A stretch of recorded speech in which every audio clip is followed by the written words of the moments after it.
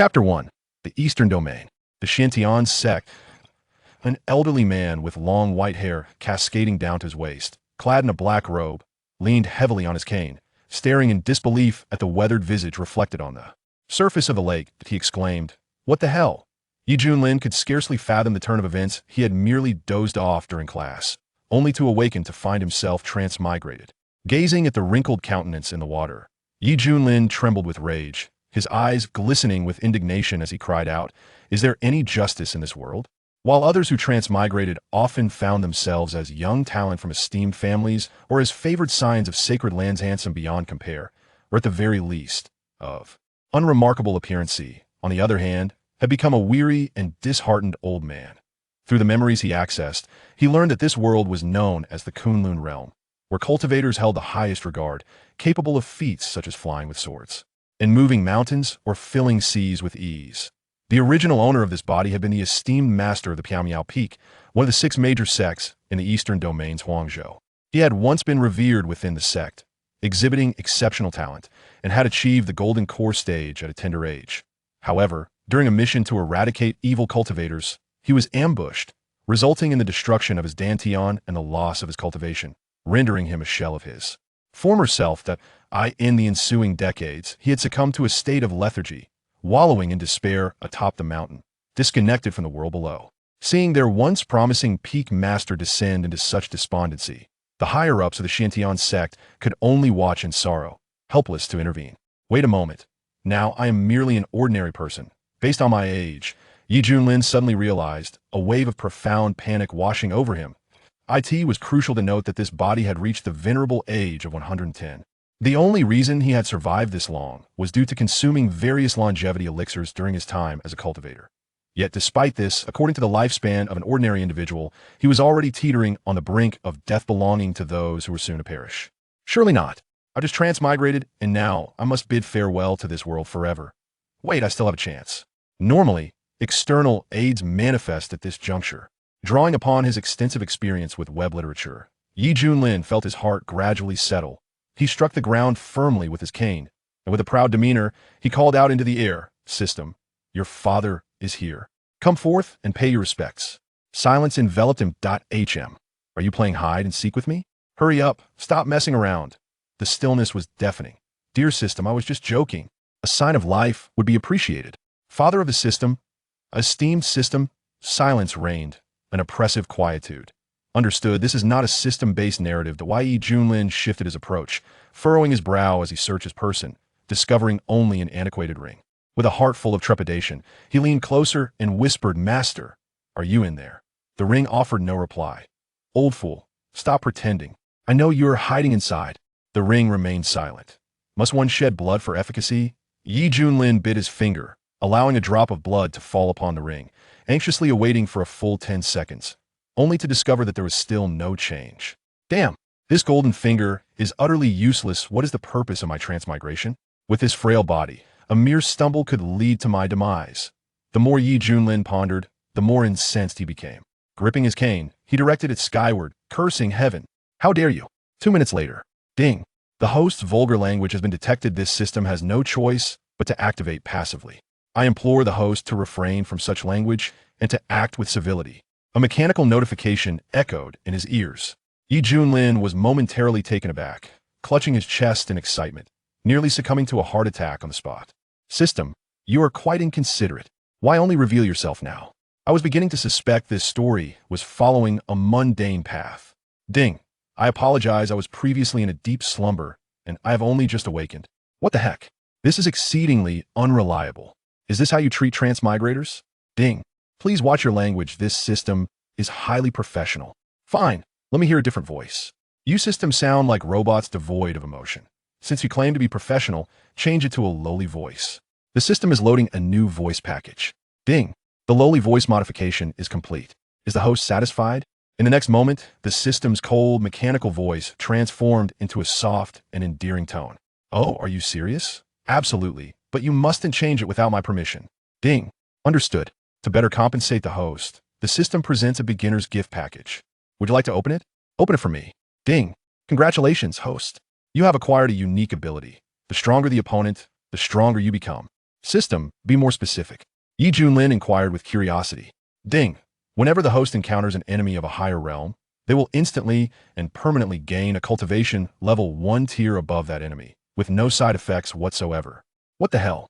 Yi Junlin was taken aback, tentatively asking, is this for real? For instance, if I am currently an ordinary person and face an opponent at the initial stage of the Golden Core realm, I would then be at the mid-stage of the Golden Core realm.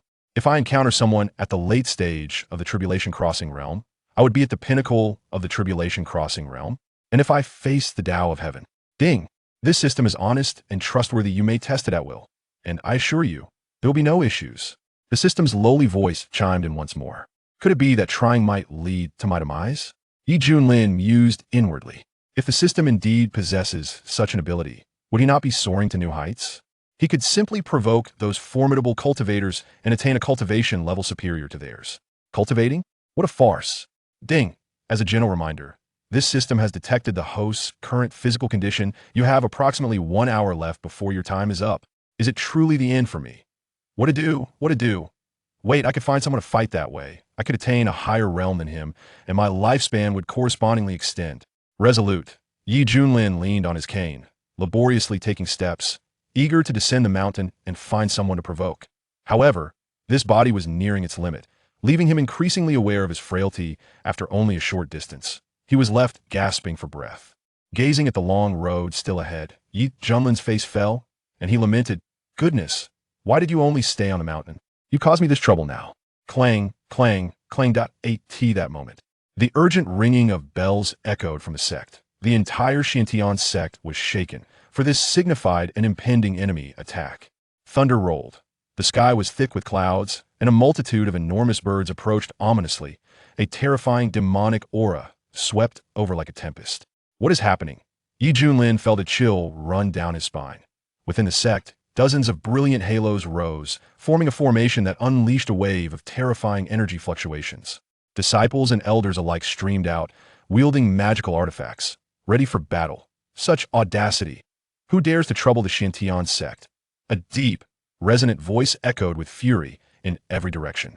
The sect leader, Su Yunyan, appeared in midair, flanked by numerous powerful peak masters. You Shantian sect's wretched beings, did you not expect this demon king to still be alive? Today, I shall annihilate you all. The leading Qingpeng demon king spat venomously. So it is you. Wretched beast. Su Yunyan's eyes narrowed. 10 years prior, the Qingpeng clan had ravaged a small nation in the wild state. The desperate nation had sent a plea for help to the Shantian sect, and he had personally led forces to their rescue. He remembered how the leading Qingpeng demon king had plummeted down a vast chasm, severely injured and presumed dead. His astonishment. Years later, here it was again. The humiliation from that time is still vivid in my mind. I have come today to exact vengeance and cleanse the Shantian sect in blood. The Qingpeng demon king sneered wickedly. How dare you boast so brazenly with this pack of beasts by your side? Su Yunyan, his hair billowing, scoffed dismissively. It is with this. With a thunderous roar, the Qingpeng demon king's aura surged like a torrent, the power of the nascent soul level bearing down like a mountain. What? You've actually broken through? Su Yunyan's expression changed dramatically. He had been stuck at the peak of the Golden Core stage for years without a hint of breakthrough. Yet this wretched beast had inexplicably seized the opportunity to advance to the nascent soul realm. After all, for a small and unremarkable state in the eastern region, a nascent soul-level cultivator was already formidable enough to dominate. What shall we do, sect leader? The 7 peak masters queried gravely. At this point, we can only gamble everything. Su Yunyan gritted his teeth. All of you charge. Annihilate these foul Taoists. The Azure Peng Demon King flapped its wings, resembling a cerulean comet descending from the heavens, exuding an aura of annihilation. Yes, my lord. A flock of azure demon birds launched their assault, some unleashing beams of radiant light, while others dove in for a fierce strike. To the death, we shall defend the Shantian sect. Su Yunyan roared with fury, rallying all the cultivators to resist. On the ethereal peak, Yi Junlin stared blankly at the unfolding chaos, suddenly snapping back to reality. He waved his staff and shouted urgently, Hey, someone, strike me. Quickly hit me. Alas, everyone was preoccupied with the battle, and Yi Junlin's feeble voice was inevitably drowned out by the cacophony of clashing blades. Ding! A gentle reminder from the system. The host currently has 20 minutes of life remaining. Please take prompt remedial action. Is it really that urgent to be reborn? Junlin, infuriated, slammed his staff to the ground, astonished at how swiftly time had passed. Could it be that his cultivation journey would conclude before it even began? Above, the thunderous explosions echoed relentlessly. Powerful spells intertwined across the sky, bursting forth in a kaleidoscope of colors point one by one. The corpses of demon birds plummeted, their mournful cries reverberating through the valley. Kill! Countless disciples and elders fought valiantly, some weaving hand signs to cast spells, others wielding flying swords with unwavering resolve, determined to share their sections. Fate that I in midair. Sect Master Suyin and 7 Golden Core Peak Masters were exerting every ounce of their strength against the Azure Pung Demon King. Boom! The energy fluctuations from their fierce engagement formed a tempest, uprooting rows of trees below, sending them spiraling into the air before shattering. The scene was utter chaos, as if a calamity had descended upon the world. The Azure Pung Demon King sneered, "Too weak. If this is all your power, then I can only say it is utterly insignificant. Beast, do not be so arrogant." Suyin bellowed, intertwining his fingers to conjure countless azure bolts of lightning that rent the sky, roaring forth like enraged dragons. Kill! The other peak masters shouted in fury, each unleashing their most formidable spells.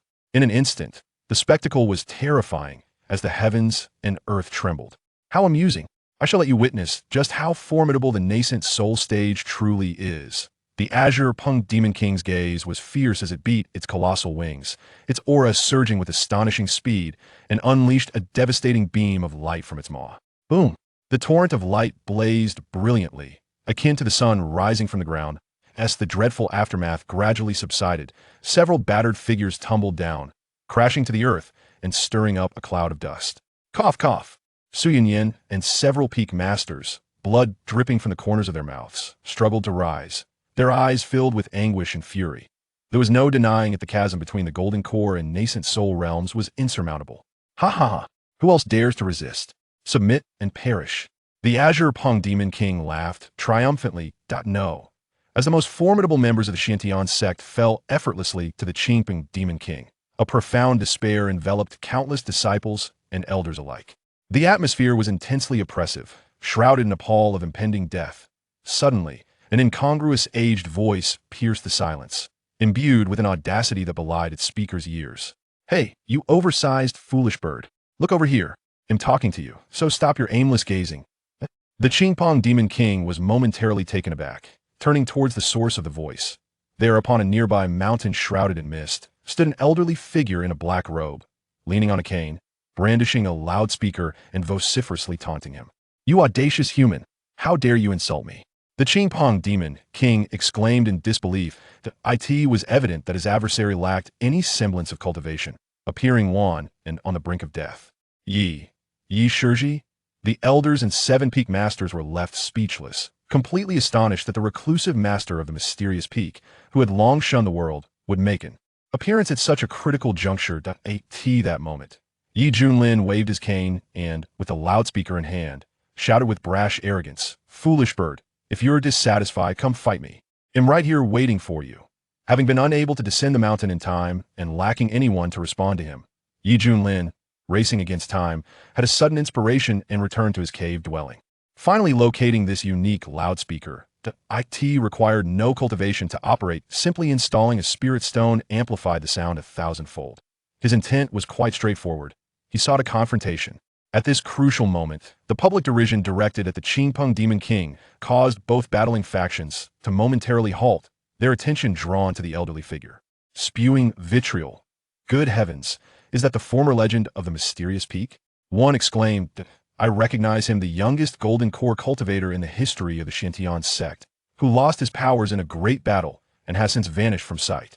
Compared to the rumors, Master Yi seems a tad volatile," another remarked, sparking a chorus of astonished discussions. Fuming with rage, the Qingpeng Demon King radiated a pressure akin to that of a nascent soul, warping the very fabric of the surrounding air, his eyes nearly ablaze with fury. "In all my life, I have never encountered someone so brazen." "Well, today you have," Yi Junlin retorted, lifting his chin defiantly, adopting a posture that invited retribution. However, beads of sweat began to form on his forehead, his frail body growing increasingly feeble as shadows danced before his eyes. Ding. A warm reminder from the system alerted him that he had but 10 seconds left before his untimely demise. The countdown had begun. Damn it, why isn't that foolish bird attacking me? Help! Junlin lamented inwardly, feeling as though he were on the brink of meeting his end. Arrogant wretch, I shall reduce you to ashes this very instant. With reason drowned in fury, the Qingpeng Demon King resolved to unleash his full might and obliterate that insignificant human from existence. Boom! It opened its mouth, unleashing a terrifying beam of energy that streaked through the sky with a sense of impending doom. This was the full-force strike of a nascent soul-level demon, one that none of the cultivators present could hope to withstand. Dear nephew, Su Yu and the others were overwhelmed with grief. They had not anticipated that the most valiant among the Xiantian sect, the one who had shattered the Golden Core record years ago, would still meet such a fate. Finally here, in the face of the formidable assault from the nascent soul-level demon king, Junlin did not feel fear. Instead, an excited smile graced his lips.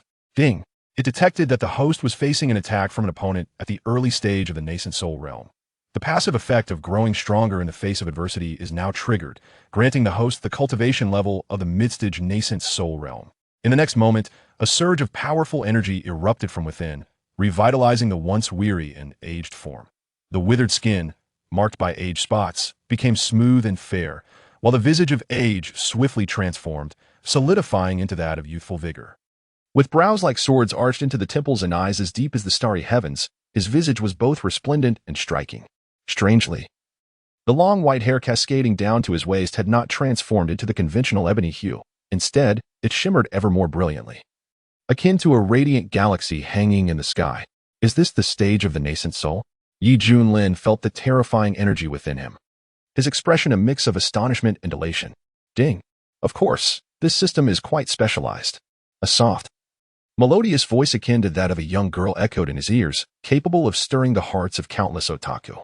Suddenly, a cataclysmic beam of light bent sharply, as if struck by an even more formidable force, soaring into the sky and erupting in a thunderous explosion. The overwhelming pressure surged forth like a tidal wave, causing the onlookers to feel as though their scalps might burst, trembling with fear. The Qingpeng Demon King's fury seemed doused by icy water, its eyes betraying a look of astonishment. You are also at the nascent soul stage? It had never anticipated that a nascent soul cultivator would be stationed here, and one whose cultivation appeared even more profound than its own. Amidst the multitude of astonished gazes, Junlin, clad in a black robe, rose slowly with his hands clasped behind him.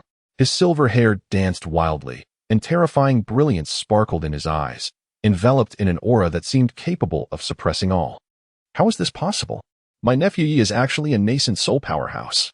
The elders were struck as if by lightning, their expressions utterly captivating. What nonsense is this? On the surface, it appeared he had lost all his cultivation and descended into an ordinary mortal, yet in reality, he had quietly broken through to the nascent soul stage. All those years of self-abandonment had merely been a ruse to deceive others. Nephew Yi, you truly are a cunning one. Did I not see incorrectly? The master of the Miao Miao Peak is indeed a nascent soul cultivator. That is a nascent soul, a rarity in the entire wasteland. Yet here we are. The Xiantian sect has produced one too. How magnificent our Xiantian sect is. You lot of prodigies are finished. Upon witnessing Junlin unleash his nascent soul prowess, the entire sect erupted in jubilant cheers. It is known that cultivators are classified into realms: Qi refinement, foundation establishment, golden core, nascent soul, god transformation, integration, great ascension, tribulation crossing, and true immortal. In the eastern region S14 states, the wasteland ranks among the lowly, and a single nascent soul cultivator is sufficient to dominate the surroundings. Ding! Congratulations to the host for attaining cultivation. The system randomly rewards a divine ability, the great desolate prisoner's finger. Junlin was momentarily stupefied. This system was indeed quite astute. Boom! Instantly, an overwhelming torrent of information exploded in his mind, and unconsciously, Junlin grasped this formidable technique. My friend, what just transpired was merely a misunderstanding. This king has decided to bury the hatchet with your sect, and will visit when time permits. Retreat, my minions. After careful consideration, the Qingpeng Demon King chose to yield and withdraw. Hey, since you've come, do not think of leaving. Junlin spoke with a casual demeanor. Upon hearing these words, the Qingpeng Demon King's eyes flashed with a fierce light. Your cultivation may surpass mine by a slight margin, but the difference is not substantial. Are you truly prepared to engage in a life and death struggle? Despite being at the initial stage of the nascent soul realm while Junlin had reached the mid-stage, the Qingpeng Demon King believed that with its innate physical prowess, it might bridge the gap in cultivation. If a confrontation were to ensue, the outcome remained uncertain. Thus, the Qingpeng Demon King felt that its willingness to concede was already a significant concession. Arrogant and self-assured, it was indeed a foolish bird. Junlin shook his head and scoffed. Human, you leave me no choice.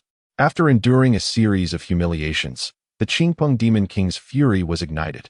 As it beat its wings, channeling its entire magical energy, its aura becoming tempestuous. This was a sign of the demon core within it burning with the intention to fight desperately. Master Yi, Yunyan expressed his concerns. Should Junlin meet with any misfortune, it would spell the greatest loss for the Shantian sect.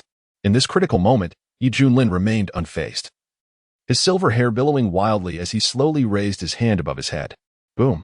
In an instant, the heavens and earth shifted, and the winds howled. A terrifying sense of oppression emanated from the depths of the sky, as a colossal finger, reminiscent of a pillar supporting the heavens, descended, covered in ancient and weathered patterns, bearing the weight of annihilation. Concurrently, a chilling voice, imbued with authority, resonated deep within the hearts of the onlookers. The Great Desolation's prisoner finger. In that moment, a dreadful killing intent firmly locked onto the Qingpeng Demon King, sending a wave of primal fear coursing through its being. The Demon King's mind went blank. Eyes wide with terror as it gazed at the ever-expanding giant finger, the surrounding space solidifying, rendering it nearly immobile. Boom! The earth trembled, dust swirling into the air. In the deep, sunken pit lay a massive bird, bloodied and lifeless. The king is dead. Everyone flee. Upon witnessing their leader's demise, all the Qingpeng frantically retreated, exerting every ounce of strength to escape this perilous place. Kill. Leave none alive. Yunyan, recovering from his shock, shouted with fervor. Indeed, the disciples and the elder were invigorated, launching a full-scale counterattack.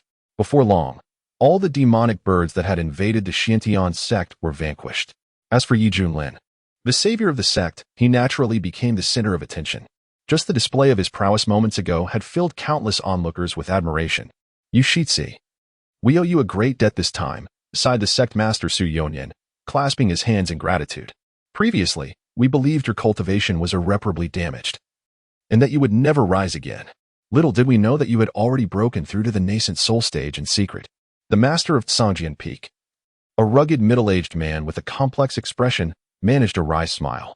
What do you know, you blockhead?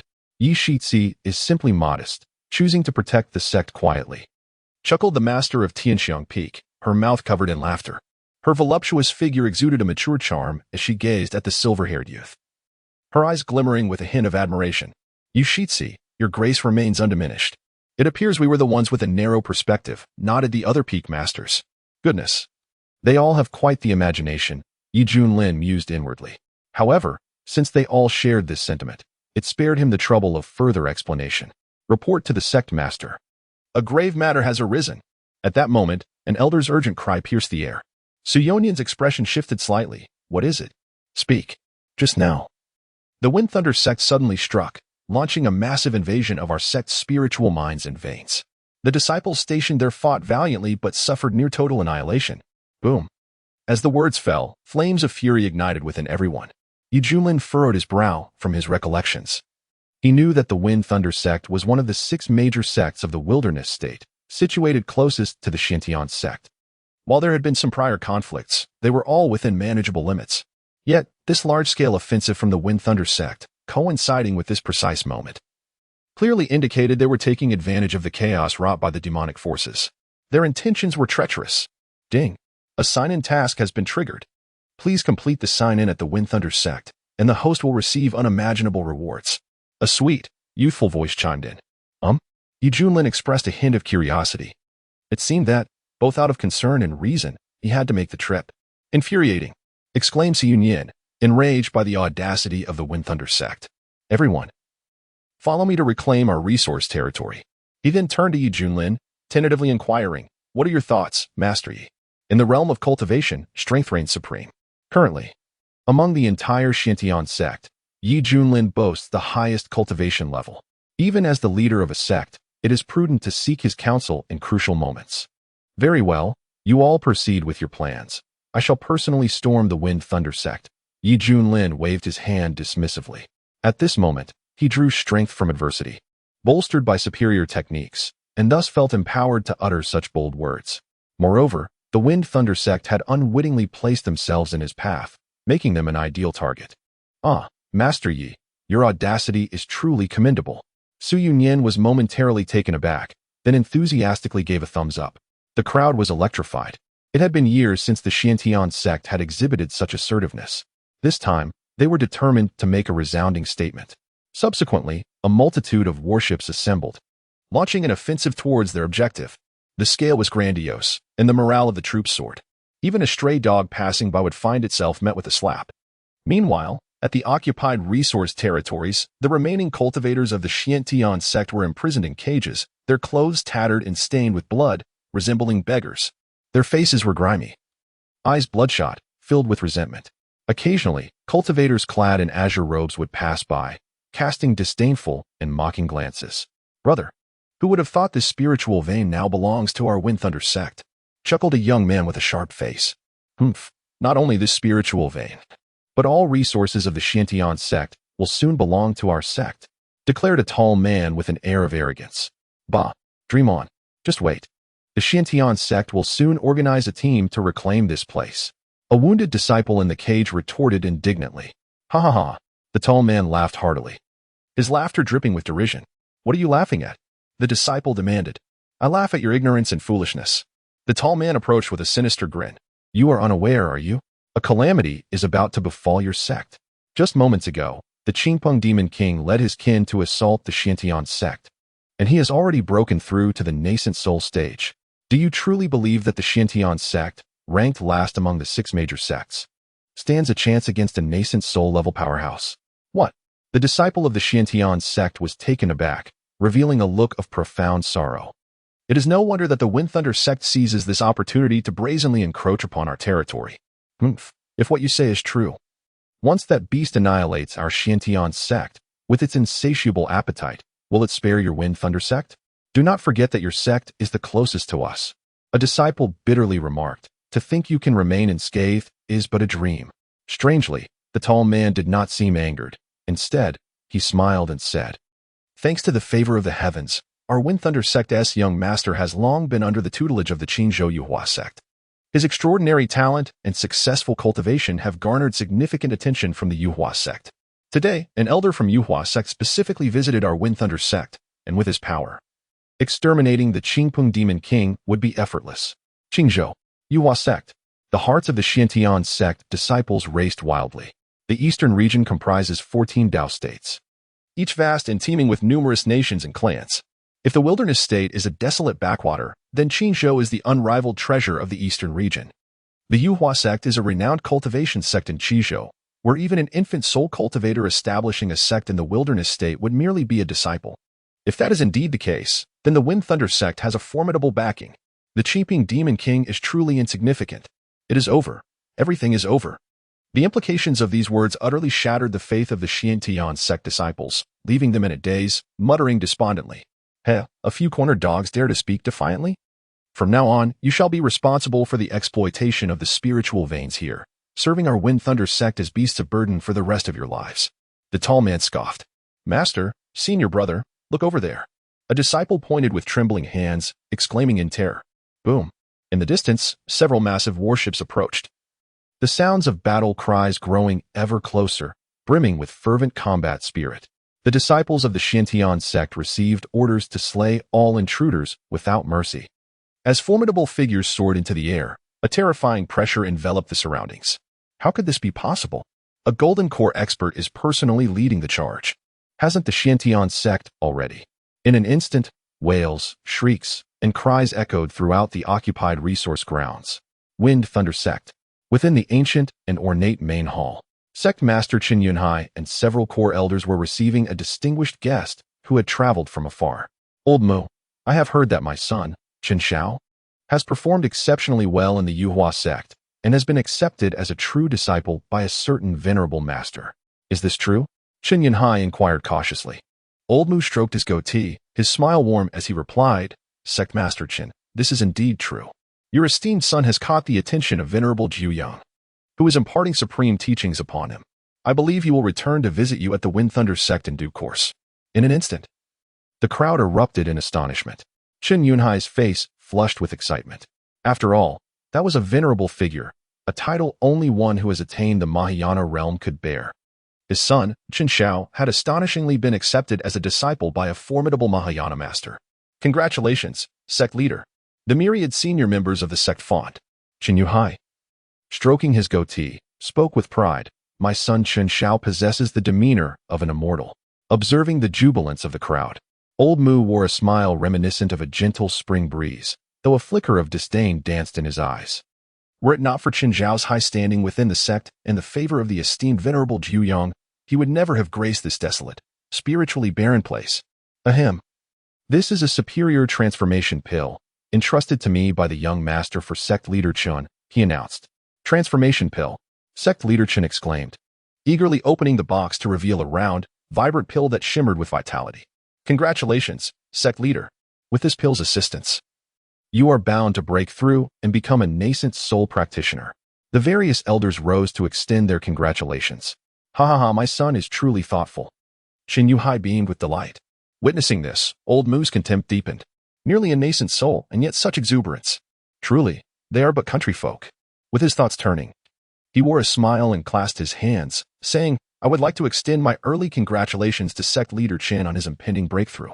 If there is nothing further, I shall take my leave. Hold on, Chen Yunhai said, his confidence unwavering. As for dealing with that beast, I shall handle it with ease, Mu Lao replied calmly. It was precisely his astute observation that unveiled the realm of the Qingpeng Demon King, which prompted Chen Yunhai's ambitious decision to dispatch a team to seize the resources of the Xiantian sect. That's wonderful.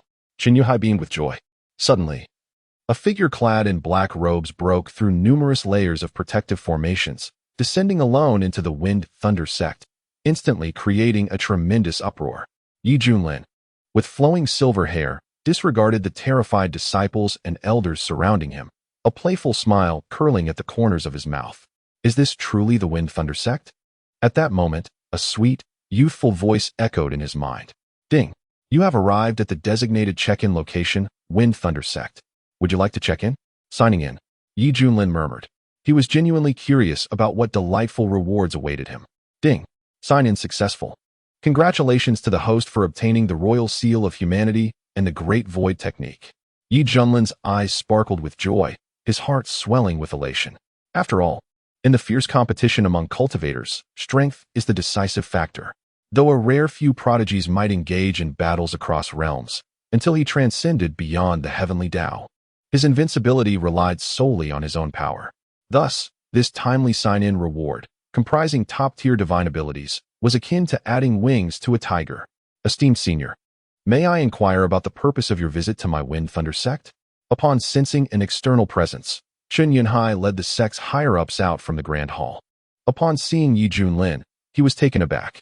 This individual bore an uncanny resemblance to the renowned prodigy of the Xiantian sect from decades past. He recalled that this young man had reached the Golden Core stage at an astonishingly young age, prompting great concern that the Xiantian sect would soar to unimaginable heights. Fortunately, the young prodigy had suffered a sneak attack and lost his cultivation, retreating into seclusion, leading Chen to believe he had long since perished. Now, encountering Yi Junlin once more left him utterly astonished. Yi Junlin, with a half-smile, feigned ignorance. Dare you trespass upon the territory of my Xiantian sect? As a consequence, the Wind Thunder sect shall cease to exist from this day forth. Boom.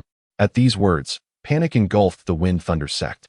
It seemed the Qingpeng Demon King had indeed been slain. The Xiantian sect had concealed their strength remarkably well. Chen Yunhai's expression darkened. He had not anticipated that the once-fallen prodigy of the Xiantian sect had silently advanced to the nascent soul stage. Had this been in the past, he would have been paralyzed with fear, begging for mercy. Fortunately, today he had a powerful ally to rely upon, the formidable elder from Yuhua Gate, who had traveled from afar. Casting a glance at the composed elder, Chen Yunhai felt a wave of calm wash over him. Elder Mu, what do you think of the current situation? He understood that this was not an opponent a mere nascent soul cultivator could contend with. Elder Mu shook his head. Although he was somewhat surprised that a small sect in such a barren land had produced a cultivator capable of subduing a nascent soul-level demon beast in his eyes. Even the formidable Cheeping Demon King was merely a trivial creature easily dispatched. "Young man, be gone swiftly, before I change my mind," Elder Mu declared, holding himself in high regard. Before this minor sect's cultivators, he felt an innate sense of superiority, unwilling to involve himself in the disputes of this place. He reluctantly waved his hand dismissively, as if shooing away a bothersome fly. Upon hearing the words Oldwood, Qin Yuhai felt a twinge of discontent. In his view, this formidable figure should have taken decisive action to eliminate the threat. Sensing the arrogance emanating from his opponent, Yi Junlin scoffed, "You old fool. Who do you think you are to demand my respect?" In an instant, the members of the Wind Thunder sect were left in astonishment. How outrageous. This individual hailed from the Qingzhou Feather Gate, a status so esteemed that a mere practitioner from the Xiantian sect should never dare to offend him. Qin Yunhai feigned anger. Yet inwardly, he reveled in delight, regarding Yi Junlin with the disdainful gaze one might reserve for a lifeless corpse. Arrogant. Mulao was enraged, his eyes glinting with menace. And an overwhelming aura surged around him, sweeping through the surroundings like a tempest. In an instant, a terrifying pressure enveloped the Feng-Lei sect. The transformation stage. The crowd was struck with terror. With a powerful being of the transformation stage making a move, the disciples of the Xiantian sect were undoubtedly doomed. Simultaneously, their reverence for the Feathered Gate deepened. Transformation? Oh, please, don't flee. Whoever runs is a coward. Yi Junlin's eyes sparkled with delight as he exclaimed. Having just reached the nascent soul stage, he was now on the verge of ascending to the transformation stage. What a fortuitous opportunity to gain experience. Old Mu's face darkened with fury. As a mighty expert of the transformation stage, shouldn't the opponent feel fear? What was this inexplicable excitement all about? Seek death. The Elder Mu bellowed, extending his great hand to seize. With a swish, a colossal green hand, forged from the essence of wood, descended upon Yi Junlin like the hand of a deity. This strike had the potential to slay countless nascent soul cultivators. Excellent. This child shall surely perish today. Qin Yunhai wore a smile. Once Yi Junlin was eliminated, the Xiantian sect would pose no threat to him. Once he successfully broke through with the transformation elixir, he would lead his subordinates in a full-scale assault, obliterating this sect to the ground. Ding. The system detected that the host was facing an attack from a late-stage god transformation realm adversary, triggering the passive effect of becoming stronger in the face of power, granting the peak cultivation of the god transformation realm. In an instant, a surge of formidable energy erupted within Yi Junlin, exuding a terrifying aura that left all present aghast. Boom. The towering azure hand was effortlessly shattered by Yi Junlin's casual gesture, transforming into countless streams of starlight, a truly magnificent sight. You two are in the god transformation realm? Elder Mu gasped, his eyes wide with disbelief. In his view, the silver-haired youth, who was initially at the nascent soul stage, suddenly unleashed an aura of the god transformation stage, even more profound than his own. What kind of jest is this? To think that in this barren wasteland, there exists an indigenous cultivator who has reached the god transformation stage? How can this be possible? Qin Yunhai's smile vanished in an instant, replaced by sheer terror, his voice high-pitched and trembling like that of a woman. He was genuinely frightened. His heart nearly ceased to beat. The mere Xiantian sect, harboring a mighty being in the god transformation stage? At this moment, the members of the Wind Thunder sect dared not even breathe, their faces pale with fear as they gazed at Yi Junlin. In the wasteland, even a nascent soul cultivator was considered formidable, akin to an ancestral figure capable of sustaining a sect for a millennium. The god transformation stage, above nascent soul, could live for millennia and possess the power to annihilate worlds. Thus, upon witnessing Yi Junlin's display of cultivation, the crowd was rendered utterly discomposed. What should we do now? Elder Mu? Qin Yuhai asked, his tone pleading. Had he known that the Xiantian sect housed a god transformation being, he wouldn't have dared to provoke them even under duress. Elder Mu's gaze flickered through various emotions, as if contemplating something, gradually regaining his composure with a cold smirk. What is there to fear? Do not forget that I hail from the Yuhua sect of Qingzhou.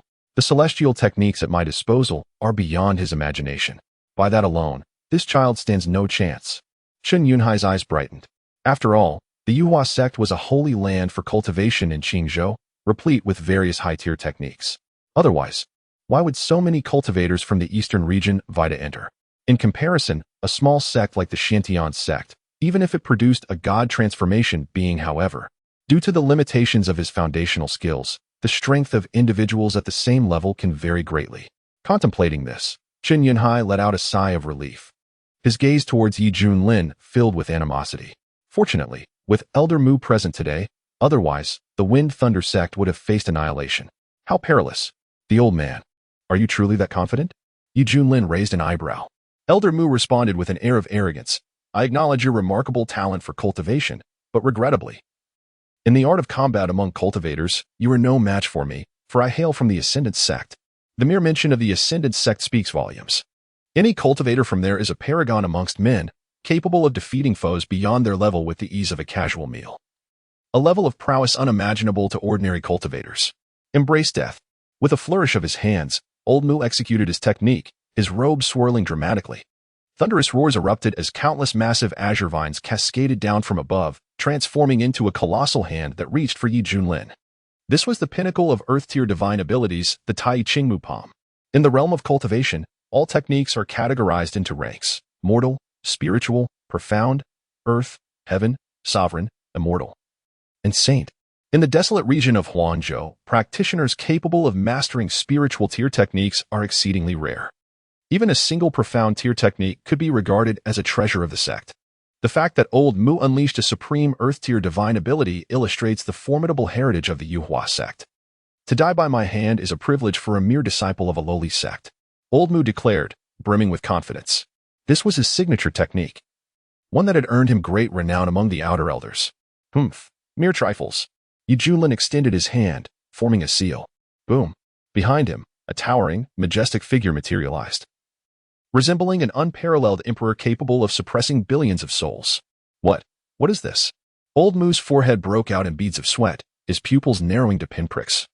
Goosebumps erupting all over his body in sheer terror. He had never witnessed such an overwhelmingly tyrannical divine ability, even at first glance. It instilled within him a sense of submission. The seal of the human king. A clear voice resonated through the heavens, exuding an aura of majesty. Under the astonished gazes of countless onlookers, Yi Junlin raised his hand to unleash the seal of the human king.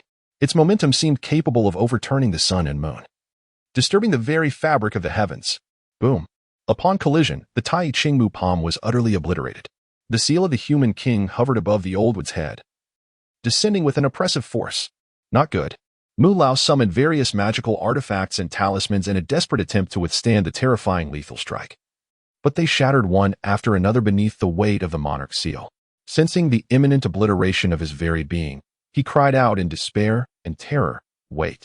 For the sake of the feathered ascension sect, I implore you, esteemed senior, spare my life." Yi Junlin sneered. "What is the feathered ascension sect to me? If they dare to provoke me, I shall annihilate it without hesitation."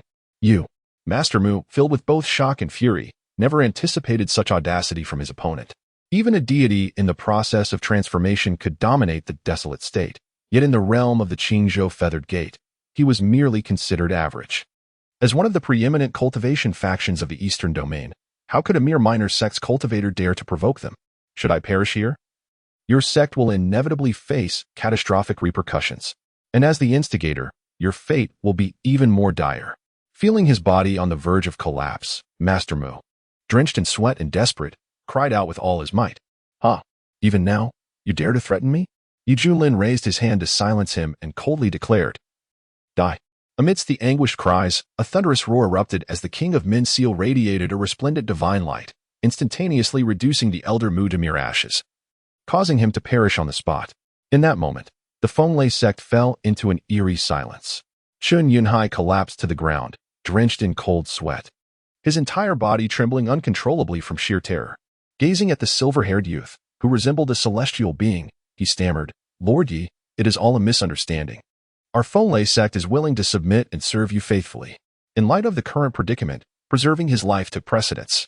Witnessing their leader's capitulation, all members of the Fenglei sect hastily knelt, for any resistance before a formidable being of the transformation realm was utterly futile. "You dare to offer yourselves as my hounds?" Yi Junlin scoffed disdainfully. Qin Yunhai's body shuddered as he slowly lifted his head, his eyes bloodshot and filled with rage. He gritted his teeth and declared, "Lord Yi, my son Qin Shao possesses the potential for ascension, and he is currently favored as a personal disciple by the esteemed ones of the Yuhua sect. Are you truly willing to offend us? Do not err in judgment." He hoped to invoke a sense of trepidation in Junlin, pleading for his life to be spared. "Oh," Junlin remarked with evident intrigue, "the demeanor of an immortal? Such grandiose claims. Even if, in the future, I were to transcend to immortality, I could still vanquish you. Possessing the ability to grow stronger in the face of adversity, I could easily overpower even the legendary Immortal Emperor, regardless of their cultivation level. I harbor no fear whatsoever." "You." Chen Yunhai's eyes bulged with rage, his fury so intense he nearly spat blood. He disowned the truth. This was nothing short of a lunatic, an unequivocal madman. Thunder rumbled ominously as a multitude of warships emerged in the sky, their presence carrying an overwhelming force as they surged towards the Wind Thunder sect. "Yi Shiji, we are coming." A brilliant blue lightning bolt streaked across the heavens like a meteor, revealing the figure of the sect leader, Su Yunyan. 7 peak masters followed closely, their eyes ablaze with the spirit of battle. "It is the Xiantian sect. We are doomed. There is no escape. Run for your lives." The Wind Thunder sect was engulfed in chaos, with disciples and elders fleeing in all directions. "Humph, had I known it would come to this, I would not have acted so rashly. Kill." Su Yunyan bellowed. Boom, boom, boom. One after another, battleships unleashed brilliant beams of light, bombarding various locations with relentless ferocity. Flames soaring into the sky and smoke filling the air. Countless cultivators from the Xiantian sect soared forth with their magical artifacts, their battle cries shaking the heavens. Gazing upon the scene of mountains of corpses and seas of blood, Chen Yunhai's face was contorted with anguish, filled with regret so profound it felt as if his very insides were turning. He fixed his gaze upon Junlin, his eyes brimming with intense hatred. If it were not for this man deliberately concealing his cultivation, how could he possibly have provoked the Xiantian sect? How infuriating. Possessing the realm of transformation, yet hiding it away. What a despicable individual. "You all wait and see. My son possesses the potential for ascension. Today, as humiliation, will be repaid 1,000-fold. Chen Yunhai roared, his emotions spiraling out of control. "Fool." Junlin disdainfully pointed. Bang. Chen Yunhai's head exploded like a watermelon, his headless corpse collapsing into a pool of blood. The other Golden Core cultivators attempted to flee, but were swiftly dispatched by Junlin's hand. In a short while, under the onslaught of the crowd, the Wind Thunder sect was uprooted, with various elixirs and spoils being systematically transferred to the warships. "We have triumphed. Long live." The cultivators of the Xiantian sect cheered with exhilaration. Su Yunyan, his face aglow, boomed with laughter. "Ha, you should see Z. Look what I have found." He produced an exquisite brocade box, revealing a spirit-infused elixir inside. It was indeed a transformation elixir. "I discovered this from that old dog Chen. I never expected he had such treasures hidden away. With this, I shall break through to the nascent soul in just a few days." Su Yunyan was elated. Having been stuck at the Golden Core stage for many years, this was his greatest gain. "Congratulations, Sect Master. With this, our Xiantian sect now has a second nascent soul." A Peak Master exclaimed excitedly. The nascent soul stage is a symbol of dominance in the wilderness continent. With 2 nascent souls, the Xiantian sect would surely rise to prominence among the major sects. "Actually, Junlin pondered for a moment and ultimately decided to speak. Suddenly, an astonished voice rang out. "Everyone, what do you see here? I found this on the ground." The Lord of Sangjian Peak hurried over, holding aloft an ancient token. The words Ascension Sect inscribed on the token shimmered with a radiant brilliance, exuding an extraordinary aura. Su Yunyan's eyes widened in disbelief as he exclaimed, This is the token of the Ascension Sect." The master of Sangjian Peak was startled, gazing in astonishment at the token in his hand, utterly unprepared for its significance. This was the sacred ground of cultivation in Qizhou, a veritable pinnacle of power in the Eastern Domain. Moreover, judging by the design of this token, it was likely that its bearer held a position of considerable rank within the Yuhua sect, perhaps even an esteemed elder. Su Yunyan, having obtained the token, examined it closely and exclaimed in surprise. Upon hearing his words, the crowd stood in stunned silence. Such a presence must be at least at the god transformation level. Yet, how could it possibly manifest within the Wind Thunder sect? The master of Tianxiang Peak pondered aloud. Suddenly, the assembly fell into contemplative silence, their imaginations racing. Could it have inadvertently fallen? Su Yunyan furrowed his brow, as he had not considered any connection to the Wind Thunder sect. After all, the former was a dragon soaring across the heavens, while the latter was merely an insignificant ant. How could there possibly be any intersection between them? clearing his throat. Su Yunyan gazed up at the vast expanse of the sky and solemnly stated, "I mean no offense, esteemed senior. I kindly request you to reveal yourself and return the token." The crowd looked up in anticipation. Perhaps a favorable connection could be forged, especially if they could align themselves with the Ascension sect, which would bode well for Xiantian's sect's future. However, a cacophony of cawing ravens echoed through the air. Undeterred, Su Yunyan was about to speak again when he felt a tap on his shoulder. Turning, he found a silver-haired youth with an oddly contorted expression gazing at him. "Nephew Yi Junlin said helplessly, "There's no need to shout. I've already slain him." "What?" The crowd was taken aback. "The esteemed elder of the Ascension sect has been killed by you?" Su Yunyan paused, his expression a mix of astonishment and suspicion. "Nephew Yi, are you jesting? With your cultivation level?" It was evident that he doubted Yi Junling's claim. "In truth, I am not at the nascent soul level," Yi Junling admitted, deliberately releasing his aura. Boom. Su Yunyan and the others felt as though they had plunged into an icy abyss. A wave of dread washing over them as they recognized their own insignificance in the face of such overwhelming pressure. Transforming spirit? A flicker of profound shock flashed in their eyes, their expressions filled with disbelief. If the nascent soul could traverse the wilds with ease, then the transforming spirit was an unassailable behemoth, commanding respect from all factions even in the entirety of the eastern region. Initially, Su Yunyan was elated, but upon glancing at the token in his hand, that joy was swiftly replaced by deep concern. "Nephew Yi, what on earth happened? Why did you kill a member of the Ascension sect? Such a formidable entity could shake the entire eastern region with just a stamp of its foot. In its presence, Xiantian's sect felt like mere dust." The situation is as follows. Yi Junling did not withhold the truth and recounted the events leading up to this moment. "What? The son of that old dog Chen has actually been accepted as a direct disciple by a revered figure of the Ascension sect? No wonder an elder traveled such a distance. The Wind and Thunder sect truly has had a stroke of bad luck. It's over. With the Wind and Thunder sect facing annihilation and you having slain an elder of the Ascension sect, this matter cannot end well." After learning the various circumstances, the several peak masters were in a flurry of anxiety. Su Yunyan sighed, "Alas, this is fate. Even if Nephew Yi had not acted, with the Ascension sect backing him, old dog Chun would have sought retribution against us. But how should we respond to this predicament? After offending the Ascension sect, is there still a place for Xiantian's sect in the entire eastern region?" The master of Tianxiang Peak voiced his concerns. A heavy silence fell over the assembly. Su Yunyan's gaze shifted, as if he had made a resolute decision. He turned to Yi Junling and spoke with grave seriousness, "Nephew Yi, your talent is unparalleled, and your opportunities are plentiful. You must not squander your future here. I suggest you leave the eastern region. Should the Ascension sect come seeking retribution, we may face death. But as long as you survive, there remains a chance for Xiantian's sect to endure." The sect master is indeed correct. The master of Sanjian Peak spoke earnestly. "Agree." Others nodded in unison, their eyes filled with determination. Witnessing this, Yi Junlin felt a jolt in his heart. The cohesion of this sect is formidable. "Everyone, please remain calm. I will take care of this matter," Yi Junlin said with a smile. With an external advantage that thrives in the face of adversity, he secretly hoped for the Yuhua sect to seek trouble. Coupled with the routine rewards from signing in, Yi Junlin was confident that his strength would soar to new heights.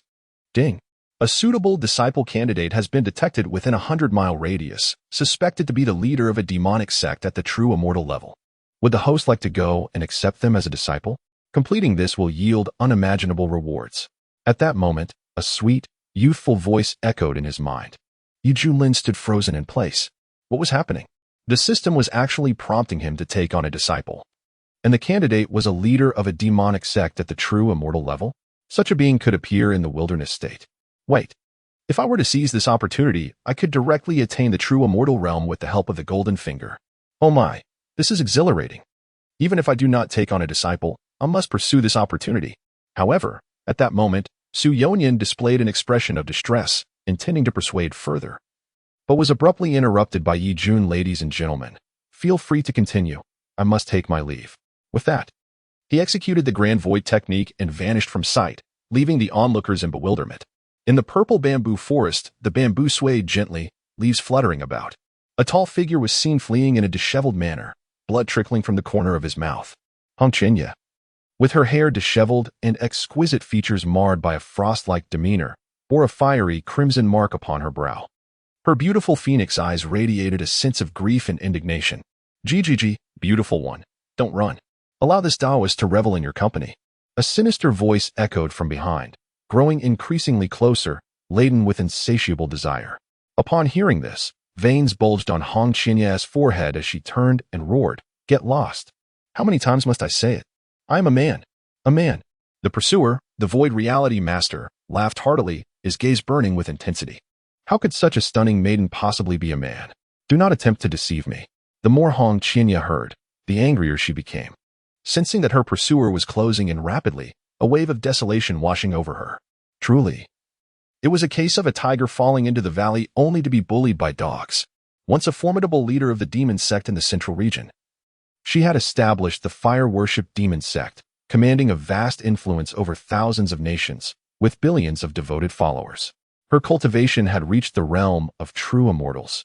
Who would have thought that her archenemies would unite various sacred powers to launch a massive crackdown on the fire-worship demon sect? The once mighty faction crumbled, and her loyal allies turned against her, making Hong Qinya a target for extermination. On that fateful day, celestial beings descended from the heavens, seeking her life.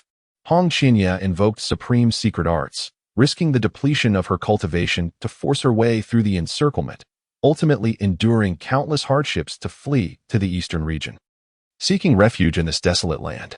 Now, Hong Qinya had lost her true immortal status, her cultivation reduced to the early stages of foundation establishment. She had hoped to regain her strength through diligent practice and return to the central region for vengeance. Yet, scarcely had she found sanctuary for a few days when she encountered a relentless pervert, intent on committing unspeakable acts against her. After all, she had once been the demon sect's leader, a being who had attained immortality. If such a lowly insect were to succeed, it would surely shatter her resolve, rendering any thoughts of revenge futile. "Beautiful one, run faster, faster. I am coming for you." The void reality master, with heavy dark circles under his eyes as if indulging excessively, traversed the bamboo forest bathed in golden light, his greedy gaze locked onto her retreating figure. As a golden core cultivator, capturing someone in the foundation establishment stage should be trivial. Soon, several brown spikes shot forth, aimed to pin down Hong Qinya's limbs. Sensing the ominous wind, Hong Qinya instinctively raised her hand, forming a seal to conjure a blazing shield to intercept the spikes. However, the shield shattered, causing him to emit a muffled groan as his figure was sent flying, crashing through several bamboo stalks before finally landing on the ground. Hong Qinya, desperately suppressing the urge to spit blood, had no time to regain his composure and attempted to flee, only to find the surrounding space sealed by several half-foot-long nails. "Hey, you little foundational cultivator, you certainly possess quite the resilience," the void reality master thought to himself, somewhat astonished. He was in the late stage of the Golden Core realm, and the nails he had just deployed were exquisite magical artifacts. Under such circumstances, it was indeed unexpected that he could not subdue his opponent instantly. Such formidable strength, could this individual be a prodigy from a major sect on an excursion? Never mind, he thought. Once he had his fill of amusement, he would simply eliminate this woman and erase all traces. The damned creature, Hong Qinya, seethed with rage, his exquisitely beautiful yet cold face marred by fury. If it weren't for the depletion of various talismans during battle and the destruction of all magical artifacts, how could he be pursued so relentlessly by a mere golden core cultivator? "Beautiful lady, do not resist. My patience is finite. Be obedient and endure." The void reality master leered as he slowly approached. Several nails, aimed at Hong Qinya, emanated a terrifying aura. Realizing he had been cornered with no way out, Hong Qinya could no longer contain his frustration. He extended his hands to tear open his collar, revealing a solid chest, and nearly on the verge of collapse, he shouted, "You wretched ancestor, open your eyes and behold. I am a man, a man." In that moment, the bamboo forest fell into an eerie silence. The void reality master's eyes nearly bulged from their sockets, his expression one of disbelief. "What? You truly are a man? After chasing for so long, have I been misled? Now that you see clearly, we're both men. Stop pursuing me." Hong Qinya adjusted his attire, contemplating that with his gender clarified, he could finally depart. In this day and age, one encounters all sorts. He resolved to be more cautious in the future to avoid entanglements with such lecherous individuals. Wait. Suddenly, the ethereal voice of the void entity resonated, sending shivers down the spine of Hong Qinya, awakening a sensation akin to goosebumps. In truth, it was not impossible for a man to be involved as well. "What?" Hong Qinya exclaimed in astonishment, a shiver coursing through her. with a sinister grin. Junlin leered, his eyes brimming with insatiable desire. Well, even if you're a man, I would accept it. Now, be obedient and lie down. I can hardly wait to taste the experience. Begone. I shall never yield. Chunya roared, summoning every ounce of her magical energy. Her hands swiftly formed intricate seals, and a blazing orange-red flame erupted above her head, resembling a magnificent lotus in full bloom, imbued with terrifying power. The temperature around her surged drastically, igniting the leaves strewn upon the ground. The expression of the void reality being shifted dramatically, feeling a sudden dryness in his throat. He had never witnessed a Foundation establishment cultivator commanding such an imposing spectacle. What level of spell is this? Profound rank? Or perhaps Earth rank? You wretched creature. You have thoroughly enraged me. Begone to oblivion. The crimson-haired figure, with hair billowing like a tempest and eyes cold enough to pierce the soul, exuded an aura reminiscent of a once mighty sorcerer of the dark arts, her tone leaving no room for dissent. With a swift motion, the resplendent flame lotus, imbued with an overwhelming force, surged toward the Void Master. A chilling sense of dread enveloped him, and the pale-faced figure of Kongshu swiftly raised his hand to summon his artifact for defense. To his astonishment, several nails were rapidly melted away. In the blink of an eye, that fiery orange lotus blossomed before him. The Void Realizer let out a heart-wrenching wail as flames ravaged his body with a fervor akin to a malignant affliction. In a mere moment, he was reduced to charred remnants, vanishing without a trace as the gentle breeze swept by. You brought this upon yourself, you twisted pervert. Chunya scoffed, collapsing to the ground in a staggering manner. At that moment, his dantian felt as if it were on the verge of shattering, and an overwhelming sense of weakness coursed through his entire being. The divine technique he had just unleashed was of heavenly grade, though its might was formidable. The price it exacted was one that a foundational stage cultivator could scarcely endure. Should this maneuver fail to vanquish his opponent, Chunya would find himself utterly bereft of options. In his diminished state, despite possessing knowledge of various powerful techniques, he lacked the requisite cultivation to wield them effectively. In times past, a mere glance from him could obliterate such insignificant creatures. Now, Chunya found himself drained of spiritual energy, his physical condition abysmal. Resembling a lamb led to the slaughter. Encountering such misfortune was indeed a stroke of ill luck. I must depart from this place at once, seeking refuge to recuperate before devising my next course of action. Struggling to rise, Chunya managed to stand. That lecture met a fitting end. You are indeed someone of great significance. Suddenly, an unexpected voice interrupted, causing the once relaxed Chunya to feel a lump rise in his throat. An elderly beggar with disheveled hair and a ruddy nose ambled out from the bamboo grove, a gourd of wine in hand, his eyes gleaming with cunning. And who might you be? Chunya's expression darkened. Was there no end to this? My young friend, do not overthink it. I merely happened to pass through this locale and stumbled upon this intriguing scene. Although I am acquainted with the Void Realizer, my relationship with him is rather superficial, and I bear no interest in pursuing the matter of his demise. The beggar's face broke into a benign smile. Rest assured, my inclinations are perfectly normal. That is fortunate. Chunya sighed in relief and clasped his hands, saying, if that is the case, may fate allow us to meet again. Farewell. His instincts warned him that this old beggar was perilous. Just as Chunya turned away, a gust of wind swept through, and the beggar appeared before him in an instant, his disheveled appearance revealing a mouth full of yellowed teeth, a sinister smile playing upon his lips as he remarked, Yet, compared to the person ahead, what truly piques my interest is the secret that lies within you. In an instant, a formidable aura emanating from the golden core realm enveloped Chunya, compelling him to kneel involuntarily, the sound of his bones creaking echoing ominously. His eyes reddened and filled with an unsettling intensity. Chunya's eyes widened with fury, fully aware that he was unlikely to escape this calamity. Once a formidable figure in the demonic path, he had painstakingly traversed the trials to attain immortality, possessing an acute understanding of the treachery that often plagued practitioners. This old wretch sought to usurp his celestial destiny. Let me see what convoluted thoughts reside within your mind, enabling you to wield such formidable powers. The beggar's eyes glinted with a ruthless light as he slowly extended his emaciated hand. I curse your ancestors. Chunya gritted his teeth, his heart filled with unbearable anxiety. In his current state, he felt like a fish on a chopping block, utterly at the mercy of others. Was his path of rebirth destined to end here? At that moment, the beggar wore a sinister smile, his hand pressing down upon Chunya's head, ready to recklessly delve into his soul. I am unwilling. I will not accept this. Hong Chenya's heart screamed, a wave of humiliation washing over him. Boom. At that instant, a terrifying pressure descended, as if the very heavens and earth were on the verge of collapse. Who?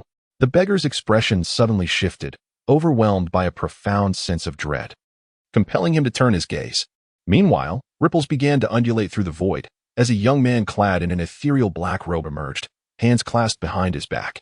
His silvery white hair danced wildly in the air, and his features were strikingly handsome, with eyes that glimmered like two piercing beams of cold light, abruptly directed towards him. The beggar, paralyzed with fear, felt beads of sweat forming on his forehead, his lips trembling as he stammered, "As senior." Junlin furrowed his brow, shifting his gaze from the beggar to the figure of Hong Chenya, who knelt on the ground. Instantly, Junlin's expression became rather peculiar. "System, come forth. Enlighten me. This is the leader of the demonic sect? Or perhaps a being of true celestial caliber? Is this not merely a feeble foundation establishment cultivator? Are you deceiving me?" Ding. This system has not deceived you. This individual was indeed once the leader of the demonic sect at the true celestial realm, albeit his cultivation has since plummeted. Ding. The Eye of Insight has been activated for the host. In the next moment, a virtual panel materialized before Junlin, displaying the personal information of Hong Chenya.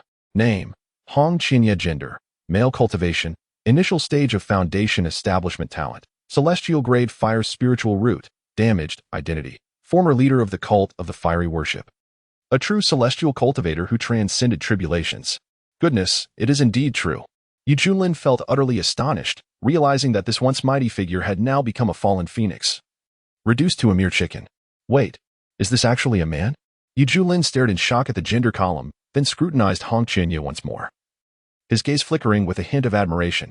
The alabaster skin was smooth and delicate, the features exquisitely crafted, and those enchanting phoenix eyes seemed capable of captivating one's very soul. The crimson flame mark between his brows added an extraordinary allure and charm. With such remarkable beauty, countless women would feel a pang of inferiority. Ahem, and yet, this is a man?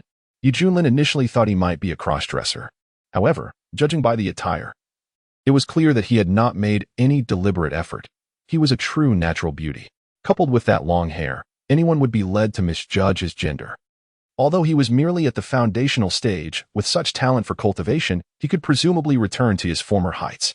Taking him as a disciple would certainly be a wise decision. Junlin mused quietly. Furthermore, the prospect of commanding a demonic sect leader, once a lofty immortal, was exhilarating to contemplate. Alas, the other party was a cultivator of the transformation stage. Today, I am in grave danger. Hong Chenya's face revealed despair. He did not feel elated by Junlin's arrival. In his view, the secret he harbored could ignite a frenzy throughout the entire realm of cultivation.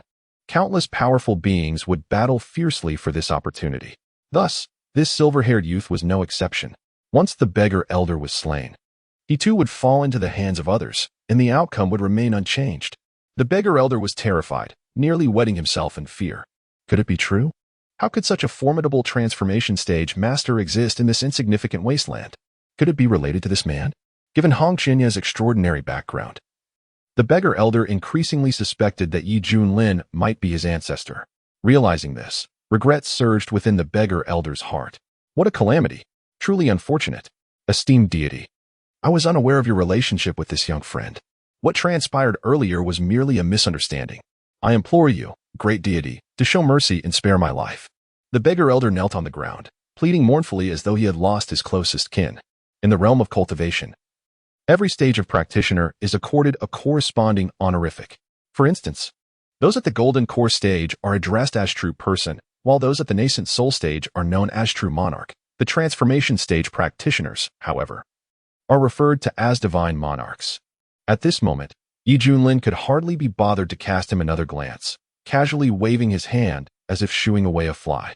Bang!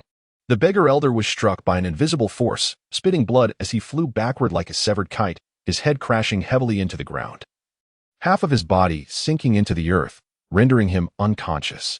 As he watched the silver-haired youth approach step by step, a grim smile graced Hong Chenya's face. Ultimately, there was no escaping fate. Just as he was consumed by grief and indignation, a voice casually drifted into his ears. I observe that you possess remarkable bones. You are a rare talent for cultivation. From this day forth, I shall take you as my disciple. What say you? The sound was not loud, yet it resonated like thunder, leaving Hong Qianya's head buzzing. What? Hong Qianya exclaimed in disbelief, raising his head to gaze at the earnest, silver-haired youth before him, his mind racing with tumultuous thoughts. This mere transformation realm cultivator dares to envision taking me as his disciple. Could it be that he is drawn to the secrets I possess, wishing to delve deeper? Yet, if that were the case, why not simply probe my soul? Perhaps he intends to alter his approach, fostering a sense of gratitude within me, so that I might reward him once I reclaim my former glory. It is hardly surprising that Hong Qianya harbored such thoughts. As a formidable figure in the demonic path, he had endured countless brutal struggles, ultimately achieving enlightenment and ascending to immortality, thereby establishing a formidable reputation in the central region.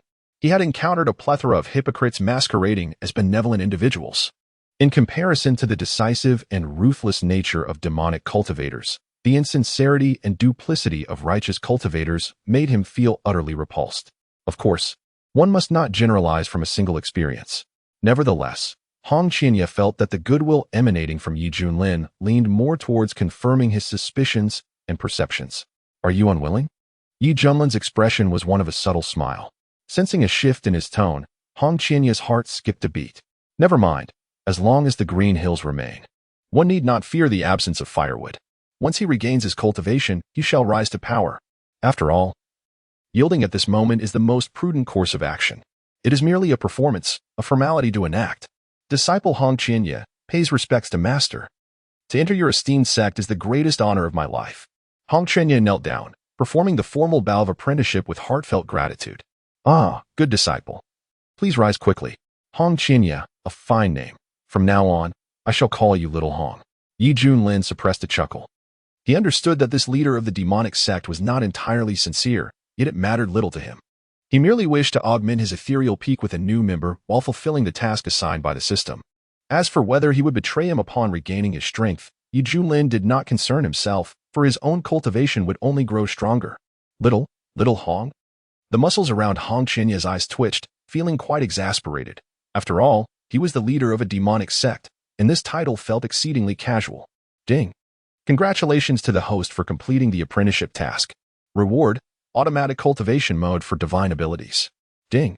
Congratulations to the host for acquiring the burial heaven coffin, containing 108 prohibitions that will gradually unlock as the host's realm increases. Currently classified as a low-grade spiritual artifact. Burial heaven coffin. Heaven may be buried. Earth may be buried, burying all. It can be used to refine any living being, and eventually, it can entune the myriad realms.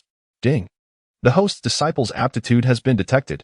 This system offers a complimentary upgrade service package. Ding. Reward. Fire-based cultivation method. 3000 flame sutras. Ding. Reward. Fire source pill, used for repairing fire-type spiritual roots, establishing an unparalleled foundation. Ding. The rewards for this task have concluded. Is the host satisfied? A sweet, lilting voice of the system echoed in his mind. Yes, the service is quite commendable. You may withdraw now, Yi Junlin replied, feigning calmness despite his inner excitement. Ding. Understood. This was indeed the attitude that a prestigious Chinese transmigrator ought to receive. Yi Junlin reflected on the superior service he had just experienced. The rewards this time, including the divine abilities he could cultivate, would save him a significant amount of time, allowing him to relax in future endeavors. It is worth noting that divine abilities have cultivation progressions that determine the power one can unleash. These progressions are categorized as initiation, minor success, major success, perfection, and transformation. Each stage can yield power and effects that may reach hundreds or even thousands of times greater. While cultivation is undoubtedly crucial, possessing formidable strength allows one to overcome adversaries of higher realms with unexpected victories. Moreover, the burial heaven coffin, with its imposing name, exudes an aura of dominance, suggesting a readiness to challenge the very heavens themselves. With this artifact, currently at the level of a spiritual weapon, he possesses the capital to look down upon the entire eastern domain. After all, artifacts are categorized into various levels: magical tools, treasured instruments, spiritual weapons, celestial artifacts, and sacred items. For the majority of cultivators in the Kunlun realm, merely touching the threshold of treasured instruments within their lifetime is an extraordinary achievement. Not to mention the spiritual weapons reserved for the elites. Moreover, the Zhongtian coffin can further unlock corresponding restrictions as his cultivation level ascends, gradually restoring its rank. In the end, Yi Junlin eagerly anticipates the astonishing power this supreme treasure might attain. Master, Master, the voice of Hong Qinya interrupted Yi Junlin's reverie. Upon seeing her exquisitely beautiful visage, imbued with a hint of peculiarity, Yi Junlin realized he had momentarily lost his focus. Ahem, little Hong, as a token of my mentorship, it is only fitting that I bestow upon you a cultivation technique to aid in your future endeavors. Thank you, Master. Hong Qinya offered a symbolic salute. Yet as he lowered his head, a glimmer of disdain flickered in his eyes. A mere transformation stage practitioner dares to instruct me in my cultivation? How presumptuous! I shall see what worthless techniques you attempt to deceive me with. With a swift motion, Yi Junlin extended his finger, channeling a radiant light imbued with myriad information into Hong Qinya's consciousness. The 3000 Flame Sutra? Hong Qinya furrowed his brow, instinctively delving into its depths. Boom. The dismissive attitude he once held exploded in his mind, his breath quickened, and two flushes ignited upon his cheeks, his entire being trembling visibly. In that moment, Hong Chenya's spirit was profoundly shaken, becoming ensnared in the profound intricacies of the 3000 Flame Sutra. It is worth noting that the technique he had mastered, the chaotic fury of flames, was a pinnacle fire attribute art of the esteemed tier. Even in the central region, it was considered the zenith, playing a crucial role in personal cultivation. For a long time, Hong Qinya had been quite satisfied with this technique, confident in his ability to regroup and rise anew to achieve transcendence. However, the gift of the 3000 Flame Sutra shattered all his previous understandings, prompting a monumental shift in his mindset. Compared to the 3000 Flame Sutra, his chaotic fury of flames was nothing short of rubbish. There was no comparison. It was a chasm as vast as heaven and earth. Heavens, this was undoubtedly of celestial caliber, perhaps even legendary saintly grade. Hong Qinya felt as though he had been struck by an overwhelming wave of euphoria, leaving him in a daze, the depth of his astonishment beyond comprehension. This technique not only unveiled a new path for fire-based cultivation but also encompassed 3000 fire-based divine abilities, with the potency increasing in accordance with their ranking. With the assistance of this technique, his cultivation would accelerate to an extraordinary pace, and his strength would rise beyond imagination. To return to true immortal? No. I must dare to dream even bigger. Just as Hong Qinya was lost in reverie, Yi Junlin tossed him a smooth, crimson pill, saying, "Here, this is for you." As he gazed at the crimson elixir in his hand, Hong Qinya seemed as though struck by lightning, his face a canvas of disbelief as he exclaimed, "The fire source pill? Ah, so you are familiar with it," Yi Junlin replied. Inside, Hong Chenya's heart surged like a tempest, given his former status. He was no stranger to the wonders of the fire source pill. For practitioners specializing in fire attributes, this was akin to a divine boon, capable of providing extraordinary enhancements. Its rarity was such that even celestial beings would vie for it. Moreover, ever since he had employed a secret technique to narrowly escape death, his foundational strength had suffered, jeopardizing his future path of cultivation. The arrival of this fire source pill was, indeed, like a timely gift in the midst of a snowstorm. "This is all for me," Hong Qinya murmured to himself, reflecting on how no one had ever shown him such kindness throughout his life. He had only encountered treachery and deceit.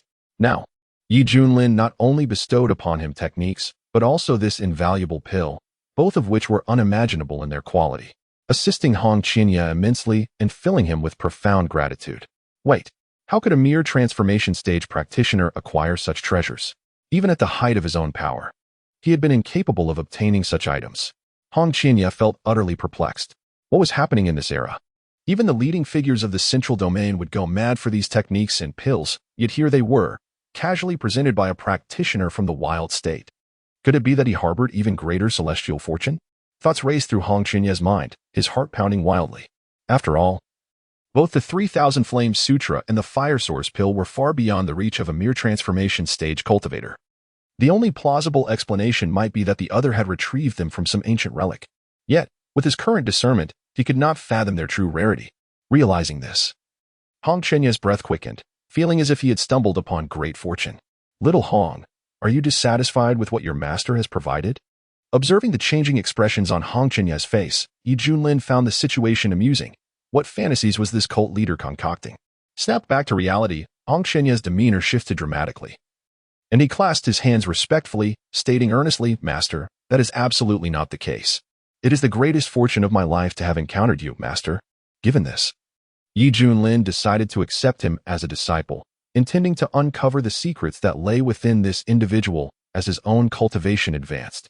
Well then, take this pill, and I shall personally safeguard you as you consume it. Thank you, master.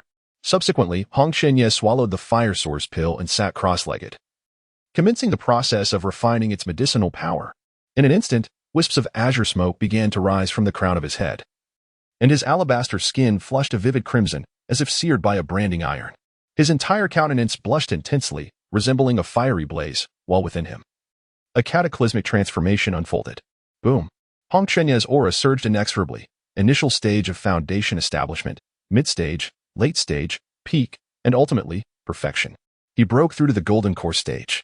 After a while, Hongqianye's cultivation stabilized, reaching the initial stage of the nascent soul realm. His celestial fire-type spiritual root had completely revitalized, with an exceptionally solid foundation, promising rapid advancement in his future cultivation endeavors. In a mere half-hour, he ascended from foundation establishment to the nascent soul stage, a breakthrough speed so extraordinary it was unheard of in the central domain. However, to Junlin, this individual was originally a true immortal undergoing recultivation. Coupled with suitable techniques and medicinal aids, such an ascent was entirely expected. Feeling the changes within, Hongqianye was overwhelmed with exhilaration, unleashing a resounding roar towards the heavens to express his elation. The sound reverberated with ambition and valor, shaking the vast bamboo forest and startling numerous avian creatures into flight. Just wait. When I return to the central domain, I shall right the wrongs of the past. Noticing the peculiar expression on the silver-haired youth's face, Hongqianye realized his earlier indiscretion. He cleared his throat and clasped his hands, saying, "Master, I have been disrespectful. It is of no consequence. Come, follow your master back to the sect to meet your uncles and elders." Junlin gestured dismissively. Indeed, the atmosphere within the Xiantian sect was exceedingly lively, with smiles radiating from every face. After all, they had just triumphed in a significant battle, filling their hearts with pride. It was all thanks to Master Yi. Had it not been for him, the Xiantian sect would have faced annihilation. Indeed, Master Yi is our savior. Alas, how regrettable it is that I failed to recognize his worth in the past and missed the opportunity to join the Misty Peak. Otherwise, I would be a disciple of the Misty Peak by now. If only I could have joined Misty Peak, I would be able to see the handsome Master Yi every day. Master Yi is now the strongest in the Xiantian sect. His standards for accepting disciples must surely be exceedingly high, and I cannot fathom who might catch his eye. Whispers filled the sect, and countless gazes turned towards Misty Peak, brimming with fervent longing. Once, everyone believed that Junlin had lost all his cultivation, and naturally, they avoided Misty Peak, fearing that they would be hindered in their own prospects. Now, with Junlin's ability to slay a nascent soul with a mere gesture, the entire sect was shaken to its core. Only now did they realize how magnificent an opportunity they had missed. "Look, Master Yi has returned," a disciple exclaimed. Instantly, a multitude of eyes converged in that direction. There stood Junlin, his silver hair flowing like a cascade, his garments billowing as he descended from the heavens. His visage strikingly handsome, exuding an ethereal aura akin to a celestial being. Who was that woman accompanying him? Someone wondered in astonishment. Hongqianye, clad in a fiery red robe, her long black hair cascading down to her waist, possessed a face of exquisite beauty, with a delicate nose and a flame-like mark between her brows, radiating an extraordinary presence. Yet, her demeanor was icy, as though she repelled all who dared approach. How beautiful! Many male disciples murmured, their hearts racing with excitement. Alas, this sensation of infatuation! How vexing! From whence did this enchanting vixen emerge? Able to walk so closely beside the esteemed Master Yi? The female disciples were nearly driven to madness, their hearts brimming with envy and jealousy. Xiaohong, this is the sect I belong to, the Xiantian sect. From now on, you shall be the chief disciple of my Piao Miao Peak, Junlin remarked wistfully. At long last, someone had come to tend to the weeds on his desolate peak. It is an honor to join the ranks of my revered master, Hongqianye replied with deference. A flicker of disdain crossed her signature phoenix eyes. This so-called cultivation sect was woefully inadequate, and the inhabitants' levels of cultivation were abysmally low. Compared to the central domain, the disparity was stark. Even the most ordinary disciple from the fire-worshipping sect she had once founded could extinguish any of them with ease. Well, I urgently require cultivation, so I shall begrudgingly remain here for a time, Hong Qianye mused inwardly. Were it not for Yi Junlin, she would have departed without a backward glance long ago. To uncover the secrets of this individual, she must learn the art of patience and disguise her true identity. Yi Shizhu, are you intending to exit the Grand Hall? She inquired tentatively, casting a glance back at Hong Qianye. I happened to pick up a disciple along the way. Xiaohong, come forth and pay your respects to the sect master. Yi Junlin beckoned. Sensing the shallow cultivation of the middle-aged man, Hong Qianye felt a twinge of frustration. Yet, out of respect for the occasion, she could only comply, bowing gracefully as she proclaimed, Disciple Hong Qianye pays her respects to the sect master. Apprentice? Xi Yunyan was taken aback. He had just conferred with several other peak masters, preparing to hold a grand ceremony for the acceptance of disciples. Allowing Yi Junlin to select suitable students to join the mysterious peak. Unexpectedly, someone had already acquired a disciple along the way. Observing the young girl, she appeared rather enchanting. Ah, what a beautiful maiden. The master of Tianxiang Peak swayed her hips and approached gracefully, drawn irresistibly to the exceptionally attractive Hong Qianye. However, Hong Qianye's gaze pierced like a sword as she declared in a low voice, I am male. Boom. As she spoke, a formidable aura emanated from her entire being. The master of Tianxiang Peak trembled, her delicate features paling in fear as she stammered, Yuaning. This individual is actually a Yuaning realm cultivator. Su Yunyan and the others were astonished. How dare you treat your master aunt in such a manner? Yi Junlin admonished, apologize at once. Realizing her misstep, Hong Qianye swiftly retracted her cultivation, suppressing her discontent, and with cupped hands, she respectfully stated, Master aunt, I was disrespectful. Nothing, it's fine. The master of Tianxiang Peak displayed an awkward expression, hesitant to continue forging a closer relationship. Master Yi, from where did you acquire such a disciple? He is at the nascent soul stage. Su Yuan exclaimed in astonishment. Oh, I was just fortunate to have stumbled upon him. Yi Junlin waved his hand dismissively. The onlookers exchanged glances, rendered speechless. Is a nascent soul cultivator so easily acquired nowadays? It seems one can simply pick them up at will. While everyone was indeed astounded by Yi Junlin's ability to casually recruit a nascent soul disciple during his excursions, they were ultimately pleased with Hong Qianye's addition, as it signified a substantial enhancement to the strength of Xiantian's sect. After the crowd dispersed, Yi Junlin brought Hong Qianye to Piamiao Peak. As the chief disciple under my tutelage, you are free to choose any cave dwelling here. Please do not hesitate. Yi Junlin said earnestly. Hong Qianye gazed at the dilapidated cave, covered in cobwebs, her muscles twitching at the sight, before finally managing to utter, Thank you, master. It is no exaggeration to say that even the accommodations for the lowliest disciples of the fire demon sect are superior to this environment. Ahem, it is a bit unkempt. You can tidy it up yourself.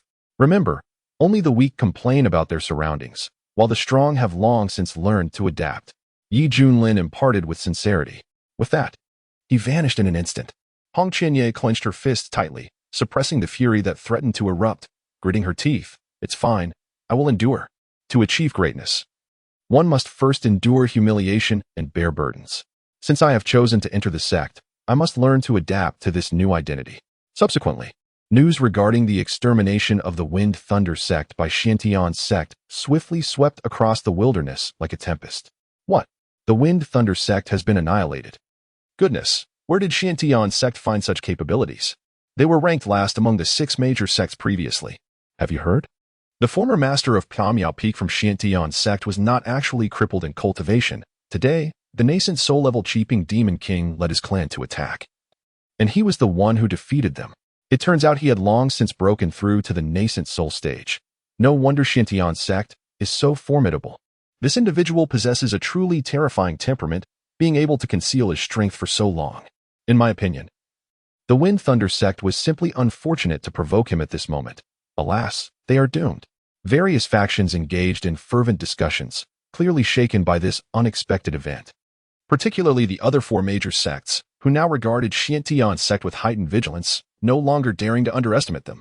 A nascent soul cultivator may not seem like much in absolute terms, but in the impoverished expanse of the wilderness, they are a dominant force capable of ensuring the survival of a sect for millennia. Had it not been for the incursion of the Cheeping Demon King, how much longer would the master of Piamiao Peak have concealed his strength?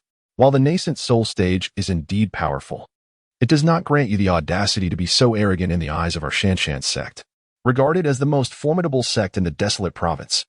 The mountain-moving sect S leader, Zhao Kongcheng, stood with a cold smile, hands clasped behind his back.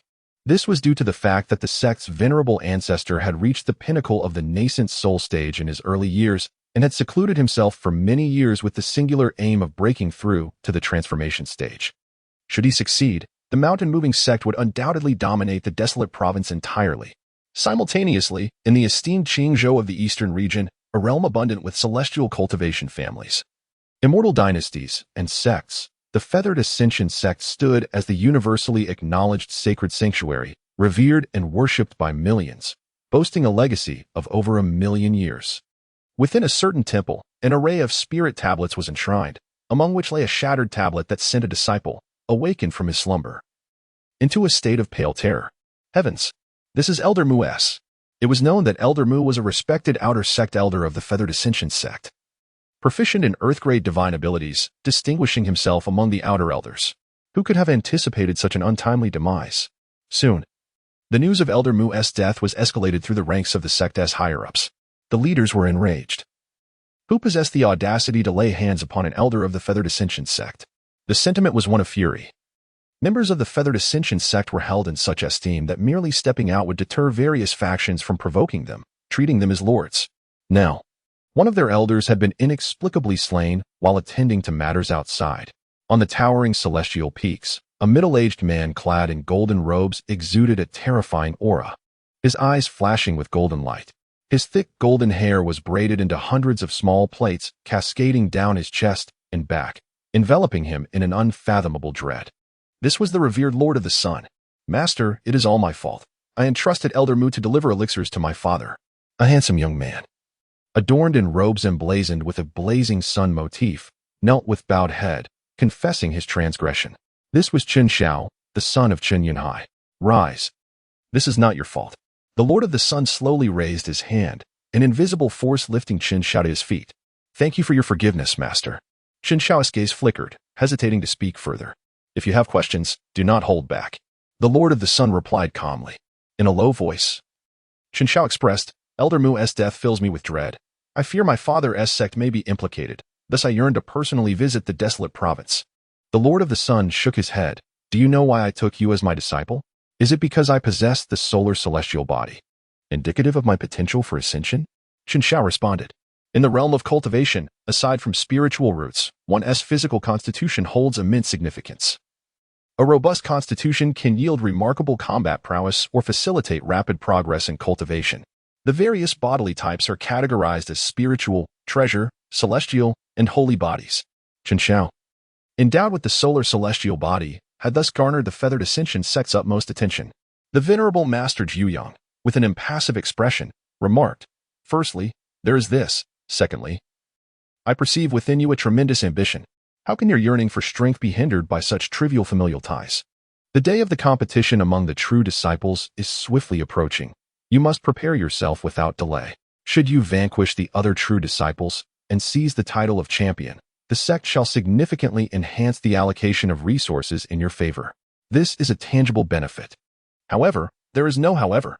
As for the Wind Thunder sect, I shall send someone to the wasteland to investigate the matter. Upon hearing this, Chen Xiao had no choice but to dispel the doubts in his heart. He clasped his hands and bowed, saying, I shall certainly not disappoint my master's expectations. With that, he turned to leave. The great Sun Elder coldly commanded, Someone, go to the wasteland and see what the situation is. In the void, a deep voice responded, Yes. At the Xiantian sect, atop the misty peak, wisps of smoke curled into the air, accompanied by the mouth-watering aroma of roasted meat. Hong Qinya skillfully grilled skewers of lamb, expertly managing the heat while sprinkling special spices at the opportune moment. The lamb skewers were succulent and juicy, sizzling delightfully. Stealing a glance behind him, he noticed the silver-haired youth lounging in a chair, basking in the sun. Hong Qinya's expression darkened. This youth was once a formidable figure in the central region, stirring up chaos and controlling the fates of thousands of nations. If anyone were to utter his title, even a wailing infant would cease to cry. Yet now, he was reduced to menial tasks in a lesser sect. If his former rivals were to learn of this, they would surely laugh until tears streamed down their faces. Eat. Eat, eat. What is there to enjoy? It is truly beyond my comprehension that a cultivator at the transformation realm would succumb to such base desires, such shallowness. Hong Qinya silently scoffed. Xiaohong, are you ready? I can hardly wait. A voice called from behind. I'm ready, master. I'll serve it right away. Hong Qinya placed dozens of skewered lamb on a plate and presented it to the indulgent Yi Junlin, leaning comfortably in his chair. Yi Junlin picked up a fragrant lamb skewer and savored it with delight. During this period, there was no need for rigorous cultivation. Simply lying down and signing in sufficed. As divine powers and techniques would automatically advance, truly remarkable. Moreover, due to the abundance of rewards from signing in, many were rather useless. He generously distributed the less favorable ones to Su Yonyan and others to enhance their strengths, which left everyone both excited and grateful. Ding, esteemed host. Are you satisfied with the special seasoning for the grilled skewers provided by the system? A youthful voice echoed in his mind. Indeed, indeed. This flavor reminds me of a city renowned for its barbecued meats back home. Ding. As long as the host is pleased. Yi Junlin glanced at the standing Hong Qinya and gestured. Here, have one too. Don't be shy. Hong Qinya shook his head. Master, I have completely abstained from food and have lost all interest in worldly delicacies. Ah, if cultivating immortality leads to this state, what joy is left? Listen to me. Indulge yourself. Yi Junlin insisted, shaking his head. No, master, I truly have no interest. Hong Qinya felt a wave of disdain. Thinking Yi Junlin was an oddity within the realm of cultivation. What? You refuse to heed my kindness? If I say eat, then eat. No more excuses. Yi Junlin glared. You think I can't handle you? In the end, under Yi Junlin's insistence, Hong Qinya reluctantly picked up a lamb skewer, first sniffing it, then, with a face full of distaste, bit into the meat. Boom. Instantly, an explosion of exquisite flavor assaulted his taste buds. As he chewed slowly, an indescribable sensation rippled through his heart. In a fleeting moment, his entire being trembled as if struck by lightning, feeling as if his soul might transcend, soaring in bliss. For reasons unknown, perhaps evoking profound childhood memories, the once merciless leader of the demonic sect found his eyes glistening with tears. 2 silent streams cascaded down his cheeks. Delicious, utterly delicious. What on earth? Why are you crying? Yi Junlin exclaimed, dumbfounded, patting Hong Qiny's shoulder with compassion. It's all right. If it's good, eat more. It was truly pitiful. How long had it been since he last tasted meat? Hong Qiny's heart was a tumult of emotions. His origins were humble. He often went hungry as a child, dreaming of a morsel of meat. Later, he unwittingly embarked on the path of cultivation, struggling and clawing his way through, resorting to any means to seize resources for advancement, ultimately becoming the cold and ruthless giant of the demonic path. At this moment, as Hong Qinya savored the exquisite flavors of the earthly delights, a wave of childhood memories surged within his mind, intertwined with the tumultuous journey of his cultivation in this life. Deep within, emotions erupted like a geyser. Indeed, if cultivation were to culminate in such a state, resembling a clay statue that remains untouched by the world's affairs, even the most basic desires of the palate forsaken, then what vigor remains in this path of cultivation? Hong Qiny's state of mind underwent a profound transformation. His thoughts became suddenly clear. Boom. His cultivation began to soar, advancing through the stages of the nascent soul, initial, mid, late, peak, and then to perfection. He continued to break through. In an instant, a terrifying aura expanded unabashedly. One thought transformed into divinity. Fortunately, the mysterious sky sect had timely activated the formation to shield the energy fluctuations, preventing a panic from erupting within the sect. Can this truly be? Yi Junlin was taken aback, but recalling that this individual had previously reached the true immortal realm, he understood that this rapid ascent was merely a result of refining and rectifying past deficiencies. At this moment, Hong Qiny's realm rested at the initial stage of transformation into divinity. A flicker of surprise crossed his gaze, yet he swiftly regained his composure. Having experienced the vicissitudes of life, he would not indulge in self-satisfaction over such modest achievements. There remained a considerable distance to his aspirations. Yi Junlin expressed his delight. Little Hong, congratulations on breaking through to transformation into divinity. I am truly happy for you. Your cultivation is nearly catching up to mine. Hong Qiny's phoenix-like eyes narrowed slightly, a glimmer of icy brilliance flashing within. Now, with his cultivation at the transformation stage and the mastery of the 3,000 blazing flame scripture, his combat prowess was undeniably formidable. Hong Qinya felt confident that even if he could not claim invincibility among his peers, he would be close. Should he turn against him? Just as Hong Qiny's thoughts swirled, a voice interrupted his reverie. What are you dawdling for? Eat. Yi Junlin handed him a skewer of lamb, urging him on. Hong Qinya hesitated, accepted it, and began to eat quietly, the thoughts in his mind growing wild like weeds. After finishing, Yi Junlin produced a toothpick and placed it in his mouth. Little Hong, come, give your master a shoulder rub. Hong Qinya smirked, remaining silent as he moved behind Yi Junlin, slowly extending his delicate hands to knead his shoulders. Not full yet. Apply a bit more pressure. Yes, that's it. Ah, delightful. Yi Junlin reveled in the moment, basking in the comfort. Hong Qianya's gaze shifted continuously, his hands silently extending, as if contemplating to grasp the silver-haired youth by the throat. True to his nature, he had always despised relying on others. The only reason he had consented to become Yi Junlin's disciple was due to the circumstances compelling him to do so. Primarily, he yearned to delve into the secrets surrounding Yi Junlin. However, during this period, aside from the rather peculiar habits exhibited by the individual, there was little of substance worth investigating. Thus, in a bid to evade further servitude, Hong Qianya contemplated directly subduing Yi Junlin and demanding the source of his martial arts and elixirs. Such an approach would not only yield answers, but also liberate him from the burdensome title of disciple. Naturally, upon accomplishing this, Hong Qianya had no intention of ending Yi Junlin's life. Despite being a practitioner of the demonic arts, with blood on his hands, Yi Junlin had saved him. And he would merely cast a spell to erase all memories of their prior encounters before decisively departing from Xiantian's sect to embark on a new journey. Yi Junlin, blissfully immersed in his enjoyment, seemed oblivious to the encroaching peril.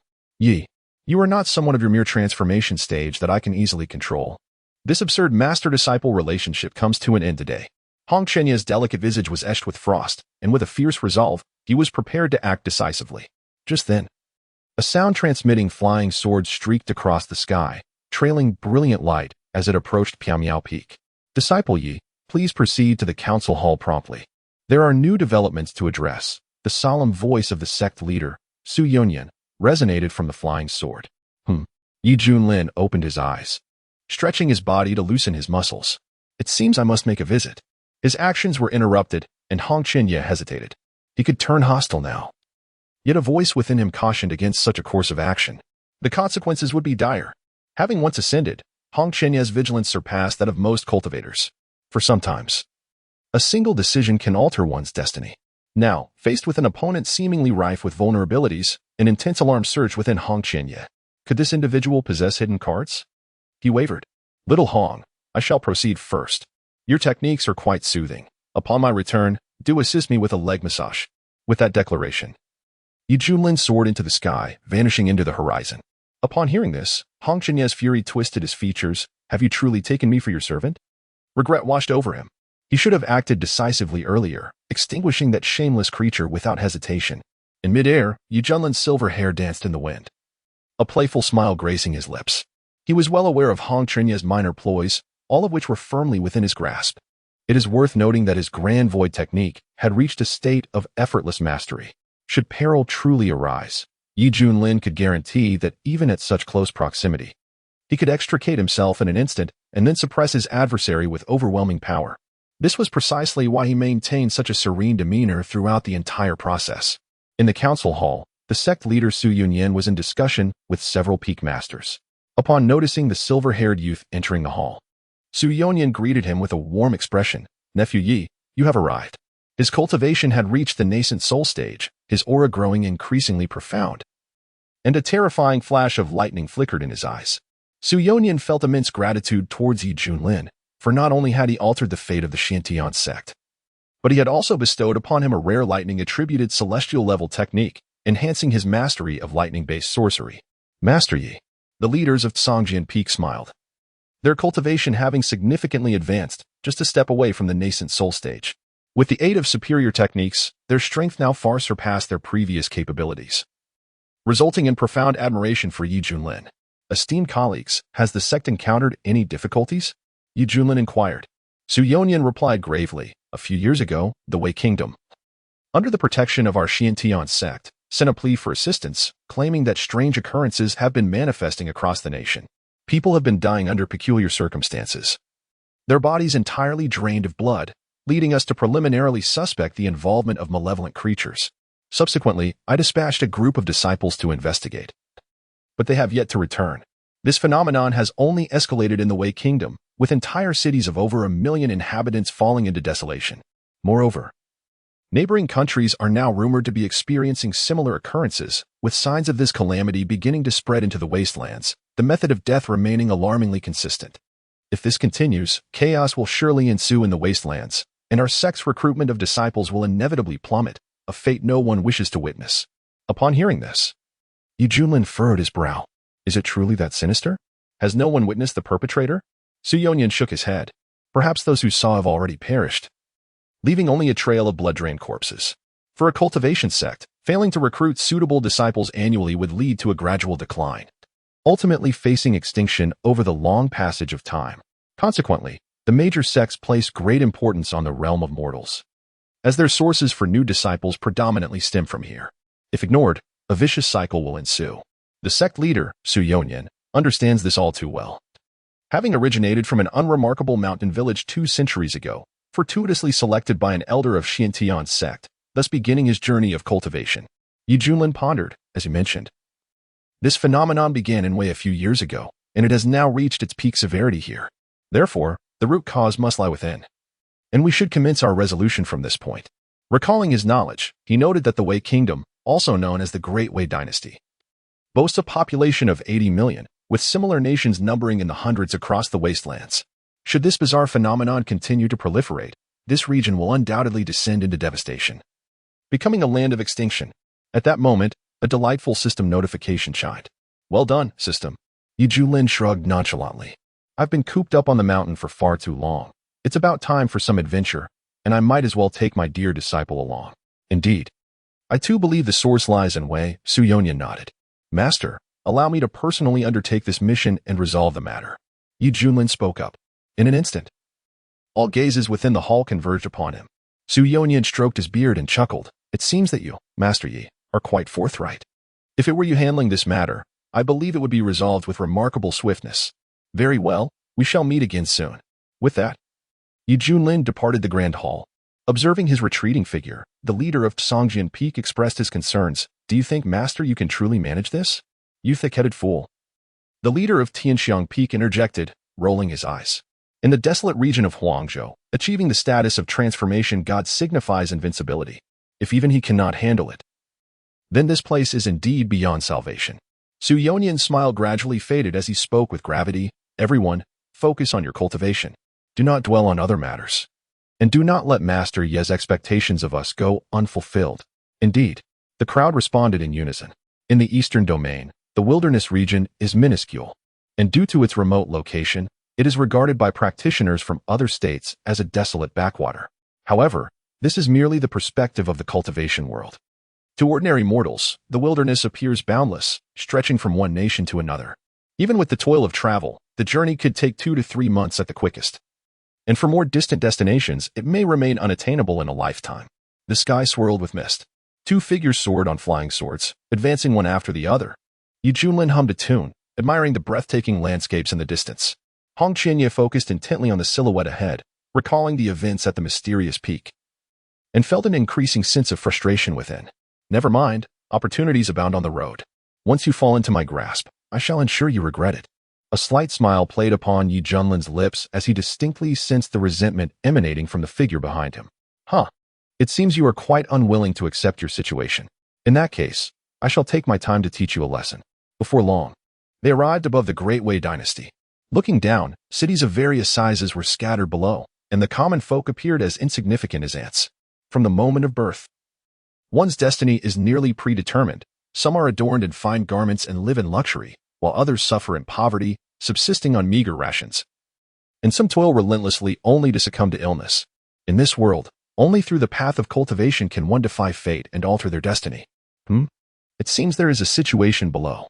Junlin squinted his eyes. Hong Qianye glanced over and remarked nonchalantly, Oh, it appears a band of horse bandits is raiding a village. Such occurrences were familiar to him. Is that so? Let us descend and take a look.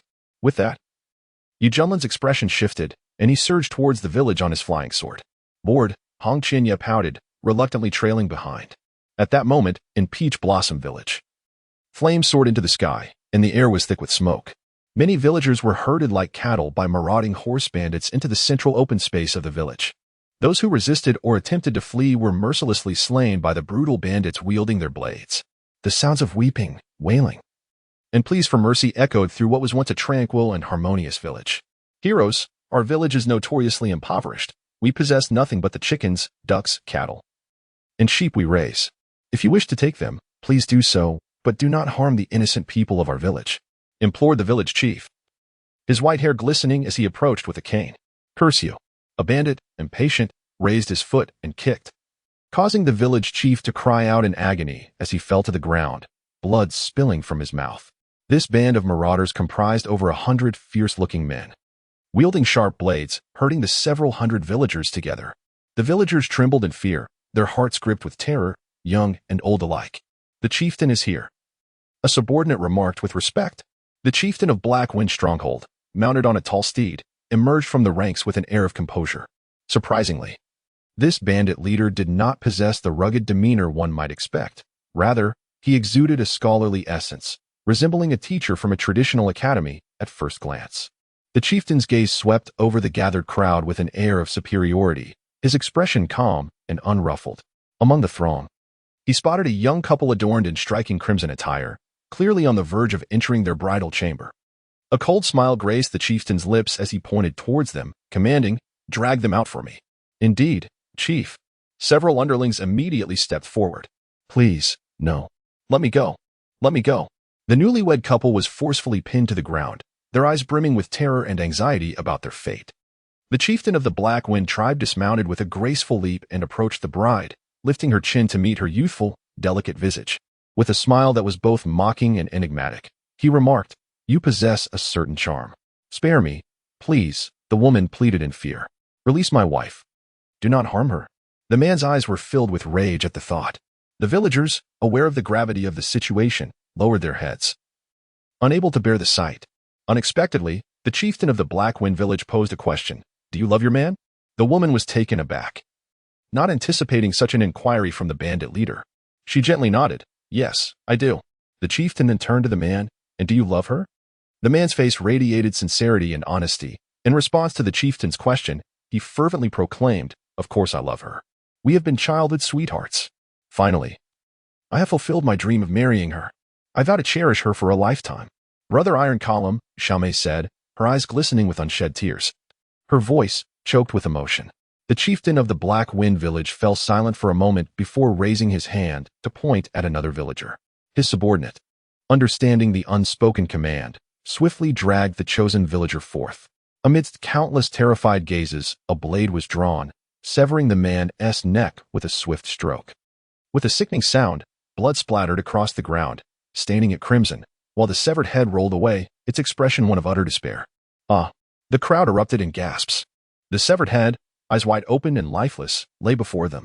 The leader of Black Wind village smiled with a sinister amusement and with a gentle kick sent the head rolling to the feet of the enamored couple. Xiaomei turned pale with fright, unable to bear the sight of the lifeless head.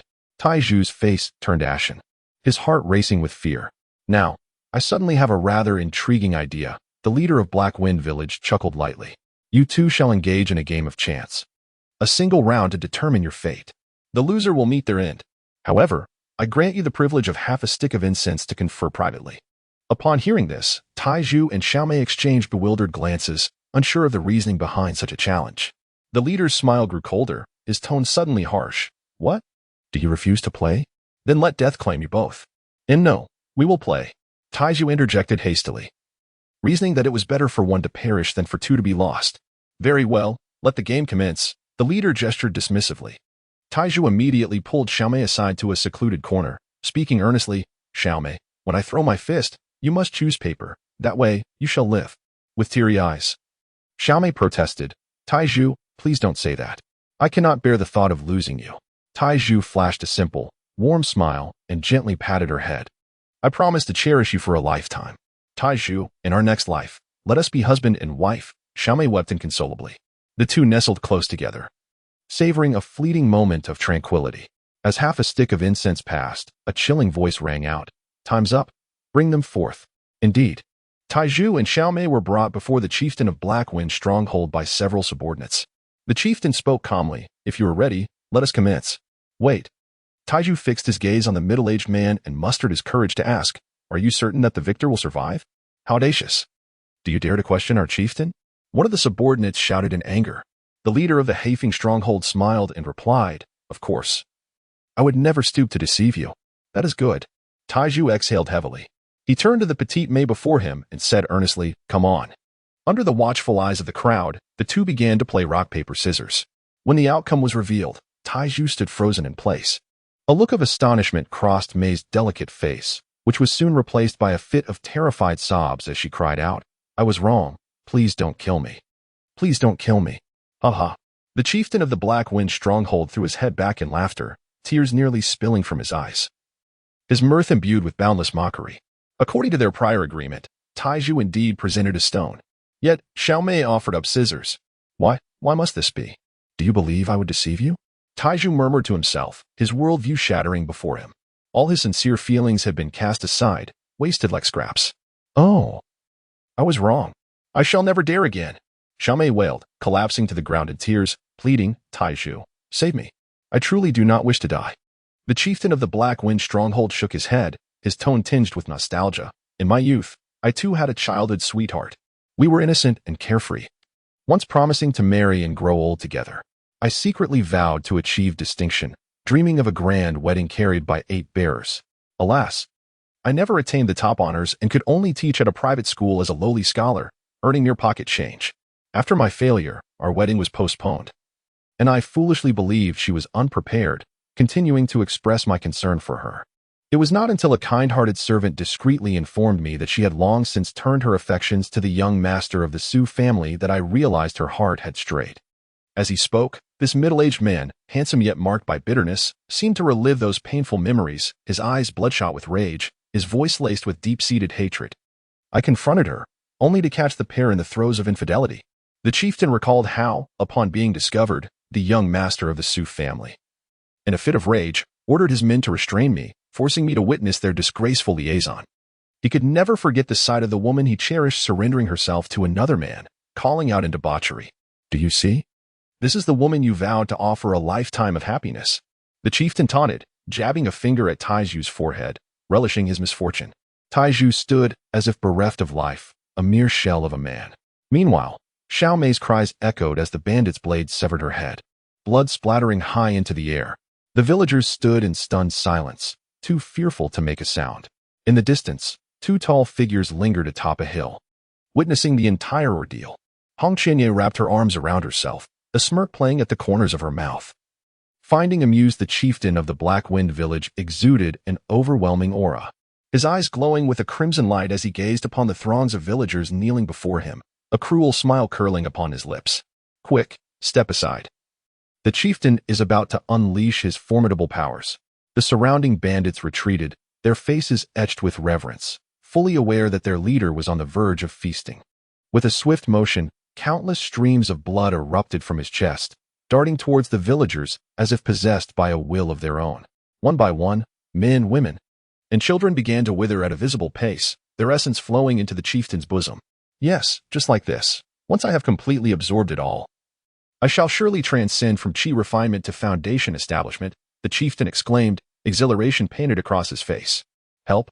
Do not kill me. Mother, I am frightened. Who will come to our rescue? A monster. This is a creature of nightmare. The cries of despair and wails of anguish rise and fall like a haunting melody. Indeed. Something is amiss. A brilliant light ignited in Yi Junlin's eyes, based on the strange occurrences that have plagued the Wei Kingdom in recent years.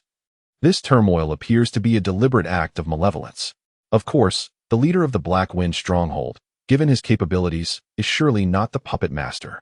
He is likely one who has been bewitched. This sinister technique. Hong Chenya's mind trembles violently. For the dark art being wielded bears a striking resemblance to that of an acquaintance from his past. Yet, that individual perished 2 centuries ago under the siege of the great sacred grounds of the central domain. Hong Chenya furrows his brow, his gaze shifting with uncertainty. He recalls that this person's methods were exceedingly malevolent, a figure once renowned alongside him. Yi Junlin, noticing the peculiarity in Hong Chenya's expression, raised an eyebrow and inquired, Do you recognize this technique? Hong Chenya shook his head, firmly denying, I do not recognize it. Junlin chuckled softly, choosing not to pursue further inquiries. In a swift motion, he vanished from his original position. The next moment, Junlin appeared beside the chieftain of the Blackwind stronghold, gently patting him on the shoulder while sighing. "Dear brother, every grievance has its source, yet your indiscriminate slaughter of the innocent is indeed your wrongdoing."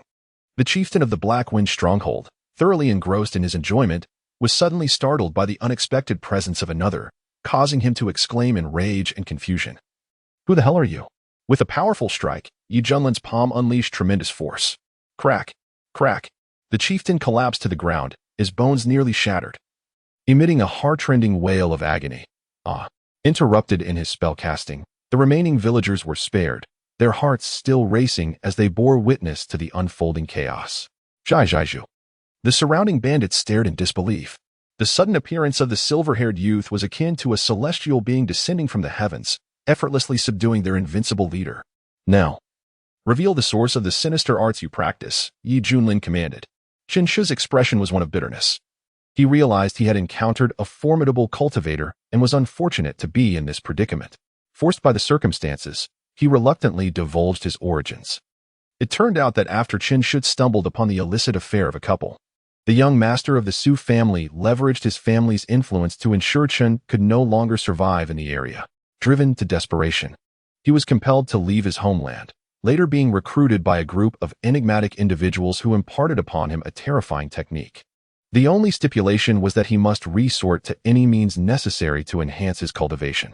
Transformed by this newfound demeanor, Chen Shui began to indiscriminately slaughter the innocent, ultimately returning to his hometown to exact vengeance upon the couple. When his deeds were uncovered, he attracted the pursuit of several rogue cultivators from the Wei Kingdom, leading him to flee and become a bandit. It appeared that a vast organization lurked behind these events, selflessly imparting techniques to others with a straightforward demand: the recipients must continuously devour essence and blood to elevate their cultivation. "Xiaohong, what is your perspective on this matter?" Junlin inquired, casting his gaze toward the descending figure in red robes, his tone laden with significance. The onlookers regarded Hong Qianye with awe, their eyes reflecting admiration. "What a beautiful maiden! She resembles a celestial fairy." Hong Qianye maintained a calm demeanor, yet tumultuous waves surged within her heart. The method of disseminating these teachings, akin to a snowball effect, strikingly resembled the style of a certain individual. "Could it be that he still lives?" "Master, the disciple is unaware," she replied.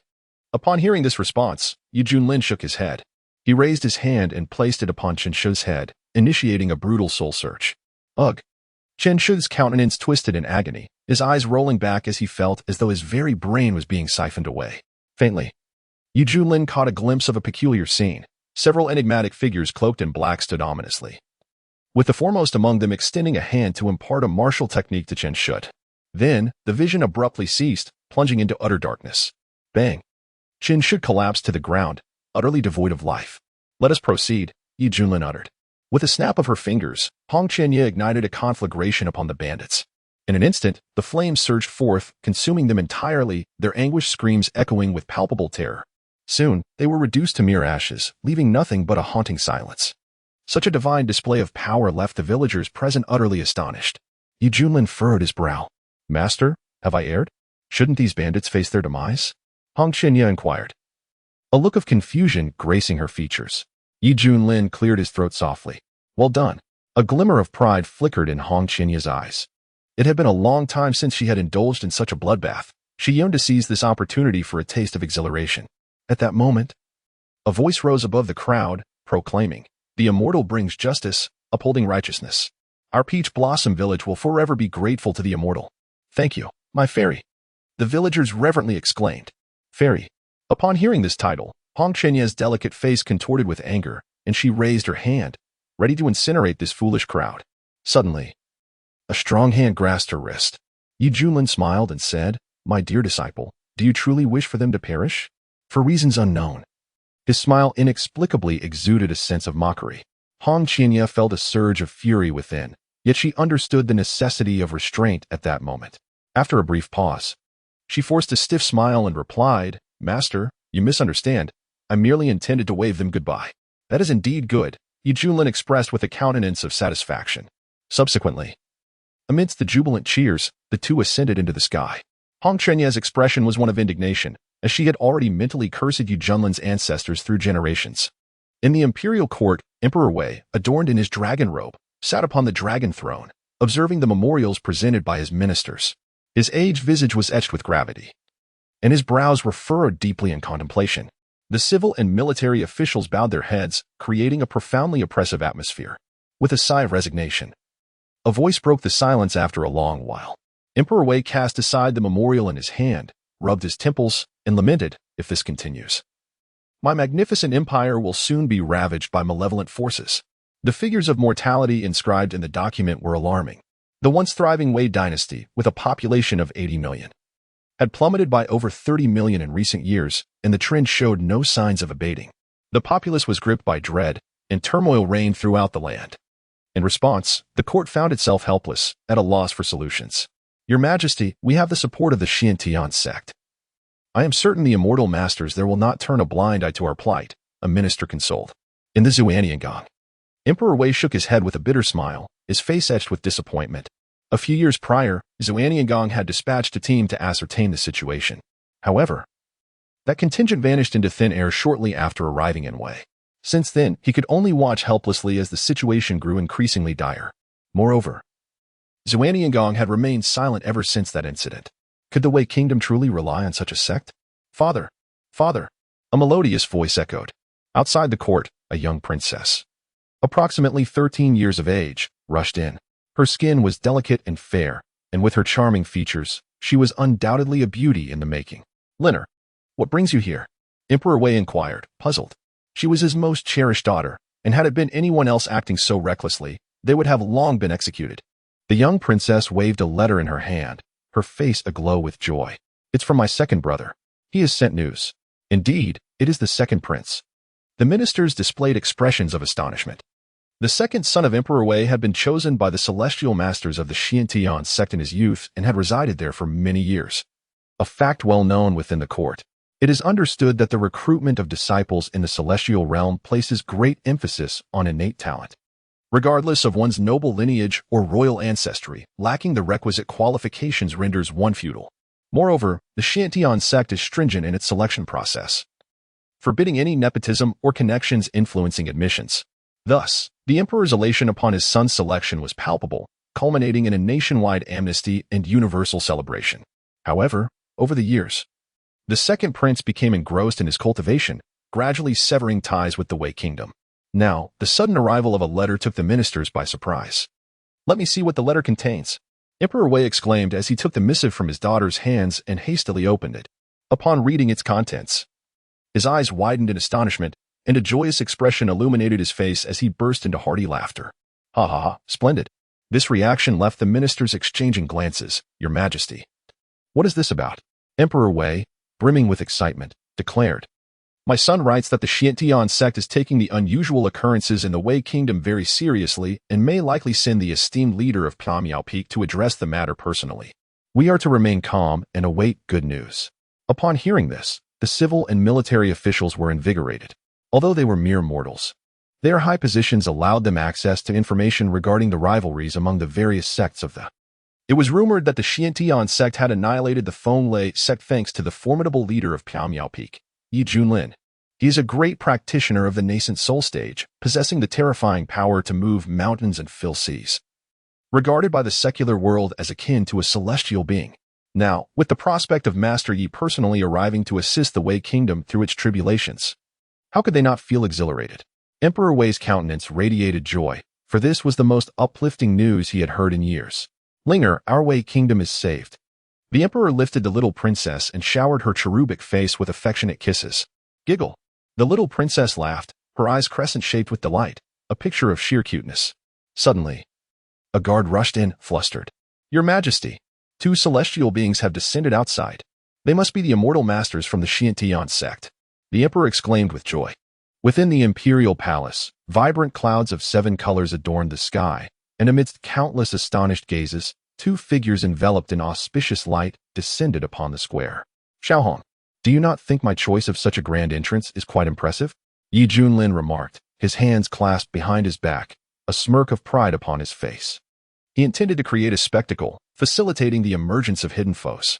Hong Qianye shot him a disdainful glance, inwardly thinking, childish. Yet outwardly, she maintained the pretense of courtesy, bowing her hands in respect. Master's wisdom is unparalleled. I too share this sentiment. We welcome the arrival of the immortal masters.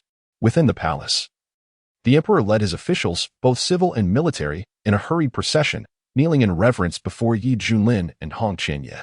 To them, these figures were celestial beings capable of world-altering feats, unbound by the constraints of the mundane realm. The emperor cautiously scrutinized the silver-haired youth, his heart swelling with joy. According to the letter's description, the master of the Misty Peak bore distinctive silver-white hair, perfectly matching the visage before him. It seemed unequivocal that this was indeed Master Yi. His gaze shifted to Hong Qianye, and he was struck with a jolt. Despite having 3,000 beauties in his harem, compared to this woman, they seemed utterly insignificant. She is a true paragon of beauty, the emperor mused inwardly. After all, being in the presence of Yi Junlin, he dared not harbor any inappropriate thoughts, even feeling that to gaze upon this celestial maiden for a moment longer would be a desecration. Cough, cough. Yi Junlin cleared his throat, his authoritative voice resonating through the air, infused with magical power, echoing in all directions. I have come to resolve the crisis facing the state of Wei. You need not live in fear any longer. The Emperor of Wei exclaimed with fervor, on behalf of the people of Wei, bow in gratitude to the celestial being. Within the imperial palace, all eyes beheld a scene of reverence as everyone knelt, placing their hopes upon Yi Junlin. Rise, everyone. Yi Junlin raised his hand, and an invisible force enveloped them, gently lifting the Wei Emperor and his companions from the ground. Immortal, please feel free to express any requests, the Wei Emperor said respectfully. Kindly arrange accommodations for my disciple and me. Right this way. The Wei Emperor extended his hand, casting a discreet glance at the passing Hong Qianye, who turned out to be the disciple of a celestial being. The little princess, hiding behind the Wei Emperor, gazed upon Hong Qianye's exquisite visage, inwardly lamenting, how beautiful this sister is. If only I could grow up to be as lovely as she. Throughout the encounter, Hong Qianye maintained an icy demeanor, regarding the emperor, the officials, and even the entire populace of Wei as mere ants, utterly beneath her notice. Her presence was solely to uncover the true identity of the mastermind lurking in the shadows. In the splendid Jingtai Palace, where opulence met comfort, the Wei Emperor had invested vast resources over the years to create this sanctuary, often indulging in pleasures within its walls. Now, he relinquished it to Yi Junlin and Hong Qianye. You may leave. I shall summon you should there be matters to discuss. It is my honor to serve a celestial being, the Wei Emperor replied with utmost respect, hastily taking his leave. With a creak, the door closed behind him. Yi Junlin plopped down onto a chaise crafted from a millennium-old sandalwood tree, casually plucking grapes from a nearby platter and savoring them with delight. His carefree demeanor starkly contrasted the earlier aura of authority. Hong Qianye, unable to watch without disdain, thought him the most unpredictable cultivator of transformation he had ever encountered. What baffled him further was that while most cultivators would meditate in solemnity, this individual seemed wholly absorbed in indulgence, showing no inclination towards diligent practice. How could one attain such a level of cultivation while being so languid and carefree? At this rate, I shall soon surpass him in skill. And when the time comes, my victory will be assured, Hong Qianye mused silently. Had Yi Junlin heard his thoughts, he would have undoubtedly chuckled with a mocking caw. Diligent practice? I simply reclined, relying on serendipity for advancement, with techniques and powers upgrading automatically. Is effort truly beneficial? Moreover, isn't the ability to maintain such a laid-back existence a form of effort in itself? At that moment, Yi Junlin removed his cloud-patterned battle boots, revealing a wooden basin filled with steaming warm water. He gently placed his feet into the basin, emitting a contented sigh. Just as Hong Qianye's disdain deepened, a voice floated into his ears, Xiao Hong, come wash your master's feet. Hong Qianye's expression froze, nearly doubting his hearing, as veins throbbed on his forehead, and a surge of indignation welled within him. What did you just say? You. Hong Qianye, filled with rage, laughed maniacally as dark red flames surged from his palm, the terrifying fire scorching the void and creating ripples in the air. How dare you repeatedly test my limits? Do you truly believe I am devoid of temper? Yi Junlin gazed intently at the furious young man before him, a smile gracing his lips. Disciple, your intentions are noted. It is just the right moment to heat water for your master.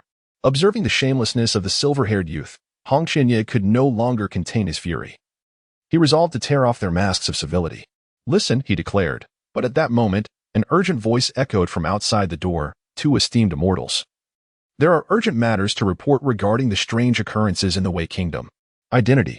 Junlin extended his divine consciousness beyond the door. I am the eldest prince of the Wei Kingdom. The prince, adorned in resplendent brocade garments, respectfully clasped his hands together in greeting. What is it? Speak.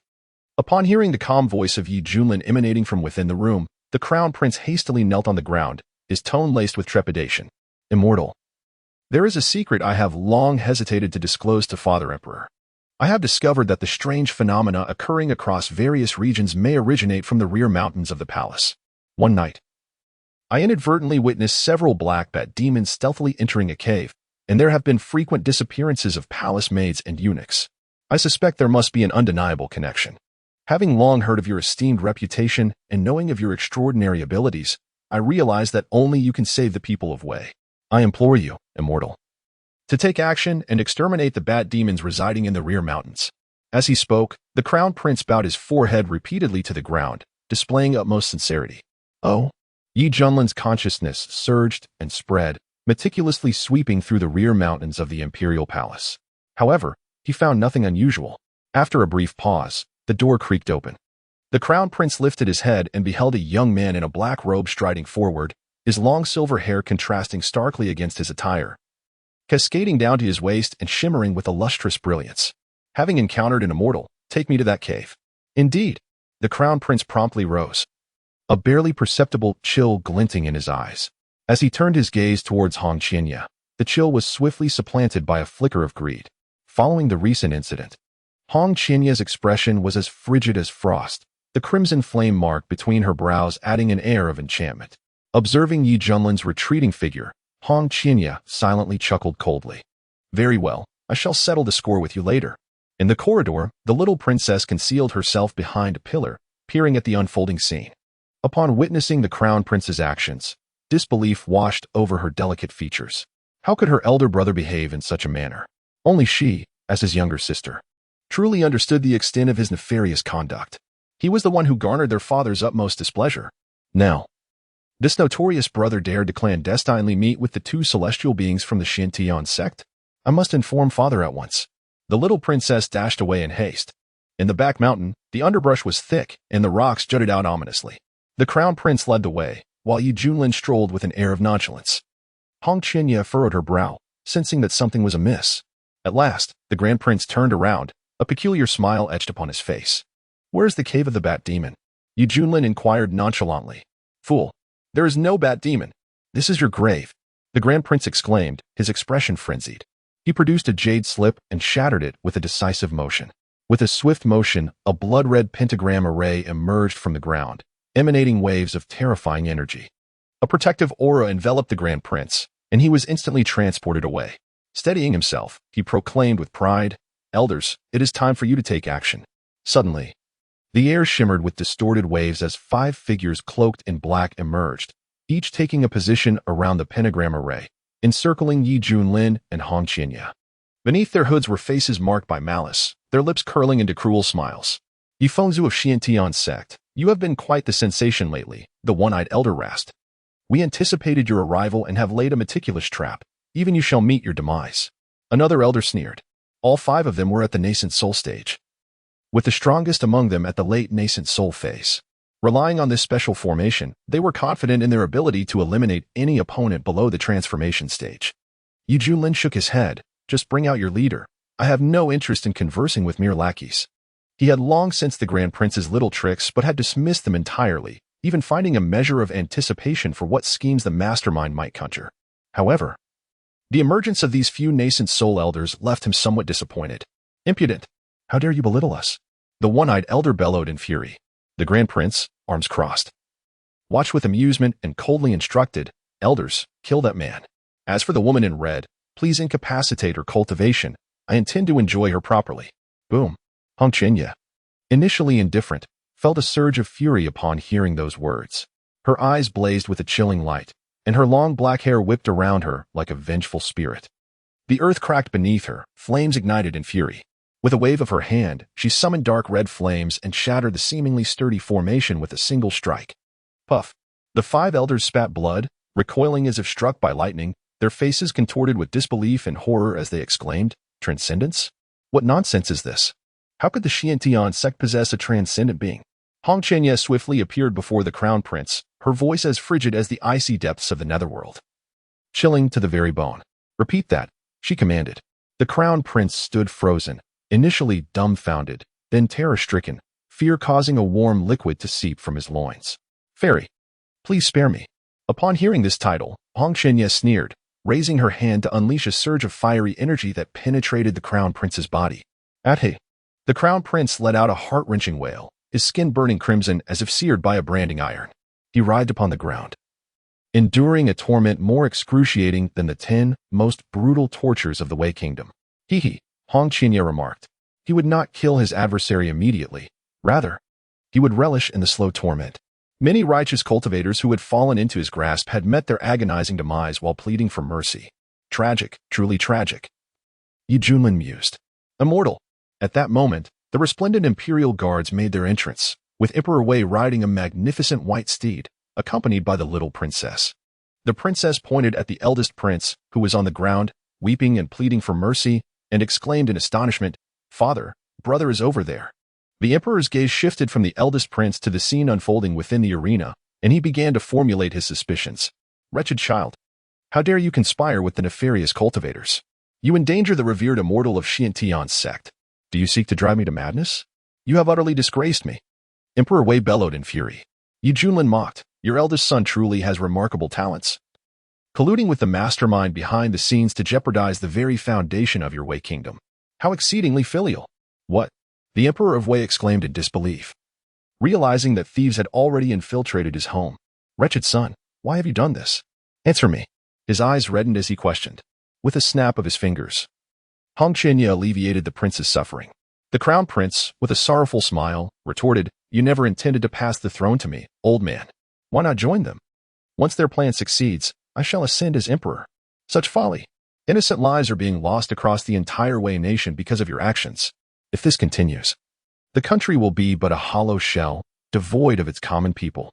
Even if you become emperor, what good will it do? The emperor lamented with a heavy heart. I care not. I desire to be emperor, and if those lowly peasants perish, so be it. With their aid, I too can embark on the path of immortality and live freely. The crown prince sneered.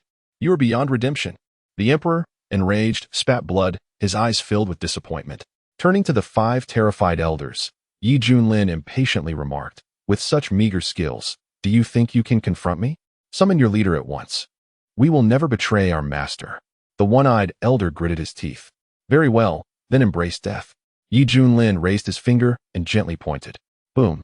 One elder shattered into pieces, his primordial spirit extinguished. Boom. Another elder erupted into a mist of blood. Boom. That was the third. Junlin nonchalantly declared that whoever he pointed at would meet their demise. This scene left the onlookers in sheer terror. Heavens! Who dared to claim they were at the nascent soul stage? This is clearly a god transformation expert. The one-eyed elder exclaimed. A god transformation cultivator. Even in the entire eastern region, commands great respect and is sought after by various powerful factions. In this desolate region, there are not 1, but 2 who have achieved god transformation? What are you waiting for? Flee. Another elder, terrified beyond belief, lost all will to resist and prepared to employ a secret technique to escape. In the blink of an eye, he vanished from his spot, appearing 1,000 meters away. His body covered in a cold sweat, his back chillingly icy. No. With a thunderous explosion, the figure was shattered into a mist of crimson. Only you remain. A cold smile graced Junlin's lips as he pointed a finger at the last remaining one-eyed elder. Shadows of death loomed over him. Beads of sweat the size of beans erupted on the elder's forehead. He had never experienced such profound terror and, in a fit of desperation, he instinctively cried out, Master, save me. Boom. The entire mountain trembled violently, and a blood-red pillar of light, broad as 10 yards, shot into the heavens, shattering the vast sky itself. Sensing this familiar aura, Hong Chenya's eyes widened in disbelief. It truly was him. Junlin casually flicked his finger and remarked with keen interest, I've been waiting for you. The blood-red pillar stirred the winds and clouds, rippling outward in all directions. The citizens of the Wei Kingdom's capital were struck with fear by this terrifying spectacle, falling to their knees in reverence, too frightened to move. Master, the one-eyed elder exclaimed, tears streaming down his face in a torrent of emotion. From within the luminous beam, A formidable and towering figure emerged with a commanding presence. His visage was austere, and his mane of blood-red hair billowed around him, exuding an oppressive aura reminiscent of an ancient beast. His piercing gaze swept across the room, and when it settled upon Hong Qianye, two beams of fierce brilliance ignited within his eyes. His thin lips parted, uttering a voice tinged with surprise. "Is it you?" Hong Qianye's expression shifted slightly before returning to tranquility as she replied coolly, "Long time no see, blood demon. I never expected you to still be alive." A hint of nostalgia flickered in Shi Tianjue's eyes as he self-deprecatingly remarked, "It has been quite a while since I last heard the title Blood Demon." Indeed. This man was Shi Tianjue, the Blood Demon, who had perished over 200 years ago amidst a siege by the great sacred sites of the Central Domain. Like Hong Qianye, he had also attained the realm of true immortality. The Blood Fiend sect he founded had once held unparalleled power, even eclipsing that of the Fire Worship sect. Shi Tianjue's path in cultivation was a tale of madness.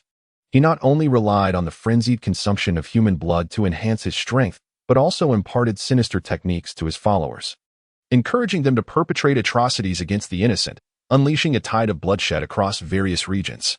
When the time was ripe, he would turn against those practitioners, reaping the fruits of their cultivation. This snowballing calamity spread like a virus throughout the Central Domain. Both righteous sects and demonic cultivators suffered greatly at the hands of the Blood Fiend sect. Consequently, his cultivation advanced at an astonishing pace. Yet due to his exceedingly nefarious methods, he was abhorred by both the righteous and the demonic. Ultimately, the foremost powers united in a campaign against him, and the isolated Blood Fiend sect was eradicated. The so-called Blood Demon, Shi Tianjue, perished in battle, and tranquility returned to the Central Domain for an extended period. Little did anyone anticipate that the once notorious Blood Demon had not met his demise and now appeared in the most desolate region of the Eastern Domain. Should this news reach the Central Domain, it would undoubtedly cause an immense uproar. "How did you escape?" Hong Qianye inquired earnestly. "Many witnessed your towering form obliterated by several divine artifacts, with your very blood evaporating, leaving no possibility of survival." "Huh. Those self-important fools," Shi Tianjue scoffed. "I had long ago separated a drop of my true blood and concealed it in a hidden place. Upon my demise, that drop would allow me to be reborn. Alas, I must start anew in my cultivation. Even my immortal blood body must be reforged." Shi Tianjue's gaze darkened. "To avoid drawing attention, I had no choice but to retreat to the Eastern Domain to cultivate in secrecy. However, it wasn't long before the major sacred sites of the Eastern Domain took notice.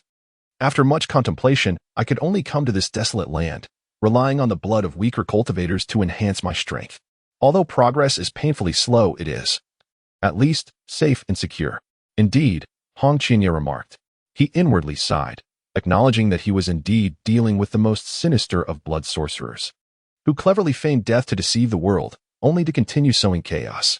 It is important to remember that during the campaign against the Blood Nether sect, the coalition comprised not only righteous cultivators, but also those from the demonic path, drawing widespread condemnation from all corners of society. Compared to his own predicament, Shi Tianjue faced a far greater challenge. Hong Qianye mused that had their positions been reversed, he would have surely perished despite exerting every ounce of his strength. "It seems that you two are destined for a similar fate." Shi Tianjue's eyes gleamed with intelligence, clearly perceiving that Hong Qianye's cultivation had waned, lacking the essence of a true immortal. "Hiki." Hong Qianye did not elaborate, yet her meaning was unmistakable. "Master, please save me. This woman intends to kill me."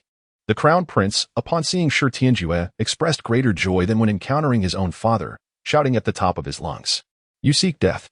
Hong Qianye's gaze turned frigid. No sooner had the words left her lips than the Crown Prince's body exploded into a mist of crimson, dissipating like wisps of smoke as it was drawn into Shi Tianjue's nostrils. "Brother." The young princess's delicate face turned pale with fright. "How on earth?" The Emperor of Wei sighed in resignation, as if he had aged decades. "Is he not your disciple?" Hong Qianye raised an eyebrow. "A myriad. What right does he have to be my disciple? Moreover, should you wish for his demise, I shall grant it. Are you still unaware of the depth of my affection for you?" Shi Tianjue stood with his arms crossed, his striking crimson hair flowing like a banner, gazing at Hong Qianye with a hint of tenderness in his eyes. If this scene were to be witnessed by their former adversary, it would surely leave them astounded, unable to believe their eyes. The deranged blood demon could indeed feel emotion. Hong Qianye felt a sense of helplessness. Even back in the central region, this individual had shown interest in him. Despite revealing his true identity and firmly declining, the other remained undeterred. It seems my disciple truly lives up to his reputation. Having swayed countless steadfast men over the years, Junlin stroked his chin, clicking his tongue in contemplation. A bag of caramel-flavored seeds appeared in his hand. He cracked the seeds, silently observing the unfolding drama as a bystander. At that moment, gazing at the towering figure, Hong Xianye shook his head. This is impossible. Once again, Shi Tianjue sighed. Over the past millennium, among the new generation of demonic titans, you are the one I admire the most, yet you offer me no opportunities. It had always been this way, and still was. My patience has reached its limit. Boom. A terrifying wave of oppressive energy descended. As if Hong Xianye bore the weight of a colossal mountain, the ground around him cracking under the strain. Hong Xianye replied coldly, Blood demon, what do you mean? Now that I urgently need to restore my cultivation, upon encountering an old acquaintance who has transcended, it is only natural to provide special attention. Yet you consistently reject my goodwill, leaving me no choice but to eliminate you and let your blood flow into my body. In this manner, we could be together forever. The corners of Shi Tianjue's mouth curled into a cruel arc, his expression tinged with madness. How utterly perverse, Junlin silently scoffed.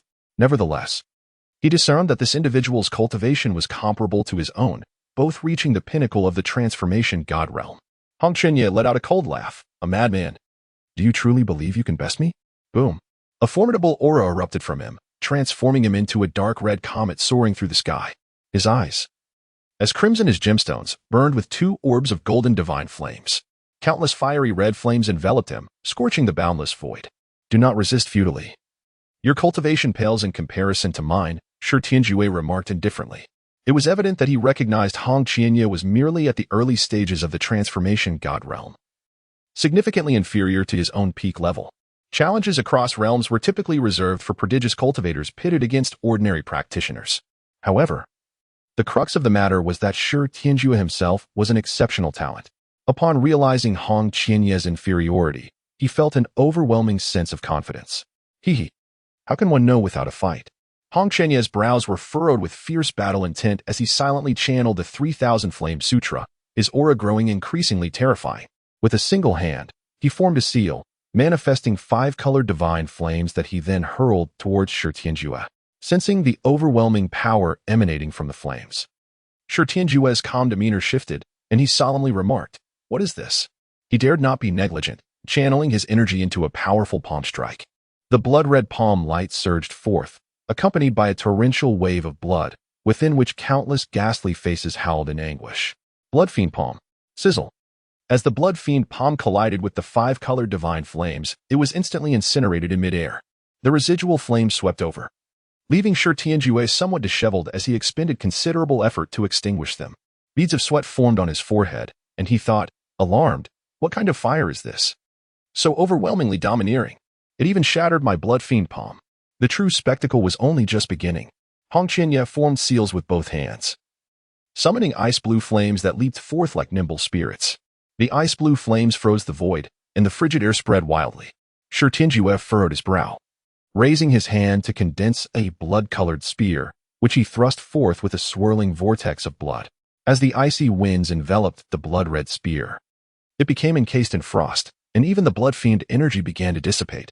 A bone-chilling cold swiftly crept up Shi Tianjue's arm, spreading ominously across half of his body. What kind of fire is this? So malevolent? Annihilate them, roared Shi Tianjue, dispelling the chilling aura with sheer force. His right hand gripped the blood-red spear, extinguishing the icy blue flames. Blood matted his hair, swirling wildly, while his eyes glowed with a ferocious light, his countenance radiating murderous intent. With a swift motion, the spear tore through the void, arriving before Hong Xianye in the blink of an eye. A surge of earthy flames erupted, embodying an unyielding essence, akin to a shield forged from divine gold, standing resolutely against the terrifying spear. Clang. Shi Tianjue's face was etched with astonishment. Thunder roared as several dragon-shaped bolts of lightning surged forth. Upon closer inspection, he realized they were flames in the form of electricity. With a resounding crash, amidst the billowing smoke, Shi Tianjue struggled to break free, bearing the marks of burns inflicted by the thunderous fire. His gaze fixated on the resplendent figure clad in crimson, filled with profound shock. Where did you acquire such a spell? He pondered, grappling with the incredulity of being subdued by Hong Xianye. Despite his superior cultivation level, he found himself at a disadvantage. Yes, Red Chiba's lips curved into a self-satisfied arc. Indeed, his strength had surged immensely. With the support of the 3,000 Flame Sutras, combined with the unpredictable prowess of fire techniques, even the formidable blood demon, once a terror in the central domain, was now being overwhelmed by him. I, Red Chiba, shall henceforth tread the path of invincibility. Stone Tianjue remained silent for a moment before suddenly breaking into a chilling laugh. If I am not mistaken, during your time away from the central domain, you have acquired a tremendous boon. Should you continue on this path, when you ascend to immortality anew, I fear that the old geezers of the past will no longer be your match. Alas, what a pity. Red Chiba furrowed his brow. What a pity. What a pity that a being such as you is about to perish at my hands. Stone Tianjue laughed heartily. As his words echoed, a strange, alluring force erupted from his being. What is happening to me?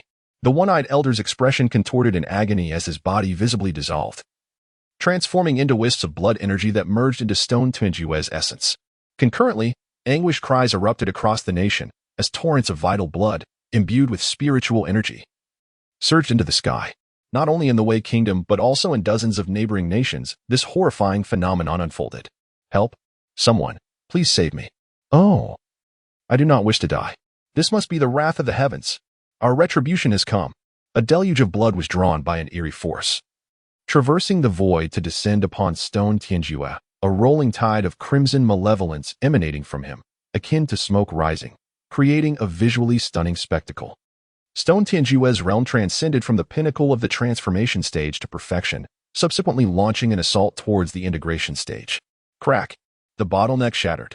A presence, 100-fold stronger than that of the transformation stage, instantaneously radiated in all directions. Stone Tianjue's realm ascended to the initial phase of integration.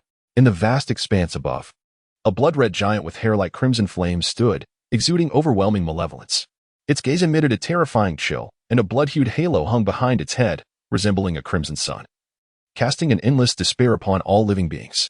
Heavens, what manner of monster is this? The Wei Emperor and his retinue knelt in fear, gazing at the colossal figure. Sensing the destructive energy contained within that massive form, Red Chiba's expression shifted, and he solemnly inquired, "Has your immortal blood body been successfully reforged?" Stone Tianjue fixed his gaze on the diminutive figure, his voice resonating like a thunderous bell. The immortal blood body is one of the pinnacle treasures. It cannot be so easily reforged. However, through my efforts, it has now been restored to 70%, once I devour the entire life force of the wilderness province. I believe the immortal blood body will reach its complete form. The immortal blood body is Stone Tianjue's greatest reliance. In the past, relying on this treasure, he battled against the strongest of both righteous and demonic paths, capable of unleashing destructive forces with a mere gesture, coupled with an extraordinarily exaggerated self-healing ability. The battle raged for 3 days and nights, ultimately culminating in the intervention of those ancient beings from the Holy Land, who, through the combined power of their celestial artifacts, succeeded in utterly obliterating this immortal blood vessel. Hong Qiande, I once granted you a chance. The path that has led you to this day is entirely of your own making. Kill. When this syllable escaped from Shi Tianjue's lips, it felt as if the very heavens and earth were about to collapse. A colossal crimson hand descended, enveloping Hong Qiande like the imposing Mount Five Fingers. Boom. The overwhelming sense of oppression surged boundlessly, instilling a profound sense of submission within the hearts of all.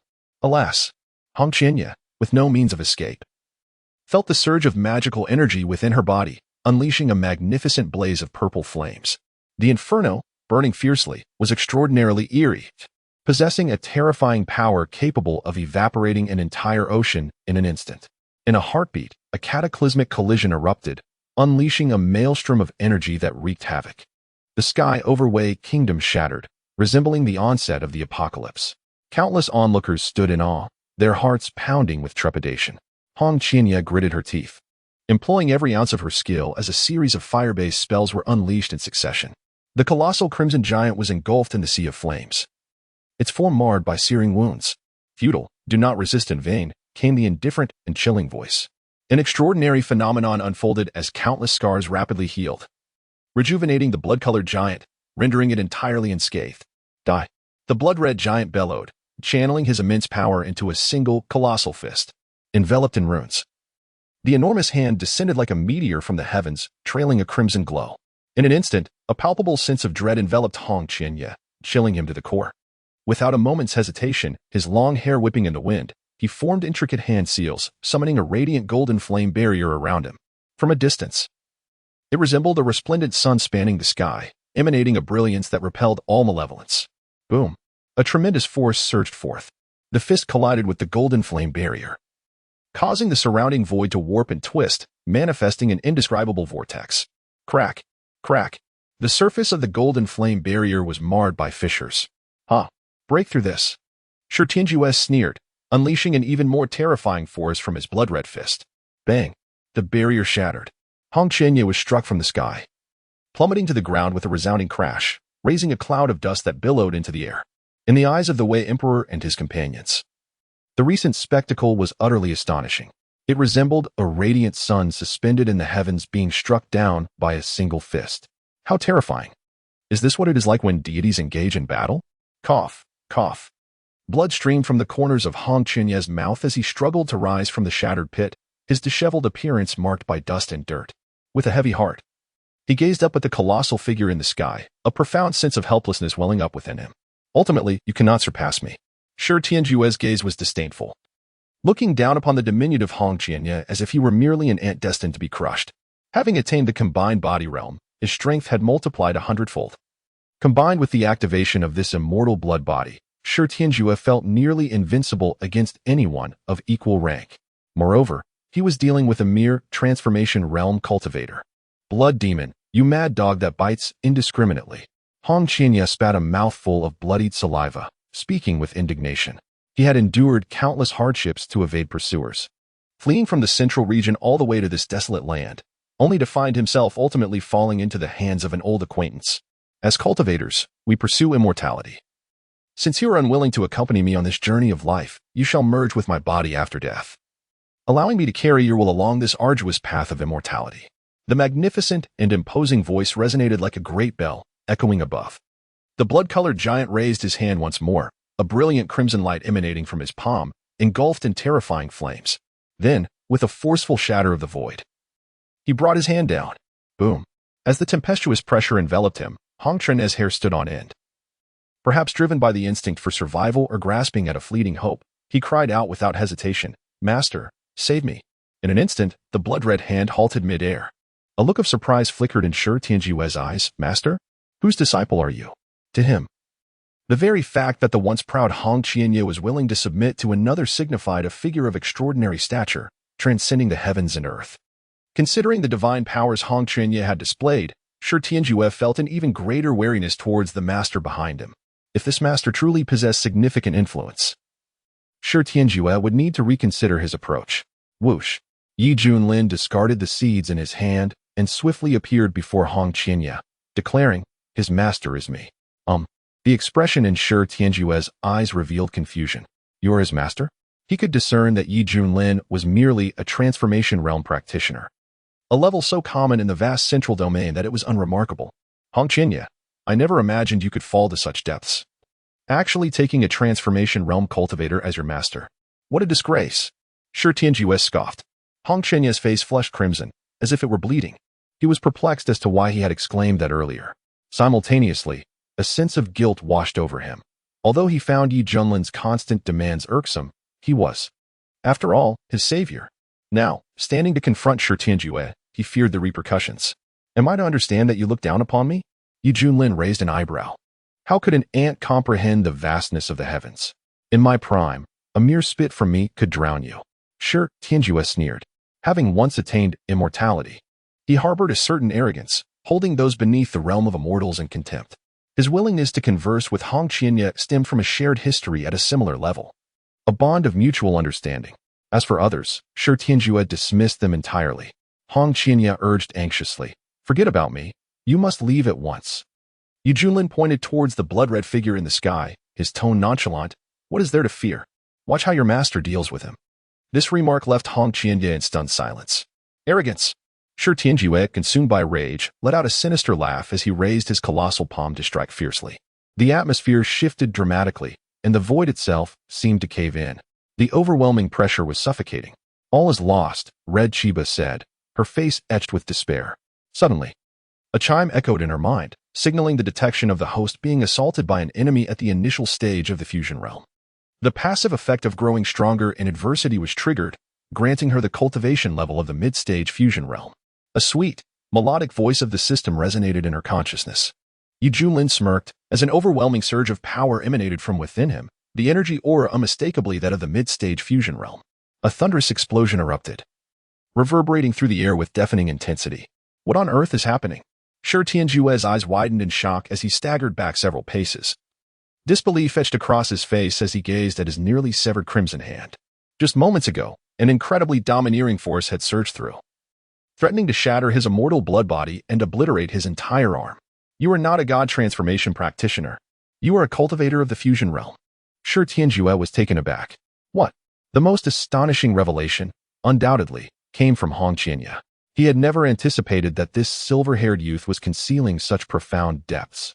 On the surface, he masqueraded as a transformation realm cultivator, while in reality, he was a formidable being at the integration realm. This rascal. No wonder he had always provoked me. It turns out he relied on his integration realm prowess. Fortunately, I had not truly turned against him at that time. Hong Qianya mused. At this moment, amidst a sea of astonished gazes, the figure of the black-robed youth shot towards the heavens like a comet. His flowing silver hair shimmering with a brilliant luster. His countenance was strikingly handsome, and with every gesture, he exuded an aura capable of obliterating the heavens and the earth. Is this the sensation of breaking through to the integration realm? Indeed, it is far more powerful than the transformation realm. Junlin felt an exhilarating clarity coursing through his entire being. It was almost overwhelming. Humph, what of the integration realm? I shall demonstrate to you, an indigenous being, what true power entails. Tianjue bellowed furiously. Subsequently, he unified his spirit and mind, commanding his immortal blood body to launch a fierce assault against Junlin. A tempest of blood-red fists rained down from the sky, akin to a meteor shower piercing through the vast expanse above. The seal of the sovereign. A crisp voice reverberated through the realm. Suddenly, behind Junlin, an immense phantom emerged, embodying the essence of a ruler over all existence. Reminiscent of an ancient divine king standing majestically in the heavens. This mark, imbued with the weight of primordial epics, unleashed a torrent of arcane energy that surged forth like a cataclysmic flood. The crimson giant was struck violently, blood splattering as its arms were mercilessly crushed by the force of the seal, leaving naught but vaporized remnants of its lifeblood. Behold, Tian was taken aback. That overwhelming sensation caused even him, a formidable figure in the demonic realm, to tremble in his spirit. Junlin let out a cold laugh. The seal of the King of Man, having undergone rigorous cultivation, had achieved a level of mastery far beyond its initial stages. Yet, even with all his might, he found himself unable to eliminate Tian in an instant, revealing the formidable strength of the immortal blood body. With a crackling sound, in the next moment, the blood-colored giant, once bereft of arms, saw flesh and sinew extend anew from the stumps, swiftly restoring his limbs to their original state. Tian roared, "Do you see? You cannot kill me. Now, what about this move?" Junlin spoke with an air of nonchalance, slowly raising his hand. His voice resounding like thunder. The great wilderness prison heaven finger. It is worth noting that his mastery of this divine technique had reached perfection. Deep within the firmament, a colossal vortex of energy emerged, exuding an aura of despair that compelled submission. With a single finger, he imprisoned the world. With a second, he shattered mountains and rivers. With a third, he extinguished all living beings. And with a fourth, he tore through the heavens. In an instant, for golden fingers, resembling towering pillars, surged forward with overwhelming might. Damn it, what is this? Tianjue's complexion drastically changed, his eyes filled with shock as he beheld the four colossal fingers. He dared not delay, channeling all his strength to conjure a serpentine river of blood to counter the assault. Boom! The blood sea roiled, only to be extinguished by the great wilderness prison heaven finger. Subsequently, the four fingers collided directly with the blood-colored giant. A thunderous explosion ensued. The giant, towering 100 feet, was nearly obliterated, exposing Tianjue within, his hair disheveled, blood trickling from the corner of his mouth. His eyes filled with profound terror as he gasped, "Who are you?" Tianjue never anticipated encountering such a formidable entity as Junlin in this desolate region. Even his proud immortal blood body was nearly shattered in an instant. What a farce! Had the prodigies outside grown so formidable during his long absence? Hong Qianya's eyes widened in astonishment, his shock beyond words. No wonder the opponent seemed so confident. It was clear he regarded him with utter disdain. If he were to turn hostile, he would undoubtedly be easily subdued. The more he contemplated, the more he felt a chill of dread. It seemed his instincts had proven correct. For now, he had no choice but to comply. I am Junlin, the master of the mysterious heaven sect. At the ethereal peak, Junlin flicked his fingers, as if what had just transpired was a trivial matter. Upon hearing this, Shi Tianjue's heart sank further into despair. When he had sought refuge in the wilderness, he had familiarized himself with the local sects and was aware that the mysterious heaven sect was among them. However, such minor factions could not possibly harbor such an existence. This was utterly absurd. Junlin, I shall remember you. At this juncture, Shi Tianjue had no choice but to concede, marking this moment as the greatest humiliation of his life. Blood escape technique. In an instant, the very essence of Shi Tianjue ignited, transforming into a dazzling crimson radiance that traversed the void. This is bad. He must flee. Hong Chenye's expression shifted dramatically. She understood Shi Tianjue's nature. With his vengeful disposition, his return would pose an even greater threat in the future. Attempting to escape? Such foolish delusions. Meanwhile, Junlin executed the Great Void technique, swiftly intercepting Shi Tianjue's path. Shi Tianjue was taken aback. This was the secret escape technique upon which he relied for survival. And yet, it had been so swiftly caught up to. Die? Junlin spoke with an icy tone, raising his hand to cast a lethal spell. No. Shi Tianjue let out a piercing cry, filled with an overwhelming sense of unwillingness and resentment. If he were truly to fall this time, there would be no possibility of resurrection. With a boom, his entire being shattered in midair, his essence extinguished. The once mighty blood demon, who had once struck fear across the central domain, was now reduced to ashes. Shi Tianjue had perished. Hong Chenye murmured, as a fellow true immortal of the same era. Witnessing Junlin sever Shi Tianjue's path to ascendance left Hong Chenye with a bittersweet sense of awe. How wonderful! The fiend has been vanquished by the immortal. Tears streamed down Wei Di's face. Waves of cheers erupted, each louder than the last. The crowd fell to their knees, paying homage to the silver-haired youth. Suddenly, Junlin recalled something and said irritably, "System, where is my reward? Be proactive and don't make me remind you." This system claimed to be professional. Yet it was tardy in issuing rewards. Ding. Here it comes, here it comes. The handsome and charming host shall receive his reward. Ding. Congratulations, host. You have obtained the Supreme Bone. Would you like to bind it now? Supreme Bone, a mysterious bone inscribed with runes that grants its possessor unparalleled innate talent. Destined to become a supreme being. Junlin's face brightened with joy as he silently declared, "Bind." In an instant, a brilliant light radiated from his chest, unleashing a terrifying aura. The brilliance intertwined, as fierce as the blazing sun. Within Junlin's chest, a translucent bone adorned with countless mysterious patterns materialized, containing profound energy. The Supreme Bone. Its bearer would experience a significant surge in combat prowess. Junlin was exceedingly pleased. After all, during his confrontation with the blood demon Shi Tianjue, he had witnessed the formidable power of the opponent's immortal blood physique. It was worth noting that even this was a flawed treasure body, highlighting just how crucial innate qualities could be. In this world, there were always stronger beings beyond the horizon. And Junlin believed that possessing the Supreme Bone would give him a greater advantage when facing such formidable foes. What is happening? Feeling the fluctuations emanating from Junlin, Hong Chenye couldn't help but feel a tremor of apprehension. Such a powerful aura, what has this fellow done? After witnessing Junlin's invincible demeanor, Hong Chenye's assessment of him as a threat escalated to a new level. The more he observed, the more he believed that Junlin was harboring monumental fortuity. Otherwise, how could such extraordinary talent arise from this desolate wilderness? How infuriating. My strength is still insufficient. I must strive harder in my cultivation. Once I break through to the integration realm, I will have the means to contend with him. As the crimson-leafed figure gritted her teeth, Junlin gradually descended, his silver-white hair swirling about him, a subtle smile playing upon his lips.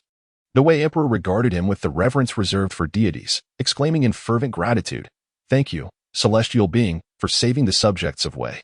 We shall surely enshrine this deed in our annals, so that future generations may remember your benevolence." He was utterly captivated by the spectacle of divine conflict. Harboring profound respect for Junlin, Junlin waved his hand dismissively, asserting that empty words were of little consequence, urging instead that he be a benevolent ruler, treating his people with kindness. The Wei Emperor felt a tremor of realization and solemnly replied, "I shall heed your teachings, celestial being. May I, in the future, join the Xianyan sect?" The petite princess timidly spoke, her voice melodious and clear, akin to a fledgling bird's first song. Linger, do not be disrespectful.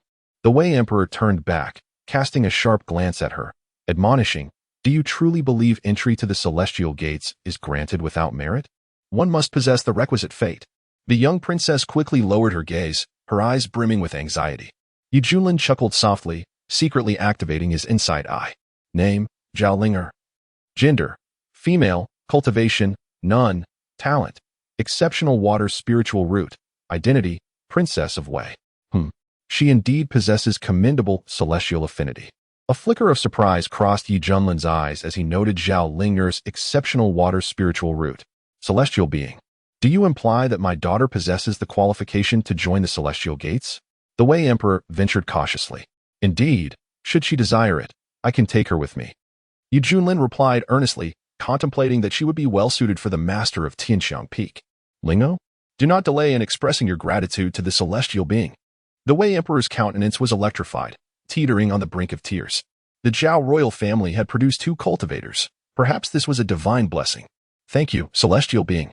Zhao Linger exclaimed joyfully, her cheeks flushed with delight. Indeed. Junlin nodded. Immortal, you have saved the state of Wei.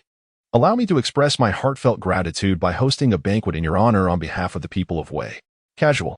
Subsequently, Junlin chose not to rush away, opting to reside in the imperial palace for a while, relishing the exquisite royal treatment. On the mist-shrouded mountain, Hong Qianye exhaled a breath of turbid air, his gaze igniting with a piercing crimson light, surrounded by swirling flames that lent him an aura of extraordinary mystique. At long last, his injuries had mended, and his cultivation had ascended as well. The man in red rose to his feet, his black hair cascading like a waterfall to his waist. His skin luminous and pale as snow, with a vivid crimson flame mark between his brows that was utterly captivating. Following the previous battle, coupled with his own insights, Hong Qianye's cultivation had reached a new pinnacle, now standing at the peak of the transformation stage. Such rapid progress would have surely stirred considerable excitement in the ancient sanctuaries of cultivation. Alas, upon witnessing Junlin's unfathomable prowess, the ease with which Hong Qianye had previously regarded the situation dissipated entirely. He still had a long journey ahead to surpass his rival. Patience, he thought to himself. Once I break through to the fusion stage, I shall repay the humiliation I endured 100-fold. The image of the silver-haired youth, his face awash with dread as he groveled before him, flickered in his mind, eliciting a sly smile from the corner of his lips. Just the thought of it filled him with anticipation. Little Hong, come to see your master at once. At that moment, a familiar voice echoed in his ears. Hong Qianye scoffed inwardly. Did I grant you the privilege? He then vanished from his location, reappearing before the palace gates. With a forced smile, he clasped his hands in greeting, declaring, Master. Inside the grand hall, Junlin reclined nonchalantly in a chair, one hand propping up his head while the other held a book pinned by a Wei dynasty scholar. He leisurely assessed, this martial arts novel is rather intriguing. It seems the common folk here enjoy tales of face-slapping and ostentation. If I were to traverse into this realm, I could likely earn a living through writing. Perhaps I shall start with The Horse Breaks the Sky, destined to become a sensation across the land, authored by none other than Frenzied Potato. Upon hearing this, Hong Qianye's expression turned peculiar. What nonsense was this fellow spouting? Ah, you have arrived, Junlin straightened, waving his hand to conjure a wooden basin that appeared before him. Steam rising from the hot water within. He gently placed his feet into the basin and, using a commanding tone, instructed Hong Qianye. Why are you standing there in a daze? Get to work. You. Hong Qianye gritted his teeth, a surge of anger swelling within him. He yearned to confront the situation head-on, yet his own strength rendered him powerless. The fact that even the formidable blood demon had fallen to this individual was a testament to the latter's ruthlessness.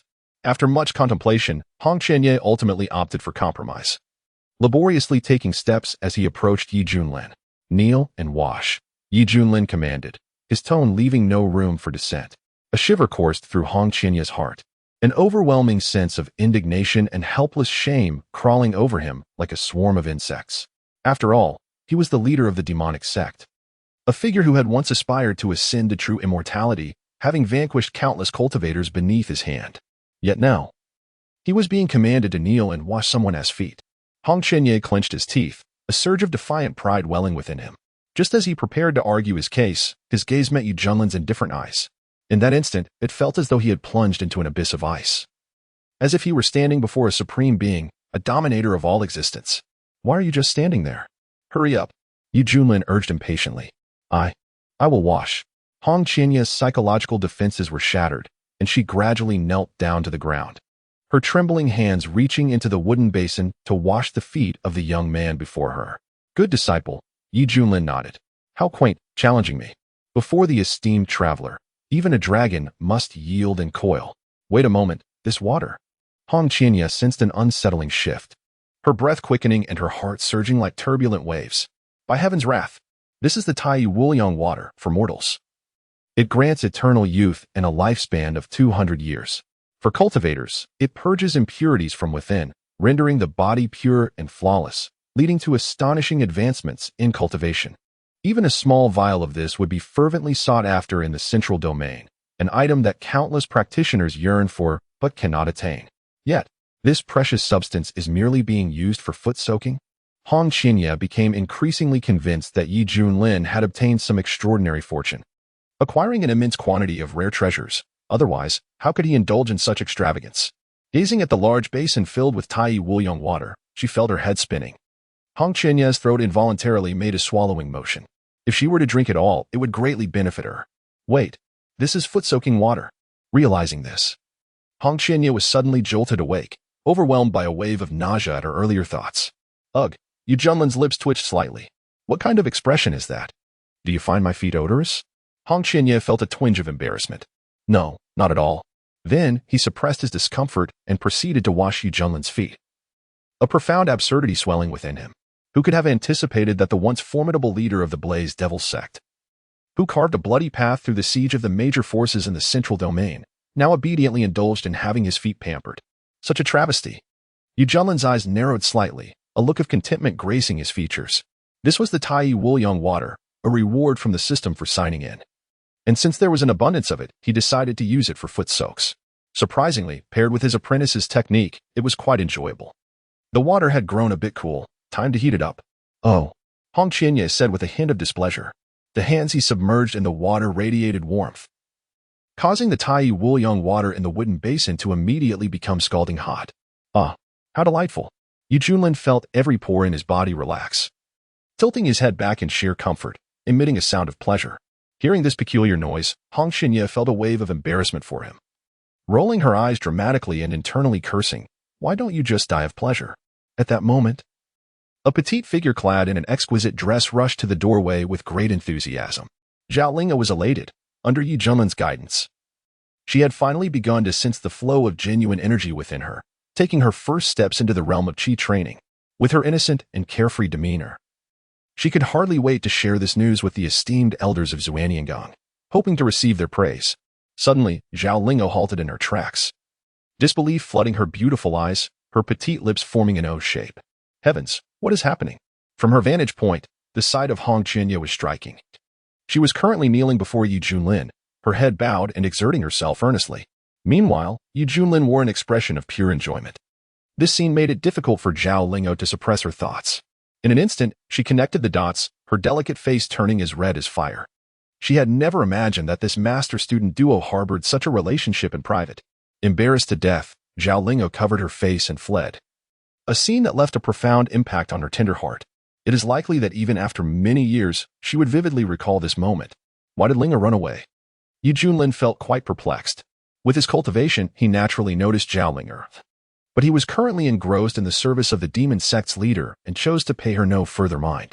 At that moment, Junlin lowered his head, carefully examining the visage of his eldest disciple. Her skin was flawless, her slender, gentle eyebrows framed beautiful, standard phoenix eyes, complemented by a high, delicate nose and vibrant red lips. The combination of these features rendered her face extraordinarily exquisite, almost unreal, and the crimson flame mark on her forehead added an enticing allure. With such a visage, can one truly believe this is a male? Junlin sighed. Little Hong, how is it that you possess such a form? I feel a deep sense of regret on your behalf. Hong Qianya was infuriated.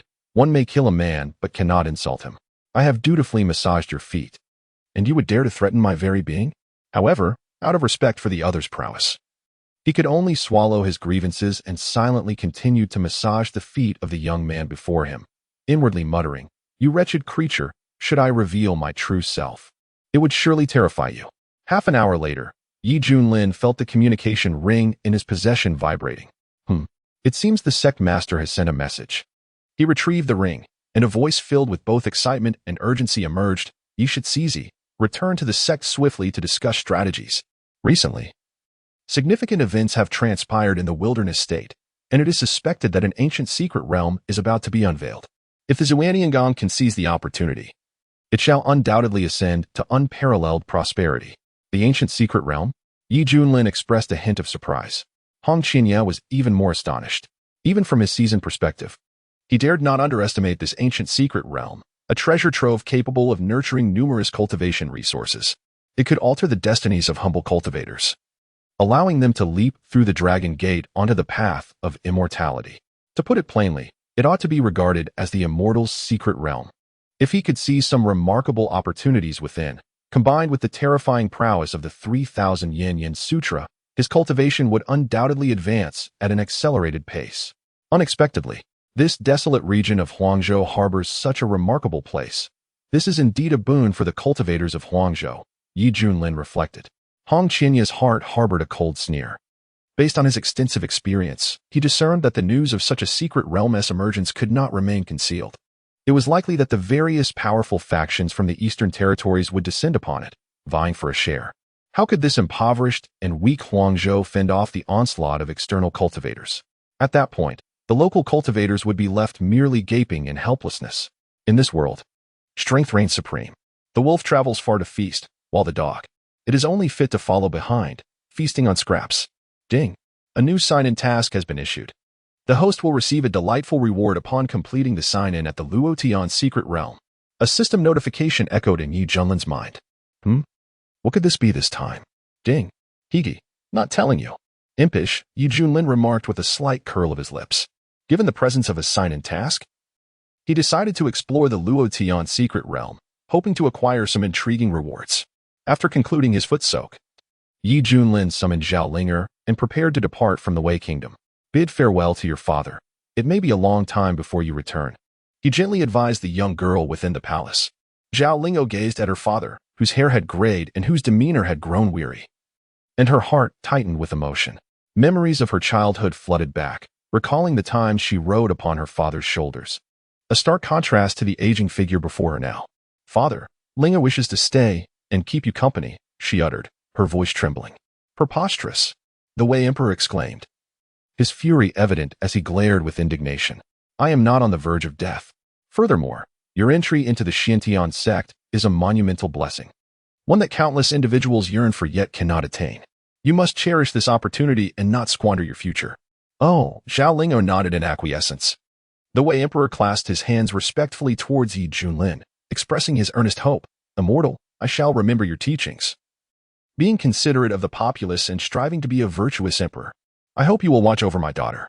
Yi Junlin waved his hand, indicating that everyone has their own destiny. Her joining the Xiantian sect would not lead to suffering, but her progress would depend on her own efforts, as the immortal has stated.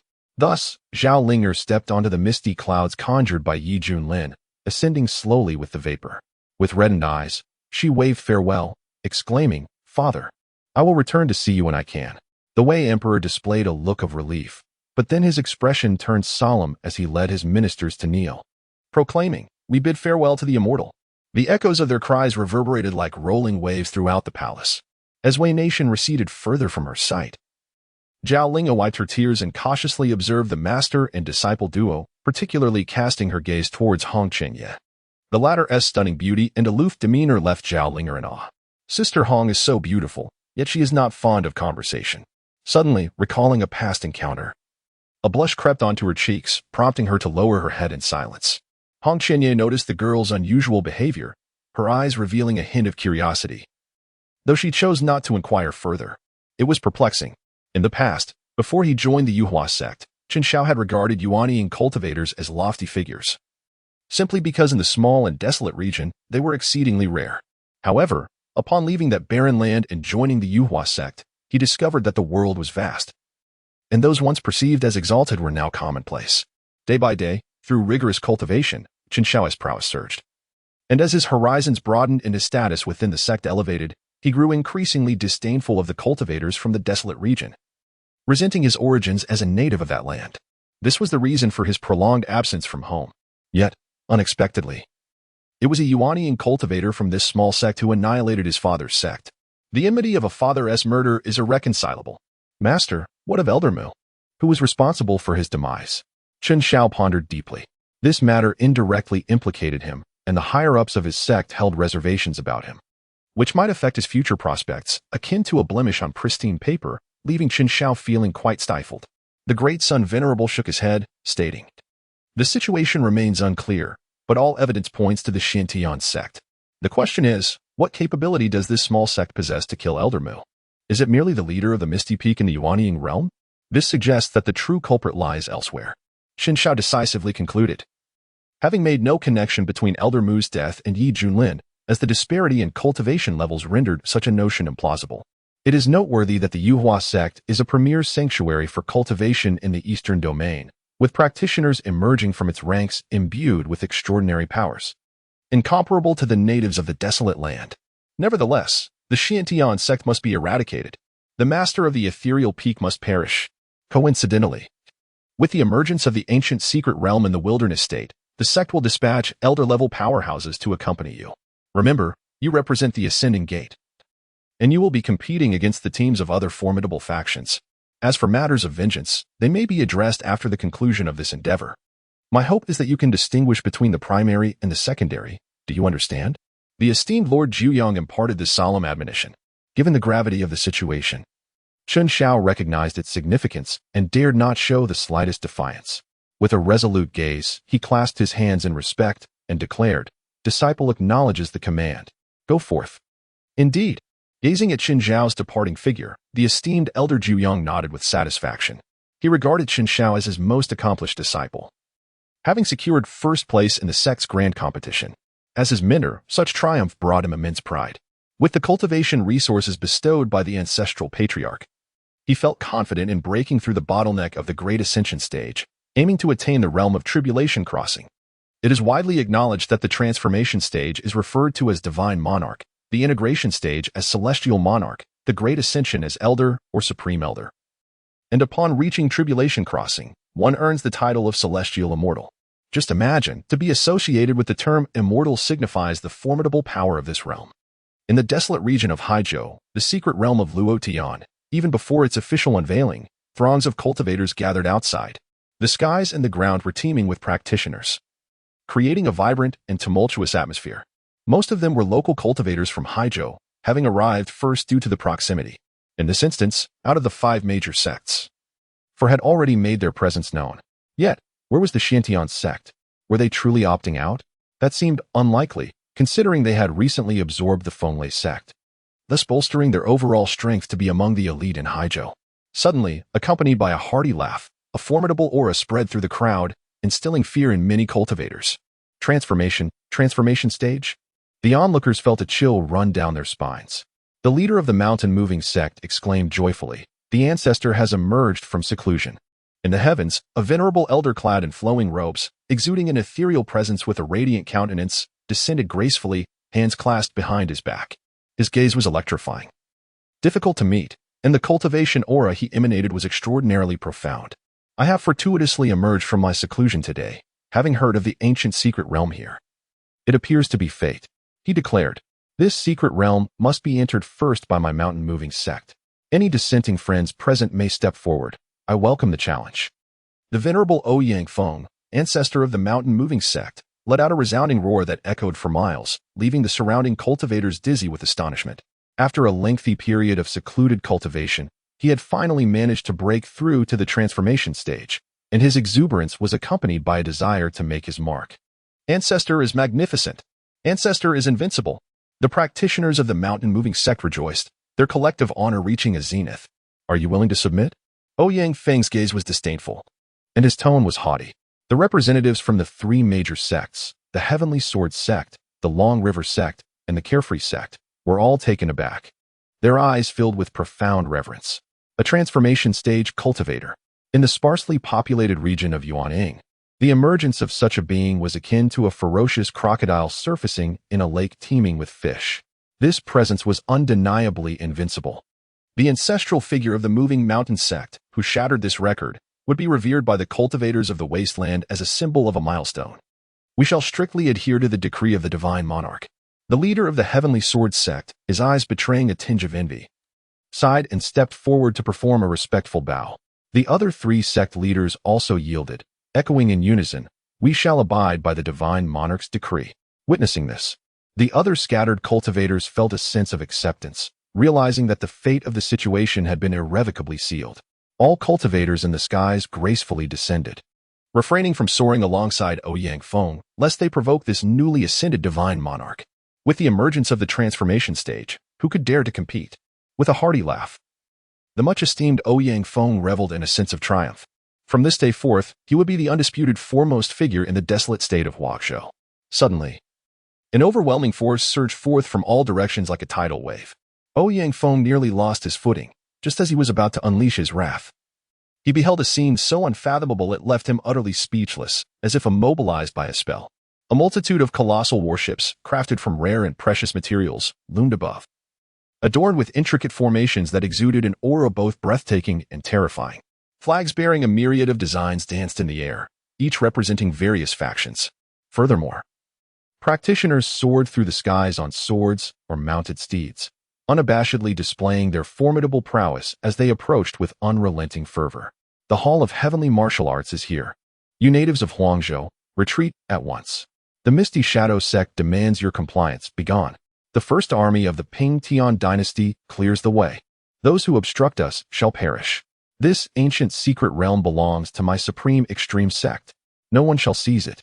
The air was thick with thunderous shouts and roars that reverberated across the heavens and earth. Rarely seen in Huangshu, the golden elixir practitioners appeared in droves, with nascent soul cultivators emerging in abundance as well. Is there truly a transformation god among the natives of Huangshu? Murmured an outsider in astonishment. After all, Ouyang Feng was far too conspicuous. While the other natives stood on the ground, he alone loomed above them, exuding an air of ostentation. In an instant, hundreds of formidable spiritual senses converged, all fixating on Ouyang Feng. Beads of sweat broke out on his brow, and his body bristled with apprehension. Transformation gods. They are all transformation gods. He screamed inwardly, feeling as though the very foundation of his beliefs was crumbling. After all, he was a transformation god, a figure of significance in Huangshu after a painstaking struggle to achieve this state. Yet here were hundreds of outsiders who were also transformation gods. Who could maintain their composure in such a scenario? At this moment, Ouyang Feng, pale and trembling, clasped his hands in a gesture of deference, forcing a smile as he spoke. Esteemed friends, I am Ouyang Feng, the patriarch of the mountain-moving sect. You may call me Xiao Feng. Shameless old fool. Pretending to be youthful. Get down and keep your mouth shut. You have no place here. Barked a rough-voiced commander clad in dragon-scale armor and wielding a great halberd, hailing from an immortal dynasty. Laughter erupted from all around. Practitioners from the 13 other states of the Eastern Domain regarded Ouyang Feng as nothing more than a jester. Ouyang Feng's face alternated between shades of blue and white, his heart overwhelmed with an intense sense of frustration, causing his entire body to tremble with rage. The disciples of the mountain-moving sect were filled with rage and disbelief, realizing that their revered ancestor, who had attained the transformation realm, held such little esteem among practitioners from other states. What are you still doing here? Eyes wide with shock. Do you truly believe you possess the standing to be on equal footing with us? A senior elder from a prominent sect spoke, his tone dripping with disdain. The natives of the wilderness state were utterly oblivious to their own insignificance. Even if they achieved the transformation realm, they remained the most contemptible of beings. A renowned sword cultivator from another state sneered sharply. Indeed, they have no understanding of decorum. Even those from the wilderness state who break through to the transformation realm are merely the lowest of the low, foolishly inflating their self-worth. Old fool. Depart at once and cease your disgraceful antics. The mocking jeers echoed like slaps against Ouyang Feng's aging visage. This time, it was not only the mountain-moving sect that was incensed. Every practitioner from the wilderness state clenched their fists in fury, their expressions fierce. For the affront was directed at the entirety of the wilderness cultivation community. Ouyang Feng's countenance darkened, his heart seething with indignation. Was being born in the wilderness state enough to be denied respect? Even those of lesser realms dared to mock him brazenly. Did they think he was without temper? My fellow cultivators, I am a native of the wilderness state, born and raised here. True, the environment is harsh, but the beings who inhabit it are not lowly. Ouyang Feng, a practitioner of the transformation realm, argued vehemently. Old dog, are you courting death? The transformation realm cultivators from external powers roared, attempting to intimidate him into submission. A palpable aura of menace surged like a tidal wave, sending chills through Ouyang Feng's body, causing his heart to tremble. His hair stood on end, and he swallowed hard. After years of arduous cultivation, he had just achieved the transformation realm. With 1,000 years of leisurely life ahead of him, why risk it all in this moment of crisis? Perhaps it would be wiser to concede. After much contemplation, Ouyang Feng gritted his teeth and chose to retreat in defeat. Ha ha ha, indeed, the practitioners of the wilderness state are truly cowardly. Trash is simply trash. The scene elicited derisive laughter from the foreign cultivators, their disdain palpable in their expressions. Ouyang Feng felt a searing pain on his face, acutely aware of his own humiliation. Yet, in the pursuit of survival, he had no choice but to relent.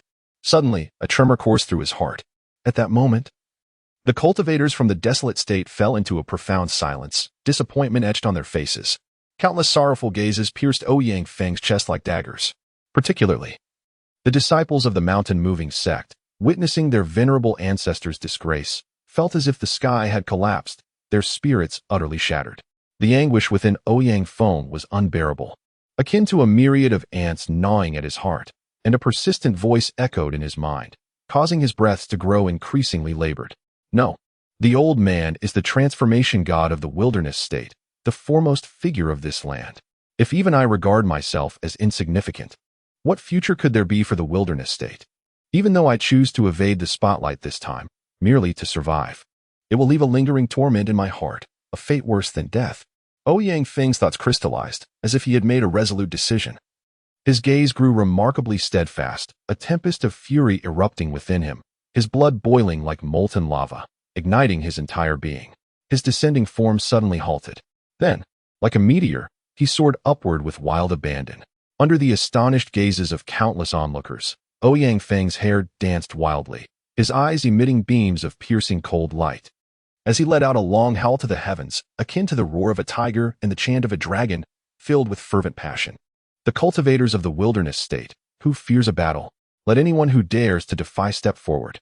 His authoritative voice resonated with determination, imbued with a sense of fearless resolve, echoing across the vast expanse of the sky. Whoosh! The resounding cry of the sword pierced through the heavens and the earth. In Ouyang Feng's hand, a heavy sword of ancient design appeared, its blade adorned with intricate patterns resembling undulating mountain ranges, emanating a blazing yellow aura akin to a miniature sun. At this moment, wielding the heavy sword and pointing it forward, his figure appeared strikingly slender and solitary amidst the throng of cultivators, yet undeniably radiant. "Master!" cried the disciples of the mountain-moving sect, their eyes glistening with fervor. The most formidable treasure of the sect had manifested, the exquisite Kunshan sword. The sect leader, with a proud countenance, exclaimed with fervor, "The Kunshan sword! A weapon that shatters all that stands before it. It is, without a doubt, the true emblem of the mountain-moving sect." The esteemed seniors among the cultivators of the desolate province were taken aback, as they had not anticipated such a turn of events. Their previously dimmed gazes regained their luster and brilliance. "Audacious! Arrogant! The old man, you seek death." The furious shouts echoed like a tempest. Numerous foreign cultivators were incensed, feeling deeply insulted, ready to unite and annihilate Ouyang Feng. In the face of this overwhelming terror, Ouyang Feng stood with an unprecedented straightness. His gaze shone brightly, and within his brow lay an unwavering belief in the face of fear. "Let us engage," Ouyang Feng declared boldly, casting caution to the wind.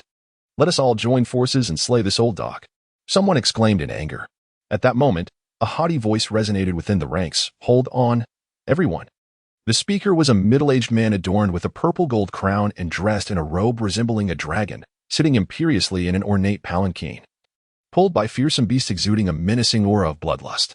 He was the prince of the southern town of the great Zhou dynasty, a formidable figure at the later stages of the transformation realm. One cultivator, filled with apprehension, remarked, "The prince of the southern town seems to find amusement in this. That old fellow is merely a practitioner from a remote region, and for so many of us to contend with him would surely invite ridicule." "Very well then," the prince continued with a sly grin, "I shall willingly display my prowess and suppress him with but a single hand." Upon hearing this, the crowd deemed his reasoning sound and chose to observe with detached interest. Old dog, prepare to witness the vast chasm that lies between us. The prince of the southern town sneered, raising his hand, which shot forth like lightning. Boom. A colossal surge of magical energy morphed into a gigantic hand, sweeping down with tremendous force towards Ouyang Feng. Kill! Ouyang Feng bellowed, wielding the Kunshin sword to unleash a formidable, earthy yellow sword light that shattered the void. Its momentum overwhelming. The earth trembled with a thunderous explosion. As the smoke dissipated, Ouyang Feng stood resolute, sword in hand. A trickle of blood staining the corner of his mouth. Could he have actually withstood it? The smile of the southern king vanished, his gaze now predatory. As he vanished from his carriage, reappearing instantly before Ouyang Feng, his outstretched hand curling like a dragon's claw. The pinnacle of earth-level divine abilities, the dragon claw. In an instant, a terrifying wave of pressure descended. Ouyang Feng gritted his teeth, swinging the Kunshin sword to counter, his internal energy surging forth like a raging torrent, pouring out with reckless abandon. Clang! The clash of metal reverberated, shaking the heavens. An elderly figure plummeted to the ground with a resounding crash. His disheveled hair and bloodied lips marking his struggle to rise, his eyes filled with an unmistakable defiance. Humph, truly a waste. The southern king feigned nonchalance, though internally he seethed with frustration. Relying on his superior cultivation, he had unleashed his full power, yet still could not dispatch this man with a single blow, an undeniable embarrassment. Come again! Ouyang Feng bellowed. The opponent was indeed formidable. Had it not been for the supreme treasure shielding him, he might have been utterly crushed in that last encounter. This old fellow possesses considerable prowess, the other cultivators of the transformation realm mused silently. In a fit of rage, King Junlin laughed scornfully, daring to provoke further. He then unleashed an array of divine abilities without restraint, charging fiercely towards Ouyang Feng. Ouyang Feng, regaining his composure, grasped the Kunshin sword and prepared to engage once more. The sword radiated brilliance, akin to a resplendent sun. As the esteemed ancestor of the Mianshan sect, he exhibited his swordsmanship to perfection. And with the aid of the treasure's might, he fought with King Junlin in a fierce stalemate. Soon, King Junlin became increasingly agitated in his disarray. He sustained a wound on his chest, blood seeping forth. Consumed by fury, he impulsively breached his promise, raising his hand to summon his treasure, the supreme artifact, the Hunyuan hammer. The Hunyuan hammer descended like a meteor, its fierce winds pressing down upon the earth, causing numerous cultivators to sway unsteadily, their faces stricken with terror. Boom! The Kunshin sword nearly slipped from Ouyang Feng's grasp, his entire being shook violently, his vital energy surging chaotically. He scoffed. What were your words before? Truly embarrassing. King Junlin, aware of his lost dignity, felt a surge of murderous intent in his eyes and growled, Old fool, I shall see you dead. With that, the Hunyuan hammer surged forward with ferocity, sweeping like a tempest. After a series of desperate defenses, Ouyang Feng found it increasingly challenging to withstand. He was struck by a hammer blow, spitting blood, his form crashing to the ground, stirring up clouds of dust. If you plead for mercy, I may overlook this transgression and spare your wretched life. King Junlin, wielding the colossal hammer, towered menacingly. He sought to utterly obliterate Ouyang Feng's dignity and shatter the backbone of the cultivators from the wasteland. Ouyang Feng, drenched in blood, lay on the ground, his breath feeble, resembling a battered old dog, utterly devoid of the former grace and lofty ambition of a divine sovereign. Yet, to the cultivators from the wasteland, he remained the unequivocal first sovereign. Enough, senior, the crowd implored, their eyes glistening with tears. Old ancestor, the disciples of the mountain-moving sect cried out in profound sorrow, their lamentations echoing through the air. Ouyang Feng, with great difficulty, leaned on his sword and slowly rose from the ground, his form somewhat unsteady. Yet he gritted his teeth to steady himself. Raising his bloodied visage, his gaze was unexpectedly deep and serene. He did not look towards the prince of southern town, but instead directed his eyes towards the multitude of external cultivators. To die for one's principles is to die with honor. I wish to convey but one message to you all, the cultivators of the shall not be humiliated. His resolute voice reverberated in all directions, resonating deeply within the hearts of those present, sending shivers down their spines. The cultivators of the shall not be humiliated. The roar surged forth like a colossal wave, reverberating throughout the entire expanse of. In that fleeting moment, the cultivators have united in their indignation, forming a steadfast barrier in front of Ouyang Feng, embodying the spirit of mutual destruction, akin to moths drawn to a flame. The external cultivators were taken aback, visibly shaken, for reasons unknown. Despite the evident weakness of the group from they felt an unsettling sense of trepidation in their presence. The situation had escalated to such an extent that it was undeniably an act of tyranny, and the repercussions of such deeds would tarnish their reputation, casting a shadow over their respective factions. The Prince of the South changed his expression dramatically and then sneered, exclaiming, "Do you think the ants can slay the elephant? Dream on. An ant is merely an ant." With that, he prepared to unleash the power of his "Protect the Ancestor," roared the leader of the all cultivators from prepare for battle. The various sects, families of cultivators, and independent practitioners from numerous nations raised their voices in a collective outcry, fueled by righteous indignation. At that moment, an unforeseen change occurred. Several terrifyingly powerful auras surged forth. What is that? Many felt their scalps tingle, their eyes filled with awe. Buddha bless. A group of monks clad in robes appeared, chanting mantras and walking upon blooming golden lotuses, seemingly traversing the void. "It is the from." Someone exclaimed. "Ah, what a lively day it is." A man with waist-length deep purple hair and an oddly enchanting visage appeared, elegantly waving a white fan. He sat regally upon a war chariot, drawn by 9 fearsome Jiao dragons, each exuding a terrifying aura, all at the level. To ride such formidable beasts is a testament to his illustrious lineage. Surrounding him were powerful guardians dispatched by his family, their gazes sharp and their presences formidable. The strongest of the 3 chief guards was unfathomable, capable of slaying cultivators with ease. That is none other than Xue Tianyi, the heir of the renowned Xue family. The premier cultivation family of gasps echoed among the crowd. Boom. At that moment, the final contingent arrived, their overwhelming presence eclipsing the other 2 factions, instantly drawing countless astonished gazes. The master of the Jing Chan displayed a flicker of caution in his eyes, his hands clasped in prayer as he recited his mantras. While Xue Tianyi's expression soured, yet he restrained his fury. Heavens, even the From has sent representatives. The crowd erupted in astonishment. The most prestigious force in the Eastern Domain had maintained an unassailable position for millions of years, rightfully regarded as the sacred ground of cultivation.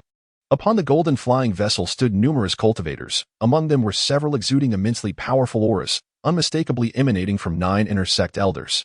"Saint Sun, we have arrived." Elder Yin addressed the youth before him with utmost respect, bowing deeply. As the young man inhaled, a rich energy aura emanated from him, enveloped in a mysterious mist, and his pores radiated brilliant solar essence. This individual was the most formidable true disciple of, and had recently been established as the Saint Sun, his status revered, surpassing even that of the intersect elders. In the desolate region of, Chen Xiao gazed upon the familiar yet distant landscape, murmuring to himself. This was his birthplace.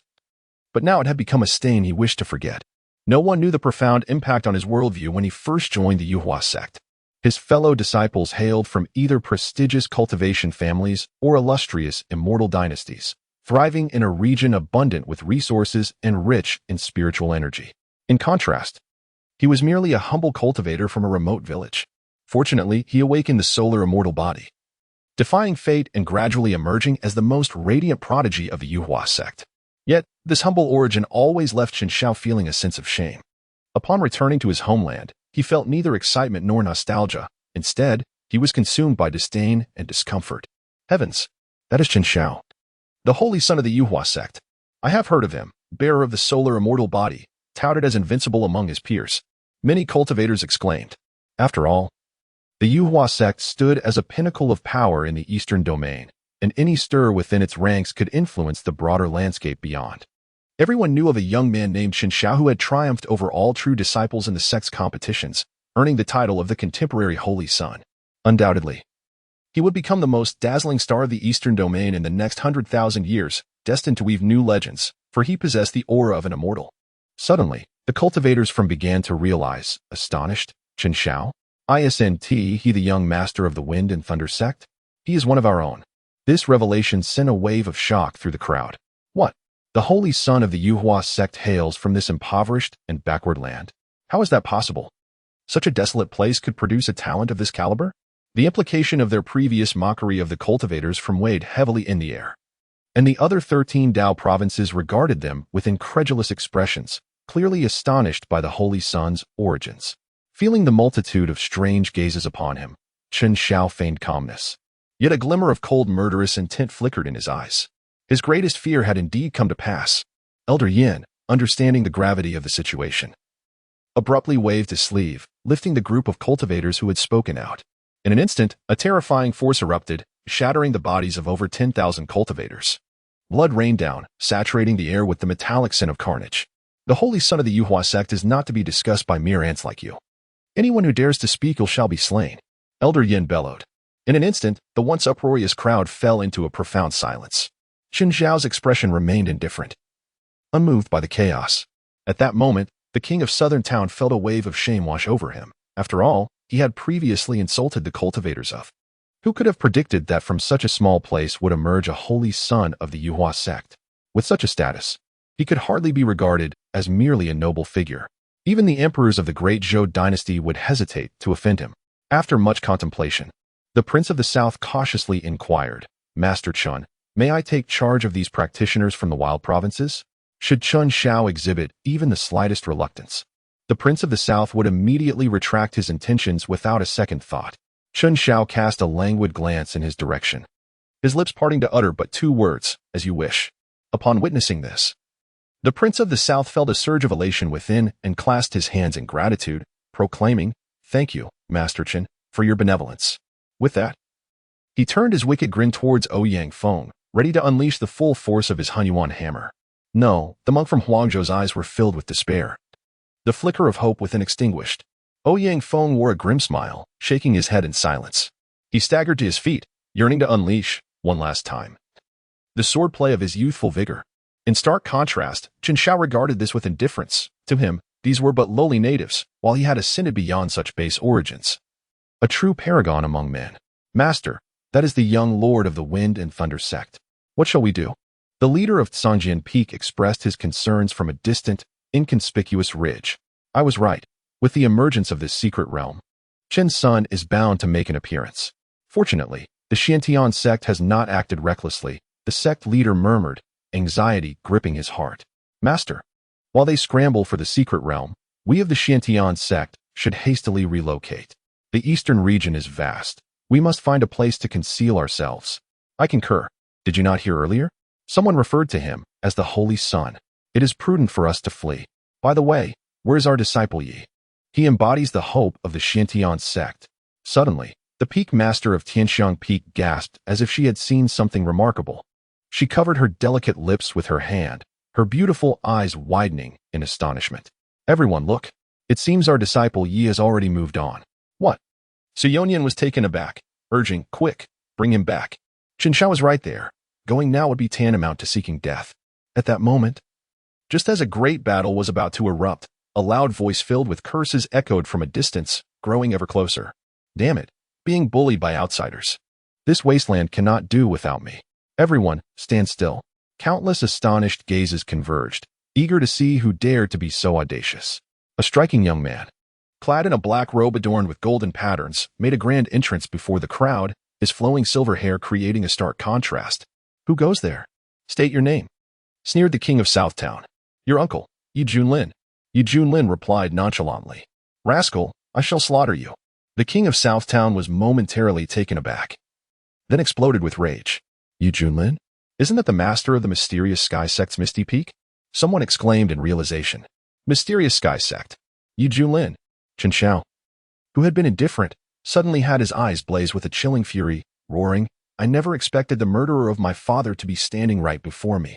Yi Junlin casually touched his nose, asking, Do you have something to say? Qin Shao, brimming with murderous intent, retorted, You killed the master of the Wind and Thunder sect, didn't you? Oh, you mean that fool. I have a vague recollection of him. He always boasted about his son having the potential to become immortal. Are you his son? Yi Junlin probed. I am his son. Qin Zhao's eyes were bloodshot, gritting his teeth. Well, so you are the son of that fool. Yi Junlin feigned surprise. Boom.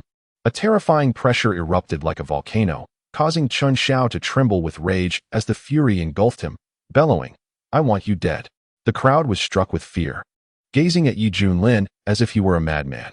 You dare to provoke even the holy son of the feathered ascension sect? You must be tired of living. The king of Southtown was left speechless, then suddenly had an idea, volunteering, Holy Son Chun, allow me to capture this ignorant fool and deliver him to you. He sought to seize the opportunity to impress this formidable prodigy of the feathered ascension sect. In an instant, a fierce wind tore through the air as the king of Southtown charged at Yi Junlin, his expression grotesque as he growled, Boy, You're in for it now. At that moment, a tall figure clad in fiery red appeared, causing the surrounding temperature to soar. Hong Qinya, with a cold demeanor, stood in front of the king of Southtown. Well, where did this beauty come from? The king of Southtown was momentarily stunned, his eyes flashing with a fervent desire. Die for me. Red Chiba disdainfully raised her hand, unleashing a powerful fire-based divine spell.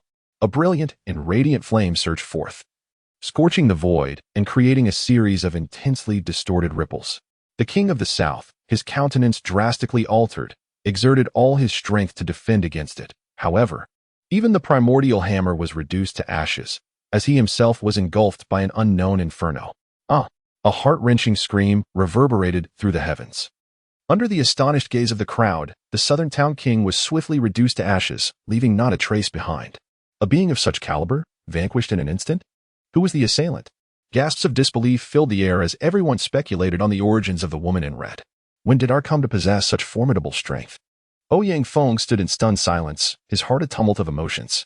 The mere thought of once boasting himself as the foremost filled him with a shame so profound that he wished to vanish into the earth. Truly, there are always greater beings beyond our ken. My esteemed friend, may I inquire your illustrious name? Ouyang Feng called out, his voice ringing clear. To his astonishment, the enigmatic woman, disregarding him entirely, swiftly approached Yi Junlin, clasping her hands in a gesture of respect. Master. This sight nearly left all the cultivators agape. That venerable figure was, in fact, the disciple of the esteemed Peak Master Yi? Good heavens! A being of the God transformation stage. When did the Xiantian sect come to possess such power? Who was it that claimed Peak Master Yi was merely at the nascent soul stage? Step forward, and I shall guarantee you shall not leave unscathed. The cultivators were electrified, a revelation that filled them with exhilaration. The Xiantian sect, so formidable? Ouyang Feng was dumbfounded. In his recollection, the Xiantian sect had always languished at the bottom among the 6 great sects of.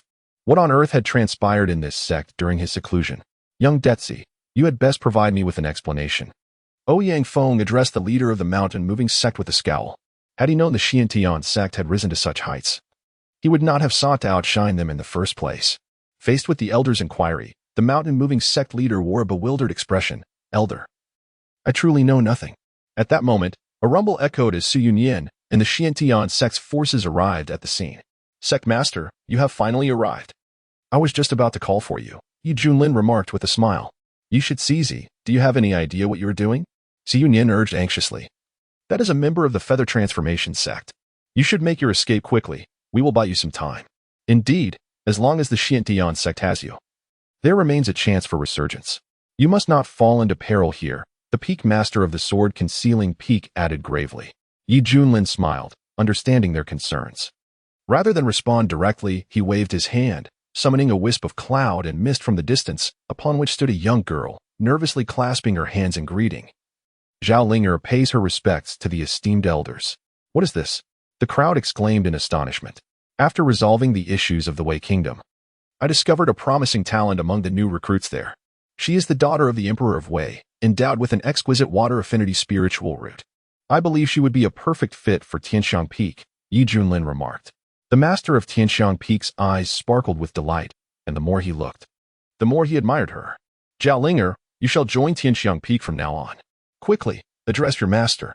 Master, Zhao Linger, displaying her understanding and respect, performed the customary bow to her mentor.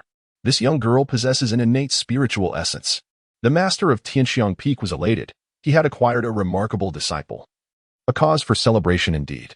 The other Peak Masters clasped their hands in congratulations. Su Yonyan wore a faint smile, but soon realized the gravity of the situation. Stamping his foot in frustration and exclaiming, You Shurji, at such a time, you still engage in this nonsense. Do you even comprehend the severity of the circumstances? Just as Yi Junlin was about to respond, a chilling aura of murderous intent enveloped the area, plunging many within Xiantian's sect into a state of dread. You, and you all, must pay for my father's life. Chun Zhao's eyes gleamed with a golden light as he appeared above the crowd, radiating a golden glow akin to the sun in the sky. Elder Yen, should we intervene? One elder inquired quietly of the leading Elder Yen, the most powerful among them and the overall commander of the expedition. Elder Yin waved his hand, asserting that this was a personal matter for the Holy Sun, one that should be resolved by him. Moreover, This ragtag group was hardly a match for the Holy Sun. The Holy Son of Yuhuagate was destined to be the strongest among the younger generation in the eastern region, effortlessly sweeping through this desolate land. You Junlin, come forth and meet your demise. Qin Shao bellowed with the ferocity of a dragon. You Junlin scoffed, saying, compete with me? You lack the qualifications. Xiaolong, rise. Teach him a lesson. At these words, Hong Qianye's lips twitched, sensing a hint of a trap. However, having witnessed Yu Junlin's prowess, he dared not show any signs of defiance. Whoosh! Hong Qianye soared rapidly, trailing brilliant flames behind him, resembling a phoenix ascending to the heavens in a magnificent display. Huh! Coward! Qin Shao scoffed. Dealing with you requires no intervention from my master, Hong Qianye remarked. Gazing upon her captivating visage, even Qin Shao, who had encountered countless beauties at the feathered ascension sect, found himself utterly enchanted by her allure and grace. In that fleeting moment, a pang of compassion stirred within him. And he gravely stated, with such formidable prowess, why do you linger in this meager sect awaiting your demise? Should you choose to pledge your allegiance, I assure you, this Holy Sun will guarantee you favorable treatment within the feathered ascension sect. The cultivators from various factions exchanged peculiar glances, recognizing that Qin Shao had taken a liking to the woman in red. Yet, the proposition was undeniably tempting. After all, the Xiantian sect was destined for annihilation today, and seeking an escape route was but a rational choice. I'm not interested, Hong Qianye replied coolly. My dear lady, are you truly not willing to reconsider? Qin Zhao's expression darkened, taken aback by her resolute stance. Upon hearing this address, disdain flickered in Hong Qianye's eyes as she scoffed. My master was right. Your father is a fool, and so are you. At her words, Qin Zhao's forehead bulged with veins, an overwhelming aura of terrifying malice emanating from him as he coldly declared, very well, you shall all perish. With a resounding boom, a fist imbued with blinding golden light shattered the void, unleashing a torrent of magical power that coalesced into a colossal golden dragon swirling around him. Hong Qianye formed a hand seal with one hand, and as she swept her sleeve, a cascade of fiery sparks rained down like a meteor shower. In an instant, the golden fist imprint was obliterated. Qin Shao was somewhat taken aback. His opponent had effortlessly countered his technique. Is this all? Hong Qianye scoffed. Do not celebrate too soon. This is merely the beginning. Qin Zhao's face was contorted with rage, his entire being enveloped in a radiant golden light, reminiscent of a blazing sun dominating the heavens, instilling a sense of dread in all who beheld it. The pinnacle of transformation was unmistakably revealed. The resounding golden fist imprints, intertwining and crisscrossing, appeared as countless suns emerging, unleashing an overwhelming sense of pressure akin to a tidal wave. Impressive, Ouyang Feng exclaimed, his face a mask of astonishment. Under such an onslaught, he would be reduced to nothingness in the first round. Not only he, but even the god transformation cultivators from the outside world were struck with a profound sense of dread by Qin Zhao's lethal move. The Holy Sun truly possessed remarkable talent. This supreme heavenly-level solar fist, combined with his solar immortal body, could easily annihilate even those at the god transformation stage. It would likely spell doom for any ordinary harmonization cultivator. Elder Yin chuckled. A thunderous explosion reverberated, shattering the sky for miles around. Humph, you have forced my hand. Qin Shao sneered, but his smile abruptly stiffened, his pupils narrowing to pinpricks. Before him, a resplendent, multicolored flame lotus had appeared, its petals unfurling with a rustling sound. Hong Qianye stood amidst it, enscathed, his gaze towards Qin Shao filled with mockery. How is this possible? Qin Zhao's mind reeled. He had once swept through the true disciples with this very technique, deemed invincible among his peers. Yet, his opponent had actually thwarted it. I refuse to believe it. I possess the demeanor of an immortal. I am invincible among my peers. Qin Shao roared, fervently activating his solar immortal body, unleashing an even more terrifying aura that erupted from him. In an instant, he surged forward with unmatched momentum, determined to demonstrate what true invincibility among peers entailed. Hong Qianye, with a cold smirk, suddenly entertained a wicked thought. He resolved to shatter his opponent's dignity in his own way. Undeterred by Qin Zhao's ferocious assault, Hong Qianye remained composed, effortlessly countering each strike with a wave of his hand. The heavens roared as if they were on the brink of collapse. The two figures weaved through the air like flickering shadows, creating a dazzling spectacle, while the energy currents generated between them tore through the surrounding void like a tempest. How could this be? Qin Shao felt increasingly alarmed as he fought, sensing that his every move was effortlessly countered by his opponent. It was as though he were striking a fist against cotton, yielding no impact whatsoever. Such combat experience and reflexes were something he had never encountered at the Feather Transformation sect. How could a mere small sect like the Xiantian sect possibly cultivate such a remarkable disciple? Xin Xiao found himself questioning his very existence. Unbeknownst to him, he was actually facing an individual who had long traversed the path of cultivation, gradually rising from obscurity to become a formidable figure in the demonic realm. The years of accumulated experience, the muscle memory formed through relentless practice, and the keen tactical thinking in battle were realms far beyond the capabilities of a fledgling from the Feather Transformation sect. You are simply too weak. Pathetic. Hong Qinya scoffed, deftly identifying a gap and unleashing a powerful palm strike, the force of which surged like a scorching wave. Poof. Xin Xiao spat blood, his figure hurtling backward over 100 feet. His eyes were filled with confusion and disbelief. The newly appointed Holy Son of the Feathered Ascension sect had been subdued by a disciple of the Xiantian sect. An uproar erupted among the various factions. Elder Yin and the other elders looked on in astonishment. Elder Yin's expression darkened. This was a blow to the dignity of the entire Feathered Ascension sect. Was the Xiantian sect truly a minor sect? How could a mere disciple possess such formidable power? Holy Son, do not doubt yourself.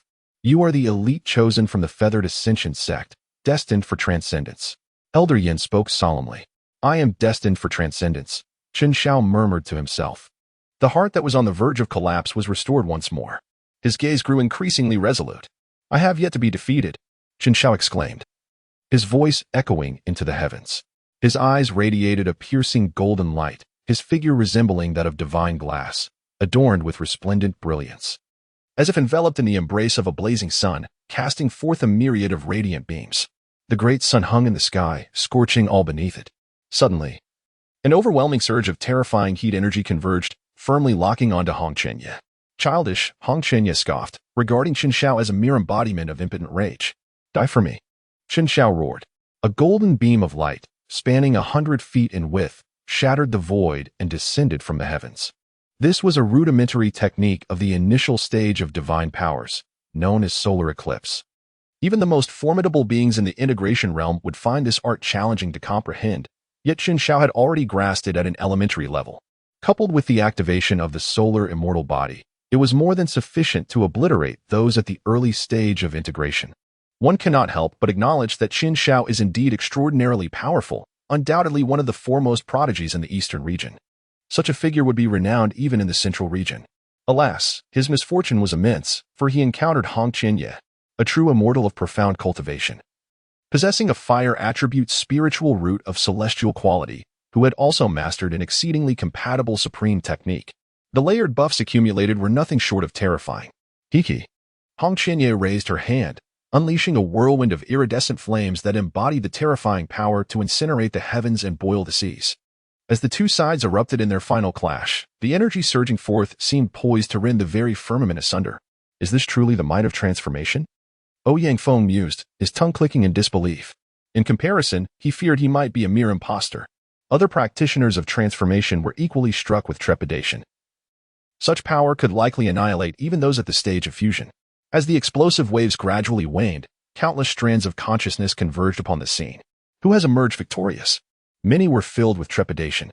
At that moment, a bloodied figure plummeted from the heavens, disheveled and with vacant eyes, his faith shattered. It was the Holy Son of the Feathered Ascendants. Gasps of astonishment echoed all around. Humph, a mere flicker of light dares to contest the brilliance of the full moon. Hong Qinya scoffed. Throughout it all, he regarded Xin Xiao as nothing more than a buffoon. Disciple Yi, your apprentice possesses remarkable strength, he remarked, astonished. To have defeated even the Holy Son of the Feathered Ascendants, one could only wonder from whence this prodigy had emerged. Xiao Hong, Yi Junlin said. Hong Qinya swiftly appeared beside him, cupping her hands in respect and inquiring, Master, what are your orders? Yi Junlin, with a look of satisfaction, replied, You have performed admirably. Tonight, I shall treat you to a feast. Thank you, Master. Hong Qinya's face was filled with confusion. Why must I provide you with a feast for doing well? Swish. Xin Xiao was brought aboard the vessel by several elders. Holy Son, quickly consume this, one of them urged, producing a top-tier healing elixir. After all, he was the Holy Son of the Yuhua sect, and there could be no room for error. Upon swallowing the elixir, Xin Xiao felt a significant improvement in his injuries, his chaotic aura swiftly stabilizing. However, he appeared dazed, mumbling like a simpleton, I lost. His mindset had been shattered. Elder Yan, heartbroken and with reddened eyes, shouted, "Holy Son, you must rally yourself." His voice carried a special calming effect, causing Chun Xiao to tremble, his gaze gradually regaining clarity. Clenching his teeth, Chun Xiao struggled to say, "Elder Yin, I have lost. I am not invincible among my peers. I have brought shame upon the Yuhua sect. Holy Son, do not dwell on it. You still have a bright future ahead of you, and the potential to attain immortality." Elder Yin reassured him, observing Qin Zhao's despondent state. Elder Yin sighed inwardly and turned his gaze toward the fiery red figure. His deep-set eyes flashed with a fierce brilliance. "The injury to our Yuhua sect's holy son must be avenged." No sooner had the words left his lips than the elders of the Yuhua sect erupted with powerful auras, all exuding the same formidable level of cultivation, harmony realm. Heavenly lords, all of them. Ouyang Feng gasped. Achieving the harmony realm grants one the title of Heavenly Lord, signifying a lifespan akin to that of the heavens, showcasing the transcendence of practitioners at this level. Currently, the 9 elders dispatched were all of the harmony realm, underscoring the profound foundation of the Yuhua sect. The members of Xiankong Temple and the Shui family turned pale, filled with trepidation. This is a display of force. Who will go and capture him for execution? Elder Yin coldly inquired. I. A towering elder stepped forward, his figure swiftly darting away. The formidable might of the mid-stage harmonization realm descended from above. Master. Hong Chenya's expression was one of hesitation. His implication was clear. He was unable to withstand this predicament. Fear not. Leave it to me. Yi Junlin nonchalantly stepped forward, his presence erupting with an overwhelming aura. Boom. Instantly, a buzzing resonated in everyone's ears. The leader of Xiantian's sect, Yi Fengzhu, had reached the integration realm. The cultivators of Arid State were left speechless. We, in Arid State, actually possess a celestial lord. Ouyang Feng exclaimed with excitement. The most astounded were Su Yunyin and his companions. They never anticipated that Yi Junlin was a formidable figure of the integration realm. Initially, they assumed he was at the nascent soul stage, then believed he had reached the transformation stage, and now he had ascended to integration. Su Yunyin wore a gloomy expression. Cousin Yi, are you toying with us? Integration realm? So what? Do you truly believe you can contend with me? The elder first froze, then his gaze sharpened like lightning, his hands forming seals to conjure divine powers. In the void, it was as if a grinding wheel was rolling thunderously, a colossal hand of radiant white light reaching out, exuding an ancient and desolate aura. Observing this, Yi Junlin remained unperturbed, lightly raising his hand. Bang! The colossal hand shattered into fragments. What? The elder exclaimed in astonishment, a foreboding sense stirring within him. In an instant, Yi Junlin executed the Great Void technique, appearing before him with astonishing swiftness. Boom! His fist shot forth, exuding an unparalleled murderous intent. Ah! The speed was too formidable. Before the elder could even summon his protective talismans or artifacts, he was struck by Yi Junlin's fist. His corporeal form shattered, and his primordial spirit extinguished. By heavens! The crowd's eyes widened in disbelief, their expressions reflecting utter incredulity. How could a formidable figure of the harmonization realm be slain so effortlessly? This is preposterous. At this moment, Yi Junlin flicked his fingers, his flowing silver hair dancing in the air, a playful smirk gracing his lips. Is this all there is? Possessing the supreme bone, his foundational combat prowess surged dramatically. Even without employing any divine abilities, his close-quarters combat skills were astonishingly formidable. Elder Yin's face darkened as he growled, "Everyone, attack. Eliminate him." With a swish, the remaining 7 elders, of comparable cultivation, sprang into action, unleashing their lethal techniques with overwhelming intent to annihilate their target. Boom! The heavens seemed on the brink of collapse, swirling into a funnel-like vortex. Suddenly, behind Yi Junlin, a majestic phantom emerged, embodying the dominion over all beings, its terrifying pressure radiating like a tidal wave, invoking a sense of submission within all who beheld it. King of Men Seal. Yi Junlin raised his hand to unleash this seal, boldly confronting the assaults of 7 elders at the combined stage. A torrent of formidable energy surged wildly, ruthlessly tearing apart every inch of space. Poof! Several elders spat blood in succession, as if struck by lightning, exclaiming in astonishment, "What level of divine power is this?" Such overwhelming dominance far surpasses any technique of the Feather Transformation sect. Yi Junlin let out a cold sneer and raised his hand to strike fiercely. Falling shield. An elder, his body covered in a sheen of sweat, promptly summoned his cherished artifact. In an instant, a resplendent shield, adorned with intricate runes, soared forth. This was undeniably a low-grade spiritual weapon. Bang! The falling shield endured a fierce assault, sustaining minor cracks upon its surface, yet fortuitously remained intact, preserving the elder's life. This youth possesses terrifying strength. We must swiftly employ our artifacts to subdue him, the elder exclaimed as he seized the opportunity to retreat. Kill! The other elders bellowed in unison, simultaneously unleashing their magical artifacts, all of which were of inferior spiritual weapon grade. Behold the sword technique of the Azure Immortal! An elder with white brows exclaimed, wielding a 3-foot-long azure blade that unleashed a resplendent sword light, enveloping Yi Junlin in its fierce brilliance. This was merely the prelude. As several other elders, harnessing the potency of their respective treasures, launched an onslaught with a force magnified 100-fold, their spirits fierce and formidable.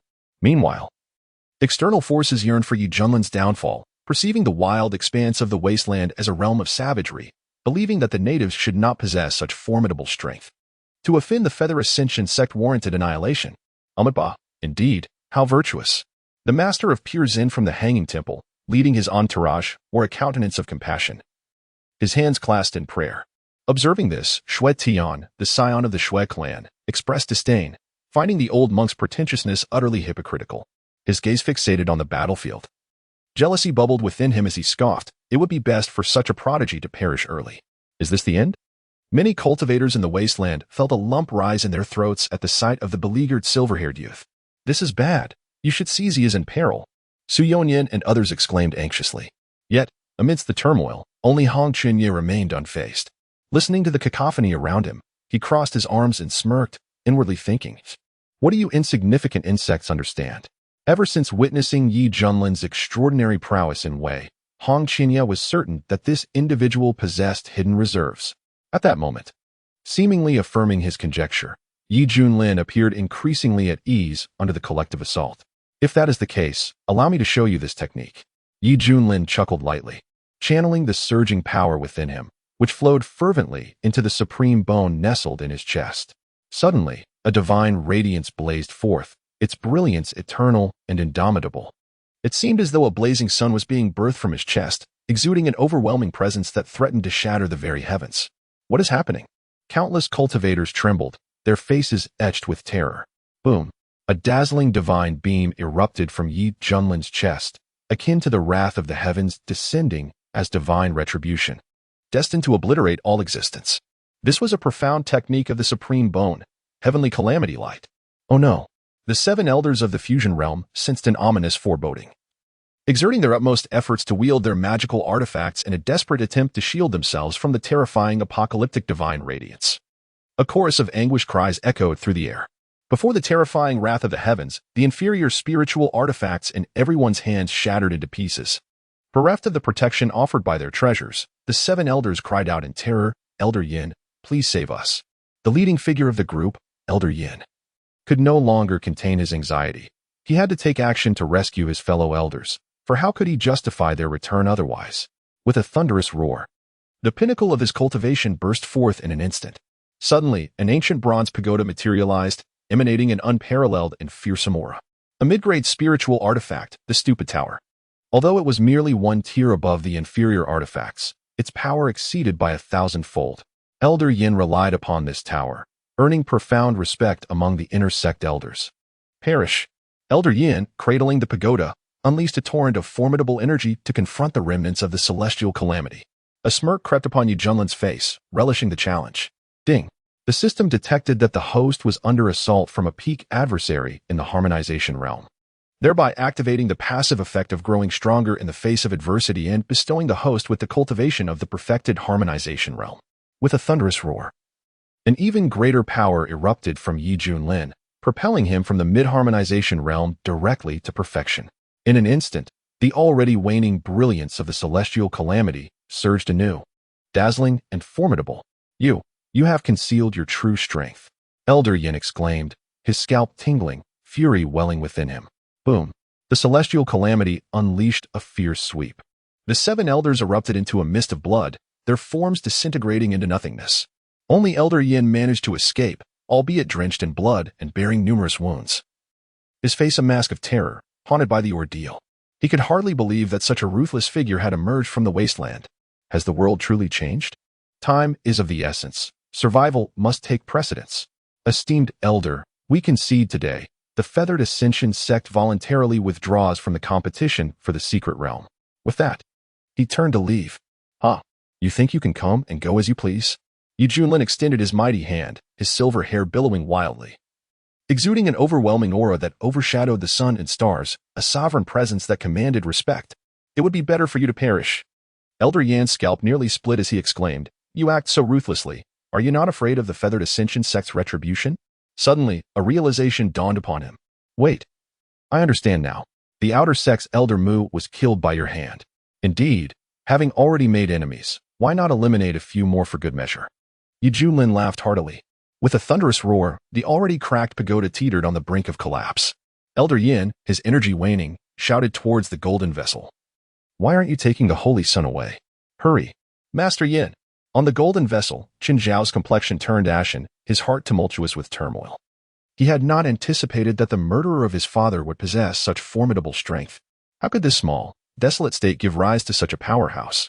It defies reason. Quick, hurry and take the holy sun away. The disciples of Yuhua sect, their expressions fraught with anxiety, prepared to exert all their might to activate the flying artifact. Attempt to flee? All shall perish at my hands. Hong Qianye sneered, immediately charging forward, his palm enveloped in a tempest of wrath, transforming into a fiery phoenix that struck the vessel with explosive force. Witnessing this scene, the master and disciple were truly deranged, and many cultivators felt cold sweat bead upon their foreheads, their hearts racing in fear.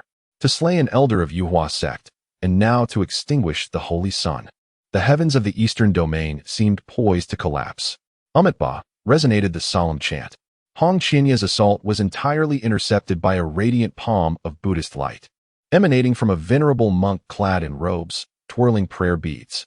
It was Master Jingchan of Shinkong Temple. In that fleeting moment, thanks to the intervention, the golden vessel was successfully activated, swiftly tearing through the void, hastily escaping the scene. Observing the prey slipping from his grasp, Hong Qianye felt an irksome discontent rise within him, coldly remarking, "Old bald donkey, aren't you meddling a bit too much?" Master Jingchan pressed his palms together, his countenance one of compassion. "Dear benefactor, when will the cycle of vengeance cease? Why must we pursue total annihilation? Lady benefactor." A glimmer of cold light flashed in Hong Qianye's eyes as he spoke with a tone laced with sarcasm. "Do not presume that I am blind to the tricks of your Buddhist sect, old baldy. You merely seek to entangle the feathered ascension sect in a debt of gratitude. Such blatant hypocrisy is truly repugnant to me." As a practitioner of the demonic path, he harbored a profound disdain for these Buddhist cultivators, who, under the guise of righteousness, pursued their own interests with cunning. "Lady benefactor, your prejudice against the Buddhist order is quite severe, and it seems you are on the verge of descending into the demonic path. I advise you to exercise restraint," Master Jingchan remarked with an impassive expression, his tone imbued with a warning. "Old baldy, am I granting you face? Do you think I require your sermons?" Hong Qianye retorted with a cold laugh. Obstinate and unyielding. A flicker of anger glimmered in Master Jingchan's eyes as he declared, "If that is the case, allow me to enlighten you." In an instant, an overwhelming aura of pressure enveloped the surroundings. Hong Qianye's expression changed drastically. This old monk possessed the cultivation of the pinnacle of the combined body realm. A piercing scream echoed through the air as the spiritual artifact shattered, and Elder Yin was obliterated by a colossal hand, his very soul extinguished. "Do you dare to bully my disciple?" Junlin darted forward, confronting Master Jingchan with a fierce countenance. Upon seeing Junlin, Master Jingchan subdued his aura, donning a benevolent smile. "Benefactor Yi, this is all a misunderstanding. I merely sought to offer guidance to this junior." "Guidance? You dare presume to offer it?" Junlin scoffed, his disdain evident. "A reformed true immortal requires your counsel, you old bald cur?" Hong Qianye interjected, clasping his hands. "Master, I initially intended to intercept that flying vessel. However, this old bald cur obstructed me, allowing it to escape." "Amitabha, well said, Master Jingchan replied. "I simply believe this matter was handled excessively, which is why I intervened on your behalf. If you insist on laying blame, I have nothing further to say. Farewell." With that, Master Jingchan turned to depart. "Stop. Do you think you can just walk away after your theatrics?" Junlin bellowed. Master Jingchan narrowed his eyes. "Benefactor Yi, what do you mean by this?" "Oh, to call you cunning would be an understatement. You play the role of the good man while I take on the villain. So adept at scheming. Why don't you calculate your own demise? Yi Junlin retorted with a cold smirk. Master Jingchan's expression darkened. Benefactor Yi, you have gone too far. He believed he represented the Xiankong Temple, a premier Buddhist force in the Eastern Domain, having just offended the Yuhua sect. Yi Junlin would surely refrain from antagonizing Xiankong Temple further, wouldn't he? Suddenly, a terrifying fist imprint descended upon them. You! Master Jingchan exclaimed, both astonished and enraged. Steeling himself to counter the assault, the golden bell shield materialized, resonating with the ethereal sound of the Buddha.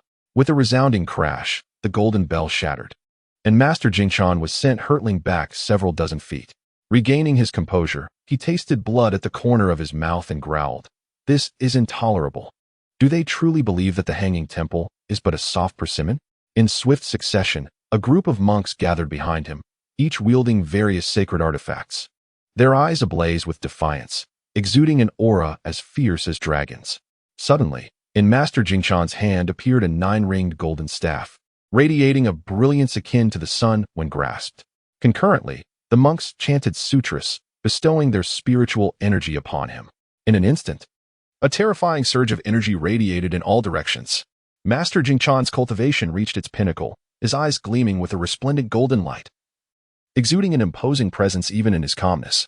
A towering Buddha manifestation, reaching a height of 100 feet, emerged in the heavens, appearing majestically sacred and inviolable. This was the divine manifestation of the Hanging Temple. The crowd was taken aback, their expressions a mix of awe and shock.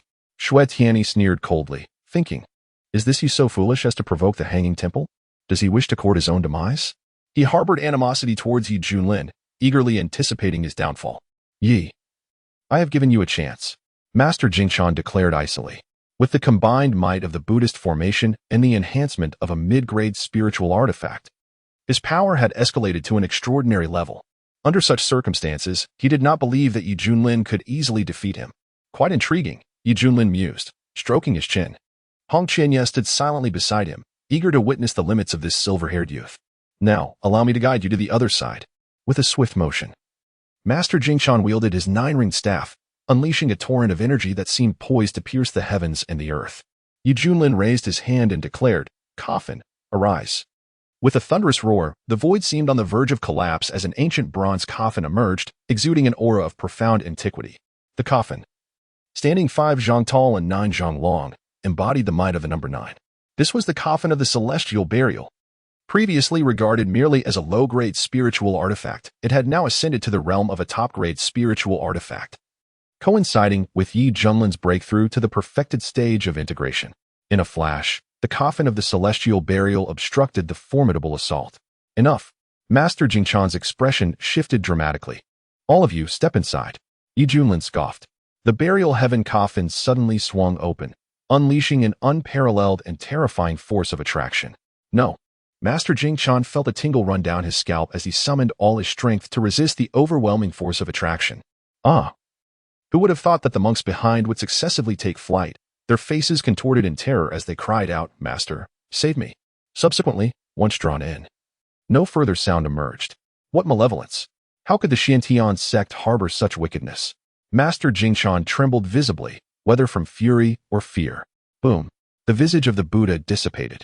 Master Jingchan, pale as death, sensed the impending arrival of mortality and urgently pleaded, "Esteemed ones, this individual is an evil cultivator. Act swiftly to vanquish him." What an outrageous accusation! The onlookers silently scoffed, wondering who would dare intervene at such a perilous moment. "Hurry and let me in," roared Yi Junlin, channeling his power to manipulate the bronze coffin. A resonant hum emanated as an overwhelming force forcibly drew Master Jingchan closer. "Buddha, save me." Master Jingchan's desperate wail echoed as he was ultimately engulfed by the coffin of the heavens. The coffin sealed shut, plunging all into silence. At that moment, under the incredulous gazes of the crowd, Yi Junlin, with his flowing silver hair, exuded an aura of dominance as he supported the coffin of the heavens. His gaze surveying the surroundings imperiously, his voice booming like thunder, resonating across the realms. In just 3 short words, he conveyed an indomitable resolve. Witnessing this scene, the cultivators outside were gripped by terror, their fear magnifying exponentially. How terrifying! Master Yi is formidable. Master Yi is invincible. The disciples of the Xiantian sect erupted in ecstatic cheers. Su Yonyan, unable to contain his excitement, repeatedly exclaimed, "Excellent. Well done." The master of Songjian Peak murmured, "Good heavens. Surely I must be dreaming?" Slap. Following his utterance, his face was suddenly struck. The master of Songjian Peak, clutching his cheek, looked bewildered. "Junior sister. Why did you hit me? Does it hurt?" Inquired the master of Tianxiang Peak with genuine concern. "Of course, it hurts. That confirms it's not a dream." The master of Songjian Peak remained silent. At that moment, a wave of exuberant cheers erupted from all the cultivators of the wild state, their hearts swelling with pride, gazing upon the scene as if witnessing a deity. Ouyang Feng, the venerable ancestor of the mountain-moving sect, was moved to tears, prostrating himself on the ground and exclaiming, "Oh, the might of Lord Yi!" The shouts were thunderous, as if they were attempting to shatter the very sun above. How could this be possible? Shui Tianyi felt as though he had plunged into an icy abyss, murmuring to himself. He began to doubt whether he had arrived at the correct location. Was this truly the wild state? The most formidable sects of the eastern region were fleeing in disarray. The forces of the so-called sacred Buddhist site, the Hanging Monastery, had all been entombed within mysterious coffins. It seemed they had encountered a formidable deity.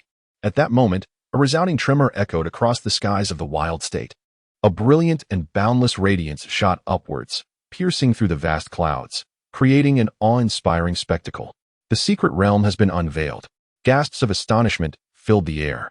The Luotian secret realm had officially opened, harboring unparalleled opportunities. The cultivators from various factions were stirred with anticipation, their hearts ablaze with fervor, yet they hesitated to advance. Contemplating the implications, countless eyes were fixed expectantly, as if awaiting Lord Ye's declaration. "Excellent. Simply sign in upon entry," Yi Junlin mused inwardly. Sensing the subtle atmosphere around him, a thought flashed in his mind. Yi Junlin's tone brooked no argument. All cultivators of the wild state are entitled to explore within. As for irrelevant personnel, begone. This proclamation sent ripples of excitement through the crowd.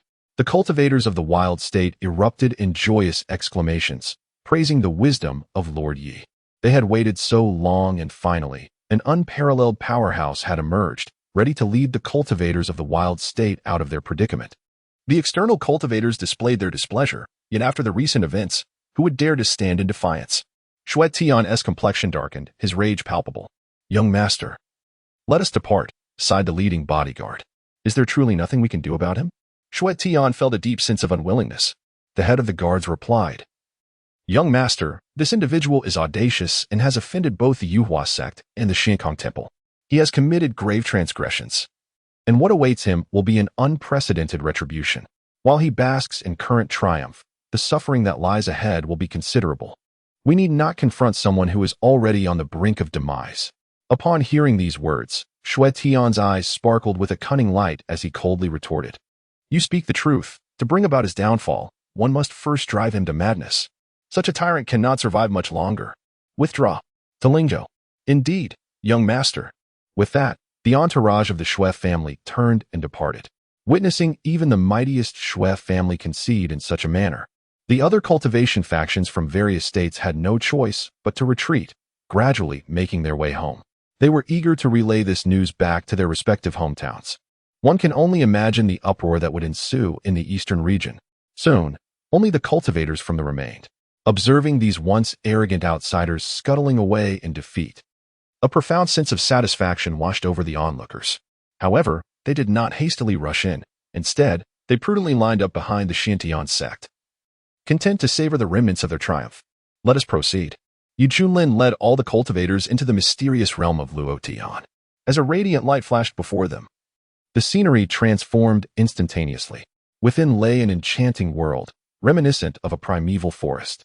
Towering trees soared to heights of over 1,000 meters, their branches lush and verdant, while vines cascaded down, thick enough to embrace 100 people. Most notably, the spiritual energy here was exceptionally abundant, far surpassing that of the wild state. "The environment is truly splendid," Yi Junlin marveled. Ding! A cheerful prompt resonated in his mind, detecting the sign-in location of the Luotian secret realm. "Would you like to claim your sign-in reward?" Claim. Ding! Congratulations, host. You have successfully checked in and received the Celestial Emperor's manifestation. The Celestial Emperor's manifestation, The user can summon this manifestation directly, significantly enhancing their own strength, while also granting access to certain accompanying divine abilities. This is quite remarkable. Yi Junlin nodded in approval. He had witnessed Master Jingshan's Buddha manifestation, which indeed provided a formidable boost. Had he not employed the coffin of the fallen sky, he would have likely faced a fierce battle. At this moment, having completed the check-in task, Yi Junlin contemplated returning home directly. However, the various sites within the secret realm of Luotian ignited his curiosity for further exploration. Very well, let us see what awaits. Yi Junlin set forth, leaping gracefully through the ancient forest. Whoosh! There was a ferocious man-eating flower at the nascent soul stage, nearly the size of a thatched cottage. Its gaping maw poised to strike. Do you have something to attend to? Yi Junlin emanated his formidable aura, causing the carnivorous flower to promptly shut its mouth and cower in the corner, trembling with fear. Behind him, Su Yunyan glanced around restlessly, his excitement palpable. Heavenly spirit herb, purple crystal vine, golden ginseng, and the 10,000-year blood mushroom. Such treasures, all marvelous treasures. Quickly, let us gather them all. Yes, sect master. The disciples of the Xantian Gong were filled with exhilaration as they dispersed to gather various rare spiritual herbs surrounding them. Suddenly, a colossal golden core stage worm erupted from the ground, spewing saliva in all directions. After devouring dozens of wandering cultivators, it vanished into the earth as swiftly as it had appeared. This incident caused quite a commotion among the cultivators of the wild state. Many were left in a state of shock, their eyes reflecting a glimmer of disappointment. They had initially hoped to follow in the footsteps of the Xuanian Gong, anticipating at least a taste of the spoils, but the harsh reality was now apparent. They were not even worthy of a meager share. To recklessly pursue advancement without sufficient strength was a perilous endeavor. Hong Qinya expressed no sympathy for the fallen cultivators, her expression as cold as ice. Roar! Roar! Suddenly, the forest reverberated with the cacophony of monkeys, as a multitude of white apes swung through the vines, arriving in droves. An overwhelming aura of malevolence surged forth like a tidal wave, sending chills down the spines of many cultivators. Caution! Enemy attack! Someone bellowed. This horde of white apes, their eyes aglow with crimson, possessed skin as tough as armor, withstanding the onslaught of the cultivators' magical artifacts before reaching out with massive hands to rend individuals asunder. Blood stained the earth, and the air was thick with the metallic scent of gore. Truly, these beasts from the secret realm were formidable, starting at the golden core level, with even stronger ones reaching the nascent soul stage. Ah, flee! They cried. They are coming. Over here. Help! Save me! The frantic shouts echoed in all directions. Most astonishingly, these white apes exhibited an inexplicable attraction to young female cultivators, eagerly tearing at their garments upon capturing one, emitting primal howls akin to those of a mating season. Woe is me, who will come to my rescue? A female disciple from the Xiantian sect found herself unfortunate enough to be seized by one of the white apes. Her clothes shredded, revealing her fair skin. Release her, you beast! A male disciple roared, unleashing a flying sword that struck the ape's hide, producing a sound akin to metal clashing against metal, yet inflicting no damage whatsoever. No, not like this. The female disciple's face was etched with despair as she felt the hot breath of the creature behind her. Suddenly, with a resounding thud, the white ape was lifted into the air, engulfed in flames that swiftly reduced it to ash. Approaching with an icy demeanor was Hong Qinya, clad in red, who inquired, "Are you unscathed?" Internally, she mused, "Women are indeed a source of trouble." The female disciple, still trembling, replied, thank you, senior sister Hong." Hong Qinya merely responded with silence. Roar, roar, roar. The leading white ape king leapt forward, pointing a finger at Hong Qinya, emitting an exultant cry. The sentiment was unmistakable. It had taken a liking to the woman. In an instant, the white apes charged towards Hong Qinya, each vying eagerly to make their mark. "You seek your own demise." Hong Qinya, her hair swirling wildly, donned in a crimson robe as striking as fresh blood, exuded an aura of unparalleled power, reminiscent of a descending demon lord. With a thunderous roar, an endless torrent of flames engulfed and obliterated the onrushing white apes. The white ape king, terrified, turned to flee. In the next moment, flames ignited upon his back, consuming him in a fierce blaze. Amidst his anguished screams, this divine transformation tier white ape king was reduced to ashes. Red Sister is magnificent. Truly, Red Sister is formidable, inheriting the legacy of the Master Yi. Red Fairy is not only beautiful but kind-hearted. One after another, cultivators rushed to offer their praises. The more Hong Qinya heard, the darker her expression became. With a cold glare, she commanded, "Silence, all of you." Amidst the gathered crowd, a palpable silence enveloped them. As they stood in bewilderment, uncertain of how they had offended the other party, Hong Qinya gradually composed herself, instinctively surveying her surroundings, her face betraying a hint of confusion. Where has that fellow gone? At this moment, Junlin was making his way deeper into the forest. Sunzi, are you certain that the special energy fluctuations you mentioned are in this direction? Beep. Affirmative. Host, they are indeed in this direction. Junlin's gaze flickered with intrigue. Just moments prior, the system had proclaimed that a certain location was saturated with unique energy fluctuations, igniting his curiosity to investigate further. Meanwhile, atop a colossal celestial tree, a radiant golden orb floated, its brilliance reminiscent of a miniature sun, emanating an overwhelming surge of energy. 6 formidable beings stood in attendance, their eyes brimming with profound fury. They bore distinct appearances, each representing the leader of a different race. "How infuriating!" exclaimed the leader of the Feather Clan, his teeth clenched in frustration. "We meticulously devised our plans, yet we were outmaneuvered by a mere white-furred rodent." The leader of the Scale Clan, his lantern-like eyes brimming with resentment, echoed his sentiments. "It is indeed vexing that the fruit's ripening came so unexpectedly, catching us utterly off guard. Now, it has consumed the celestial fruit, earning the approval of the great Luo celestial tree. During this time, we cannot lay a hand on it, lest we provoke the tree's wrath. It appears our only recourse is to wait until it has digested the celestial fruit. Then we shall unite to capture it, employing secret techniques to refine it into 6 portions imbued with medicinal properties, ensuring a fair distribution among us." The elder vowed, "I swear to make this wretched white-furred rodent pay dearly for its gluttony." These 6 beings are the indigenous inhabitants of the Luo Tian secret realm, the most formidable 6 among the combined realms. Each of their races has claimed dominion over their territories for generations.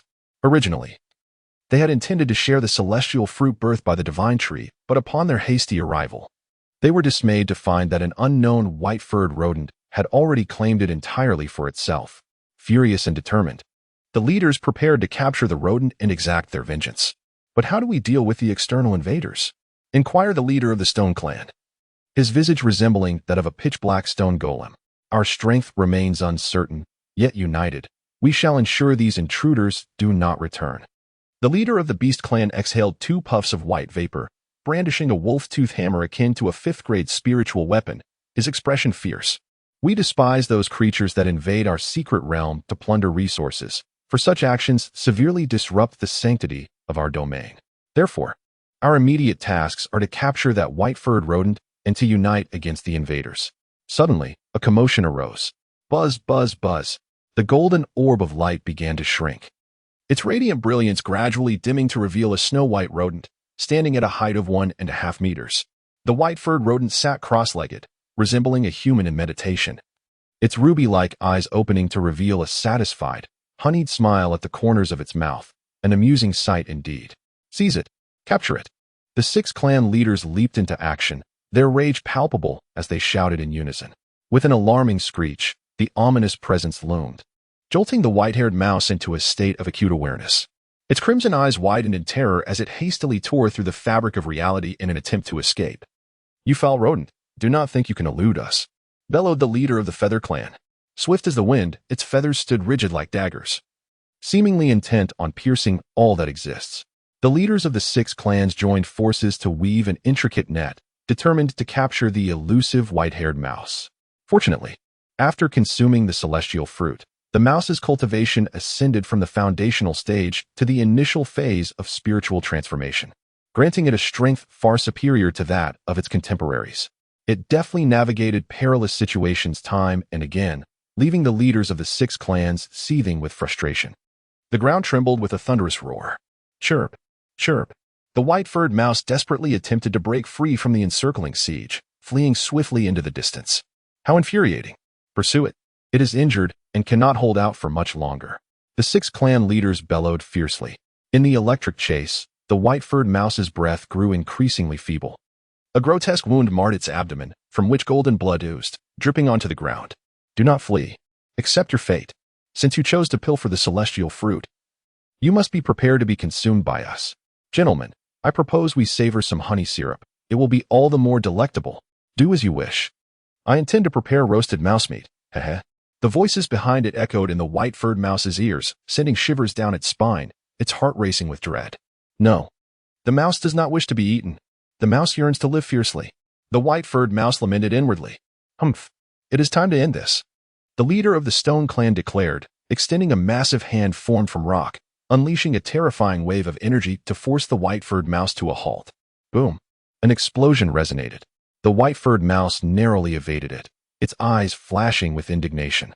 Wretched stone, you are so vile.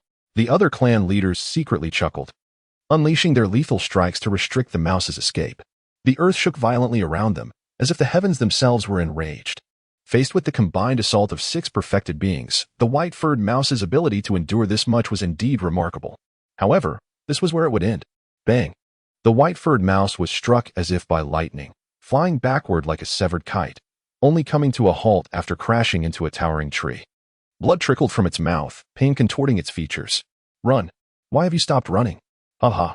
The leader of the Feather Clan mocked. A dead rat dares to covet the celestial fruit of the great Luo. Do you even comprehend its value? How could you, given your status, deserve to partake? The leader of the Scale Clan exclaimed angrily. In the great Luo secret realm, a legend has persisted through the ages, claiming that the great Luo celestial tree, which supports the entire realm, will one day bear a great Luo celestial fruit. Anyone who consumes it will acquire the great Luo body, an invincible constitution that ranks first among celestial bodies in the Kunlun realm. After enduring long ages, hundreds of generations of clan leaders have perished. Now, the current 6 clan leaders cannot monopolize it, so they contemplate a fair division, which would undoubtedly give rise to the great Luo bloodline within them, greatly benefiting their future cultivation. Who would have thought that a white-furred mouse would seize the opportunity first? You did not write your names. Why should the mouse not partake? Now you come to blame the mouse. How bitter is the mouse's heart. The white-furred mouse, with tear-filled eyes, protested pitifully, on the brink of demise. It still dares to argue. Watch as I skin you alive and make you regret ever coming into this world. The voice of the Stone Clan patriarch resounded like a thunderous bell as he extended his large hand towards the white-furred mouse, overwhelmed by a palpable aura of impending doom. The mouse's fur bristled, sending chills coursing through its body, its eyes widening in sheer despair. What should I do? I, the mouse, am about to meet my demise.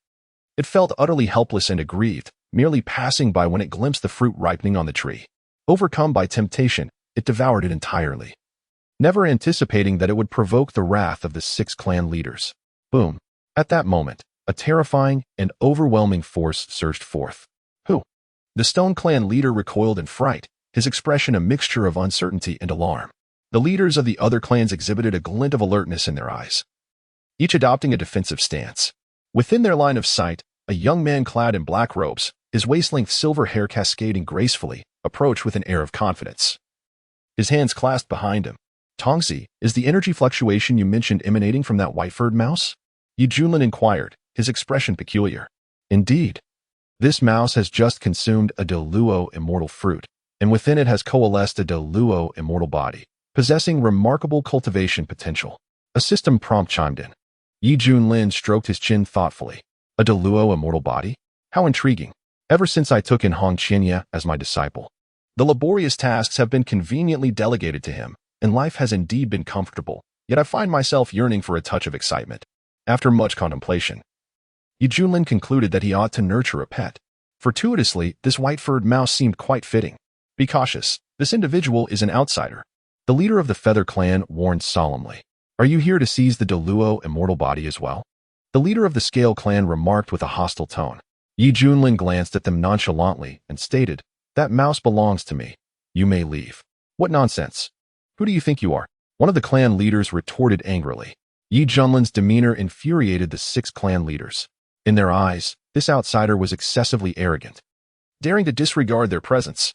Had a powerful figure from the Great Ascension stage arrived, the 6 clan leaders might have reconsidered. However, the cultivation level of this individual was comparable to theirs, all being at the peak of the integration stage. What right did he have to utter such words? Is yet another villain here to devour the mouse? The white-furred mouse thought, feeling small and helpless, never having imagined it would be so sought after. Stop wasting words with this brat. I say we should just slaughter him and feast upon him directly. The Beast Clan leader growled, his face twisted with ferocity. Oh? Junlin's expression was enigmatic, a smile playing on his lips as his figure vanished from sight. With a swift motion, he unleashed a powerful punch, shattering the void and creating ripples of distortion in the air. The chieftain of the Beast tribe, filled with fury, swung his spiked club with tremendous force, unleashing a torrent of power. Boom! The chieftain was sent flying several dozen feet, his hand trembling around the club, his face contorted in agony, ultimately unable to suppress a spout of blood. His eyes were filled with profound shock. The opponent's unassuming punch had nearly inflicted severe injury upon him. It is essential to note that, as one of the 6 royal families within the secret realm, the Beast tribe excelled in strength. Yet, in this situation, they found themselves at a disadvantage. Human, you seek death. The chieftain's temper flared. After being struck back by a single punch, he roared in rage, ancient runes swirling around him, emanating an overwhelming aura of ferocity. Then, he charged forward with unstoppable momentum. Together, let us slay him. The other tribe leaders were filled with murderous intent, either invoking their innate abilities or summoning ancestral treasures. Boom, boom, boom. In an instant, a cacophony of energy fluctuations engulfed the area, shaking the mountains and forests for miles around. At this moment, Junlin stood alone, engaged in fierce combat with the 6 tribe leaders. Among them, the leader of the Feather tribe had a cold gaze, his silver feathers radiating brilliance, akin to an indomitable weapon. With a swish, he moved as swiftly as the wind, unfurling his wings to attempt to slice Junlin in half. The clash of metal rang sharply. Junlin remained unfazed, raising his hand to deflect the Feather tribe leader with unmatched vigor. He then launched a rapid punch, its aura infused with surging magical essence, leaving the leaders of the other tribes gasping for breath. I shall stand against you, the leader of the Stone tribe bellowed. A dark halo flared around his body, rippling with visible waves. With a thunderous sound, the Stone tribe leader let out a muffled grunt, a hint of pain evident in his eyes. Quite resilient, Junlin scoffed. He had held nothing back in that punch, revealing the opponent's formidable physical defense. Had it been Elder Yin, he would have been obliterated by a single blow. Everyone, do not panic, as long as we cooperate seamlessly. It is only a matter of time before we slay this human, the leader of the Wood tribe urged, as countless vines tore through the void, intertwining with runes. Each vine comparable to a Tier 3 spiritual artifact, showcasing immense power. Is that so? In the next moment, Junlin unleashed the great wilderness prison sky finger, with 4 colossal fingers simultaneously thrusting forward, each digit radiating a resplendent golden hue, exuding an overwhelming and boundless might. With a resounding cry, thousands of vines shattered, leaving the leader of the Wood clan as if struck by lightning. Fortunately, the aftermath was intercepted by the leader of the Stone clan, averting the peril of downfall. Subsequently, Junlin unleashed a series of lethal strikes, inflicting injuries upon the leaders of various clans in rapid succession. Impressive, murmured the leader of the Feather clan, beads of cold sweat trickling down his forehead as blood poured from his grievous wounds. Suddenly, a radiant beam of healing light enveloped him, swiftly mending his injuries. Underestimating our 6 clans comes at a price. The leader of the Horned clan, resembling a fearsome rhinoceros, boasted a sharp golden horn that shimmered with a divine light, exuding an aura of tranquility. Before long, the other clan leaders found themselves bathed in the same luminous glow. Not only did their wounds heal, but they also felt invigorated. Ah, built-in healer? Junlin remarked, taken aback. The leaders of the 6 clans represented the pinnacle of combat prowess within the secret realm of Luotian, each possessing unique skills essential for their survival. United in their assault, they complemented each other's strengths, creating an impenetrable offensive with scarcely a flaw. In the face of such a formidable alliance, even those at the pinnacle of the Ascendant realm would find themselves challenged. Perhaps this was the source of their unwavering confidence. Do you see? You cannot defeat us. Submit to your fate. The Beast clan leader sneered, attempting to undermine Junlin's resolve. Were it any other cultivator at the Fusion realm, they might indeed feel panic in such a dire situation. However, the leaders could not detect even a hint of anxiety on Junlin's countenance. Instead, a playful smile lingered at the corners of his mouth.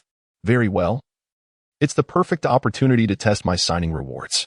With a determined mindset, Junlin's eyes narrowed, and an air of authority enveloped him. Boom. An overwhelming aura erupted from within him. In an instant, a magnificent ethereal figure soared into the heavens from his back. Those elongated, golden eyes were cold and indifferent, while his flowing hair cascaded like a river of stars. Clad in robes that shimmered with the essence of countless celestial bodies, he wore an ancient imperial crown. A halo of white light radiating from behind his head as if to illuminate the world and dispel the encroaching darkness. This was the manifestation of the Heavenly Emperor. The faces of the six clan leaders paled in terror, their bodies chilled as if they had fallen into an abyss, feeling the weight of their insignificance before such a grand figure. As the colossal manifestation of the Heavenly Emperor materialized, an oppressive force akin to a tidal wave surged forth. It felt as if time and space themselves were being frozen. Many creatures in the primordial forest cowered in fear, their expressions betraying their terror. This transformation also caught the attention of the adventurers from the wild state, their gazes irresistibly drawn to the spectacle. Heavens, what is that? They gasped, their throats dry and shivers coursing through them, their hearts pounding in terror. This was the sacred art of the manifestation, a truly divine technique. Ouyang Feng's eyes widened in astonishment, nearly popping out of their sockets as he murmured, who could have unleashed such power? Could it be Yu Tianjun? Nearby, Hong Chenya stood frozen, her distinctive phoenix eyes reflecting her astonishment. Is this the work of that individual?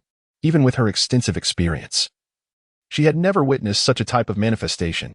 Compared to the previous manifestations of the Buddhist realm, this one is utterly insignificant. Even during my time in the central domain, where I encountered various formidable beings displaying their manifestations, all pale in comparison to this one, leaving them with no choice but to willingly submit. Even the myriad of heaven and earth appeared dull and lackluster in its presence. At this moment, Junlin, embodying the Heavenly Emperor's manifestation, felt the immense transformation occurring within him and was immensely satisfied. His gaze swept over the astonished leaders of the six clans, and a cold, cruel smile curled at the corners of his mouth. Humph! Junlin suddenly flicked his sleeve, and a formidable gust of wind surged forth. In an instant, the leader of the Feather Clan was lifted high into the air, struggling desperately to flee. However, he soon sensed the terrifying force enveloping his entire being. Save me. Please. Save me. With a thunderous crash, the leader of the Feather Clan was grasped by an invisible hand, shattering into a gruesome spectacle, blood splattering everywhere. The leaders of the various clans were left dumbfounded. Was this truly the end? Not good. The chieftain of the Beast Clan felt a surge of dread as he caught the piercing gaze of Junlin directed towards him. An overwhelming sense of impending doom washing over him. You shall meet your end as well. Junlin unleashed a powerful punch, golden-hued energy rippling through the air, piercing the heavens and the earth alike. The chieftain of the Beast tribe, still intent on a futile resistance, was swiftly reduced to a mist of blood, dispersing into the air. Flee. Quickly, flee. The remaining chieftains of the four tribes, their souls gripped by terror, hastily unleashed their secret techniques, even at the cost of their own lives, desperately seeking to escape from this place. Do you still wish to flee? All shall perish. Junlin, embodying the manifestation of the Heavenly Emperor, exuded an extraordinary might that seemed to transcend the very heavens and earth. With a sudden, forceful tug of his hand, a terrifying vortex of suction erupted instantaneously. What? The chieftains of various clans displayed expressions of despair, their figures involuntarily retreating. Everyone, let us confront him. The chieftain of the Stone Clan roared, exuding an imposing aura as he crazily charged toward the figure cloaked in black. Rubble, you are the hardest among us. Junlin sneered, pointing a finger from afar. Boom. The golden beam of light shattered the void, its power vast and boundless. It was one of the divine abilities of the Heavenly Emperor's manifestation, the celestial interception finger. The leader of the Stone Clan emitted a harrowing scream as his body was shattered by the overwhelming golden light, reducing even the reconstituted fragments to mere powder, devoid of any chance of resurrection. Spare me, esteemed elder, please spare me. At this sight, the leaders of the Scale Clan, Horn Clan, and Wood Clan dared not harbor any thoughts of resistance, tremblingly begging for mercy. Junlin, uninterested in further discourse, swiftly dispatched them with a single strike each. Once tranquility returned to the scene, Junlin retracted the manifestation of the Heavenly Emperor, noting the depletion of 80% of his magical energy, and remarked, although this technique is exhilarating to wield, it is exceedingly taxing on my reserves. Next, it was time to attend to pressing matters. Junlin surveyed his surroundings, furrowing his brow. Where has that rodent gone? He observed that the previously injured white mouse, which had been lying on the ground, had mysteriously vanished without a trace. Simultaneously, a white shadow darted through the air, the landscape around it shifting wildly. Terrifyingly, that bipedal creature was truly frightening to the mouse. The recent shocking scene replayed in its mind, causing the white mouse to experience a wave of panic, a deep-seated terror coursing through its very soul. In its eyes, the 6 clan leaders, perched at the apex of the food chain within the secret realm, had been effortlessly slain by this entity. If it did not flee soon, its fate would likely be even more dire. Curiously, despite having sustained injuries earlier, it had healed remarkably quickly. Was this a result of consuming that fruit? Regardless, the pressing concern was to evade that bipedal creature. The white mouse scurried in every direction, its eyes darting and its nose twitching as it sniffed the air for any signs of danger. Suddenly, it sensed something amiss, a familiar scent rapidly approaching. Oh no! That bipedal creature is coming to capture me.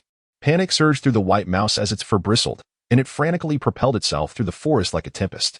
Whoosh! A rippling distortion materialized in the void. Junlin utilized the Great Void technique, traversing space swiftly toward his target. Is that rodent just ahead? Indeed, came the system's prompt.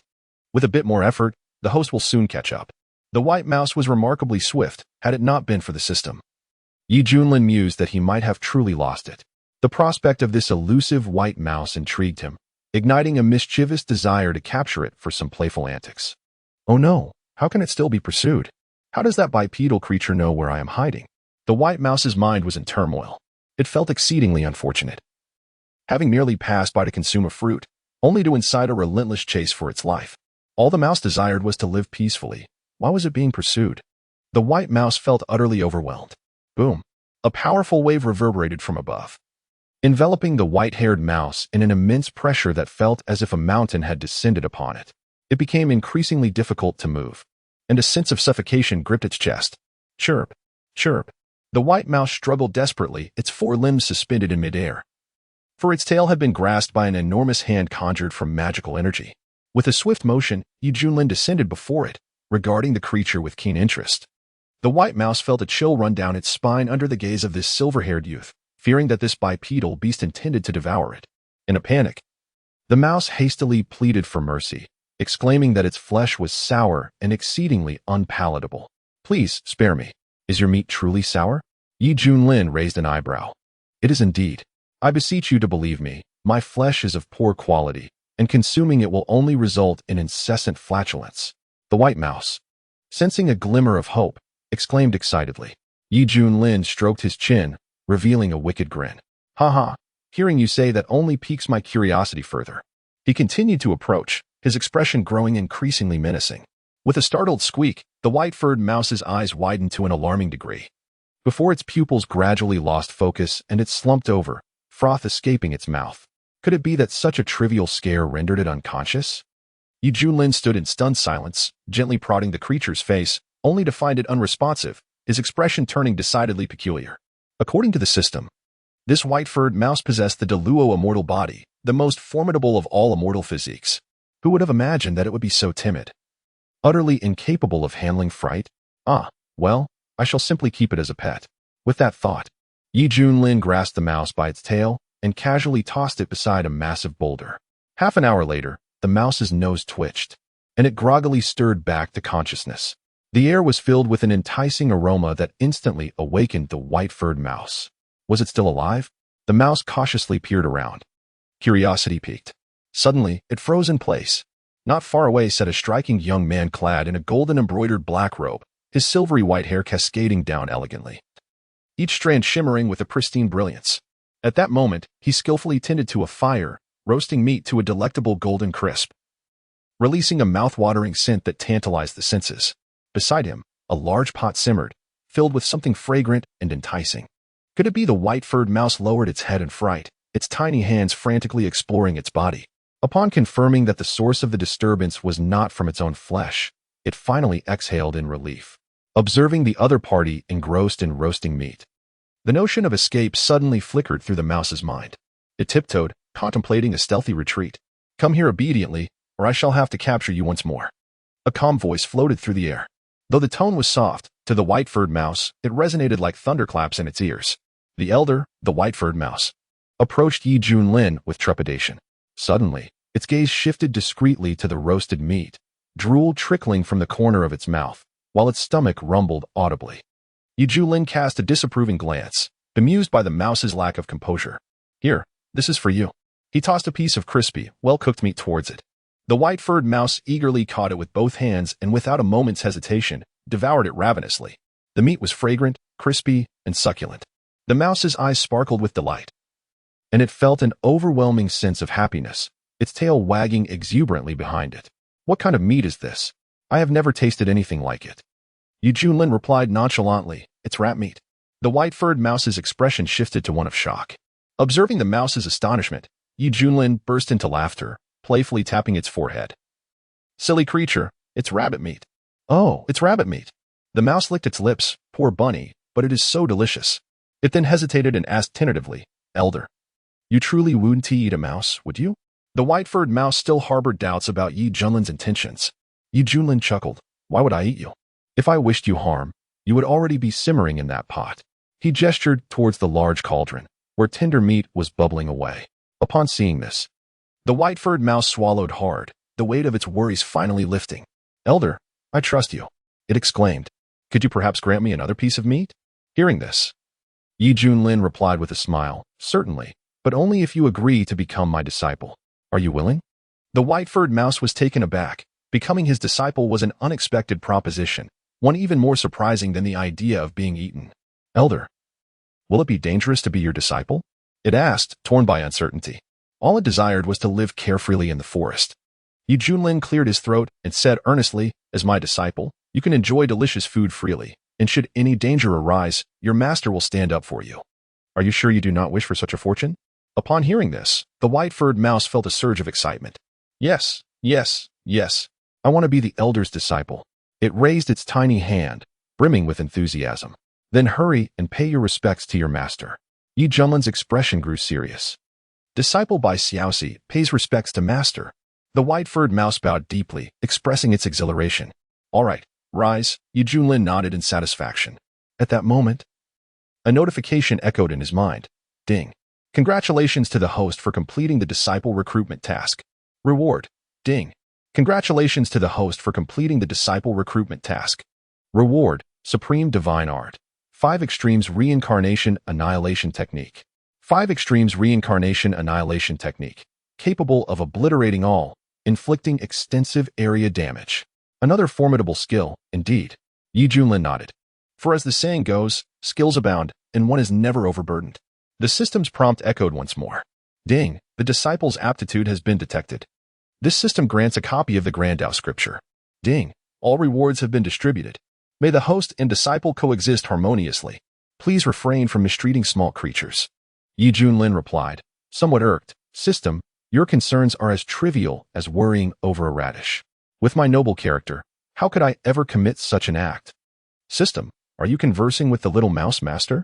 Bai Xiaoxi raised her head, puzzled. Junlin scratched his nose and coughed. Now, I shall impart a cultivation method to you. You must cherish it and practice diligently to become a worthy disciple, or rather, an excellent assistant. He extended his hand and gently tapped, allowing a sphere of light to enter Bai Xiaoxi's consciousness. Boom. Bai Xiaoxi's eyes widened in astonishment, her entire being feeling as though struck by lightning. The Grandao scripture, encompassing all mysteries, bestowed upon her an enlightening sensation, freeing her from her previous confusion. It dawned on Bai Xiaoxi that she had received an immense fortune. Thank you, master, for granting the method to the little mouse. Bai Xiaoxi exclaimed joyfully, bowing deeply. Her sincerity far more profound than before. The meat is perfectly cooked, enjoy. Junlin smiled as he ladled a bowl of soup for the white-haired mouse. Bai Xiaoxi eagerly accepted it, sniffing before diving into the delectable taste. Delicious. After finishing, Bai Xiaoxi felt a warm glow enveloping her, a satisfied smile gracing her lips. Accustomed to solitude in the forest and amidst lurking dangers, such a moment of comfort was rare. Master is truly kind to the little mouse. Being your disciple is a great blessing, and I shall repay you well. Bai Xiaoxi vowed silently. Suddenly, a tremor reverberated through the entire realm of Luo Tian. The surreal azure sky above began to visibly fracture. What is happening? Junlin exclaimed, startled. Ding, the lifespan of the grand immortal tree has reached its end. Unable to sustain the realm's operation. The realm is on the verge of collapse. The host must evacuate promptly. Master, the little mouse feels so sad, Xiaoxi said. Also taken aback. Strangely, she did not feel fear, but rather a profound sorrow, tears welling in her eyes. Junlin furrowed his brow, sensing Xiaoxi's unusual demeanor. Yet, time was of the essence. They must hasten their escape. Let us depart. With a swift motion, Junlin tore through the fabric of the void, hastening towards the exit of the secret realm. The scenery along the way transformed rapidly, revealing crumbled mountains and rows of towering trees that had succumbed to the ground. The earth had been violently torn asunder, and the sky resembled a shattered mirror. This ancient secret realm, which had endured for countless years, had finally reached the end of its fate on this day. Roar. The relentless howls of ferocious beasts echoed from all directions. Undoubtedly, the indigenous people here bore the brunt of the impact. Retreat. Quickly retreat. Countless cultivators, their faces a mask of panic, hurried towards the exit. The site was densely packed and truly magnificent. Master, I never imagined such an event would unfold here. The leader of the sword-hidden peak wore a grim expression. Su Yonian solemnly stated, our imperative is to swiftly escort the disciples of the Xiantian sect to safety, ensuring that the casualties are minimized to the greatest extent possible. Where is Master Ye's nephew? The leader of Tianxiang Peak inquired with concern. No sooner had the words left his lips than Junlin manifested through the Grand Void technique. His demeanor grave as he declared, esteemed guests, the situation is dire. We must depart at once. Master Ye's nephew. The crowd was invigorated. What a large rat! Exclaimed the master of sword-hidden peak in astonishment. Before them lay a white-furred mouse, grasped in Junlin's hand, its eyes a vivid crimson, appearing utterly dazed. This is my newly accepted disciple, Junlin introduced. Disciple. The crowd was taken aback. When did Yushitsu's judgment become so absurd? The previous disciple, though temperamental, was a breathtaking beauty with unparalleled talent. Yet, this white-haired mouse, so unremarkable and foolish, seemed utterly unworthy of being valued as a disciple. All right, let us depart, Su Yonian said, suppressing his confusion with a solemn tone. At that moment, a multitude of cultivators from Huangzhou hurriedly retreated, including the indigenous people of the secret realm. Guided by their elders, they instinctively rushed toward the exit. The ground shook violently, as if the apocalypse had descended. After successfully escaping the secret realm, the surviving cultivators were still in a state of shock. How frustrating. Hong Qinya, dressed in striking red, floated above the ground, arms crossed, feeling quite displeased. Fortunately, he managed to gather some rare treasures of heaven and earth, sufficient to aid him in his future endeavors to reach the fusion stage, thus salvaging some gains. Among the group, Ouyang Feng was in high spirits, having discovered a fortuitous opportunity that yielded substantial rewards, making him feel quite accomplished. Thanks to the heavens' favor, this old man is destined to soar to great heights, Ouyang Feng exclaimed, stroking his beard with a radiant expression. At that moment, he caught sight of the fiery figure and recalled the formidable aura of strength displayed earlier, suddenly feeling captivated by their charm. Struggling to contain his excitement, Ouyang Feng retrieved a comb crafted from a millennium-old spiritual wood and meticulously groomed his hair. Subsequently, he approached with feigned calmness, respectfully clasping his hands and saying, esteemed senior, I am Ouyang, the ancestor of the mountain-moving sect. Go away, Hong Qinya said coldly. His temper was relatively mild now. Had it been during his time in the central domain, he would have shown no hesitation in eliminating anyone who approached him with ulterior motives. Ouyang Feng felt quite embarrassed and had no choice but to take his leave with a dejected air. Suddenly, a multitude of figures appeared outside the secret realm. Yu Tianjun had emerged. Yu Tianjun. The call resonated through the air. Hong Qinya, displaying keen insight, swiftly stepped forward and clasped her hands in greeting. Master. Junlin nodded slightly, and with a gentle toss, he presented Xiaoxi to them, saying, this is my newly accepted disciple. From now on, you must cherish and support one another. Do you understand? What? Gazing at the white-furred mouse before her, Hong Chenya's eyes flashed with astonishment, a visceral sense of aversion stirring within her. Yet, constrained by the circumstances, she reluctantly replied, yes, master. Where is this mouse? Xiaoxi widened her eyes, surveying her surroundings with a mixture of curiosity and trepidation. Then, a thought struck her. She turned to the secret realm. Her heart heavy with sorrow, the mouse's home is no more. Boom. At that moment, an array of bizarre creatures surged forth from the secret realm, their formidable presence sweeping through the air like a tempest, causing the faces of the cultivators from the wilderness state to change dramatically. According to ancient legends, is this the world beyond the secret realm? A creature with long horns muttered in discontent, Why is the spiritual energy here so thin? Another being from the serpent clan expressed disdain. Well, since we have arrived in a new environment, we must learn to adapt. A powerful entity proclaimed. I propose we first seize this territory and then redefine our domains. Are these bipedal creatures the humans recorded in lore? They seem remarkably weak. A chuckle echoed. Then let us enslave them first. The indigenous beings who escaped from the Luotian secret realm found their primal instincts surging forth in the outside world. They lurked with predatory eyes, their hearts brimming with restlessness. This is bad. They intend to strike at us. Ouyang Feng felt a surge of panic. In the Kunlun realm, myriad species coexisted, and those who thrived in the Luotian secret realm often bore the bloodline of ancient legacies, coupled with the secret realm's naturally conducive environment for cultivation. This led to the emergence of a formidable array of alien beings. At this moment, Ouyang Feng was acutely aware that within this group, there were over 1,000 presences at the transformation stage and more than 60 at the integration stage. Moreover, the numbers of nascent soul and golden core beings were countless. If these alien entities united, they could rival the top 10 cultivation forces of the Eastern Domain. Fear not, we have Lord Yi Tianjun. Someone shouted. Swish, swish, swish. Countless fervent gazes converged upon the silver-haired youth. After all, only Yi Junlin among them had reached the integration stage. And his earlier display of unmatched prowess was witnessed by all. Can this fellow manage it? As thoughts whirled, Hong Chenye's peripheral vision caught Yi Junlin. Observing him with hands clasped behind his back, his expression unperturbed, as if everything were well within his grasp. It appears we are in good hands. At this moment, while Yi Junlin appeared as calm as a seasoned veteran, his mind was a tempest of thoughts. By heavens, what is happening? Yi Junlin exclaimed, taken aback. My internal power has dwindled to less than 10%, and you lot dare to cause a ruckus at such a moment? He had not anticipated encountering such a formidable crisis. Suddenly, a notification chimed. New mission activated. Recruit 100,000 natives from the Luotian secret realm to join the Xuanian Gong sect. The host shall receive a desired reward. Yi Junlin was momentarily stunned, his anger boiling to the point of nearly spewing blood. System, do you truly believe this is feasible? Yi Tianjun? Who is Yi Tianjun? A powerful being adorned with silver wings roared in fury. That man. Countless voices echoed in unison, pointing their fingers at Yi Junlin. Yi Junlin remained silent, contemplating. Are you the illustrious Yi Tianjun they speak of? The mightiest among them? A being with silver wings remarked with a hostile expression. Boom. Without uttering a word, Yi Junlin stepped forward, unleashing the full power of his perfected integration realm. Undoubtedly, this display intimidated the group of foreign beings.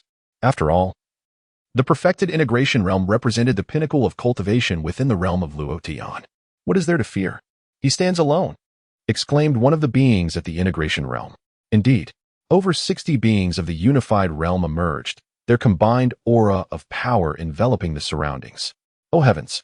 Countless individuals fell to their knees, trembling with fear. At the eye of the storm, Yi Junlin felt a twitch at the corner of his mouth. Well, this tactic is ineffective. Interestingly, upon noticing a formidable being at the pinnacle of the harmonization realm among them, the group of alien entities seemed to temper their demeanor, displaying a degree of caution. Nevertheless, this delay would inevitably lead to trouble. Just as Yi Junlin was overwhelmed with concern, an unexpected transformation occurred with Bai Xiaoxi. Boom!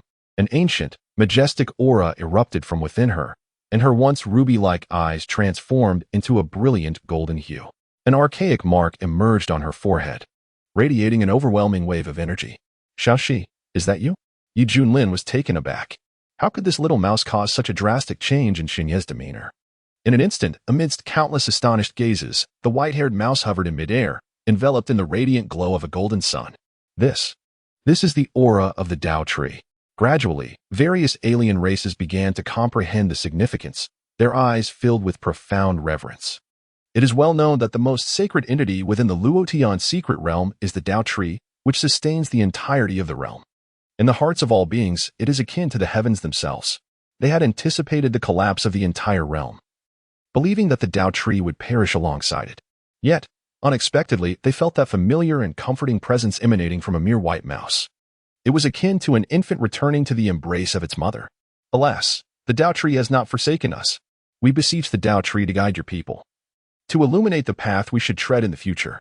We implore for the protection of the divine tree. The cries resonated in waves. 100,000 alien beings knelt in worship, including even the most powerful among them, all bowing before the feet of the little white mouse, their emotions running high, tears glistening in their eyes. By heavens! The group was visibly astonished, nearly doubting their own perceptions. The new disciple of Master Yi had such an extraordinary background. Even the seasoned Hong Qinya was taken aback by this spectacle, realizing at last that this white-furred mouse bore immense fortune. Casting a glance at the composed Yi Junlin, Hong Qinya silently mused, "Indeed, everything is part of your scheme. I always knew you were far from ordinary." At this moment, Yi Junlin's heart was in turmoil. Recollecting the peculiarities he had sensed in by Xiaoxi earlier, a myriad of conjectures flooded his mind. Could it be that the celestial fruit born from the great Luo immortal tree was, in essence, a means of reincarnation? And that upon consuming it, Bai Xiaoxi not only birthed the great Luo immortal body within, but also retained some vestige of its will? Was the awakening of the great Luo immortal tree's consciousness an attempt to usurp control of Bai Xiaoxi's body? Yi Junlin furrowed his brow. Truth be told, the white-furred mouse was quite endearing. However, should a new will supplant his disciple, the circumstances would be drastically different. "Xiaoxi, are you all right? Please respond." Yi Junlin transmitted his urgency. Suspended in midair, Bai Xiaoxi's gaze was cold and indifferent. Yet, upon receiving this mental call, a fierce wave of its original spirit surged forth. "Master is calling for mouse. Mouse cannot sleep." Bai Xiaoxi's eyes flickered with struggle, its body trembling uncontrollably. Ultimately, its gaze grew increasingly animated, and its mind returned to its former clarity. "Master." Bai Xiaoxi gracefully landed beside Yi Junlin, performing a respectful salute. "I am relieved that you are well." A glimmer of comfort flashed in Yi Junlin's eyes as he gently stroked its head. "What? The Deluo immortal tree actually acknowledges that human as its master."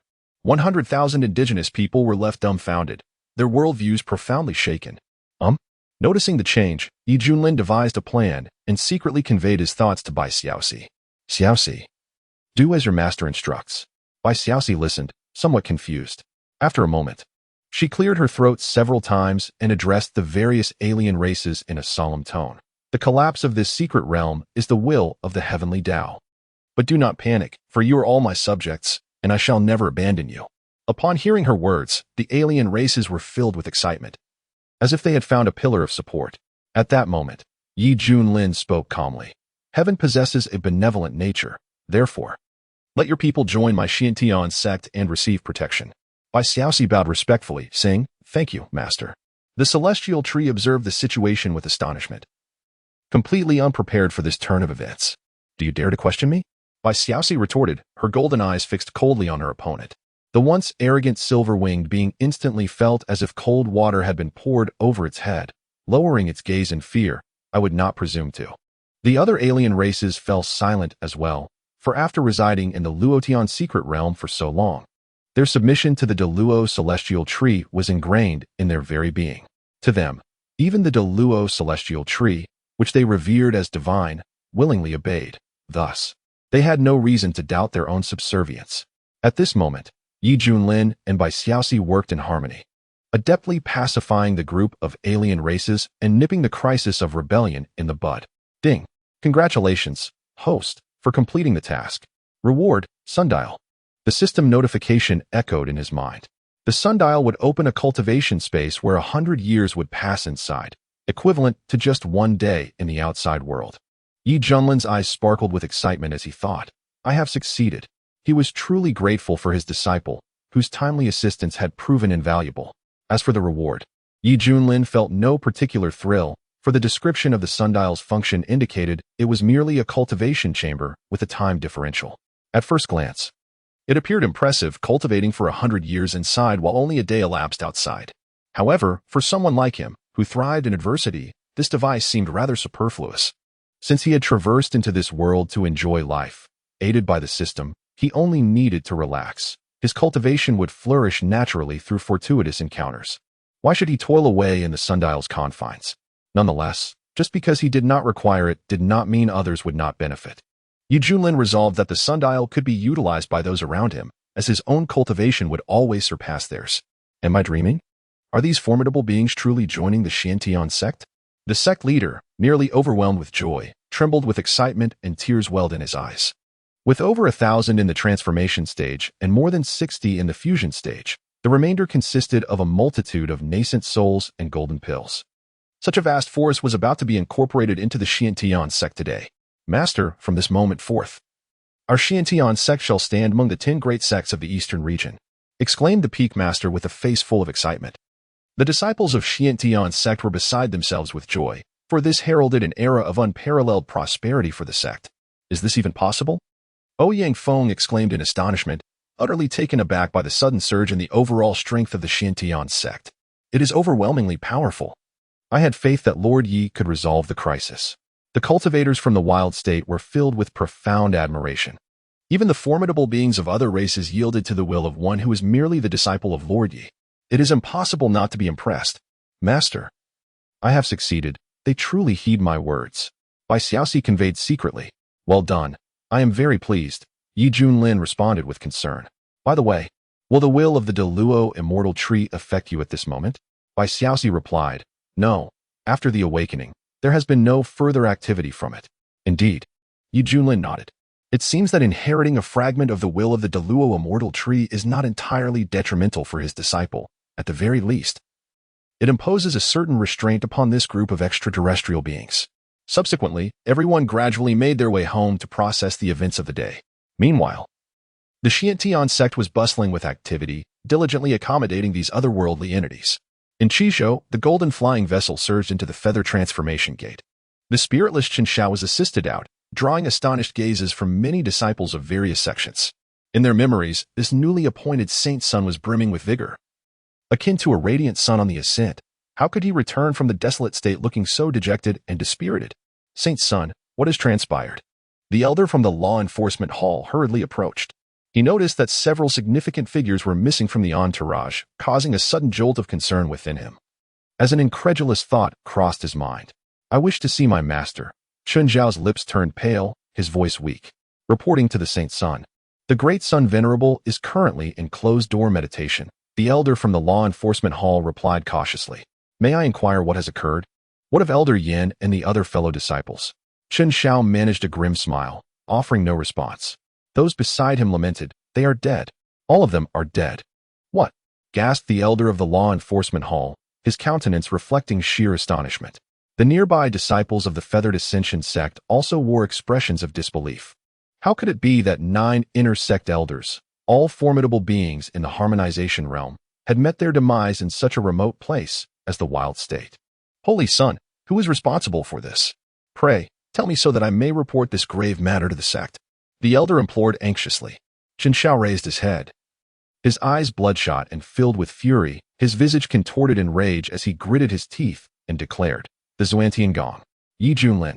Once this news reached the sect, it sent shockwaves throughout the feathered ascension sect. How could this be? Even Elder Yin and the others had perished at the hands of the enemy. Damned be they. To dare slay the elders of the feathered ascension sect, to nearly bring the Holy Sun to ruin, such audacity is a blatant disregard for us. A declaration of war is imperative. We must openly declare war. Let us wash away that backward barbaric land and blood. Eradicate the sect involved down to its roots. Angry roars echoed as a terrifying aura surged, stirring the vast skies in a frenzy. This immortal sect, which had withstood the test of countless ages and served as a place of worship for innumerable cultivators in the eastern domain, now erupted with an unprecedented air of turmoil. The beings of Qingzhou fell silent, casting fearful glances in every direction. Simultaneously, this news swept through like a tempest, creating significant upheaval in other states of the eastern domain.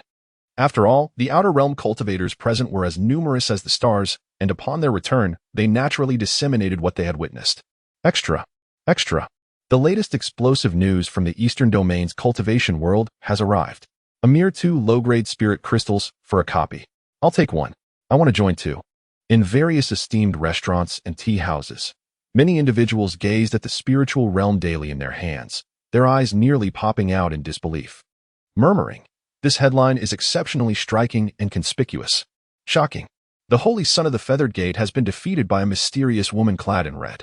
The Feathered Gate has suffered the loss of 9 powerful cultivators at the integration stage, and the perpetrator is the master of the Misty Peak from the Xiantian sect. It has been revealed. The Xiantian sect is an ancient, immortal sect concealed within the desolate region of Huangzhou. Breaking news. the Feathered Gate has officially declared war on the Xiantian sect.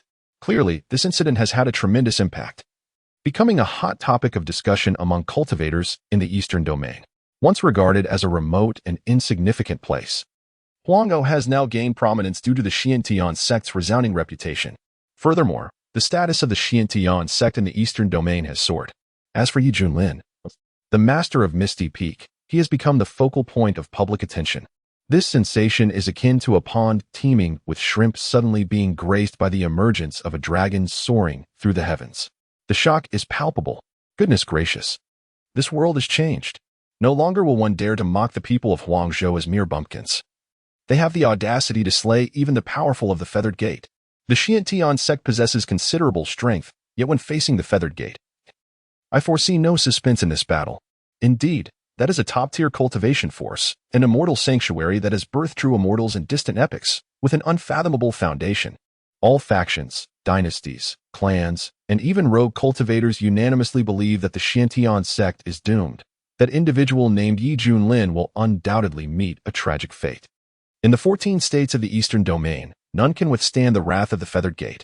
In Fuzhou, at the Hanging Temple, a group of core monks sat cross-legged, their hands clasped together. Their auras were ethereal and transcendent, imbued with the enlightenment of great completion and freedom. Ahmedba, since the Feathered Gate has declared war, our Hanging Temple shall also punish evil and promote good, ensuring that the Xiantian sect pays in blood for their debts. Our Buddha is compassionate. Soon, the Hanging Temple also released a public statement, directly denouncing the Xiantian sect as a malevolent sect while branding Junlin as a white-haired demon. They proclaimed that those with noble aspirations should rise to vanquish him. As the premier Zen force in Fuzhou, their call to action is self-evident, igniting fervor among many practitioners eager to slay demons and attain the Tao. The Eastern Domain is rife with a potent spirit of battle, leaving countless cultivators trembling in fear. They are about to witness a large-scale war, a rare occurrence that has not been seen in 10,000 years. In Huangzhou, ever since the rupture of the Luotian secret realm, the highly concentrated spiritual energy has been surging forth uncontrollably. As the saying goes, when a whale falls, all things thrive. This once barren and desolate Tao state is beginning to flourish with vibrant life. Many beings have benefited from this, experiencing rapid advancements in their cultivation. Previously, the thin spiritual energy in Huangzhou resulted in generally low cultivation levels among its practitioners. It was rare to find anyone who could reach the golden core stage, and achieving the nascent soul stage was even more exceptional. However, this phenomenon is about to undergo a transformative change. Since the Xiantian sect incorporated 100,000 foreign beings into its ranks, its overall strength has surged dramatically, akin to a malnourished individual suddenly transforming into a robust figure. However, upon receiving news from the outside world, the upper echelons of the sect are shrouded in gloom. This action has placed them precariously on a figurative pyre. In a few days, the Yuhua sect will launch an offensive, and those bald monks from the suspended temple have audaciously labeled us as the forces of evil. Truly, their intentions are reprehensible. Curiously, it has been several days since the sect master and the peak leaders have been seen. Where could they have gone? It is rumored that they are in seclusion, diligently cultivating their skills. Sigh, even with Master Ye's formidable strength, he continues to exert himself in training. This is all for the sake of our Xiantian sect. We are indeed fortunate to have Master Yi among us. Many have sighed in admiration. At the Misty Peak, a young man clad in a black robe reclines languidly on a chaise lounge, his silvery hair cascading to his waist, obscured by sunglasses, exuding an anachronistic blend of modernity and antiquity. In this moment, he rests with closed eyes, quietly basking in the sunlight.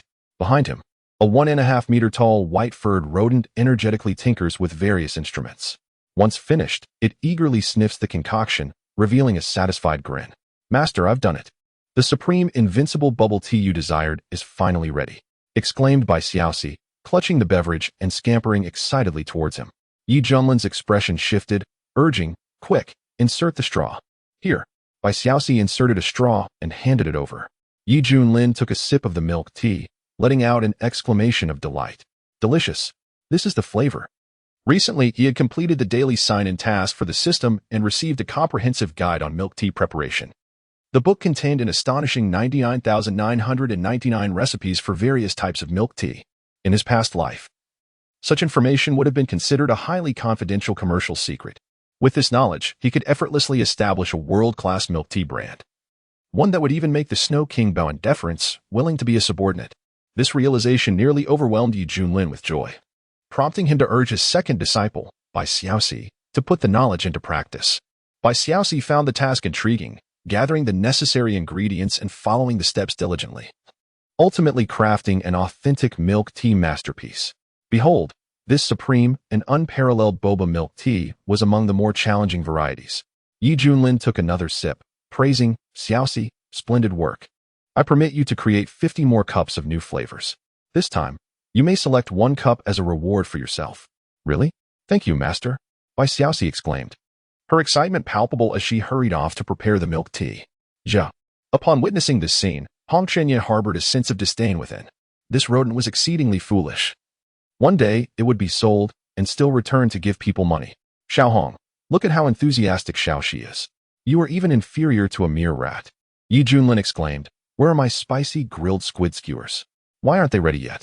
A flicker of displeasure crossed Hong Qianye's eyes, only to be swiftly replaced by a smile. Master, your disciple shall bring them to you right away.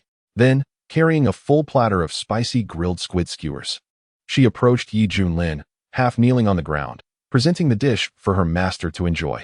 Junlin leisurely picked up a skewer and began to eat, producing a sound as he chewed.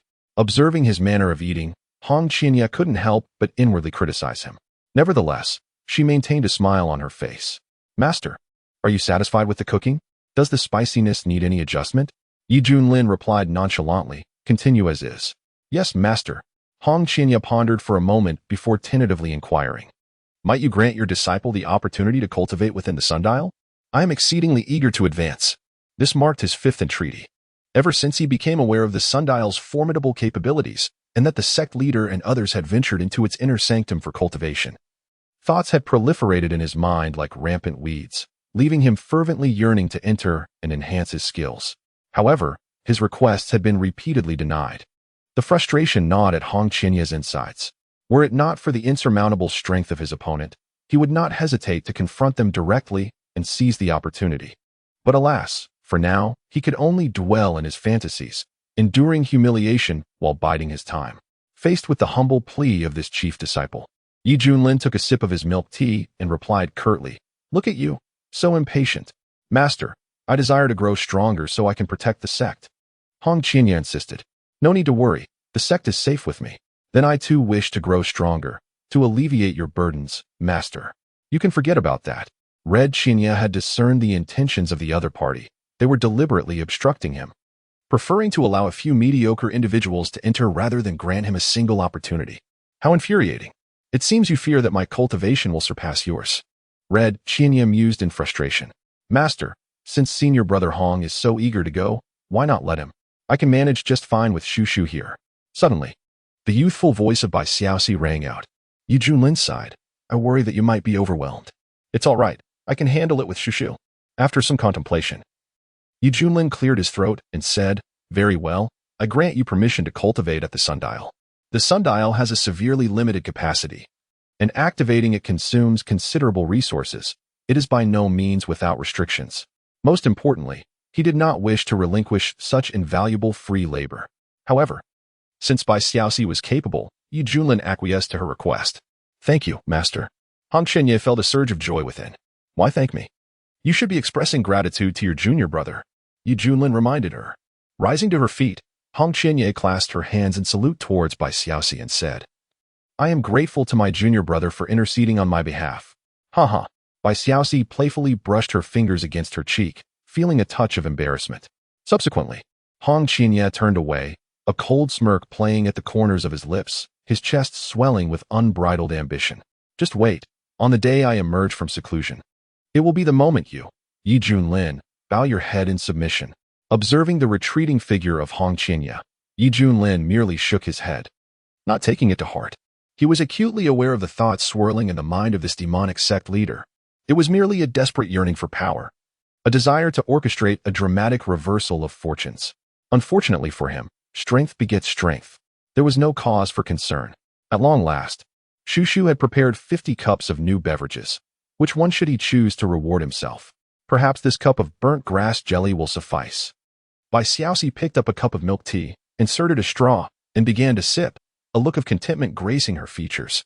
Xiaoxi, come here and allow your master to caress your head. A diminutive white-furred mouse, standing at a height of 1.50 meters, eagerly leaned closer to Junlin. He could not help but marvel at the delightful softness of its fur, exclaiming in amusement that while others might stroke their pets, he found himself caressing a mouse instead. Where is it? The mouse, White Xiaoxi, exclaimed in alarm, glancing around in a comical manner. Junlin chuckled softly, pondering how such a remarkable body, the grand Luo immortal physique, was wasted on this creature. With so many underlings at its disposal, what could it possibly fear? Endowed with the mightiest immortal body in all realms and the loyalty of 100,000 formidable beings, any individual in possession of such attributes would be on the path to invincible dominance. But the mouse is still frightened. White Xiaoxi scratched its head in confusion. Junlin stroked his chin thoughtfully, inquiring why it did not join him in cultivating within the sundial, where a century could pass in the blink of an eye outside. White Xiaoxi replied, the mouse does not wish to. Even if only a day passes outside, being away from master for 100 years would make the mouse very sad. Besides, cultivating is exceedingly dull. The mouse prefers to accompany master in enjoying delicious food. Upon hearing this, Junlin burst into hearty laughter. This white-furred mouse truly resonated with his character, unlike that scheming leader of the demonic sect, who was perpetually plotting to usurp him. By the way, Junlin suddenly recalled. Isn't it said that once the demon clan reaches the transformation stage, they can assume human forms? Why have I never seen you take on a human appearance? Although he did not particularly care, it did not mean he was devoid of curiosity. Junlin was eager to see what this endearing white-furred mouse would look like in its transformed state. Xiaoxi was taken aback, for the little mouse had forgotten that it had always maintained its original form. Moreover, due to the rapid elevation of its realm, its thoughts had not yet adapted, resulting in its delay in assuming a human shape. Well, why not transform now? Junlin replied with a wry smile, truly, it was just a silly mouse. All right. Xiaoxi obediently complied. Suddenly, a milky white radiance burst forth from her, and within this luminous sphere, a delicate and petite silhouette gradually materialized. Junlin had just taken a sip of milk tea when, upon discerning the figure, he could not help but splutter in astonishment, exclaiming, what on earth is this? The petite and exquisitely soft form possessed skin as smooth and fair as milk, with two slender legs that stood straight, exuding an aura of youthful exuberance, truly the epitome of a charmingly small, youthful figure. In a previous life, such a sight would have been met with severe consequences, ranging from life imprisonment to the death penalty. Yet now, Junlin felt an unsettling sensation stirring within him. Upon this diminutive and exquisite figure rested a mouse's head, with round, beady eyes and a voice that emanated both tension and innocence. Was this rodent-like appearance not unappealing? Junlin thought to himself, not merely unappealing, but utterly terrifying. How bizarre it was for such a flawless form to be crowned with a mouse's head. By human aesthetic standards, it was exceedingly strange. Xiaoxi, are you deliberately toying with me? Junlin lamented, feeling utterly vexed. Absolutely not. The mouse is trying its utmost to transform. Xiaoxi quickly waved her hands in protest. Then, with a hint of disappointment, she lowered her head, feeling inexplicably constrained to maintain this form. The mouse felt wronged. Junlin's lips twitched in exasperation. It appeared that his somewhat misguided apprentice was indeed lacking in some faculties. He could not harbor overly high expectations. No, it's all right. Just revert to your original form, Junlin said, rubbing his aching temples. In this state, it would be better to remain as your true self. Xiaoxi clenched her delicate fists and inhaled deeply. After a brief moment, the cawing of crows filled the air. Transform back, Junlin exclaimed in exasperation. Xiaoxi, wearing a distressed expression, replied, Master. The little mouse suddenly cannot change back. Junlin responded, Are you certain its original form is a mouse? Not a pig. This intelligence is truly baffling. Do not worry, Master. The little mouse will surely transform back with more practice in the coming days. She encouraged. Junlin felt utterly drained. He regretted setting this unfortunate precedent, for who could have anticipated such an absurd outcome? Master, do you still wish to pet the little mouse? Xiaoxi inquired eagerly, her eyes sparkling with anticipation. Gazing at the peculiar creature before him, a mouse with a human body, Junlin found even his milk tea had lost its appeal. Please step away. I wish to be alone. Xiaoxi felt a pang of hurt, Sensing an air of disdain directed at her, she hurried to the lakeside, scrutinizing her reflection upon the water's surface, her delicate fingers scratching her mouse-like head in confusion. Strange, isn't this rather charming? In the subsequent days, Junlin, out of sheer necessity, reluctantly accepted by Xiaoxi's new appearance. One gets used to it. The little creature grows increasingly unique. He reassured himself in private. Meanwhile, the entire eastern region was engulfed in tumult as countless cultivators cast astonished glances toward the immense fleet of warships, relentlessly advancing towards the desolate state of Huangzhou. Their target unmistakably the Xiantian sect. Without a doubt, a large-scale battle, rare in 100,000 years, was about to commence. The thunderous rumble of warships traversing the void shattered the swirling mists. Gazing out, one could see a forest of battle flags fluttering vigorously. Each of these vessels was a ninth-grade treasure, imbued with formidable formations, radiating a brilliant luminescence. A single charged energy cannon unleashed its fury, vaporizing a Yuan-Ing cultivator on the spot, with even the transformation stage cultivators teetering on the brink of annihilation. Every warship brimmed with vigilant disciples of the Yuhua sect, their numbers overwhelming, exuding an aura of terrifying slaughter. An immense sense of oppression cloaked the surroundings, causing all living beings in Huangzhou to tremble in fear. How horrifying! This was the invading army of the Yuhua sect. It silently proclaimed to the world, "Those who stand in my way shall perish." Ha ha ha, the Xiantian sect is doomed. No one can withstand the wrath of the eastern region's foremost sect. Just as that Yi fellow was once so domineering, now he is destined to meet a tragic end. Surely, he must be terrified. The natives of Huangzhou should now realize that some individuals are simply not to be trifled with. A fervent discussion erupted, with various factions in the eastern region keenly observing the unfolding events. In Lingzhou, within a lavish chamber, heart-wrenching cries pierced the air, the bed shaking violently. Behind the white curtains, two human silhouettes were faintly discernible. Scattered across the floor lay women in disarray, their bodies naked and emaciated, their vital essence completely drained. "Young master, a battle has erupted outside." Urgent voices called from beyond the door. A servant, brimming with excitement, flung open the door, only to be taken aback by the sight of the unconscious female cultivators sprawled on the ground, shivering involuntarily and murmuring, "The young master truly is formidable." The screams abruptly ceased. An irate voice emerged from within the curtains. "You wretched creature, clarify who is fighting outside. Otherwise, I shall twist your head off and feed it to the maggots in the cesspit." The servant, feeling a chill run down his spine, stammered, It's the Yuhua sect. Just moments ago, their army has invaded Huangzhou." "What did you say?" The curtain was drawn back by a powerful hand, revealing Shui Tianyi, whose face was alight with astonishment as he stepped forth. As the young master of the Shui family, a prominent scion of the eastern domain Lingzhou, he had harbored a deep-seated resentment towards Junlin ever since his dismal return from the desolate state, yearning for the latter's downfall. "Indeed, it is true, young master. Word is spread that the Yuhua sect is taking decisive action, determined to eradicate the Xiantian sect entirely. This is a display of authority." Upon hearing this, a wild grin spread across Shui Tianyi's lips as a sense of vindictive pleasure surged within him. How dare this lowly native be more arrogant than I? He deserves to reap the consequences. I have always known he would not last long. With that, Shui Tianyi turned and returned to his bed, where once more anguished cries echoed from within the curtain, intermingled with uproarious laughter, the bedstead shaking with greater fervor. "What are you still doing standing there? Get out of my sight." Indeed, the attendant swallowed hard, bowing his head and retreating.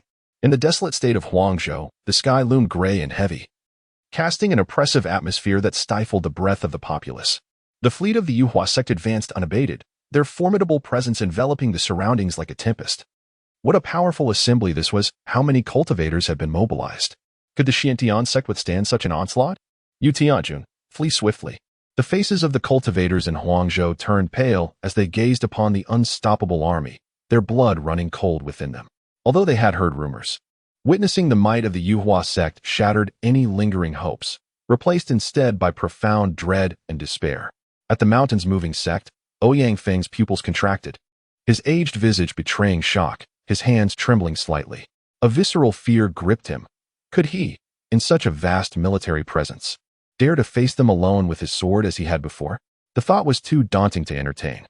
"Yi Tianjun, I implore you, do not act recklessly this time. If necessary, let us flee," he thought. To many, Junlin was the foremost powerhouse of Huangzhou and the spiritual leader of all local cultivators. Should he be extinguished, it would be an immeasurable loss. Even a hasty retreat to preserve life would be understandable.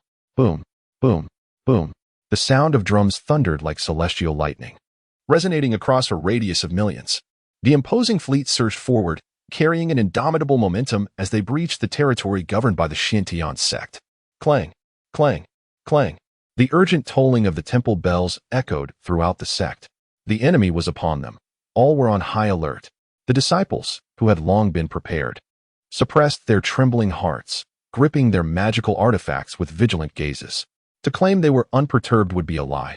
After all, they faced the mightiest immortal sect of the Eastern Domain. Where were the sect leaders in this time of peril? The elders expressed their anxiety. Just then, a powerful energy wave emanated from the back mountain, and several figures emerged from the internal space of the sundial. The leader of Jianzheng Peak sighed. After 500 years of arduous cultivation, I was so close to breaking through to the composite body stage, yet I still cannot grasp the sensation. It seems that solely immersing oneself in secluded practice has its limitations. You should consider yourself fortunate, thanks to the techniques and elixirs bestowed by our esteemed disciple Yi. Otherwise, even 500 years would not suffice, and I would never achieve a breakthrough to the nascent soul stage in this lifetime. The leader of Tianxiang Peak rolled his eyes dramatically.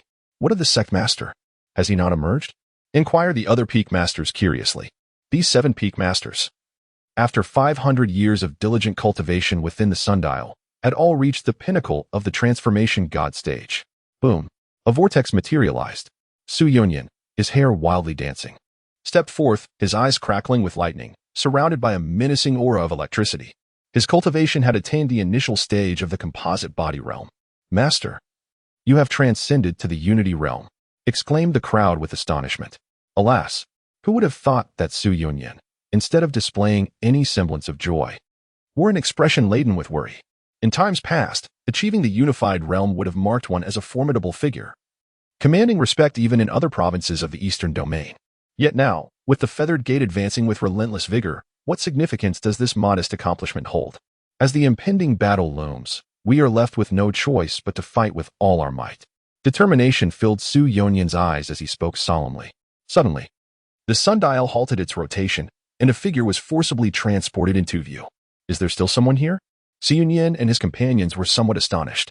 In an instant, a terrifying force enveloped them, sending chills down their spines and instilling a sense of dread within. Before their eyes, Hong Qinya stepped forward, her exquisite visage radiating an aura of icy detachment, possessing an ethereal quality that made her presence feel otherworldly. The crimson flame mark between her brows enhanced her unique allure, embodying a striking contrast of masculine strength and feminine grace.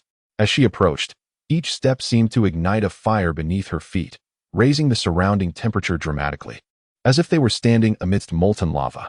Haha, I thought it was someone significant. Turns out it's just the esteemed disciple of Master Yi.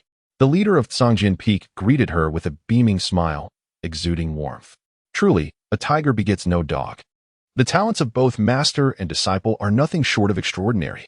Pray tell, what realm have you both attained? A tiger begets no dog? Hong Qinya felt a wave of humiliation wash over her, veins throbbing on her forehead. With a piercing gaze, she shot back icily, impudent. What nonsense are you spouting? Ah. The master of Cangjin Peak felt a sharp pain in his eyes, clutching his bleeding orbs as he staggered backward, overwhelmed by a profound sense of terror, as if he were teetering on the brink of death. Brother Jin. The crowd was taken aback, casting bewildered glances at Hong Qinya. Wasn't you Shizi's disciple rather too capricious? The leader of Tianxiang Peak, with furrowed brows, expressed her dissatisfaction. Hong Qinya, your master Jian merely misspoke. After all, we are fellow disciples. Why must you take offense? Fellow disciples? Ha! Hong Qinya scoffed. I am, after all, a formidable figure in the demonic path, a powerful being of true immortality. Am I someone that you insignificant insects can attach yourselves to? In Hong Qianya's heart, the entirety of Xiantian's sect, apart from Yi Junlin, was nothing but inconsequential figures. Were it not for that individual, he would not be feigning civility here. What attitude is this? Be careful, or I shall report you to Yu Shizi. The leader of Tianxiang Peak stamped her foot in frustration, her chest heaving with agitation. Do as you please. I pay him no mind whatsoever. In any case, That individual is in no position to protect himself now. Hong Qianye crossed his arms, a playful smile gracing his lips. Such audacious words left the onlookers exchanging glances, astonished expressions evident in their eyes. Was this still the obedient disciple before Yi Shixi, the one who typically heeded every command? Su Yunyan's face was filled with gravity. Although he was in the early stages of integration, he felt insignificantly small in the presence of Hong Qianye. Coupled with the latter's unusually erratic behavior, an ominous premonition stirred within his heart. Hong Qianye, dismissive of the few present, turned his gaze towards the depths of the forbidden land, his eyes shimmering with a piercing brilliance. Such a supreme treasure, rather than languishing here, would be far better utilized by me.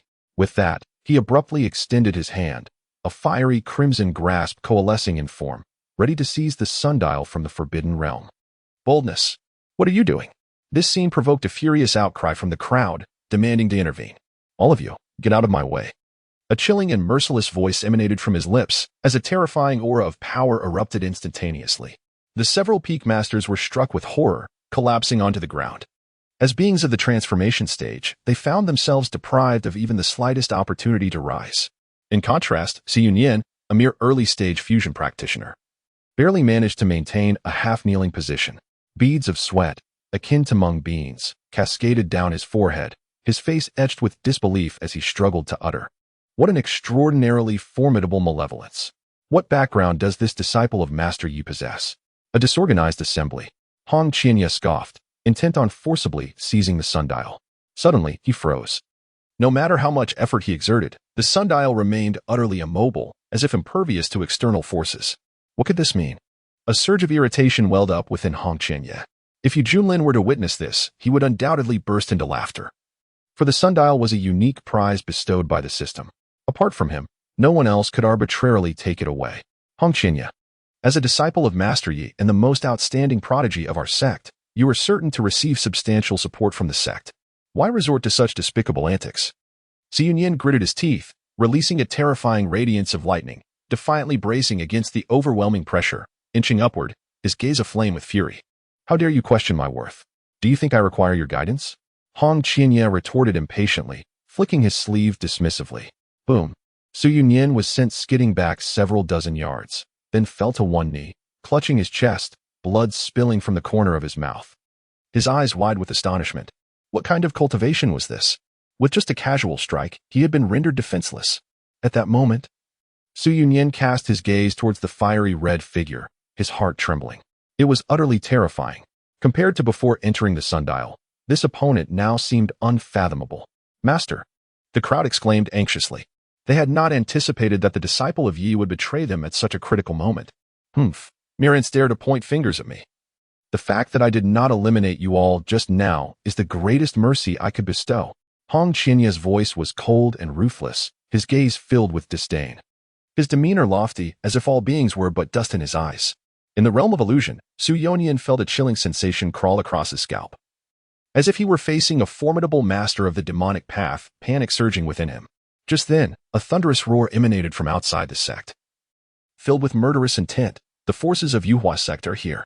Yi Junlin, come forth and face your doom.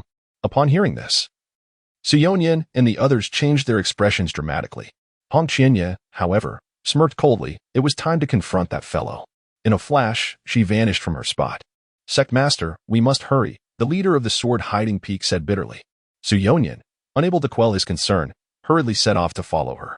On the mysterious peak, a silver-haired youth reclined languidly on a bench, propping his head up with one hand.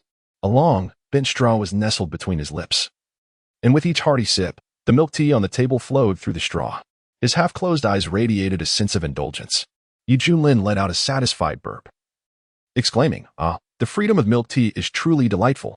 Suddenly, a powerful figure darted into view nearby. Observing Yi Junlin's nonchalant demeanor, Hong Qianye's face twisted in disdain. This fellow was indeed a disgrace to cultivators. One must question how he could maintain such a slovenly attitude while claiming to pursue immortality. How could he hope to contend with the great path in the future?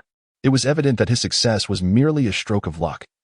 Having stumbled upon unparalleled opportunities in some ancient ruins, enabling him to wield coveted techniques and rare treasures. But now, all of it would belong to him. At that moment, sensing Hong Qianye's arrival, Yi Junlin remained utterly unmoved, continuing to recline and sip his milk tea, mumbling indistinctly, "Ah, my dear disciple, how I have missed you. Missed you. My foot." Hong Qianya suppressed her urge to explode, her voice icy as she remarked, "The outside world is on the brink of storming in to take your life. Yet you remain so lethargic. Do you not fear death?" "What?" Junlin exclaimed, abruptly sitting up with a bewildered expression. "They've already attacked? How was I unaware?" Hong Qianya furrowed her brow, seemingly struck by a thought, and with a darkened countenance, she gestured to remove the soundproof barrier that loomed above. In an instant, the thunderous sound of drums reverberated from outside, indicating a palpable inclination to assault. Junlin was taken aback. He swiftly extended his consciousness, and, upon witnessing the formidable fleet of warships, his expression morphed into one of peculiar understanding. "Ah, so they are indeed preparing for battle." Observing his unflappable demeanor, Hong Qianya felt a twinge of frustration and stiffly remarked, "You are fully aware of the current predicament. However, if you surrender what you have acquired to me, I might consider intervening to ensure your survival." "What on earth is this?" Junlin raised an eyebrow. "Do not feign ignorance before me. We are all intelligent beings here. Let us speak plainly. What in the world is that?"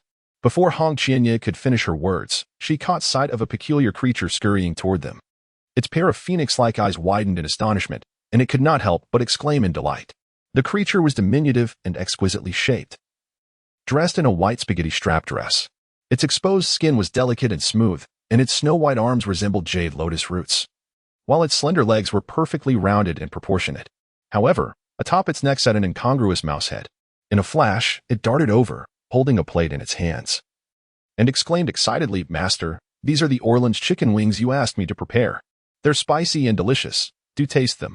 Upon noticing Hong Qianya's presence, it gleefully approached, saying, "Oh, Brother Hong, you have emerged from seclusion so quickly. Why you don't come any closer." Hong Qianya felt a chill run down her spine and instinctively took a couple of steps back. Is this the white-haired mouse? How has it transformed like this? Such a bizarre appearance. Could it be? As her thoughts raced, Hong Qianya suddenly turned to Junlin, a wave of dread washing over her. "This is truly dreadful. I never imagined your tastes to be so peculiar." Junlin was taken aback, questioning the meaning behind her gaze. "What does that look imply? Am I not a paragon of virtue? How could you misconstrue my intentions?" Malice. There was an unmistakable air of malice. The Red Senior Brother, by Xiaoxi, lowered his head in grievance, aware that his appearance was met with disdain. Swiftly, several figures descended upon the ethereal peak. "Rebellious disciple, what are your intentions towards your master?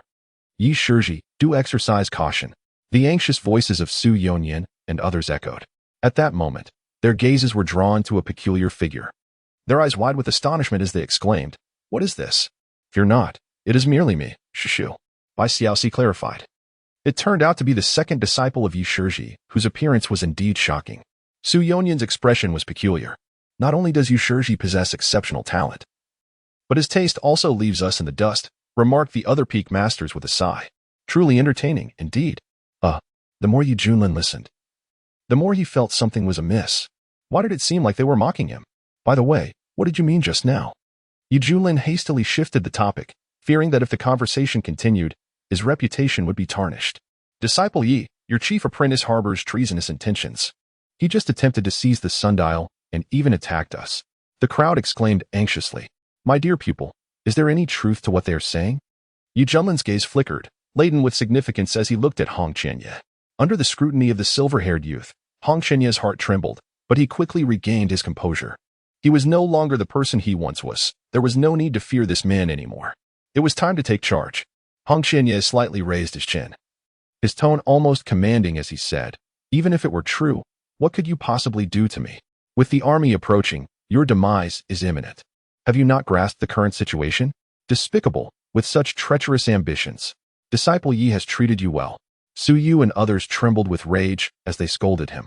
For various sects, nothing is more taboo than a disciple betraying their master, as it poses a significant threat to the internal stability of the sect. "You know nothing." Hong Qianya's face was as cold as frost. "What a noble status I hold, yet I am openly ridiculed by a junior. To think I must personally attend to menial tasks like shoulder rubs and foot baths.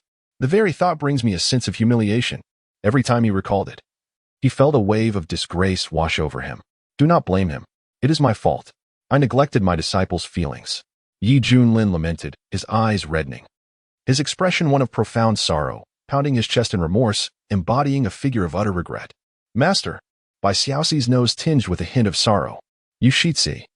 Your facade is nothing but a hollow pretense. Their expressions were one of disbelief, for they had never witnessed the silver-haired youth in such a manner. Continue your charade. Hong Qianye wore a look of disdain. Had it not been for the time spent together, revealing the true nature of the other, she might have been easily deceived. Xiaohong, Hong, my beloved disciple Qianye, I truly acknowledge my wrongs. Can you find it within yourself to forgive me? After all, we share a master-disciple bond. Let us start anew, shall we? Yi Junlin's gaze was filled with hope as he earnestly implored. Ah, Hong Qianye gasped, a chill running down her spine. Her skin prickling with goosebumps. How could there be such an unabashed individual? This truly broadened her horizons. No way, you make me feel utterly disgusted. Hong Qianye spoke with palpable disdain. Little did she expect, Yi Junlin appeared relieved, his countenance transforming from one of turmoil to serenity, as if shedding a heavy burden. A triumphant smile curled at the corners of his mouth. Unbeknownst to anyone, a system notification echoed within his mind. Ding. Congratulations, host, for completing the temporary task. You are rewarded with the indestructible body technique. The indestructible body technique, a supreme method that harmonizes strength and physique, when cultivated to its pinnacle, can forge an indomitable body. Commanding respect for Ian's. The reward was satisfactory. It justified his dramatic performance and fulfilled the system's task requirements, Yi Junlin mused inwardly. Just moments ago, he had triggered the system's temporary task options. The first task was to confront his disciple, Hong Qianye, regarding her betrayal. As her master, he had been momentarily shaken, indignantly rebuking her, earning a celestial-grade body refinement pill. The second task required him to actively acknowledge his faults, demanding the complete investment of his emotions to evoke resonance. Upon success, he would obtain the indestructible body technique. Firstly, the celestial-grade body refinement pill was indeed rare, but when compared to the far more valuable indestructible body technique, its efficacy paled in significance. It was common sense which option to choose. Thus, Yi Junlin opted for the second task, showcasing his acting prowess before the onlookers. Now that the technique was successfully in his grasp, Yi Junlin naturally discarded his facade, returning to his previous demeanor of nonchalance. He languidly reclined in a chair, lifting a bubble tea to his lips, eagerly slurping through the straw. Hong Qianye furrowed her brows, pondering what this individual was up to now. Su Yunyan and the others exchanged glances, their expressions exceedingly peculiar. Everyone, could it be that Master Yi is under too much pressure, perhaps experiencing a slight mental fracture? Murmured the leader of Songjian Peak. Silence. The master of Tianxiang Peak retorted with irritation. Little Shi, the master called, the little mouse is here. Come over and give me a shoulder massage. Very well. Bai Xiaoxi rushed over and obediently began to massage Yi Junlin's shoulders. Yi Junlin comfortably narrowed his eyes and remarked lightly, Xiaohong, have you emerged from your 2-century seclusion as if you possess newfound prowess? Upon hearing this, Hong Qianye retorted sharply, enough idle chatter. Hand over everything you have acquired, and I may extend my assistance. Should you refuse, prepare to meet your demise here. Understand that the world of cultivation is inherently ruthless. Killing and seizing treasures is a commonplace affair. As a practitioner of the demonic path, I have been exceedingly lenient in this matter. If I obtain what I desire, I shall repel the enemy forces and take great pleasure in tormenting you, thus avenging the grievances I have endured, after which we shall part ways. Master, it appears this individual is willing to assist, showing a semblance of conscience. One of the peak masters whispered. After all, with a great battle imminent, they were well aware of Hong Qianye's formidable strength. If they could secure his aid, perhaps Suaniangong could indeed navigate through this crisis. This matter ultimately hinges on Yu Shiji's decision. Siyu, clearing his throat, admitted to feeling a stir of temptation. Given the techniques and elixirs they had previously acquired, along with the sundial that could manipulate the flow of time, they had long since deduced that Yi Junlin was harboring significant fortune. However, out of respect for their shared lineage, they had refrained from probing further. Now, with Hong Qianye directly demanding compensation and proposing conditions, everyone was eager to see how Yi Junlin would choose to respond. Yi Junlin naturally understood the implication of Hong Qianye's words. However, such a notion was utterly implausible, for he was bound to assist him. Most importantly, Yi Junlin did not regard the current crisis with any concern whatsoever.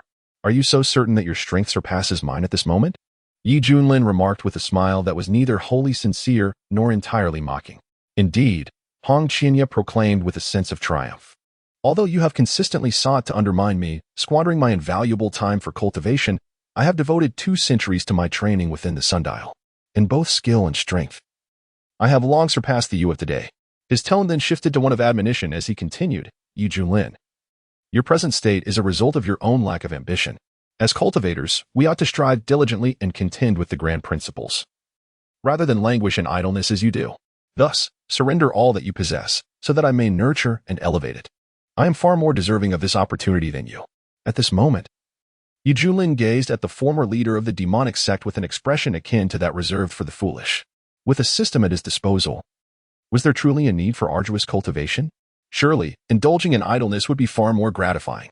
Hurry up. Stop dawdling. Do you require me to take action myself? Hong Qianya stepped forward with hands clasped behind his back, his eyes emanating a fierce and resolute brilliance. Boom. An overwhelming pressure instantaneously enveloped the surroundings. The once familiar figure of senior brother Hong, by Xiaoxi, now appeared utterly alien, causing her to tremble in fear. Yu Shiji, do not be reckless. Xu Xiu and the others urged. Their foreheads beaded with cold sweat, anxiety palpable in the air. Suddenly, a deafening explosion resonated from outside. The protective mountain formation of Xuandiangong was violently shattered, unleashing a torrent of chaotic energy that hurled numerous disciples and elders through the air, their anguished cries echoing in the aftermath. Lord Immortal Tree, the enemy's onslaught is too fierce. We cannot withstand it. One of the alien beings at the fusion stage screamed, blood trickling from the corner of his mouth, his body marred with horrifying wounds. Even the 100,000 indigenous inhabitants of the Luotian secret realm, bolstered by over 1,000 at the transformation stage and more than 60 at the fusion stage, found it exceedingly challenging to repel the advance of the Yuhua sect's forces. Underscoring the dire nature of the conflict, Bai Xiaoxi's expression was one of panic. Master, what shall we do? Junlin, will you not surrender? Or do you doubt my ability to assist you? Hong Qianya's voice was cold and unyielding. Boom. At that moment, a terrifying energy cannon pierced the heavens, exuding a destructive aura as it hurtled towards the ethereal peak. Impudent! Hong Qianya exclaimed fiercely, suddenly sweeping out his hand. In a flash, that formidable energy cannon was abruptly altered in its trajectory by an unforeseen powerful force, forcefully veering towards the multitude of figures in the sky. Thunderous roars ensued as a dazzling orb of light erupted, accompanied by heart-wrenching cries of agony. Who did this? Step forward and meet your demise. Anguished shouts echoed, as at least dozens of consciousnesses at the fusion stage converged, gathering in unison atop the ethereal peak. Humph! The figure of Hong Qianya ascended like a comet, hands clasped behind her back, her aura unfathomable. With a disdainful gaze, she coldly declared, What can you do to me? I am beyond your reach. A mere woman dares to be so arrogant. Allow me to handle you. An ancient voice, resonant like a great bell, echoed through the air. A gaunt old man clad in the robes of an inner-sect elder, a cruel smile etched upon his face, swiftly extended his hand like a specter. You ignorant insect. He sneered. Upon hearing herself referred to as a mere woman, veins popped on Hong Qianya's forehead, and in her fury, she laughed derisively. A piercing scream echoed through the air, filled with anguish. The emaciated elder's face was etched with terror, as horrifying black flames enveloped him, consuming his entire being in midair with astonishing rapidity. A formidable figure at the pinnacle of the fusion realm was thus extinguished effortlessly. What? The expressions of the other disciples from the feather transformation sect shifted dramatically as they gazed upon the tall, crimson figure, their eyes betraying an overwhelming shock. Hong Qianya, with her hair billowing wildly, fixed her gaze upon the vast assembly of cultivators in the sky. Her voice unwavering and authoritative. You have half a stick of incense to vacate the wilderness province, or face death. Her chilling words reverberated through the depths of their hearts. Many elders displayed signs of trepidation, but as if struck by a sudden thought, their expressions morphed into one of fierce hostility as they bellowed. What audacity! How dare you command the foremost immortal sect of the eastern region? Fellow cultivators, eliminate this woman. Let us cleanse the Xiantian sect in blood. In an instant, a cohort of 60 to 70 elders at the harmonization stage sprang into action, wielding either spiritual artifacts or talismans, or unleashing their signature techniques. In that case, I shall unleash a massacre. Hong Qianya's eyes glinted with a frigid intensity as she formed intricate seals with her hands, summoning forth countless ethereal green flames that erupted around her. In an instant, the air was filled with the chilling wails of tormented spirits, sending shivers down spines. Following this, a multitude of skeletal heads materialized, each the size of a grinding wheel, surging forth with a piercing howl, resembling a legion of vengeful spirits crossing the realm. Ah, my hand. Quick, take cover. One cannot afford to be bitten. It would result in poisoning. Block it. Hurry and obstruct. This assembly of elders, in a state of fusion, was being relentlessly pushed back, having lost a third of their number in merely a single encounter. Yet, this was not the end. Hong Qianye, feeling insatiable, commanded a multitude of ethereal green skulls that swarmed the battlefield like a horde of locusts. Wherever they traversed, enormous warships were engulfed in flames. With many disciples inside perishing instantly, their anguished cries and desperate pleas filling the heavens with a cacophony of despair. Do not panic, everyone. Unite to dispel the malevolent flames. A venerable middle-aged elder bellowed, wielding a fan imbued with spiritual energy. His fellow disciples rallied behind him, continuously channeling their powers to support him. The elder, grasping the fan, swept it forcefully, conjuring a terrifying tempest to counter the ominous onslaught of skulls. Suddenly, a melodic chanting emerged from the horizon, and radiant Buddhist light illuminated the earth, instilling a sense of reverence akin to that of the Buddhist temple. Amitabha, echoed the voices from numerous ancient flying vessels, where countless practitioners with hands clasped together recited the sutras. A formidable monk, draped in robes, solemnly declared, "Esteemed benefactors, the hanging temple has come to your aid." Humph. Another fool rushing to their doom. Hong Qianye scoffed. "You vile sorceress, do not be so arrogant." The practitioners soared into the sky, casting spells with fervor. A wretched congregation of bald donkeys. Hong Qianye's expression turned frosty as she raised her hand, weaving intricate gestures to invoke her magic. With a tumultuous roar, all remaining skulls converged like streams merging into an ocean, rapidly expanding in size. In an instant, an enormous skull emerged, emitting an eerie, chilling laughter. To an ordinary person, it appeared as insignificant as a grain of rice. The oppressive terror spread like a tidal wave. "Go, entertain them," Hong Qianye chuckled coldly. Boom. The colossal skull blotted out the sun, resembling a moving fortress, its entire form engulfed in ghostly green flames, radiating an unimaginable heat. "Amitabha, it's coming." A cacophony of anguished wails echoed like the cries of slaughtered pigs. Ironically, the Zen meditation troupe from the hanging monastery suffered a devastating blow as they made their entrance. Countless monks were consumed by a colossal skull, creating a scene of striking visual impact. "O malevolent fiend, the Buddha shall not forgive your transgressions." The abbot of the monastery, Master Huizhi, was on the brink of fury. Having attained the pinnacle of the harmonization realm, he radiated an abundance of golden light, raising his hand to unleash a radiant Buddha palm, intent on vanquishing this audacious adversary. "Even if the Buddha himself were to appear, I would slay you nonetheless." Hong Qianye cast a disdainful gaze and reached out with a hand. A terrifying fiery hand materialized, forcefully blocking the Buddha palm, which then transformed into a multitude of clawing fire dragons, surging menacingly toward Master Huizhi. "You insolent wretch, how dare you?" The words ignited a fury within Master Huizhi, as he exerted every ounce of his power to escape the clutches of the fire dragons. Alas, within mere seconds, the entire being was reduced to ashes, forever dissipating into the realms of existence. The first seat, lamented the monk of the hanging temple. "Unite all our strength to vanquish this female fiend," roared the elder of the Yuhua sect. In an instant, the forces of the two great factions unleashed a myriad of spells and divine abilities, engulfing Hong Qianye in a veritable storm of power. The resplendent hues blazed forth, resembling a dazzling sea of stars. The massive skull, entirely ablaze with ghostly flames, was thus extinguished without contest in the midair, in the midst of a parched throat and a chilling sensation engulfing his body. Facing the combined onslaught of the feathered gate and the suspended temple, there was no doubt that he would be crushed to dust in an instant. Such overwhelming energy would obliterate even those at the harmonization stage.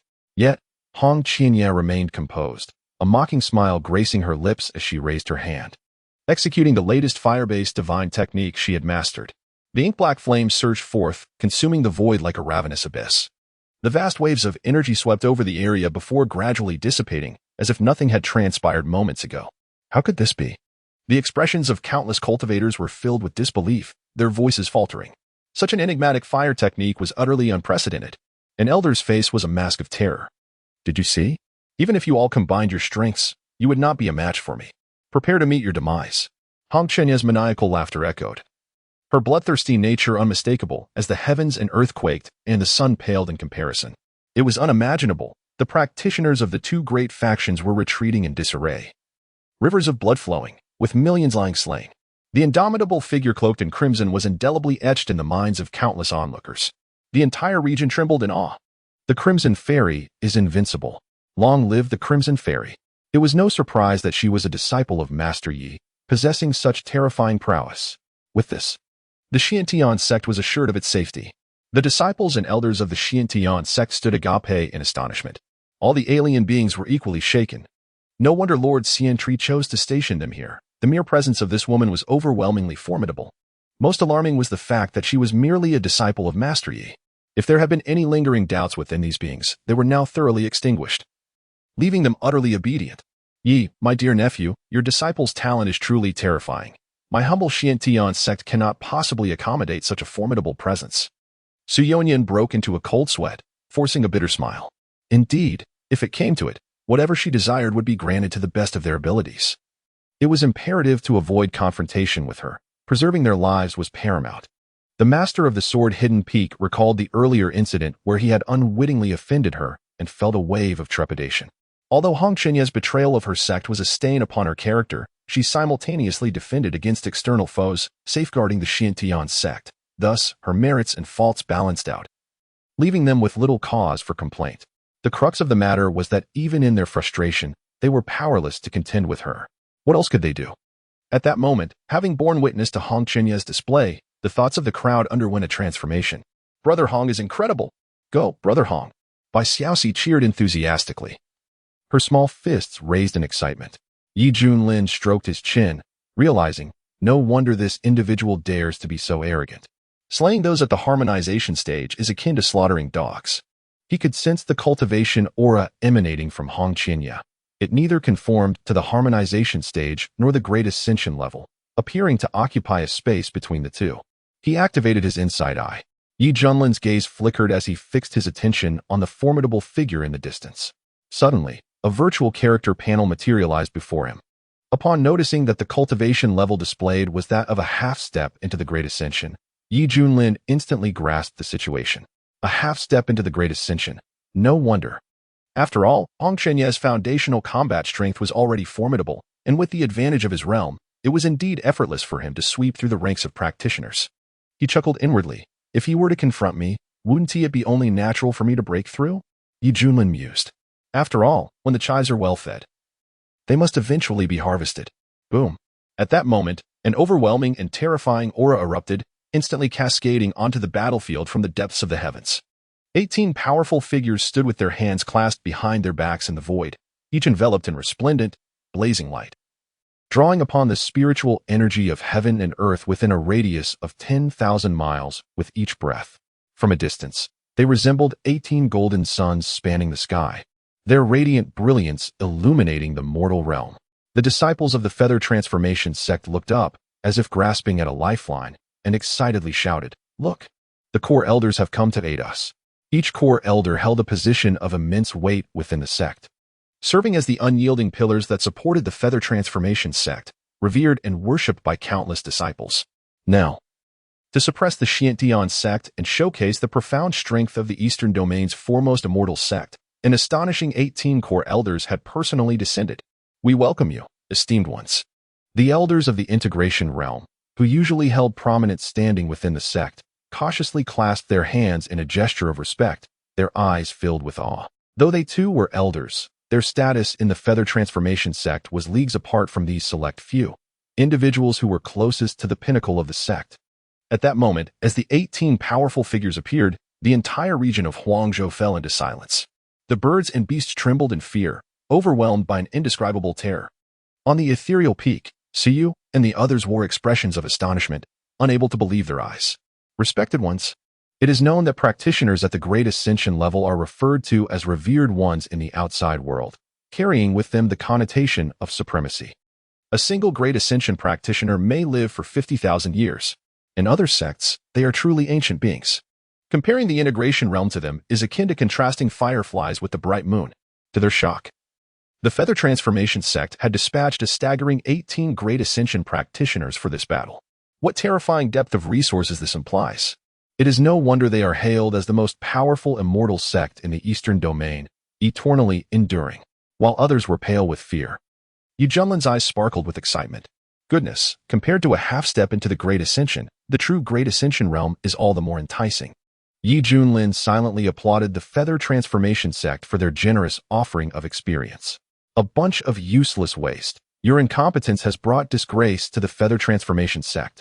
Among them stood a diminutive, almost grotesque old man with white hair, his face contorted in rage as he thundered with a voice akin to the sound of thunder, disorienting the gathered cultivators beneath him. The formidable army of the Eastern Domain's most powerful sect was reduced to disarray by a mere girl. Had we not come in person to oversee the battle, would you not invite ridicule from all corners of the world? The speaker was a silver-haired matron clad in golden robes, gripping a serpent-headed staff. She gazed coldly at Hong Qianye, her heart swelling with jealousy upon witnessing the latter's flawless beauty. How infuriating. She was even more beautiful than I was in my youth. Hong Qianye's eyes turned icy. Who do you think you are, you old scallion? Dare to show such disrespect to me? What did you say? The silver-haired matron's voice rose sharply, her eyes widening in fury. This was a grave insult. Revered golden serpent, you need not stoop to engage with a dying person, remarked a tall, imposing middle-aged man, emanating an overwhelming presence. He spoke from a position of authority, his demeanor aloof. These three were the most esteemed core elders, possessing the highest cultivation and strength among the group. Do you truly believe you can kill me with your meager abilities? What a preposterous jest. Hong Qianye scoffed. In the past, he had fought his way through a veritable sea of celestial beings. Such trivial matters were hardly worth his notice now. Humph. That Junlin carries himself with such arrogance, sending his disciple to confront us. Does he truly underestimate the Feathered Ascension sect? One of the core elders remarked coldly. Then let us first eliminate his female disciple. I am curious to see if he will feel any sorrow from his hidden refuge, another elder suggested with a significant tone. Get lost. This matter has nothing to do with me. Upon hearing these words, Hong Qianye's expression turned frigid, as if she were a shard of ice untouched by time. Such deep bonds between master and disciple, the golden serpent sovereign sneered, revealing a cruel smile. Someone go and capture her for me. I shall ruin her beauty and sever her tongue. I have arrived, exclaimed a prominent elder, eager to showcase his prowess. Channeling the surging mana within him, he raised his hand and formed an intricate seal. Thunderous rumbles echoed as if a colossal millstone were turning in the void. A gigantic hand, radiating an azure glow, emerged, its palm spanning thousands of meters, exuding an overwhelming sense of pressure as it descended upon its target. The assailant was a formidable cultivator at the initial stage of the Great Ascension, intent on decisively subduing Hong Qianye. With a swift motion, Hong Qianye smirked and flicked his sleeve towards the heavens. Countless violet flames surged forth in an instant, imbued with terrifying power, shattering the descending giant hand. The atmosphere crackled with starlight, cascading like a gentle rain. Eh? The esteemed elder was taken aback, his gaze towards Hong Qianye shifting dramatically. How could such a formidable force be so easily extinguished? Is this individual not at the integration realm? Elder Wu, I shall assist you, another disciple proclaimed, unleashing the golden torrent fist. In an instant, a torrent of golden fist imprints surged forward, resembling a tumultuous flood. Is it merely you? Hong Qianye gathered her strength and unleashed a palm strike, a fiery imprint that obscured the heavens and scorched the earth. The ground trembled as immense waves of energy surged forth. The golden fist imprint gradually dissipated, leaving onlookers in a state of astonishment. This female demon actually withstood an attack from a revered master? Gasps erupted across the battlefield. Can you feel it? This individual is a half-step into the Great Ascension. The gnome elder squinted his eyes. To block a full ascension with a mere half-step is indeed a rare prodigy, even in this desolate and remote land, proclaimed the burly man in a deep voice. Damn it, this girl must not be spared. Everyone, attack. Kill her. The golden serpent master shrieked. The other core elders, realizing their dignity was at stake, immediately joined in to eliminate Hong Qianye. A boundless torrent of energy surged forth, tearing apart the fabric of the void in its wake. The scene was terrifying. I shall see just how great your capabilities truly are, Hong Qianye proclaimed, her feet planted firmly upon the earth, her scarlet robe billowing as she summoned forth dozens of fire dragons that roared in a cacophony of fury. As the two sides clashed, light was swallowed, and the very mountains and rivers trembled. Great monument palm. Shatter the firmament with a single finger. Star plucking hand. The dragon slaying technique. Soul obliteration seal. A myriad of divine arts and techniques were effortlessly wielded by the core elders, their faces etched with a fierce determination to vanquish the formidable foe before them. The cacophony of dozens of fire dragons intertwined and soared, their roars resounding with fervor, yet they were systematically extinguished by these powerful elders. Among them were 9 at the early stages of ascendance and 6 at the mid-stages. Hong Qianye's gaze was icy as she surveyed the encroaching shadows around her, frantically channeling the magic within her body. With a swift motion, the crimson flames enveloping her transformed into a pitch-black inferno. The black flames exuded tendrils of dark vapor, appearing eerily sinister. This was the annihilation demon flame, possessing the formidable power of devouring. Kill. Fixated on the layer of enigmatic black flames, the crowd suppressed their discomfort and simultaneously unleashed their lethal moves. Humph. Hong Qianye spread her arms wide, her long black hair swirling chaotically. The surrounding abyssal flames of annihilation suddenly surged, resembling a black hole devouring the spells that approached from all directions. The air vibrated with intense energy fluctuations, evoking a sense of trepidation. What? The 15 core elders changed their expressions dramatically. A single individual, standing against the combined might of 15 esteemed elders? Is this something achievable by one merely on the cusp of ascension? Such extraordinary talent I have never witnessed before, the gnome elder solemnly remarked. Are you all blind? This is undoubtedly an unorthodox technique. We must eliminate this female demon at once. Otherwise, the repercussions will be endless. The golden serpent elder bellowed, gripping his serpent-headed staff and inscribing an intricate array of symbols before directing it towards Hong Qianye. With a resounding boom, a massive serpentine beam of light shattered the void, colliding against the enigmatic black flames. Take action. The other 2 could no longer contain themselves and unleashed their respective abilities. With the addition of these 3, the pressure intensified 1,000-fold. Damn it! Hong Qianye gritted his teeth, beads of sweat forming on his forehead. Although the extinguishing flames of the demonic fire possessed the power to consume, at this rate of depletion, his internal magical energy would soon be exhausted. When that time came, devoid of the ability to cast spells, his combat prowess would plummet to an abysmal low. That would spell trouble. Curse be Junlin for not delivering the treasure to me sooner. Hong Qianye cursed inwardly. Who would have thought that the feathered ascension sect would mobilize such force? Dispatching 18 formidable masters merely to contend with a small sect in a desolate land? Truly, it was a case of using a sledgehammer to crack a nut. Break it. The thunderous roar reverberated through the vast sky. The towering figure radiated an intense white light, concentrating it within his fist before unleashing a cataclysmic explosion. The sound of the sonic boom was deafening as the force of the punch pierced the heavens. An intermediate divine technique of the esteemed rank, the dominating fist. Boom. With the detonation of a colossal sphere of light, a fiery crimson afterimage was sent hurtling from the heights, crashing violently onto the ethereal peak. The earth trembled with a resounding roar, as a mushroom cloud of dust billowed upwards, causing the entire mountain to shake violently. Coughing, Hong Qianye, with a disheveled appearance and blood trickling from the corner of her mouth, struggled to rise to her feet. Brother Hong, Bai Xiaoxi exclaimed with concern. You Junlin, holding a plate of Orlan's chicken wings, shook his head with a sigh. My dear disciple, did you not promise that you could repel them? How is it that you are now being beaten like a dog? I am truly, deeply disappointed in you. Upon hearing this and sensing the mockery in his words, Hong Qianye felt a surge of anger, his forehead throbbing and his cheeks burning. Gritting his teeth, he retorted, Do you dare to speak so condescendingly? At least I can retreat unscathed, while you can wait here for your demise. With that, he resolved to employ a secret technique to escape. After all, the primary target of the Yuhua sect was this individual. As for these insignificant ants, they could remain to accompany this shameless wretch to his grave. As long as I am here, none of you shall escape. Suddenly, a bronze compass surged through the sky, enveloped in radiant light, and unleashed an inexplicably profound wave of energy. In an instant, the very fabric of this realm seemed to be ensnared, with a hazy barrier faintly visible. The gnarled elder chuckled coldly. Submit to your fate. There is no point in struggling. Gazing up at the 18 formidable figures of the great ascension realm, despair welled up within the hearts of the Xiantian sect disciples. How could they possibly fight back?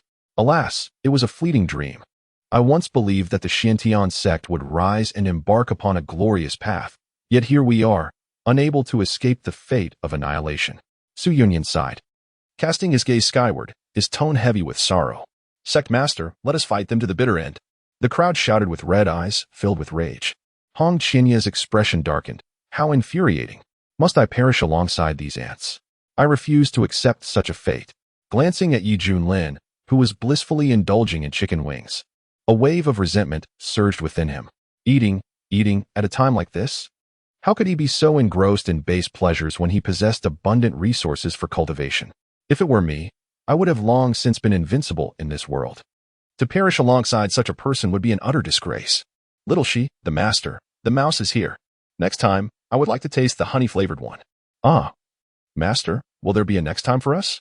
Bai Xiaoxi stood in a daze, gazing at the 18 oppressive figures in the sky, her furry mouse face revealing a hint of fear.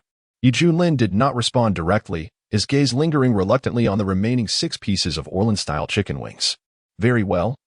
I shall eat after I resolve this. With a swift motion, amidst countless astonished gazes, the young man ascended, confronting the 18 figures from a distance. Junlin, you have finally chosen to show yourself, a burly man declared, his eyes radiating a fierce light. You have beaten my inept disciple to the ground like a dog. And as his master, I naturally must stand up for him, Junlin proclaimed, puffing out his chest with righteous indignation. Yet, beneath his words lay a subtle implication of mockery. Your grandfather. Hong Chenye's lips twitched involuntarily, anger causing a painful ache in her chest. I shall see what abilities you possess. Hong Qianrui believed that her cultivation had already surpassed that of Junlin, if he had fallen. His fate would undoubtedly be more dire. Heh, your end is already sealed. I shall flay your skin, extract your tendons, and grind your bones to dust as a warning to others. The gnarled old man chuckled cruelly. The instigator, Junlin, has appeared. You should hasten to capture him. The golden serpent elder hissed. She was exceptionally cautious, although she sensed that Junlin had reached the pinnacle of the composite realm. Even her disciple had attained the threshold of the great ascension. Was there perhaps an intention to conceal his true strength? The other core elders, who were being summoned, felt a surge of frustration, fully aware that they were being used to probe their limits and lead the charge. However, this silver-haired matriarch was more powerful than they, wielding greater influence within the sect, so despite their discontent, they had no choice but to comply. Kill! A chorus of furious roars erupted. Dozens of core elders sprang into action, transforming their wrath into a chilling aura of murder. Whoosh! A streak of azure sword light cleaved through the heavens, striking fiercely towards Junlin's crown. Ding! The host detected an attack from an enemy at the initial stage of the Great Ascension realm, triggering the passive effect of growing stronger in the face of adversity, thereby elevating to the mid-stage of the Great Ascension realm. In an instant, Junlin transcended from the perfected stage of the composite realm to the mid-stage of the Great Ascension realm. Boom! An overwhelmingly powerful and vast aura surged towards the sky, shattering the clouds. That azure sword gleam was effortlessly extinguished with a mere wave of his hand. At that moment, Junlin's silver-white hair billowed, his visage radiant and striking, his eyes shimmering with brilliance. A mischievous grin twisted at the corner of his mouth, slanting at an angle of 90 degrees. Exhilarating. What a sheer delight it was. This was the sensation of suddenly acquiring power. Cultivation? What nonsense. In an instant, the abrupt shift in his aura left everyone astounded. Yushitzizi is a formidable being of the Great Ascension realm. The elders initially appeared dumbfounded, then expressed their disbelief. What a jest. It turns out that our Xiantian sect has long had a venerable presence. Impossible, absolutely impossible. Hong Qianya felt as if his head might explode. Staggering back a few steps, his eyes filled with shock. It felt akin to diligently studying, brimming with confidence, only to discover that the top student was the one who frequently dozed off in class and never submitted assignments. How infuriating. How much power have you been concealing? Is this how one plays? Hong Chenye's eyes were bloodshot, his fist clenched tightly, trembling with fury.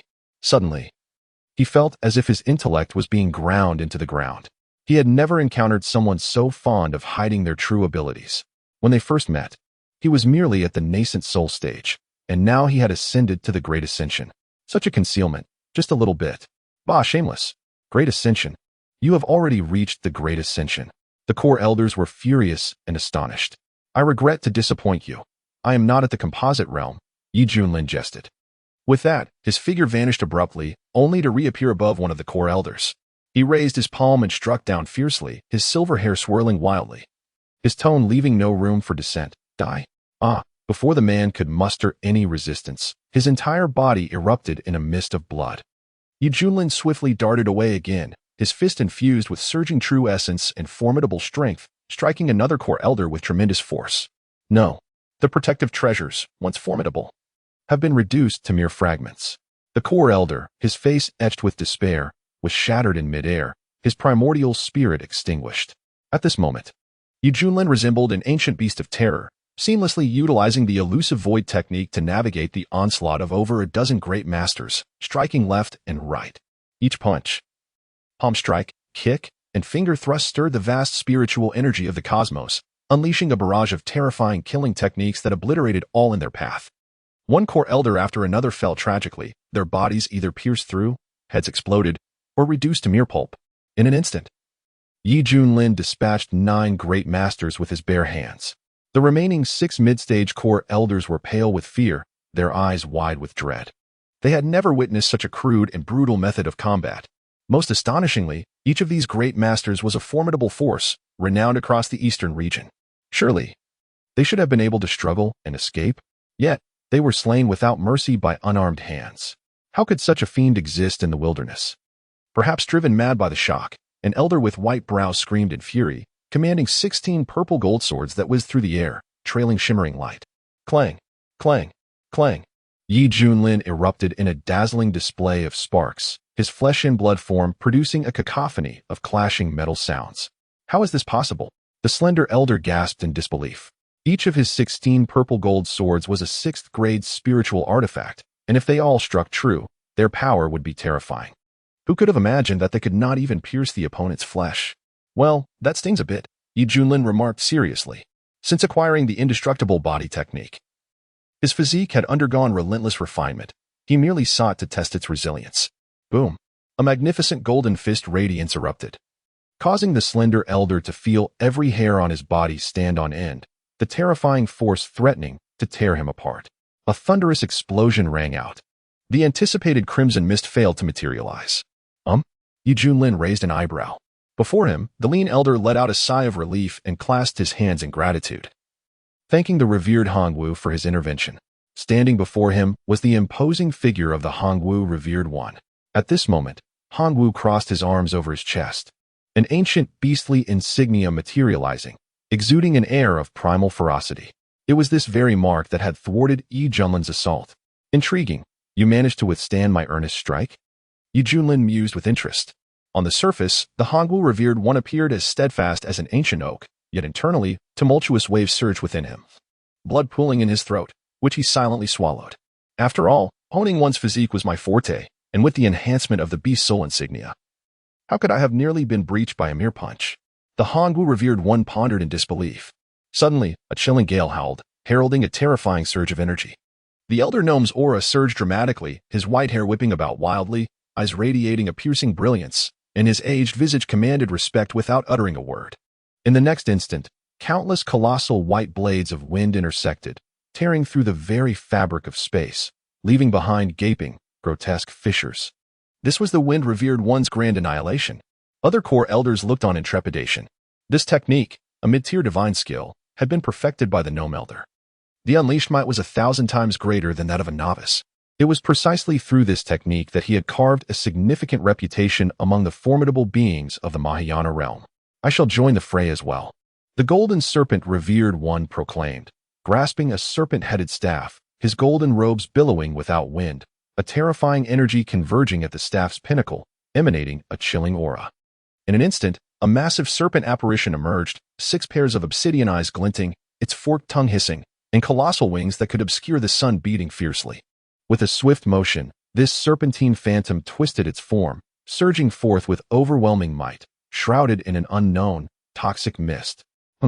Witnessing his companion unleash their power, the esteemed Hongwu raised his hand, forming an ancient fist seal, radiating brilliant circles of light from his entire being. He then thrust his fist forward with tremendous force. The explosive power akin to a volcanic eruption, capable of obliterating the heavens and the earth. The dominating fist. In an instant, the 3 formidable beings at the late stage of the major ascendant's realm launched a joint assault, intent on utterly shattering their target amidst the cosmos. Yet, in the face of the overwhelming onslaught, Junlin not only remained unafraid but instead revealed a hint of playful amusement. Ding! It detected that the host was encountered with an attack from a foe of the late major ascendant's realm. now triggering the passive effect of growing stronger in the face of adversity, thereby attaining the pinnacle prowess of the major ascendance realm. Boom. Junlin's aura surged once more, now even more potent than before. This is bad. The expressions of the Wind Sovereign and his companions changed drastically, disbelief evident in their eyes. With a chilling sneer, Junlin raised his palm to strike, emanating a brilliant golden radiance. Suddenly, a tremendous explosion erupted. In the midst of countless astonished gazes, 3 figures were propelled backward, barely managing to steady themselves, only to spit out mouthfuls of blood, their vitality visibly diminished. The countenance of the golden serpent elder darkened. The intelligence from the sect was erroneous. Junlin possessed the pinnacle of the great ascension. How infuriating! We have all been deceived. The Hongwu elder lamented in wrath. The Wind elder wiped the blood from the corner of his mouth, gritting his teeth, declared, at this juncture, we have no choice but to resort to the sect's secret techniques and eliminate this individual at all costs. Agreed. This battle must be won. It pertains to the dignity of the Yuhua sect. Upon hearing these words, the core elders behind him wore expressions of reverence. As if they understood the gravity of the situation, it appeared that they were about to employ that particular technique. At this moment, feeling an exhilarating surge of power within, Junlin could hardly contain his excitement. It turned out that when the Honorable Hongwu had blocked his attack earlier, the mechanism of growing stronger in the face of adversity had not been triggered due to the failure to meet the necessary conditions. For the mechanism to activate successfully, it required the opponent to make the first move. Suddenly, Junlin sensed something amiss and furrowed his brow. At that moment, the auras of the Wind Sovereign, the Honorable Hongwu, and the Golden Serpent Sovereign were intriguingly profound, emanating an even more formidable wave of energy than before. Silver runes began to appear on their skin, spreading to their necks and faces, ultimately forming an inverted triangle with an eye on their foreheads. A resplendent silver light enveloped them, exuding an aura of sanctity and inviolability. Goodness, what has transformed those 3 sovereigns? Could it be that they are employing the legendary secret technique of the Yuhua sect, the ascension technique? I have heard that only those with significant potential among the core elders are qualified to practice this technique. It was created by the founding ancestor of the sect and serves as the very foundation of the Yuhua sect. Those who wield the ascension technique will elevate their combat prowess to an unprecedented level. The army of practitioners erupted in fervor. This is the enduring legacy of the Yuhua sect. Hong Qianye's expression grew solemn. What a remarkable technique, rivaling even the great sects of the central domain. The one who initiated this technique possesses talent akin to that of a prodigy. Boom.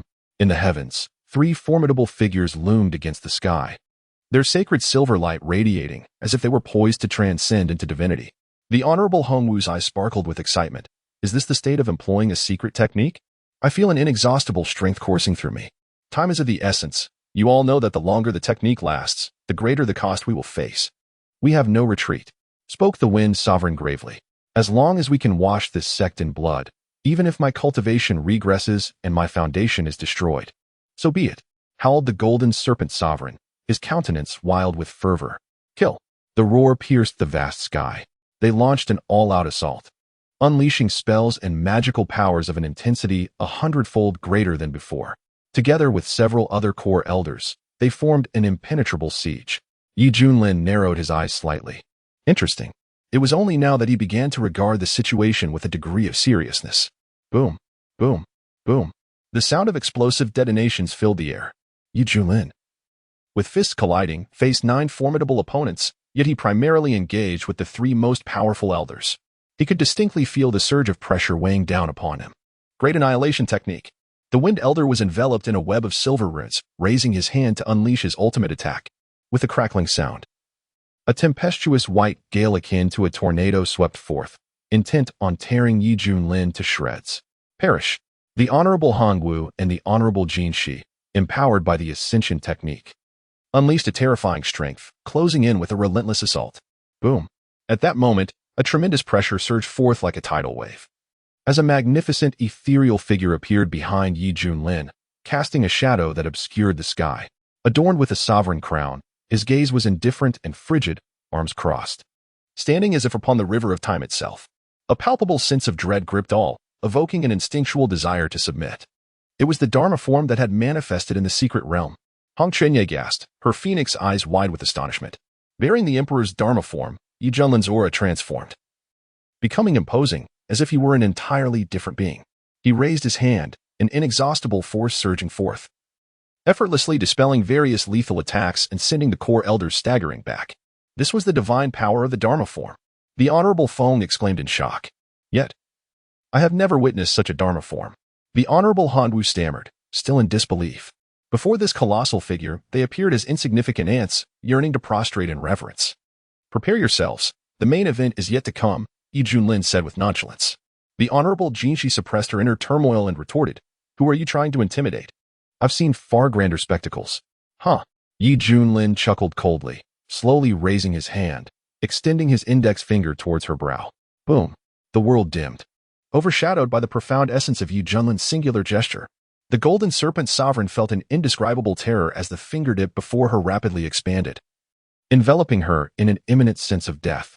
The most horrifying aspect was that her body suddenly became immobile, the surrounding space frozen, rendering the flow of spiritual energy impossible. An endless stream of golden light erupted from the fingertip, resembling a magnificent golden divine sword, tearing through the heavens and creating a distorted ripple. The heaven-intercepting finger. The revered golden serpent let out a heart-wrenching wail, desperately invoking spells to defend himself, yet ultimately unable to escape the fate of annihilation. The others were paralyzed with fear, their hair standing on end in sheer terror. At that moment, Yi Junlin raised his fist and struck with unparalleled ferocity, his power transcending the ages. With a thunderous roar, his fist, accompanied by a vortex akin to a black hole, surged forward with overwhelming force.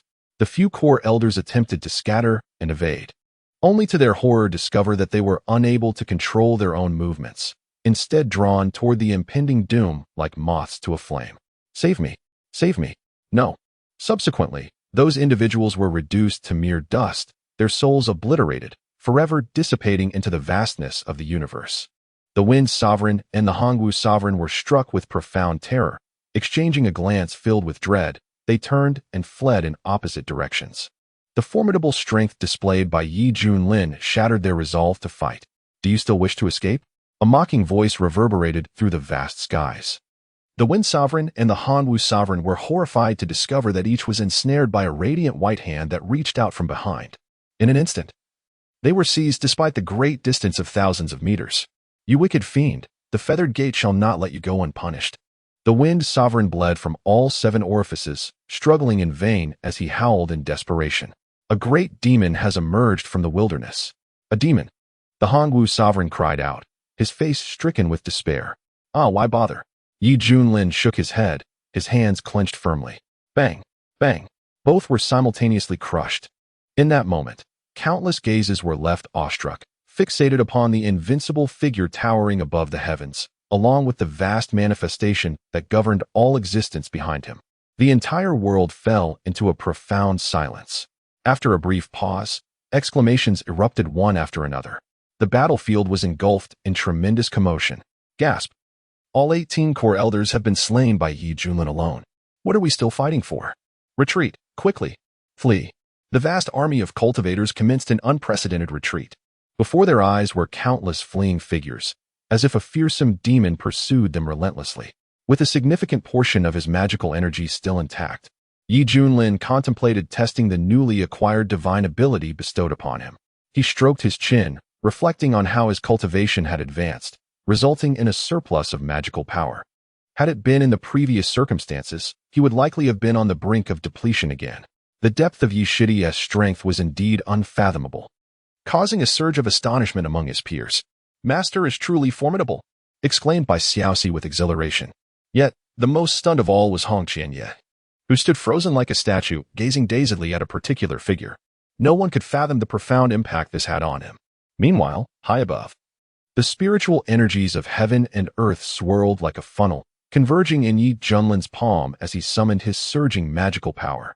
Gradually, he raised his hand, condensing a massive orb of vibrant light that expanded wildly, resembling a radiant, multicolored sun stretching across the sky, dazzling in its brilliance. Even cultivators thousands of miles away could behold it. In that moment, time seemed to stand still.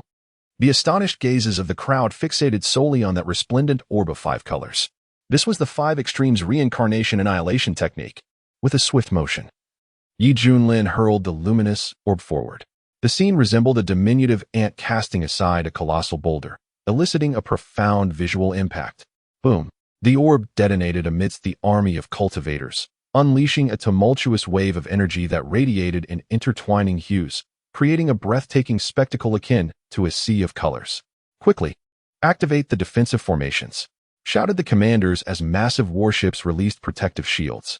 However, against the onslaught of the multicolored light, these defenses shattered like fragile paper, leaving the cultivators within in a state of terror as they watched the radiant force consume them.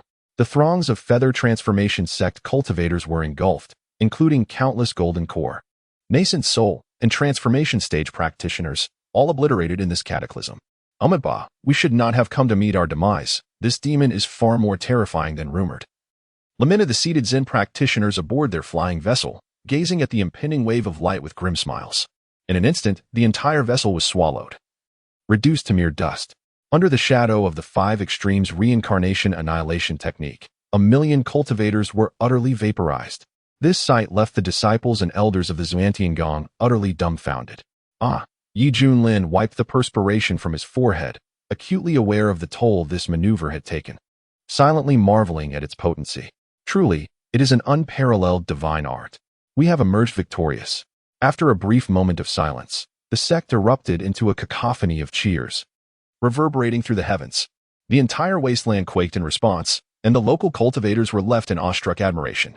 Alone, Xuanzang vanquished an army of 1,000,000 cultivators who, throughout history, could ever claim such a feat? The might of Xuanzang is beyond comprehension, and we hold him in profound reverence. Invincible! Xuanzang is invincible! Cries of astonishment filled the air. Amidst the fervent applause, Junlin returned to the ethereal peak. Master, do you still need any adornments for your legs? The leader of Tsangjian Peak hurriedly approached, filled with admiration. Humph, Yushidi has no need for a scoundrel like you. The leader of Tianxiang Peak disdainfully pushed him aside and then gazed adoringly at the silver-haired youth, gently stating, Yushidi, you have worked hard this time. Allow your senior sister to massage your shoulders. Her eyes, brimming with affection, seemed to long to transform into Junlin's very form. Su Yunyan chuckled wryly. This battle has finally allowed us to witness your true cultivation. Otherwise, how much longer would you have concealed it from us? Yushidi, Xuanzang. Indeed, indeed. The other peak masters exclaimed with excitement. Observing this, Junlin lightly coughed a few times and remarked, one must be modest. Humility is essential. He then plopped back into his lounge chair, savoring the flavors of the Orlan-style chicken wings with evident delight. At this moment, Hong Qianye stood frozen in place. Overwhelmed with embarrassment, he had contemplated fleeing, but given the current circumstances, was escape even an option? After witnessing Junlin's formidable prowess, he felt the chasm between them widen significantly. Even if he were to fight desperately, victory seemed utterly unattainable. Moreover, his current state was far from optimal. He could scarcely compete with even a single finger of his opponent. What should I do? What on earth should I do? Damn it, this old rascal is insufferable. Despite possessing the peak cultivation of the Great Ascension stage, he still masquerades as being in the integration stage. I have never encountered such shamelessness in my life. As his thoughts spiraled, beads of sweat formed on Hong Qianye's forehead. The impending consequences filled him with a chilling dread. He cursed himself for his impulsiveness. Now, not only had he exposed his ambitions, but he had also publicly torn apart the facade of camaraderie, injuring his fellow disciple in the process. Forget about salvaging their mentor-disciple relationship. His own life was now at stake. After devouring 6 pieces of the delectable chicken wings, Junlin took a sip of his milk tea, a look of contentment gracing his features. Suddenly, he noticed Hong Qianye standing there like a statue and raised an eyebrow, saying, "Oh, I see you're still here?" The atmosphere felt somewhat disorienting, perhaps because it had never truly registered in their minds. Hong Qianye was momentarily taken aback, wondering if this incident had been laid to rest. However, in the next instant, despair washed over him, and he felt as though he had plunged into a frigid abyss. "Senior brother Jean, I kindly request that you turn him into minced meat at once. Then, please use him to nourish the sycamore tree in my courtyard." "Thank you," Junlin stated earnestly. The master of Tsangjian Peak appeared somewhat taken aback, but he quickly nodded. "Oh, certainly." He then drew his sword, preparing to strike at Hong Qianye. Thud! Without the slightest hesitation, Hong Qinya fell to his knees, urgently pleading, "I beg you, Master, spare your disciple's life. I am willing to atone for my mistakes and humbly request your forgiveness." The master of Sangjian Peak halted his steps, casting a troubled glance at Yi Junlin. Yi Junlin, with a smile that was more enigmatic than genuine, remarked, "Weren't you quite formidable before? Why the sudden retreat now?" Hong Qinya felt her cheeks flush with embarrassment, yearning to disappear into the ground. "Master, this time I have been prideful and self-satisfied. I implore you to grant me another chance to amend my ways." Yi Junlin replied coolly, "Slap yourself. I will command the pause." Indeed, Hong Qinya trembled as she raised her hand, gritting her teeth, and began to strike her face with resounding slaps, causing blood to spurt from the corner of her mouth. As long as she could survive, this was of little consequence. The crisp sound of the slaps echoed melodiously around the peaks. Senior brother Hong, Bai Xiaoxi felt a pang of sympathy and wished to assist him, but was halted by a mere glance from Yi Junlin. Su Yonyan's gaze shifted restlessly as he sighed. To betray one's sect is deserving of punishment. However, in the final moments, Hong Qinya did indeed act to protect the Xiantian sect, thus he is not without merit. I suggest we relegate him to the back mountain for contemplation. As the sect leader, he highly regarded Hong Qianya's potential, although he found Hong Qianya's temperament rather unruly. With Yi Junlin present, he believed he could be restrained and guided towards the right path, trusting that he would eventually integrate into the sect. Seeing the opportune moment, Yi Junlin spoke. "In that case, while the death penalty may be evaded, the punishment of living cannot be escaped. Henceforth, you shall go and contemplate your actions." Hong Qinya paused, his cheek swollen like a pig's head, presenting a rather comical sight. He then rose, bowing deeply. "Disciple Hong Qinya, thank you, Master, for your mercy." With that, he stumbled away from Piaomiao Peak. "Your disciple truly gives one no peace of mind," Su Yonyan remarked, shaking his head. "Here, only junior brother Yi can keep him in check. Without junior brother Yi, we would be insignificant in his eyes," the master of Sangjian Peak snorted. "After all, he possesses remarkable talent. Our Xiantian sect's ability to retain him is entirely dependent on junior brother Yi." The master of Tianxiang Peak chuckled softly. Yi Junlin sighed. "It is my fault for lacking discipline, allowing him to become so unruly. Rest assured, I will continue to guide him." He relished the sight of his disciple, who, despite being visibly displeased, still feigned a cheerful demeanor, forcing a smile. "Little she, here comes the little mouse. The master has a craving for hot pot." "All right, little mouse, we'll get started. Junior brother Yi, is hot pot cooked in a pot over fire? Can this be eaten?" "Haha, since everyone is so curious, why not stay and give it a try?" "Well, fine." On the mountain's rear, a figure clad in crimson stood silently, gazing at the reflection of a piggish visage on the pond's surface. Hong Qianya's eyes glistened with unshed tears, and his body trembled slightly, overwhelmed by an immense sense of sorrow. He had never anticipated that the path to resurgence would prove so arduous. "I refuse to believe that you can remain unchallenged forever. As long as I diligently cultivate, I shall soon attain the great ascendancy, perhaps even surpass it. Yi Junlin, you had better be prepared. Before long." The outcome of the battle in the wasteland spread like wildfire across the remaining 13 states. Good heavens! Yi Junlin of the Xiantian sect is actually of the great ascendancy? He has slain all 18 esteemed elders sent by the Yuhua sect? What? 1,000,000 cultivators annihilated? This is a travesty. My brother is still amidst them. Alas! It seems my sister-in-law must be entrusted to my care. Such bloodthirstiness shall surely invoke divine retribution upon that white-haired old devil. He is undoubtedly the foremost executioner of the eastern region. Throughout the various locales of Fuzhou, monks with sorrowful expressions recited scriptures to guide the souls of the departed from afar. The once vibrant Xiankong temple fell into a profound silence upon receiving the news. Meanwhile, within a certain loft in Lingzhou, an incredulous exclamation pierced the air. "Impossible! That native of the wasteland is unexpectedly formidable. Could he be a reincarnated celestial being undergoing recultivation?" Shui Tianyi's vigorous activity was abruptly interrupted, and in his fury, he was met with reports from his subordinates that left his ghastly visage in utter astonishment. The attendant said with a bitter expression, "Young master, it is true." Shui Tianyi was genuinely shaken, a chill creeping down his spine. Fortuitously, he had refrained from acting that day. Otherwise, not even his father could have saved him. "Quick! Find me several female cultivators. I need to calm my nerves." "Huh? Why are you still dawdling? Can't you comprehend human speech? I command you to go. Otherwise, I'll summon your mother to make up the numbers." Upon hearing this, The guard's expression turned frantic, and he hastily retreated. He certainly did not wish for his mother to be tormented to death by Shui Tianyi. Shui Tianyi exhaled heavily, fiercely throwing himself onto the bed to continue his labor. Within the curtains, the wails akin to those of a slaughtered pig echoed once more. At this moment, upon hearing the news of defeat, the entire Yuhua sect was engulfed in profound turmoil. Both disciples and elders were struck with immense incredulity. After so many years, it was indeed the first time the Yuhua sect had suffered defeat in external conflicts. Particularly, the demise of the 18 core elders undoubtedly shook the very foundation of the sect. It is essential to understand that each of them held the power of life and death over those beneath them, often revered as deities within the sect, elevated to lofty statuses. Yet now, they were all lost, never to return. Ding, ding, ding. The death knell resonated, echoing through the skies. The atmosphere within the sect grew oppressive, and the sound of weeping arose from all corners. Is what you say truly the case? Within the true inheritance hall, Chen Xiao, who had been recuperating, was struck as if by lightning, staggering to his feet, his eyes filled with horror. Holy Son, I speak only the truth. This matter has already spread throughout the eastern region. Our Yuhua sect has suffered a complete and utter defeat.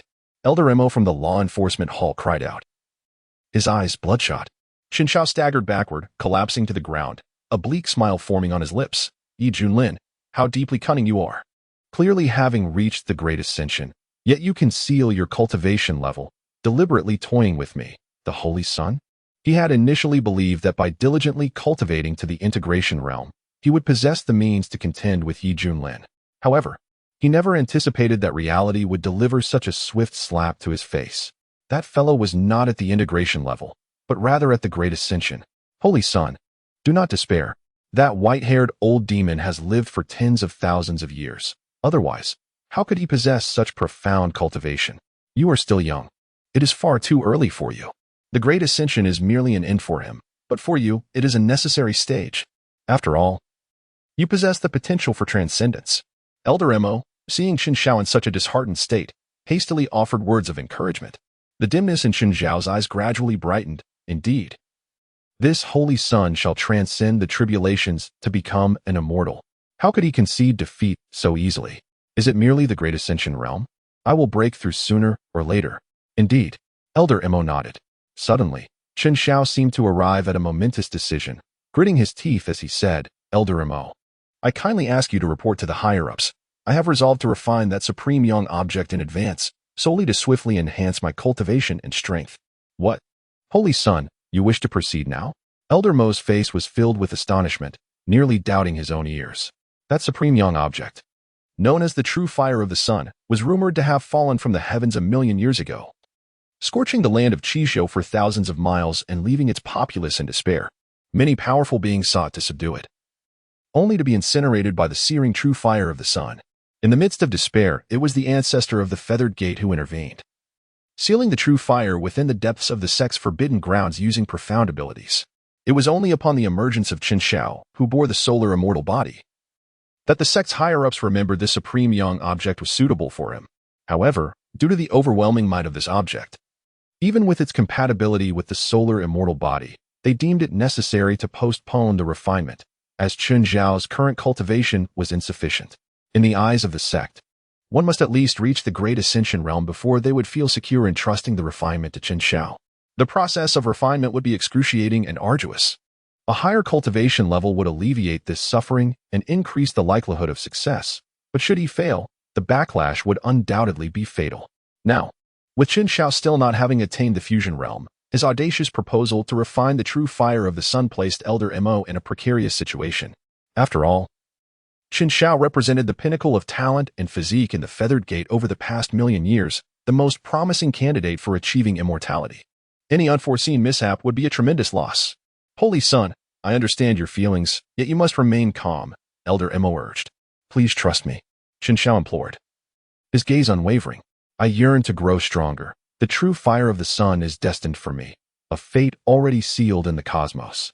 With resolute conviction, Chen Xiao declared, this Holy Son shall undergo a rebirth through nirvana. Moved by the fervor of the youth's conviction, Elder Mo felt a profound tremor within his heart, his eyes reflecting deep admiration as he sighed. Very well, I shall report truthfully.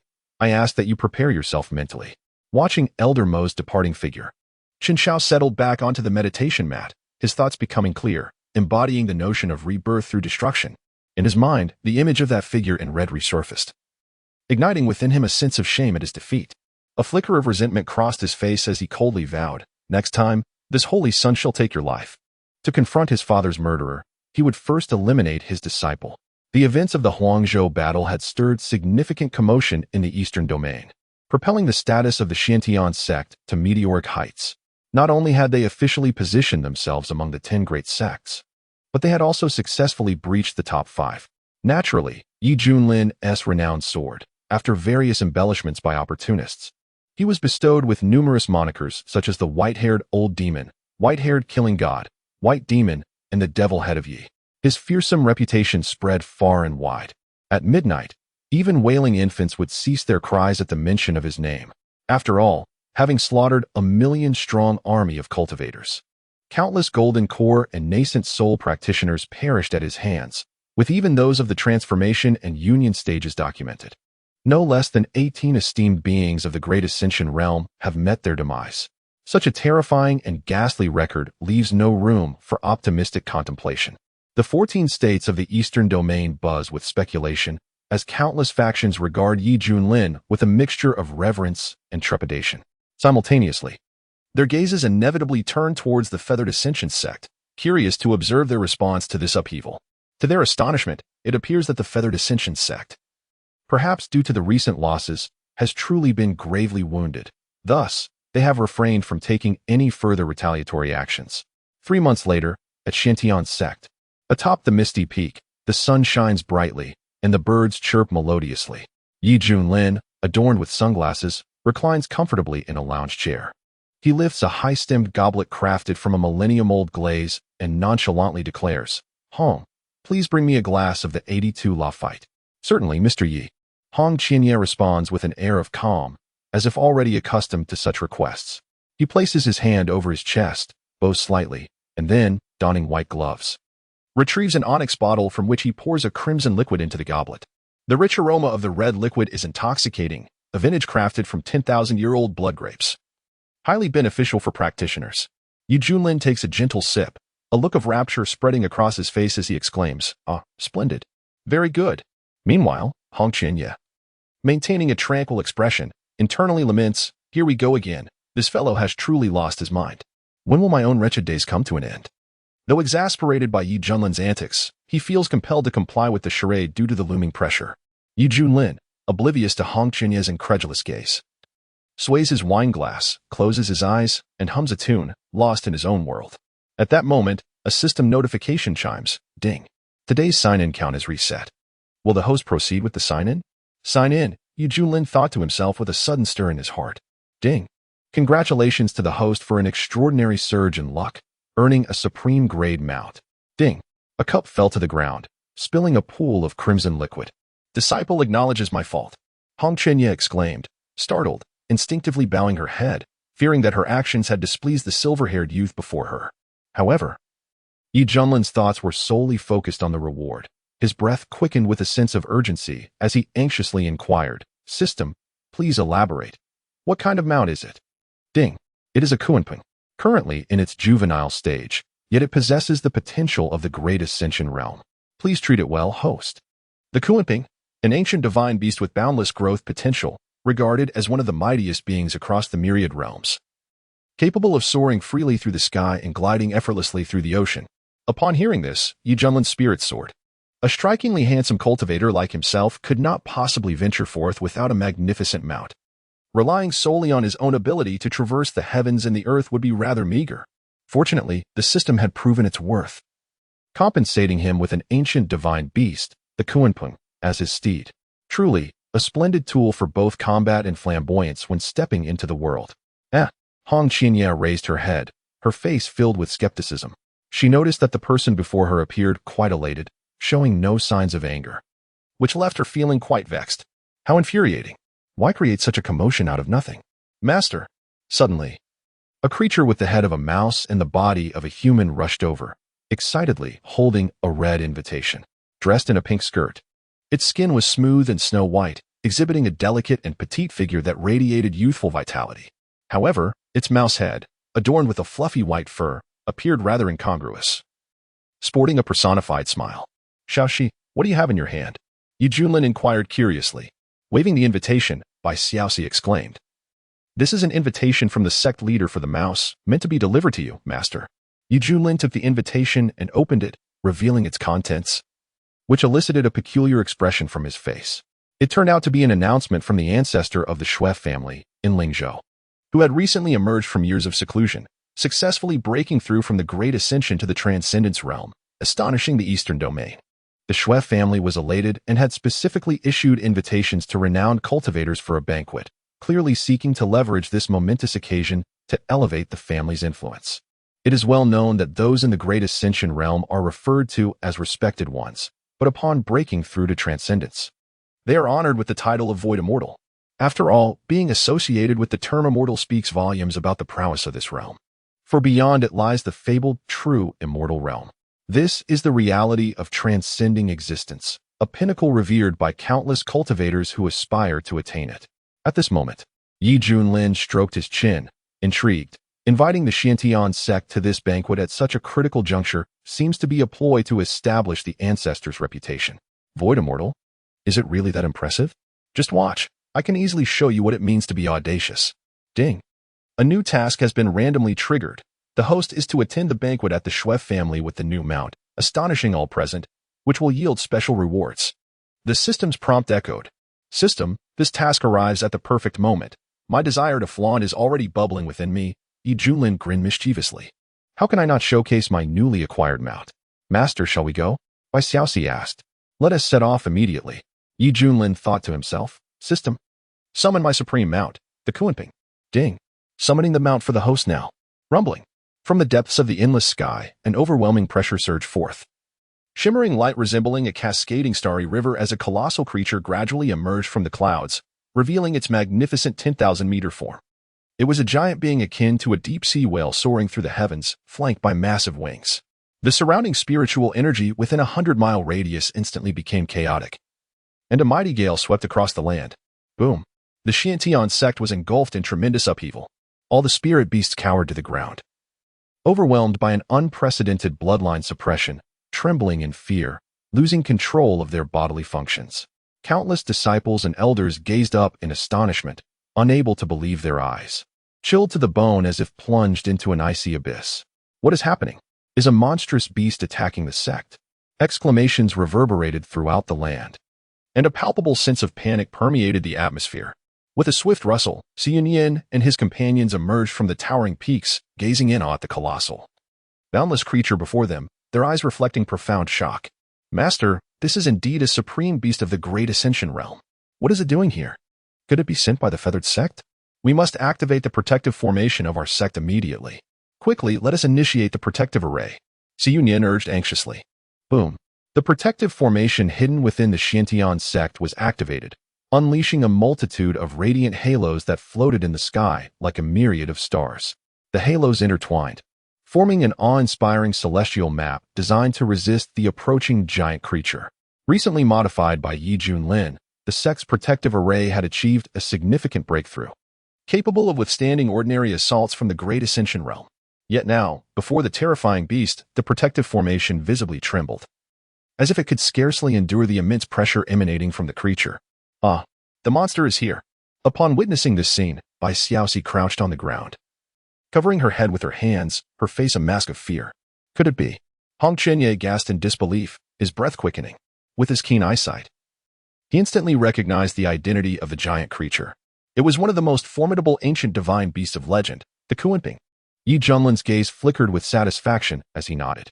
This Kunping, still in its juvenile stage, exuded such terrifying might that even the previous 18 core elders would likely be effortlessly torn apart by it. If it were to grow further, how fearsome would its power become?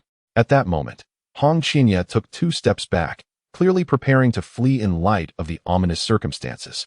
What a jest! An ancient divine beast of this caliber suddenly launching an attack on their sect meant certain death for anyone caught in its path.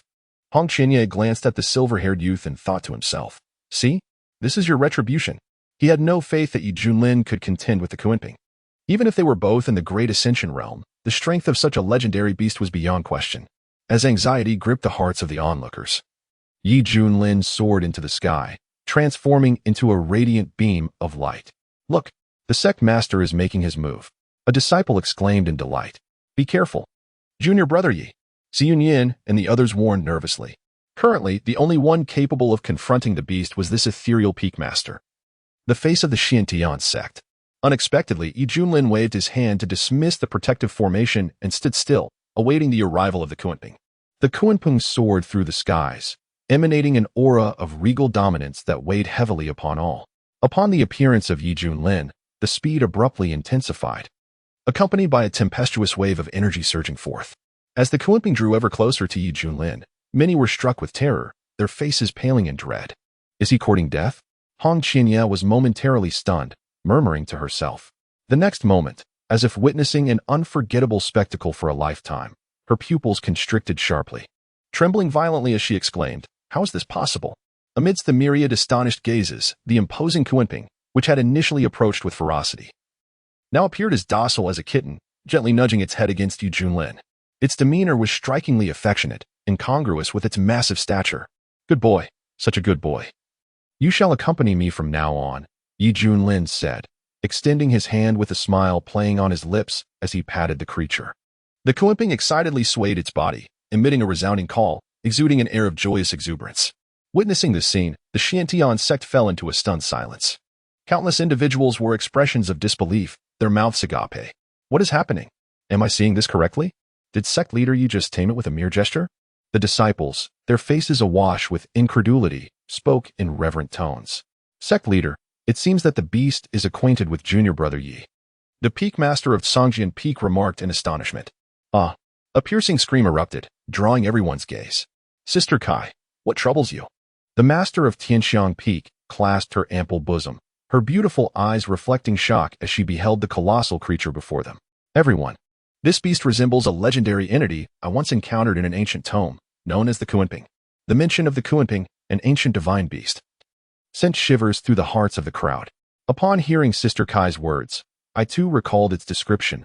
However, according to the text, an adult Kunping is immense beyond measure, capable of devouring planets and traversing the myriad realms. Yet, this creature bore little resemblance to the tales. I surmised that this Kunping was merely in its juvenile stage. "Ah!" The crowd gasped in astonishment. Such a rare ancient divine beast had unexpectedly appeared at the Xuanyangong, and it was utterly submissive to junior brother Yi. What could this possibly mean? Yi Junlin turned around, smiling as he introduced, "Everyone, please remain calm. This is my steed, Kunping." This declaration sent shockwaves through the crowd. To think that this ancient divine beast would willingly serve as junior brother Ye's mount. The leaders of the Songjian Peak stood dumbfounded, filled with an overwhelming sense of envy. Su Yunyan remarked, "Indeed, junior brother Yi is favored even by the heavens. Perhaps this is fate." Meanwhile, on the misty peak, the perceptive Hong Qinya experienced an even more profound impact. Once a celestial being residing in the heart of the Kunlun realm, he had encountered far more secrets than ordinary cultivators. Based on his extensive knowledge, he believed that divine beasts had long been extinct, let alone the descendants of the ancient Kunping. Yet now, the descendant of Kunping had not only appeared, but had also taken the initiative to serve Yi Junlin as a mount, which struck Hong Qinya as utterly absurd. It was rumored that those blessed with great fortune would encounter unimaginable opportunities, and even divine beasts might come seeking them as their masters. Could it be that this individual was indeed such an extraordinary being? Reflecting on past events, Hong Qinya felt his breath catch, his heart turbulent. And the way he gazed at Yi Junlin transformed. Possessing a treasure trove reminiscent of ancient relics, achieving the great ascension at such a tender age, and mastering various profound supernatural powers. Now even the descendant of the ancient divine beast Kunping had voluntarily acknowledged him. Was this not the mark of one favored by destiny? Why should someone like him, who indulged in lethargy and willingly descended into depravity, be so favored by the heavens? Meanwhile a cultivator of the demonic path who perseveres through hardship and diligently practices, must suffer the indignities of being trampled upon and toyed with before him. The thought of the grievances endured during this time nearly brought tears to Hong Chenya's eyes as a river of sorrow surged within him. In midair, Yi Junlin affectionately patted Kunping's head, musing, "From now on, I shall call you a Kun." Upon hearing this endearing name, Kuenping joyfully swayed its body, stirring up a mighty gale that caused the cultivators below to sway unsteadily. Junlin pondered for a moment, feeling that something was still amiss. He raised his hand, forming a gesture with his fingers directed towards a particular spot. With a thunderous roar, a grand palace rose majestically from the mountain peak, gently settling upon Kuenping's back amidst countless astonished gazes. Perfect, now I can lie comfortably inside. Junlin nodded in satisfaction. The leader of Songjin Peak stood agape, staring at the barren side of his own Songjin Peak, clutching his head and emitting a cry akin to that of a startled ground dog. Ah, that is my home. As laughter erupted among the other peak masters, the headmaster, with a slight cough, solemnly addressed his disciple. Jian, I comprehend your feelings. Although Brother Yi has taken your residence, the sect shall construct a more grand abode for you as compensation. The master of the hidden sword peak, regaining his composure, scratched his head and chuckled. That is reassuring. Not far away, Junlin called out, My apprentices, come forth. I am about to depart. All right, I'm on my way. Mouse exclaimed. Bai Xiaoxi glanced at the downcast Hong Qinya beside her and gently poked him with her small finger, cautiously saying, Brother Hong, Master is calling us to leave.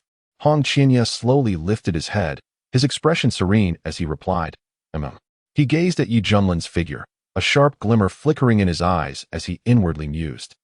I acknowledge that those endowed with great fortune are indeed formidable. Yet, I refuse to believe that I shall forever remain under another's roof. As long as I can endure, I shall inevitably seize your fortune for my own. It was understandable for Hong Qianye to harbor such thoughts, for he was once a destitute beggar, enduring hunger and cold.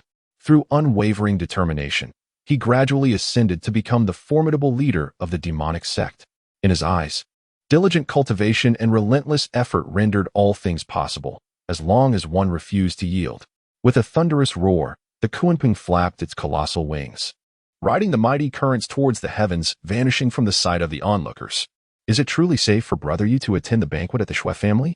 After all, their ancestor is a transcendent being, expressed the head of Tianxiang Peak with concern. Fear not, with an ancient divine beast as his companion. What danger could a transcendent pose? As long as Brother Yi does not cause any trouble, I shall be eternally grateful, replied Su Yuan, hands clasped behind his back, a knowing smile playing upon his lips. The Shui family may wish to strike fear, but this tiger has chosen to approach them directly. I believe they shall soon regret their actions. Lingzhou, high above, clouds billowed in a tumultuous dance. Suddenly, scattered floating islands emerged, varying in size, adorned with a multitude of closely set buildings, interconnected by dark iron chains. In the central position lay a vast, colossal floating island, surrounded by smaller islands that clustered around it like stars encircling the moon. This floating island, abundant in spiritual energy, boasted grand architecture of magnificent scale, rendering it even more awe-inspiring.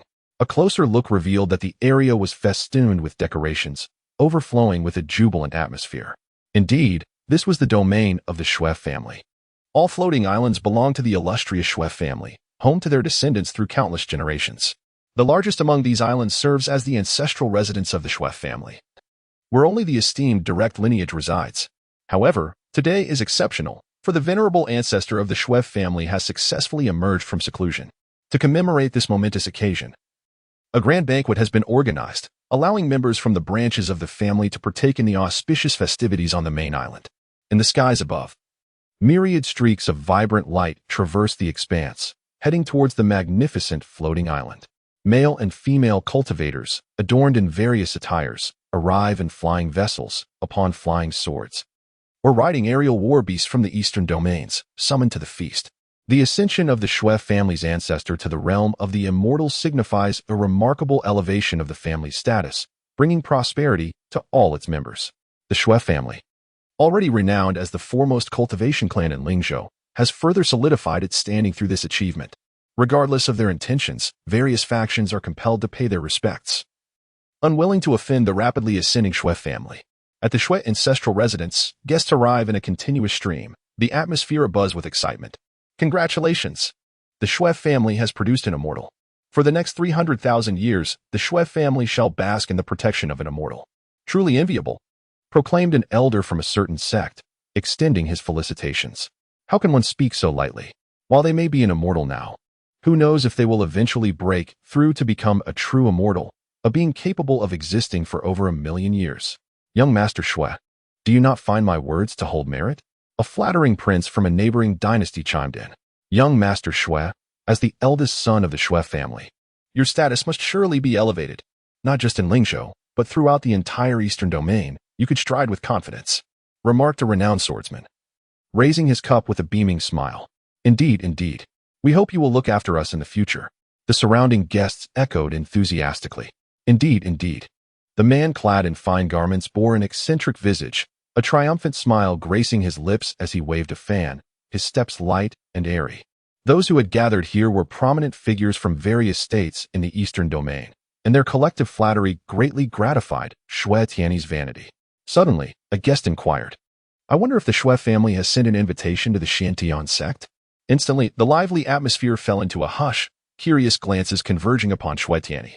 Since the conclusion of the Huazhou War, the Xiantian sect had garnered the most renown throughout the eastern domain. Even the Yuhua sect had suffered a substantial loss due to misinformation, resulting in the demise of countless elders and the ruin of 1,000,000 cultivators.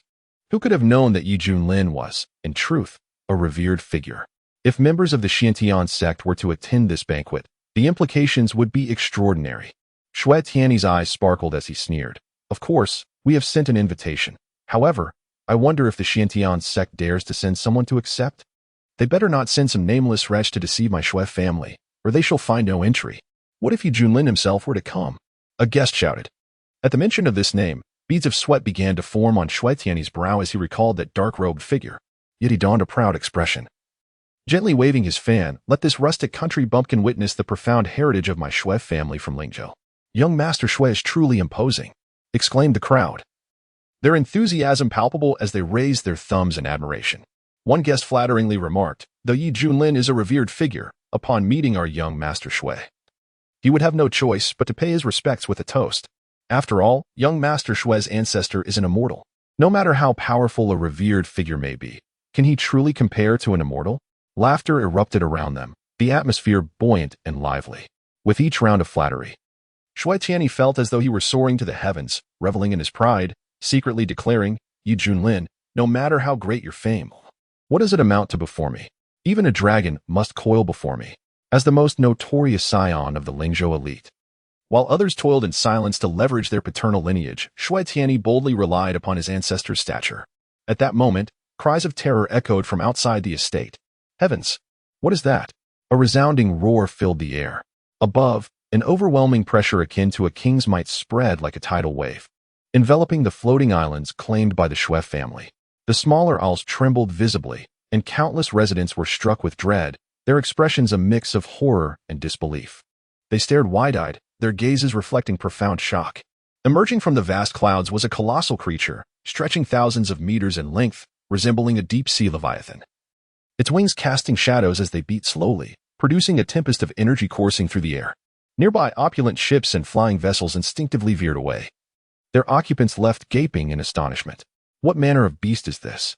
I sensed the aura of a revered figure. A visage of fear enveloped the onlookers. Among them, an elderly figure clad in green garb, seated upon the back of the colossal bird, gasped as if struck by lightning upon beholding the magnificent creature. What is this? It is a Kuanping. A Kuanping? I have heard tales of it. It is the ancient divine beast believed to have vanished from existence. Many cultivators, aware of its origins, exhibited expressions of astonishment. To witness a Kuanping manifest at the grand banquet hosted by the Shui family. Could this be an omen of great fortune? Wait, look closely. There is a palace upon its back, exclaimed an observer. This Kuanping must have an owner. Instantly, gasps of disbelief echoed from all directions. To ride a Kuanping? Who might this formidable figure be? Is there truly someone of such might in the eastern domain? As the exclamation surged, the Kuanping, wielding an overwhelming aura, surged toward the grand estate of the Shui family upon the massive island. The Shui clan members, regardless of age or gender, were struck with awe and trepidation by the presence of this powerful divine beast.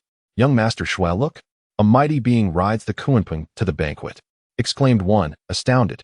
Goodness, to treat a supreme divine beast as a steed. What an extraordinary display of prestige. Who could this individual be? Might they have ties with the ancestral figure of the Shui family? The guests speculated in hushed tones. Shui Tian, momentarily taken aback, suddenly recalled something. clearing his throat with resolve. Indeed, this esteemed guest shares a bond with my family's ancestors. My parents once told me that during my birth, he even made a special appearance to adopt me as his son. However, my parents deemed the implications too weighty and thus graciously declined.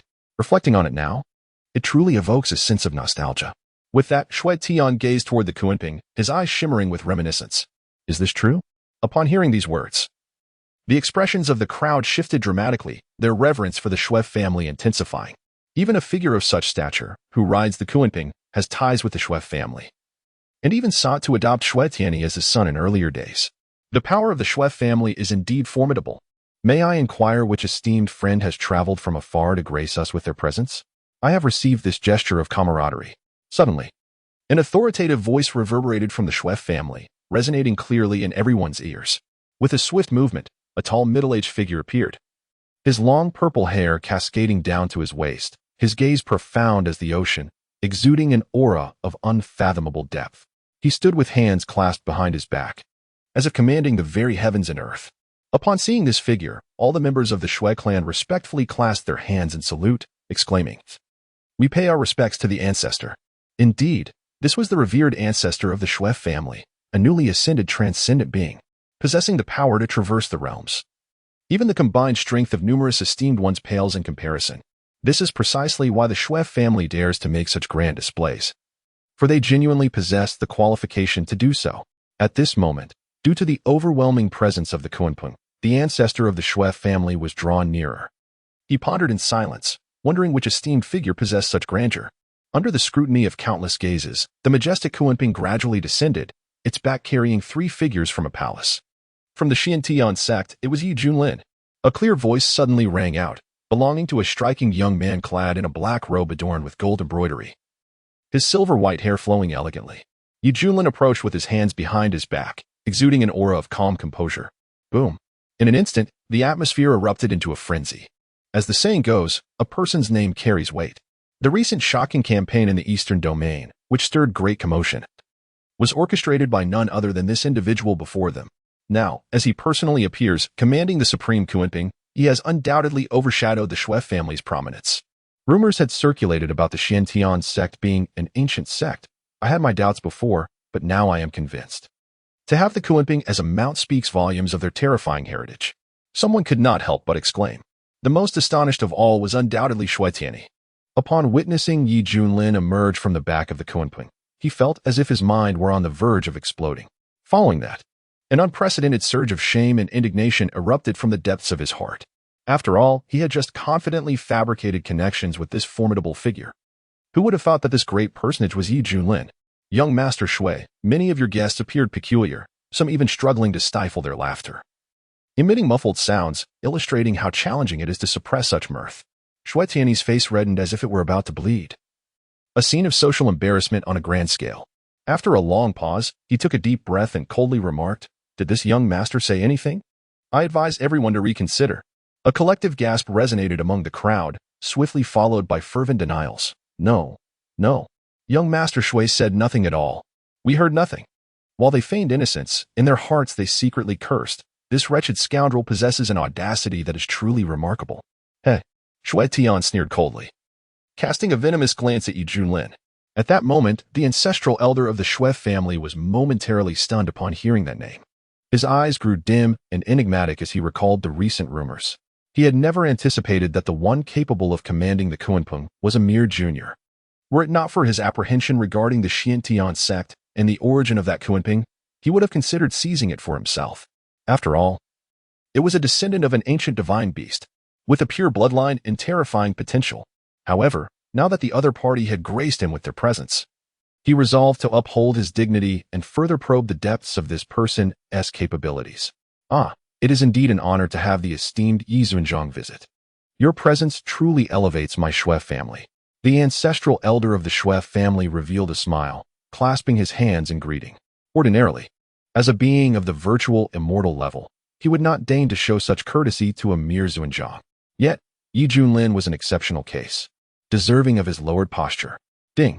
Congratulations to the host for completing the task. All divine abilities and techniques will now automatically increase in cultivation speed by 50-fold. The system prompt chimed. Quite splendid. It seems that having a magnificent steed is indeed advantageous, Yi Junlin mused inwardly. He turned to the ancestral elder of the Shui family and courteously said, "On behalf of the Xiantian sect, I extend my heartfelt congratulations on your successful tribulation breakthrough." The Shui family elder nodded and gestured, "Please, do come in." Subsequently, Yi Junlin and his companions gracefully stepped into the Shui family estate. The surrounding guests gazed in awe, whispering amongst themselves. The monks from Fuzhou had referred to him as the white-haired old demon. Yet upon meeting him today, they found him rather handsome, far from the terrifying figure depicted in the rumors. Compared to the moniker of white-haired old demon, I find the title of white-haired god of death more fitting, for far too many have perished at his hands. Look over there. The lady in red is Yi Junlin's eldest disciple, known to the outside world as the Red Fairy. How stunning. Truly a beauty beyond compare. Many guests first focused their attention on Yi Junlin, only to later shift their gaze to Hong Qianya. After all, her striking red attire, unique ethereal aura, and exquisitely flawless face were irresistible draws for attention. As for Bai Xiaoxi, fearing the prying eyes of the crowd, she had specifically donned a veil, concealing her entire head and revealing only her petite and delicate form. Following closely behind Yi Junlin, she was regarded as his personal attendant. Peering through the veil, Bai Xiaoxi's bright eyes scanned the surroundings, and upon spotting an array of exotic fruits and delicacies, she excitedly waved her little hands. Wow! So many delicious treats. Brother Hong, look over there. Hong Qianya twitched her lips in exasperation at the oblivious little creature. Yi Junlin chuckled, "Little she. If you wish to eat, then go ahead." "Really? Then this little mouse shall not hold back." Bai Xiaoxi's eyes sparkled with excitement as she rushed over. At that moment, Shui Tian narrowed his eyes, resolved to take the initiative and reclaim his dignity. He elegantly waved his fan and strode forward with a charming smile, saying, "Brother Yi, it is good to see you." Yi Junlin turned to look at him, his expression peculiar as he scrutinized the newcomer, silently pondering, "Who is this fool? Are we so familiar?" Noticing the lack of response, Shui Tian's smile faltered slightly. Clearing his throat, he added, "I am the young master of the Shui family, a direct descendant of our esteemed ancestor." The implication was clear. "My status is lofty, and you ought to show me due reverence." Yi Junlin replied with a realization. "I see." It was not too late to comprehend. With a smile, Shui Tian braced himself for the forthcoming flattery. "What does that have to do with me?" Yi Junlin retorted, turning on his heel and walking away. In an instant, Shui Tian's smile vanished, his teeth clenched in frustration as he glared at Yi Junlin's retreating figure. His eyes bloodshot and filled with rage. Inside, he screamed, "I am the young master of the Shui family, the future heir to its leadership. My ancestor is a celestial being. How dare you be so disrespectful to me, you native?" The onlookers stared in astonishment. This was an utter lack of decorum. After his setback, Shui Tian, constrained by the occasion, had to suppress his fury and recalibrate his demeanor. His gaze fell upon Hong Qianya. It was her, the extraordinary prodigy who had defeated the holy son of the feather transformation sect. She was also the chief disciple of Yi Junlin. Given the banquet setting, Shui Tian had ample time to appreciate her beauty, and the more he looked, the more entranced he became, his heart racing like a fawn. She was stunning. Her visage, her poise, far surpassing the ordinary women he had previously courted. With an air of confidence, he thought, so many female cultivators were hopelessly infatuated with him. Surely, if he approached her, his charm would win her over. Shui Tian had played with countless women and had pursued various conceited female cultivators. Now, basking in the glow of being the grandson of a celestial being, he was convinced that Hong Qianya could not remain composed. He harbored a mischievous desire to seduce Yi Junlin's female disciple, relishing the thought of revenge. The very idea of the triumph and the sensation of having her beneath him sent a rush of blood to his head. Meanwhile, Hong Qianya stood before an exquisite vase, furrowing her brow as she reached in to retrieve a bouquet. Each petal bore a celestial pattern, radiating a brilliant light that was utterly refreshing. "Does the Red Fairy have a fondness for flowers?" Suddenly, a clear voice came from behind. Shui Tian approached, gracefully waving his fan, his tone gentle as he said, "This flower is called the Yao Tuo flower, the most suitable for admiration. However, it is quite rare. My Shui family has only managed to gather 6 of them. As the saying goes, a treasured sword is gifted to a hero and exquisite flowers are bestowed upon a beauty. If the enchanting Red Fairy is fond of these, she may take them without hesitation, as it is but a humble token of my regard." Shui Tian brimmed with confidence, for he had previously wielded such flowers to charm women, and it had proven quite effective. After all, these blossoms are rare in the world. Their bloom lasting for over a millennium, and they are particularly captivating under the night sky. Who could possibly resist such a lure? Upon hearing this, Hong Qianye's face twisted in disdain as she placed the flower back in her hand, thinking to herself, "Fool, this flower, known as the star flower in the central domain, is a prized material for concocting potions that enhance mental prowess. To think it is being used merely as a decorative piece here. Truly, the epitome of rustic simplicity." Noticing her lack of appreciation, Shui Tianyi cautiously ventured, "Red fairy?" Hong Qianye could no longer contain herself, retorting, "Do not call me fairy, I am a man." Shui Tianyi was taken aback, yet quickly adorned his face with a forced smile. "Red fairy, you truly possess a delightful sense of humor. You are stunningly beautiful and quite the raconteur. Might you do me the honor of joining me in my chamber to share insights on cultivation?" At this, Hong Qianye's expression turned as frigid as frost. "Leave." Shui Tianyi stood frozen in shock. Was she truly that blunt? The surrounding guests gaped in disbelief, casting knowing glances toward Shui Tianyi, as if he were a mere jester. Undeterred, Shui Tianyi managed to maintain a smile. "Red fairy, I persist. And you shall meet your end." Hong Qianye's gaze turned icy, and she unleashed an oppressive aura that enveloped him. Boom. Shui Tianyi's mind felt as if it might burst, his eyes widening in terror, cold sweat pouring from his forehead, soaking his back, and his legs trembling uncontrollably. He envisioned a vast sea of corpses and blood, where a vague, fiery figure stood with hands clasped behind its back, surrounded by an overwhelming inferno of annihilation, instilling a profound sense of dread. Thud. Shui Tianyi's knees buckled, and he knelt before the crowd in utter submission. Alas! The guests gasped in astonishment. Was young Master Shui truly so audacious as to kneel before the Crimson Fairy? Is this the latest trend in courtship? A female cultivator covered her mouth, exclaiming in disbelief. Whispers and murmurs filled the air. Shui Tianyi, seemingly oblivious to the commotion, trembled as he remained ensnared in the haunting memory of that terrifying visage. In the presence of that indistinct crimson figure, even the ancestral patriarch of the Shui family felt like mere vermin. "Wretched son, you have brought disgrace upon the Shui family." The family had approached with a darkened expression, reproaching him. The resounding words struck Shui Tianyi's ears like thunder. He jolted back to reality, rising unsteadily to his feet, his lips quivering as he stammered, "Father, I smack." A sharp slap rang out. One side of Shui Tianyi's face swelled painfully, a fiery ache spreading across his skin. "You shameful disgrace." The family had scolded, filled with disappointment. As a cultivator of the great ascension realm, had he truly exerted his strength, the nascent soul Shui Tianyi would have been utterly vanquished by such a blow. "Ha!" Hong Qianye crossed her arms, a mocking smile playing at the corners of her mouth. The head of the Shui family turned his gaze towards Hong Qianye and said solemnly, "Fairy Hong, I must admit, it is my failure in disciplining my son." The smile on Hong Qianye's face vanished as she emphasized each word, "I am male." The head of the Shui family was taken aback, then let out a few awkward chuckles. "Fairy Hong, you truly possess a remarkable sense of humor." Hong Qianye remained silent, suppressing the urge to unleash her fury, and decisively turned to leave.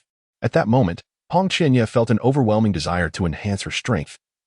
Only then could she live as she once did in the central domain, where any hint of displeasure could lead to bloodshed, living freely and without moral constraints. How unlike her current predicament, where she felt so constrained. The head of the Shui family furrowed his brow upon witnessing the scene, yet chose not to pursue the matter further. After all, the other party's master was Junlin, a figure so esteemed that even his own ancestor had to treat him with deference. Thus, he had no right to offend.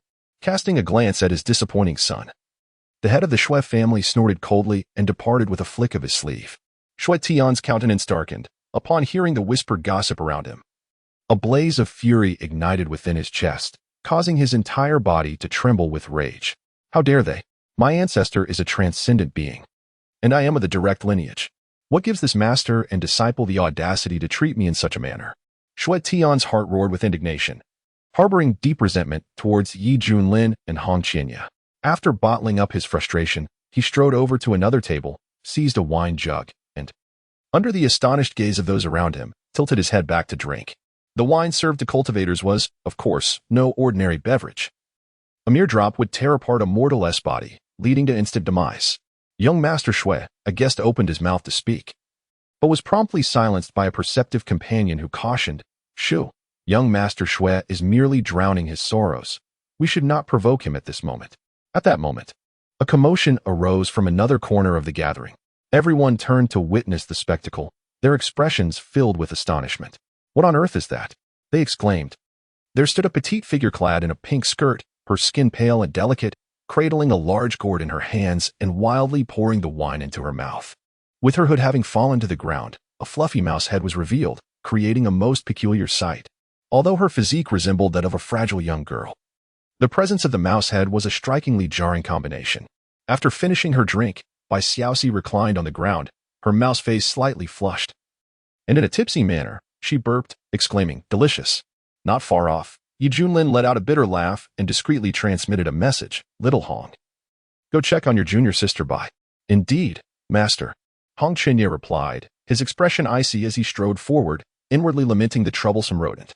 At that moment, Hong Qianye sensed something amiss. He glanced towards the source of an unsettling presence. There stood a middle-aged man in a conical hat, his unkempt beard framing a face filled with an ominous intent, quietly observing Shui Tianyi as he indulged in copious amounts of strong liquor. The man's bloodshot eyes brimmed with an oppressive, murderous intent. Once Shui Tianyi finished his drink, feeling unsatisfied, he beckoned a few subordinates to accompany him outside the grand hall. The man in the hat discreetly followed suit, his aura retracted. Hong Qianye narrowed his eyes, perceiving the man as a ferocious beast on the verge of unleashing its wrath. Poised to devour its prey, a thrilling spectacle was about to unfold. Amidst the serene backdrop of flowing streams and elegant pavilions, Shui Tianyi seethed with anger over the humiliation he suffered at the banquet. The flames of his rage blazed intensely, and he felt a pressing need to unleash his frustrations. Under the influence of alcohol, he bellowed at his subordinates, "Fetch me some women at once. I demand it now." Sensing the volatile atmosphere, his attendants understood that more women would soon be subjected to torment, and they bowed their heads in trepidation, replying, "Yes, my lord." Shui Tianyi, inebriated and slightly unsteady, brushed off a subordinate who approached to offer assistance, dismissing him with a harsh rebuke, "Get lost. All of you, get away from me." The subordinate, alarmed, retreated in haste, fearful of the capricious temperament of this young master. As Shui Tianyi wandered alone along a shaded path, the gentle breeze offered a slight reprieve to his troubled mind. Suddenly, a lethal intent locked onto him. In an instant, a terrifying blade of dark energy shattered the air, aimed to cleave Shui Tianyi in two. The attacker was swift, precise, and ruthless. The blade descended upon him in a heartbeat. Just then, a radiant violet light erupted from Shui Tianyi's body, forcefully blocking the dark blade, and even generating a counteracting force that surged back towards the assailant. Ugh! A muffled groan resonated. The individual coughed forth a copious amount of blood, staggering backwards several paces, their gaze filled with profound resentment. Who? Startled by the sudden assault, Shui Tianyi, whose mind had been in a haze, was instantly jolted into clarity. He swiftly turned to face his assailant. Before him stood a middle-aged man adorned with a broad-brimmed hat and unkempt facial hair, his gaze sharp as that of a hawk, filled with palpable hatred directed at him. At that moment, the man's heart was stirred by tumultuous waves. He had never anticipated that Shui Tianyi possessed some secret treasure capable of safeguarding his life in a critical moment. It was known that, as an early-stage fusion realm cultivator, it should have been a trivial matter to crush a spirit transformation realm opponent. Yet, instead of achieving his goal, he found himself grievously wounded. "You have quite the audacity to attack me, a scion of the Shui family." Shui Tianyi was both astonished and furious. This was indeed the territory of the Shui family, under the protection of their esteemed ancestor at the void immortal level. Who would have imagined that amidst such security, a madman would dare to launch a covert assassination attempt against him? Did he seek an untimely demise? Simultaneously, the commotion drew the attention of the guards within the Shui family. The sound of rustling echoed as a multitude of spiritual senses converged from all directions. Powerful auras swiftly approaching. "Who dares to cause trouble here?" shouted voices filled with ire. As the guard squad arrived, Shui Tianyi let out a cold chuckle, poised to utter more words, when suddenly a chilling sensation coursed through him, causing goosebumps to rise across his skin. The man in the broad-brimmed hat now emanated an aura of dreadful intensity. His voice, resonating as if from the depths of hell, carried an inexorable intent to kill. "As long as I can slay you, beast, what does it matter if I am condemned to eternal damnation?" With a thunderous roar, as if invoking some clandestine technique, Li Wuji's entire being ignited with a surge of blood energy, and he swung his long blade menacingly towards the terrified Shui Tianyi. Not good. Shui Tian felt a chill run down his spine as he gripped his folding fan. gathering his strength to resist. This fan was a rare spiritual artifact. In the hands of a transformation stage cultivator, it was undoubtedly an extraordinary weapon. In contrast, other transformation stage cultivators wielded treasures of mere artifact quality. Whoosh! A blast of azure light surged forth with terrifying power, only to be effortlessly sliced apart by a streak of inky blade light.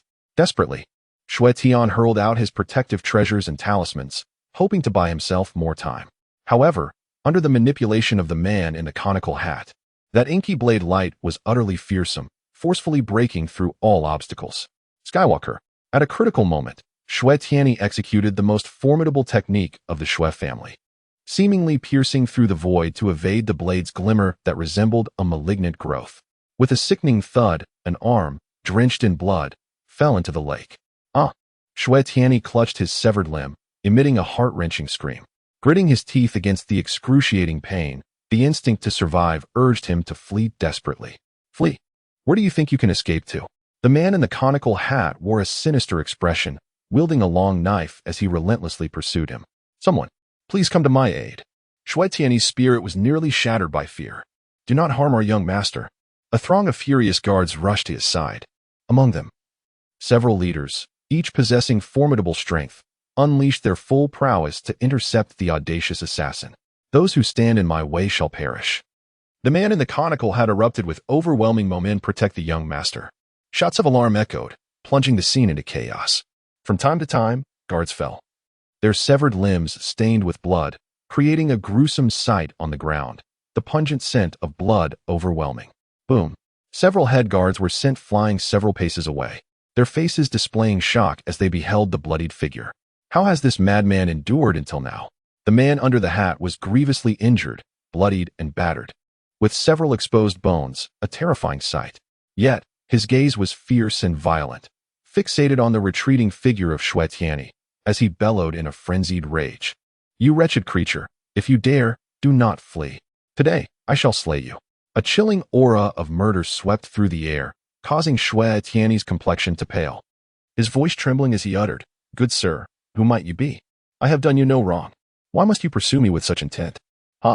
The sins you have committed cannot be atoned for in this lifetime. I swear I will end your life. Thankfully, the heavens have granted me this opportunity. The man under the hat replied coldly. Dragging his severely wounded body, he resembled a ghoul seeking to drag this debauched young master into the depths of hell.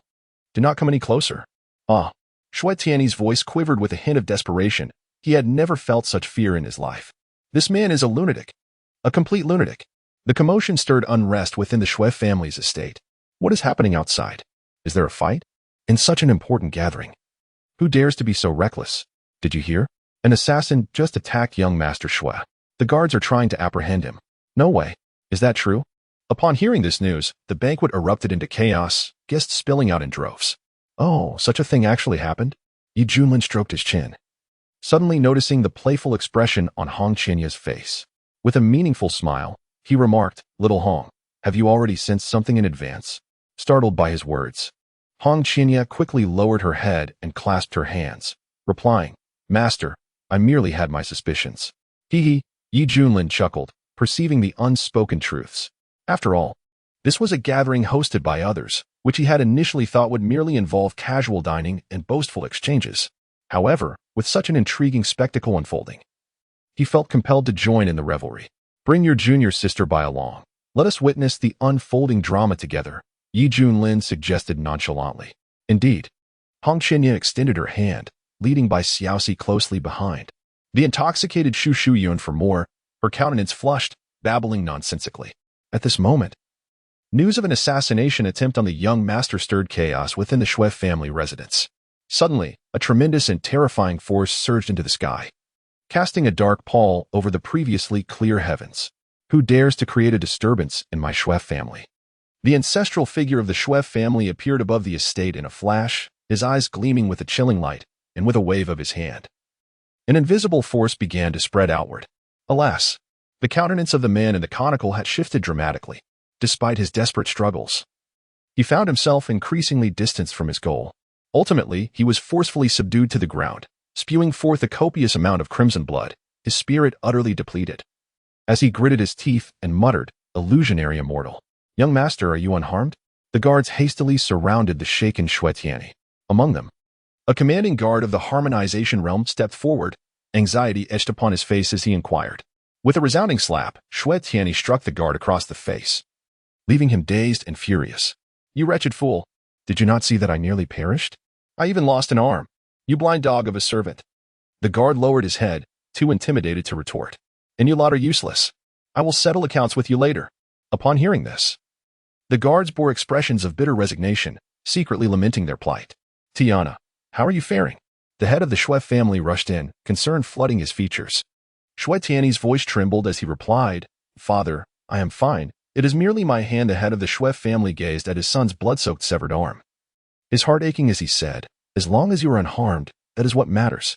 We shall find your hand and reattach it. Where is the young master's hand? Answer me." The head of the Shui family turned sharply to his subordinates, demanding a response. Reporting to the patriarch, "It appears the young master's hand has fallen into the lake." One subordinate stammered, "What are you standing there for? Hurry and search for it." Indeed, the head of the Shui family wore a grim expression, his gaze fixed upon the battered, blood-soaked figure of the man beneath the straw hat. The animosity in the man's eyes sent a chill through him. Suddenly, the ancestral figure of the Shui family approached with hands clasped behind his back, remarking coldly, "Were it not for my intervention, your inept son would have perished long ago. Greetings, ancestor." The head of the Shui family respectfully clasped his hands. "I am eternally grateful for your life-saving grace, Ancestor Tianyi," he exclaimed with deep emotion. "Enough, we are all of the same blood." The Shui family ancestor waved his hand dismissively, his icy gaze fixed upon the man in the hat. His voice resonated with an undeniable authority as he demanded, "Speak. Who sent you? How dare you cause a disturbance at my banquet, showing such blatant disrespect?" He had transcended the realm of the virtual immortal, proclaiming his prowess to the world. Yet here stood someone brazenly attempting to assassinate his legitimate grandson at such a critical juncture. It was an overt provocation. Regardless of which faction was orchestrating this behind the scenes, he would employ ruthless measures to exact vengeance. "Who sent you?" The man in the hat erupted into manic laughter, his expression filled with derision. Within his mirth lay an undertone of profound sorrow. "This vile creature has committed countless atrocities, and the heavens cannot overlook his deeds. Alas, had you not intervened, I would have undoubtedly slain him." He bellowed in rage. Clearly, this was a personal vendetta. The Shui family ancestor furrowed his brow. "Tianyi, do you know him?" Tianyi retorted indignantly, "Ancestor, he is the mad and I do not know at all. He seems intent on killing me for reasons unknown." In Tianyi's eyes, this was nothing short of an unwarranted calamity. My son does not know you. Who exactly are you?" The Shui family had seethed, shaking his sleeve in reprimand. The man in the hat spat a mouthful of bloodied saliva and snarled, "Listen well. Your grandfather is none other than Li Wuji." "What? You are Li Wuji?" Gasps erupted from the onlookers. One guest murmured, He is the blade demon Li Wuji." The blade demon Li Wuji was quite renowned in the Eastern Domain, famed for his swift and precise swordsmanship, devoid of any decorum. Anyone he deemed displeasing would meet their end by his blade, regardless of their background or status. He had once roamed Yuzhou like a madman, seeking strong opponents to hone his swordsmanship, often leaving those he challenged in utter ruin and disgrace. For an extended period, his presence had instilled fear among the cultivators of Yuzhou, who dreaded attracting his attention. Thus, he earned the moniker of the Blade Demon. Who could have imagined that this infamous figure would attempt to assassinate the young master of the Shui family? If word of this spread, it would undoubtedly be explosive news. Damn it! How could our invitation have reached the hands of such a demonic cultivator? The Shui family head's face darkened as he bellowed at his subordinates. "Stop your shouting. It was I who seized it," Li Wuji sneered. The Shui family head fell silent in disbelief. "The blade demon Li Wuji?" Tianyi, brimming with indignation, declared, "I have heard of you, yet I have never laid eyes upon you. We bear no enmity, so what gives you the right to risk your life to assassinate me? Without grievances or enmity?" Li Wuji's emotions nearly spiraled out of control as he growled, "My sister perished at your hands." "Your sister?" Tian was taken aback. "My sister, Li Xiaofei, has been my companion since childhood. Together, we embarked on the path of cultivation, traversing the Eastern Domain. That year, when my sister broke through to the Golden Core stage, she intended to travel through Lingzhou, expressing her desire to witness the most beautiful flower fields in the Eastern Domain. At that time, I had come into possession of a certain opportunity and became engrossed in perfecting my sword techniques. Thus, I did not accompany her. A few months later, She left me a shattered jade slip, and only then did I realize that she had encountered an unfortunate incident in Lingzhou. Li Wuji's eyes were bloodshot, his voice laden with deep remorse. I hastily rushed to Lingzhou, inquiring from all directions and nearly exhausting my family's wealth, only to obtain a crucial piece of information that my sister had a quarrel with you at the drunken Immortal Pavilion in Anyang City, after which she was captured by your Shui family guards and never reappeared. The people of Anyang City are well aware that you, Shui Tian, the young master of the Shui family, are excessively enamored with women. There are even rumors that you secretly practice the wicked arts of nurturing yin and supplementing yang, causing the demise of many innocent female cultivators, and my sister, being a golden core cultivator, undoubtedly fell into your clutches at that time. I cannot fathom the inhumane torment my sister endured before her demise. It is all because of you, Shui Tian. From that moment on, I vowed to exact revenge, regardless of the cost. Subsequently, I dedicated myself to arduous cultivation, seeking out challengers to enhance my strength. Finally, over 100 years ago, I broke through to the integration stage and began to bide my time for revenge. However, I discovered that each time you ventured out, you were accompanied by a formidable entourage of guards. If I acted recklessly, I would undoubtedly fail. Thus, I had no choice but to remain hidden, constantly searching for an opportunity, and this banquet hosted by your Shui family provided the perfect moment to strike. As the saying goes, the most perilous situations are often the safest. I aim to take action on your family's territory, for it is when you are most complacent that my chances of success would be highest. Yet, I did not anticipate. At this point, Li Wuji let out a furious scream. Your beastly life is truly resilient. You are infuriatingly hard to kill. I was so close. So very close. Upon hearing the unfolding narrative, many guests displayed expressions of realization, their gazes toward Li Wuji filled with awe. It was common knowledge that the young master of the Shui family was notorious for his debauchery, often labeled as the most dissolute scion of Lingzhou. Rumors had long circulated about his indulgence in sinister practices, yet due to his formidable background, he roamed freely in Lingzhou, with no one daring to provoke him. While Li Wuji was a fearsome blade demon, his reputation was far superior to that of Shui Tian. Alas, this renowned blade demon was destined to fall within the halls of the Shui family today. Drunk in Immortal Pavilion, Li Shafei, Shui Tian regained his composure, furrowing his brow as memories flooded back. He then looked at the battered Li Wuji, a teasing smile curling at the corners of his lips. So that's it. I remember now, that fiery little pepper was your sister. He had harmed countless female cultivators, and as time passed, he had largely forgotten the details of each encounter. However, there are always some remarkably memorable female cultivators whose essence lingers in one's mind even after many years. One such individual is none other than Li Wuji's sister. To this day, I vividly recall her striking figure, though her temperament resembled a firecracker, explosive at the slightest provocation. Yet, taming such a woman brings an unparalleled sense of accomplishment. Back then, I attempted to strike up a conversation with her at the Wine Immortal Pavilion, but she proved to be unyielding. Subsequently, I commanded my subordinates to abduct her, binding her to my bed. At that moment, her expression was one of fury, and she unleashed a torrent of invective upon me. Eventually, my actions drove her to the brink of tears, pleading for mercy, and that sound was truly enchanting. Shui Tianyi seemed to relish the memory, exclaiming, "That mare was indeed fiery, yet under my control, all will ultimately be tamed, allowing me to gallivant at my leisure." Cease your words. Cease your words. Li Wujia cried out in anguish, tears streaming down her face.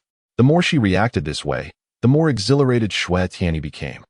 I tormented her for 3 days and nights. By then, she had lost her cultivation and was nearly delirious. Finding the situation dull, I mercifully ended her life by snapping her neck. Li Wujia, I have been so gracious to your sister. Would you truly wish to kill me? Should you not be grateful? Ha ha. Boom. Upon hearing this, Li Wujia completely shattered, her face awash with tears as she screamed hysterically, "You beast! You wretched beast! Why do creatures like you still draw breath? I shall end your life. I shall kill you." Witnessing this scene, many empathetic guests displayed expressions of sympathy, deeply repulsed by Shui Tianyi's unscrupulous behavior. However, due to the formidable power of the Shui family, they wisely chose to avert their gaze. Hong Qianya's face turned icy, a surge of murderous intent bubbling within him. He had no ties to Li Wujia and felt no sorrow over her demise. The world of cultivation is inherently brutal. The weak are trampled, and notions of human rights are but a fantasy. Moreover, during his struggles in the central region, he had encountered countless dark and worldview-shattering events. rendering him desensitized to such cruelty. His desire for vengeance was purely directed at individuals like Shui Tianyi. Casting a glance at the Shui family's ancestor, Hong Qinya furrowed his brow, suppressing his inner bloodlust. After all, that was a formidable figure of the void immortal level, possessing a qualitative disparity compared to the great ascension realm, especially since he himself was merely half a step into that realm. Humph, the blade demon Li Wujieyu, a practitioner of the demonic path. How dare you bark in my Shui family's presence? The head of the Shui family stepped forward to defend his son, proclaiming with righteous indignation, in my opinion, you are merely a cultivator of the demonic path. Your sister was treated as a furnace by my son, a fitting penance for her life.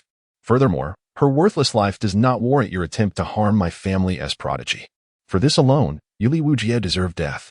Upon hearing these words, Li Wujie lost control, bellowing, get lost. How dare you compare my sister to this beast? You are unworthy. You are an old beast. Wretched spawn.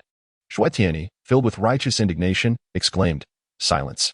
How dare you insult my father? Your sister's demise at my hands is indeed her honor. And you, a practitioner of the vile demonic path, how dare you utter such nonsense? With a subtle gesture, he signaled his subordinates, who promptly echoed his sentiments. Li Wujie, your sister's favor from the young master is a testament to her worth, even in death. Do not take advantage and then feign innocence. Support the young master. What noble status he holds, a position unassailable by the slanders of a wretched demonic cultivator like you. You have lost merely a sister, while our young master has sacrificed an arm. The clamor rose in fervor, and among the crowd, some guests eager to curry favor with the Shui family joined in, denouncing Li Wujie's barbaric actions. See for yourselves, the truth is as clear as day. The Shui father and son sneered. As for the elder of the Shui family, his countenance remained impassive, devoid of any emotional turbulence. You all. Li Wujie's eyes were bloodshot as he struggled to rise, only to collapse weakly once more, spitting out a mouthful of blood mixed with the remnants of his internal organs. He was consumed by hatred for his own frailty. In the void above, Yi Junlin stood with his hands clasped behind his back, a cold smile playing on his lips. How absurd it is that one who seeks vengeance for his sister, acting without any semblance of strategy, is branded a practitioner of the demonic path, while a scion of an illustrious family, engaging in despicable deeds behind the scenes, continues to bask in the aura of righteousness. Ding. Congratulations on triggering a quest option. Option 1. The host intervenes to protect Li Wujie, taking him as a disciple, and compels the ancestor of the Shui family to willingly eliminate Shui Tianyi. Upon completion, the ancestor will express profound gratitude to the host, rewarding him with an unparalleled martial art, the Holy Fist of Combat. Option 2. The host chooses silence in the face of injustice, rewarded with 10 low-grade spirit crystals. Upon hearing the system notification, Yi Junlin was momentarily stunned. What? His astonishment stemmed not only from the activation of the quest, but from its contents. 10 low-grade spirit crystals for remaining silent? Goodness, what a substantial fortune. One could hardly spend it all. System, I curse your entire lineage. Is this a mere pittance you offer? Such a trivial sum was not worthy of his attention. Hence, only the first option remained viable, to intervene and protect Li Wujie. Taking him as a disciple seemed relatively reasonable at first glance. Yet the latter part grew increasingly ludicrous, compelling the ancestor of the Shui family to willingly slay Shui Tianyi and then express gratitude. What an outrageous maneuver. At that moment, Shui Tianyi perceived the opportune moment had arrived, a cruel smile spreading across his face. Li Wujie, it all ends here. Remember this in your next life. With a swift motion, he seized the long sword from the guard, advancing step by step toward Li Wujie, his face a mask of murderous intent. Intent on severing limbs and reducing this man to a pulp as a cautionary example. Alas, many guests at the scene shook their heads in dismay. It was futile. After all, the arm could not twist the thigh. Li Wujie forced a smile, saying, Sister, it is my inadequacy. I shall descend to accompany you. Just as Shui Tianyi, with a face twisted in rage, raised his sword to strike, a figure clad in black robes suddenly appeared before him. With a flick of his fingers, an immense force erupted. Clang! The blade shattered. Shui Tianyi staggered back a few steps, his face a mask of astonishment. What do you mean? The crowd, momentarily stunned, soon reacted with disbelief. The one who intervened was none other than Yi Junlin. What was happening? The figure from Zuanianzong had actually stepped in. Was he attempting to protect the demonic cultivator Li Wujie? After all, he was a practitioner of the dark arts. Was that the crux of the matter? The real issue lay in the fact that this was the Shui family's territory. Such actions were nothing short of a slap in their faces. An uproar erupted among the crowd. The head of the Shui family, his countenance darkened, questioned, Yi Zun, what is the meaning of this? Why do you prevent my son from executing this demonic cultivator? Junlin nonchalantly flicked his fingers and replied, on a whim. I have decided to take this one as my disciple. Anyone who touches him is challenging me. Upon hearing this, the Shui family estate erupted in chaos. Countless individuals could hardly believe their ears, almost doubting their own hearing. Had this man lost his mind? How could he utter such words? Elder. As you gaze upon the figure shielding him, Li Wujia's face was filled with shock. As a practitioner from the eastern region, he had certainly heard of Yi Junlin's deeds and knew him to be a legendary figure currently in the spotlight. Yet, he never expected that this man would dare to accept him as a disciple, risking universal condemnation.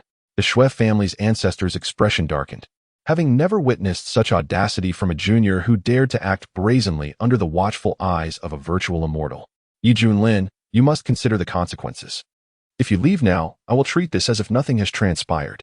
The ancestor's tone was laden with warnings, emanating a terrifying aura that seemed to make the very sky tremble. The surrounding cultivators trembled in fear, their faces turning pale. The wrath of a virtual immortal was not something to be trifled with. Elder, you should leave quickly. I appreciate your good intentions. And if we are destined in the next life, I shall repay you as a loyal servant. Li Wujie urged anxiously. At this moment, Hong Qinya was also startled by the sudden turn of events, her flawless countenance reflecting confusion. What was this man thinking?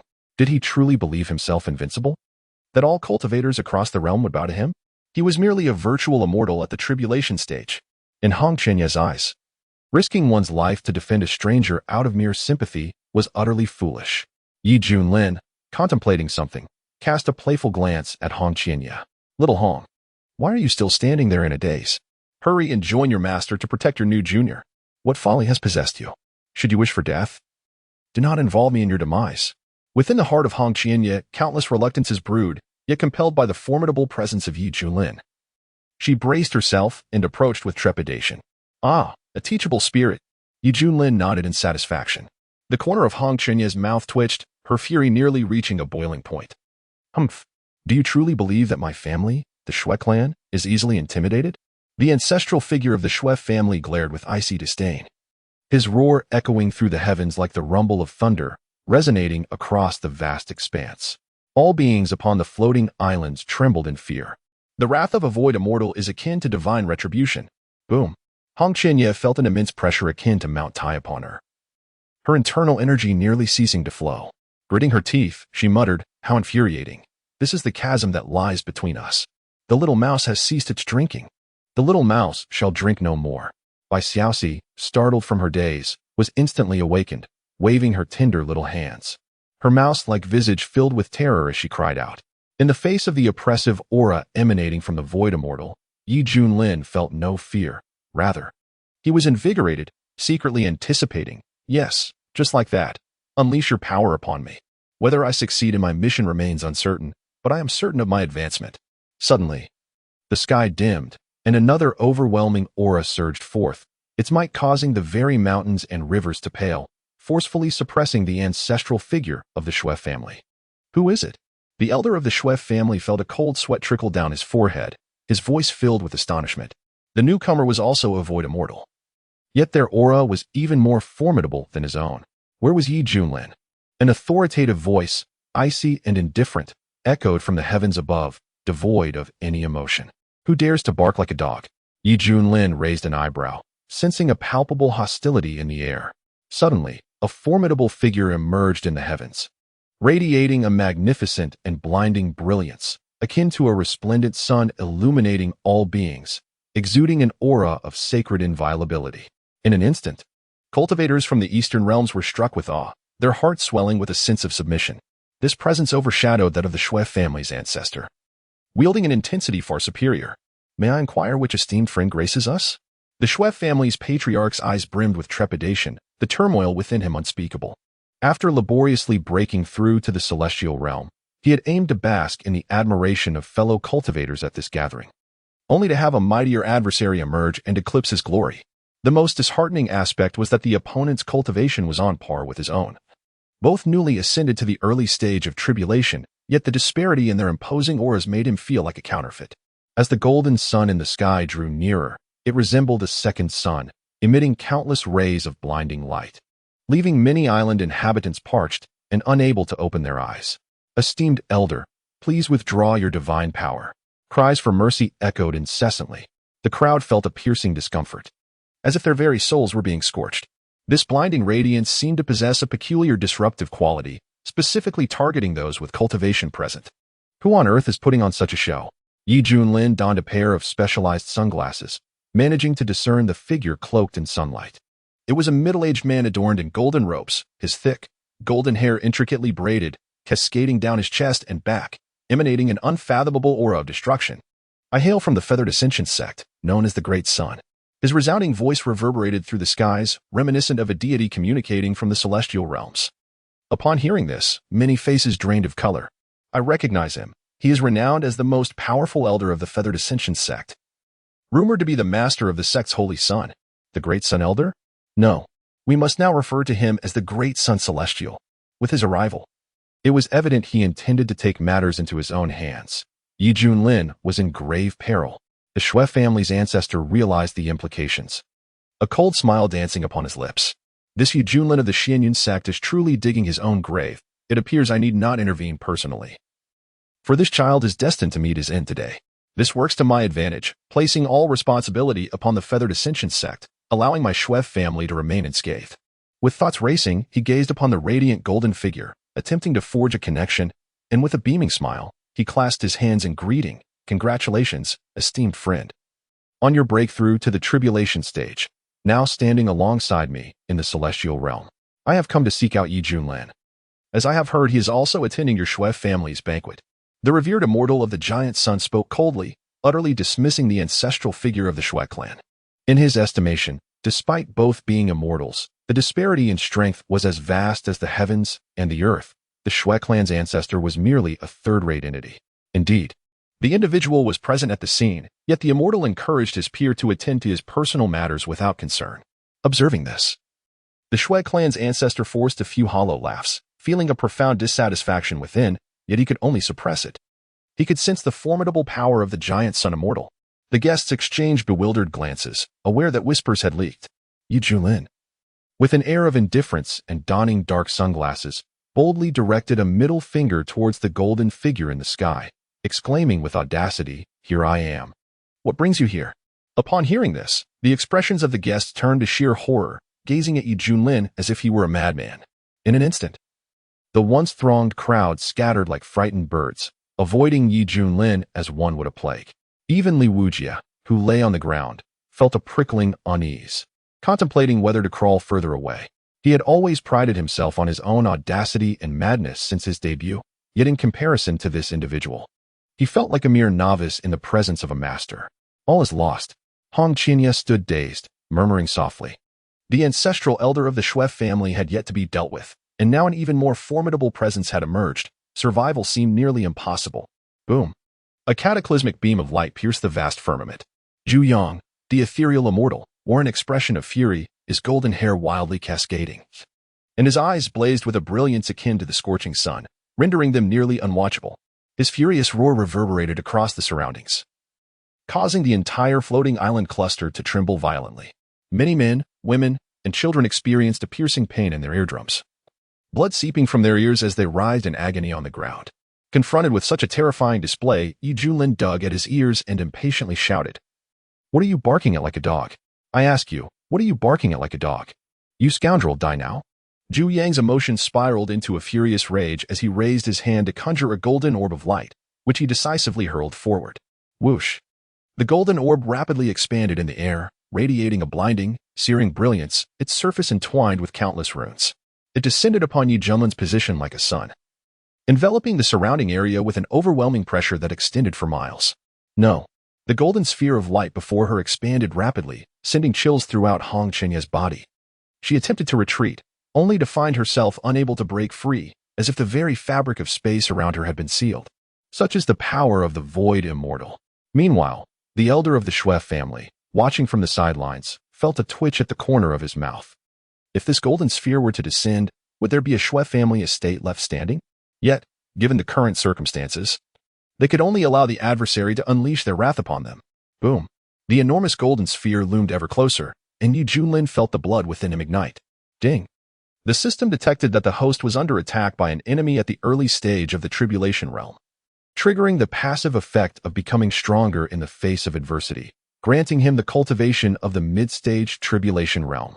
As the system prompt echoed in his mind, an overwhelming surge of energy erupted from within him, akin to a volcanic explosion, transforming Junlin in extraordinary ways. His skin radiated a luster akin to white jade, exuding an air of unparalleled nobility. His eyes shimmered with brilliant divine light, seemingly harboring the essence of the cosmos. His long, silvery hair flowed like a resplendent river of stars. In that moment, this young man clad in black exuded an ethereal aura reminiscent of celestial beings.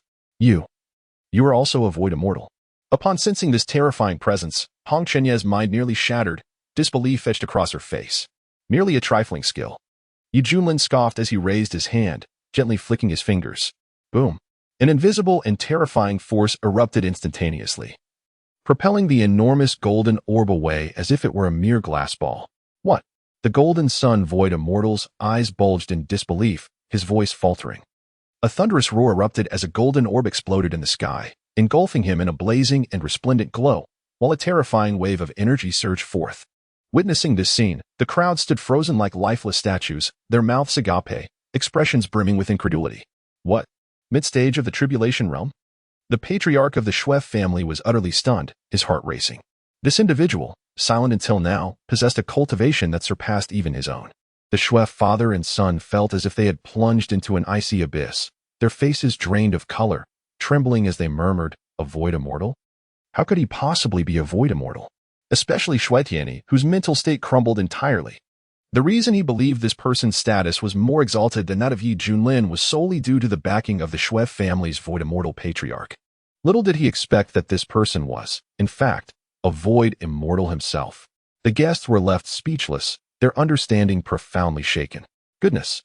Junlin was not merely a respected elder but a deeply knowledgeable void immortal.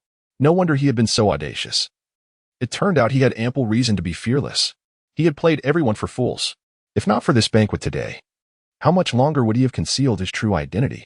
In my opinion, the feathered ascension sect is undoubtedly the most tragic victim. Cultivators from all corners of the eastern domain were astonished by Junlin's true cultivation level, while simultaneously mourning the arrival of the golden sun void immortal. In an instant, the luminous sphere vanished, revealing a golden figure standing resolutely in the void. The golden sun void immortal's golden hair danced wildly, his gaze fixed intently on Junlin, his facial muscles twitching uncontrollably. Was he being made a fool of? Clearly, he had already reached mid-stage of the tribulation realm. Yet he still masqueraded as a great vehicle cultivator, deceiving the entire feathered ascension sect, having recently broken through to the tribulation stage. The golden sun void immortal had intended to seize this opportunity at the Shui family banquet to eliminate this pressing threat with decisive force. After all, as a dignified void immortal, dispatching a respected elder should be a trivial matter. Who could have anticipated that things would unfold contrary to his expectations, and this individual's true cultivation would surpass his own? How careless. The golden sun void immortal grew increasingly incensed, exclaiming in indignation, "Shameless wretch! To possess the cultivation of a void immortal, yet hide behind a facade, you have brought shame upon our kind. I am wronged. I have only just broken through. I was truly at the great vehicle realm before. I swear to the heavens." Junlin declared earnestly, his expression sincere. "What utter nonsense! Do you take me for a mere child?" The golden sun void immortal, furious to the point of spitting blood, had never heard such a clumsy fabrication. "Well, believe it or not," Junlin shrugged, responding with feigned resignation. The onlooker's lips twitched, feeling a sense of embarrassment for the audacity of the silver-haired youth. Roar. At this moment, the mighty giant sun immortal let out a resounding howl, his entire being radiating countless beams of dazzling light. He then concentrated his energy to unleash a ferocious golden palm imprint, imbued with terrifying waves of energy. Whoosh!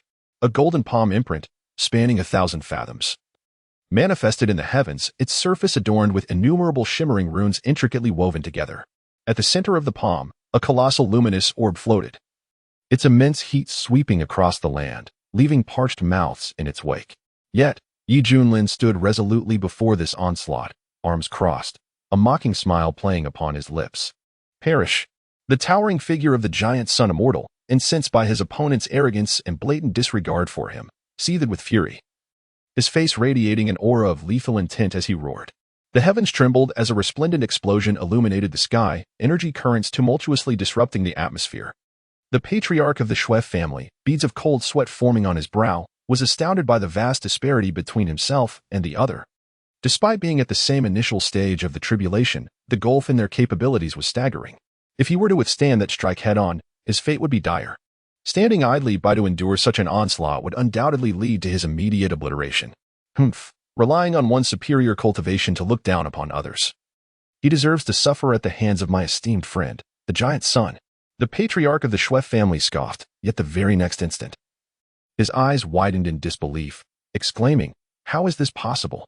There stood Junlin, arms crossed, suspended in the void, his smoky aura dissipating gracefully. Not a single scar marring his form, utterly unscathed. "Apologies, but I am not bleeding at all," Junlin sneered. With the support of the undying dominance body technique and his cultivation advantage, his physical defense was nothing short of formidable. Had a typical mid-tribulation cultivator faced such a lethal strike, they would surely have been gravely injured. The mighty giant Yang, both astonished and enraged, realized that the previous strike had been executed with utmost sincerity, yet it was astonishingly blocked by the opponent's physical form. Instantly, his assessment of Junlin's strength ascended to an entirely new echelon. Sunday Wheel. The mighty giant Yang void immortal raised his hand, revealing a metallic ring entirely forged from resplendent red gold. As the surging mana poured into it, it radiated a brilliant light, resembling a magnificent sun. This was undeniably a rare, mystical artifact. Although it was merely a first-grade artifact, it surpassed the combined worth of 100,000 ninth-grade spiritual tools. It is important to note that once a spiritual tool ascends to the status of a mystical artifact, the difference between them is akin to that between an eel and a dragon. They exist on entirely different planes of existence. This mystical artifact, crafted with great effort by the sect, necessitated caution even from cultivators in the late stages of tribulation. "I shall see whether your strength rivals mine." The giant Yang void immortal sneered as he fully activated the Sunday Wheel. With a resonating hum, the Sunday Wheel unleashed immeasurable divine radiance, slicing through the void towards Junlin. "Heh!" Junlin let out a cold laugh, secretly channeling the indomitable body technique. In an instant, his aura soared, majestic like a mountain, as torrents of white energy surged upwards like a tsunami. Clang, clang. The piercing sounds reverberated through the air. The sun wheel spun rapidly. Yet Junlin raised his arm to block it, as massive streams of flowing fire cascaded down, capable of scorching the earth for 3 days and nights. The scene was breathtaking, a dazzling spectacle to behold. "Damn it! I refuse to believe you are this resilient," roared the giant sun immortal. Whoosh! The sun wheel emitted a blinding beam of light, its power dramatically intensifying, infused with an indomitable strength as it struck fiercely towards Junlin's forehead. A scorching gale rushed forth, and feeling the sharp intent to tear, Junlin's gaze sharpened, finally paying heed to the threat. He raised both hands, gripping the rapidly spinning sun wheel tightly, sparks flying in all directions. Witnessing this scene, the cultivators from various sects stood dumbfounded. Is this even human? To dare to catch a mystical artifact with bare hands. Could it be that this fellow is a transformed ancient beast? The ancestor of the Schwef family broke into a cold sweat, muttering to himself. With such terrifying defensive capabilities, he would have been reduced to nothing but blood mist by the sun wheel long ago. How is that possible? The countenance of the giant sun void immortal changed dramatically. "You cannot envy my hardness," Junlin proclaimed with a hint of pride, having formed a general assessment of his current physical prowess. Boom! He concentrated his strength and struck a powerful punch, forcefully repelling the sun wheel. The sun wheel was compelled to return to the hands of the giant sun void immortal, who was now filled with astonishment. This was a profound artifact, second only to immortal tools, containing terrifying power, specifically designed as a lethal weapon against tribulation stage cultivators. To think that the opponent could withstand it with mere flesh and blood?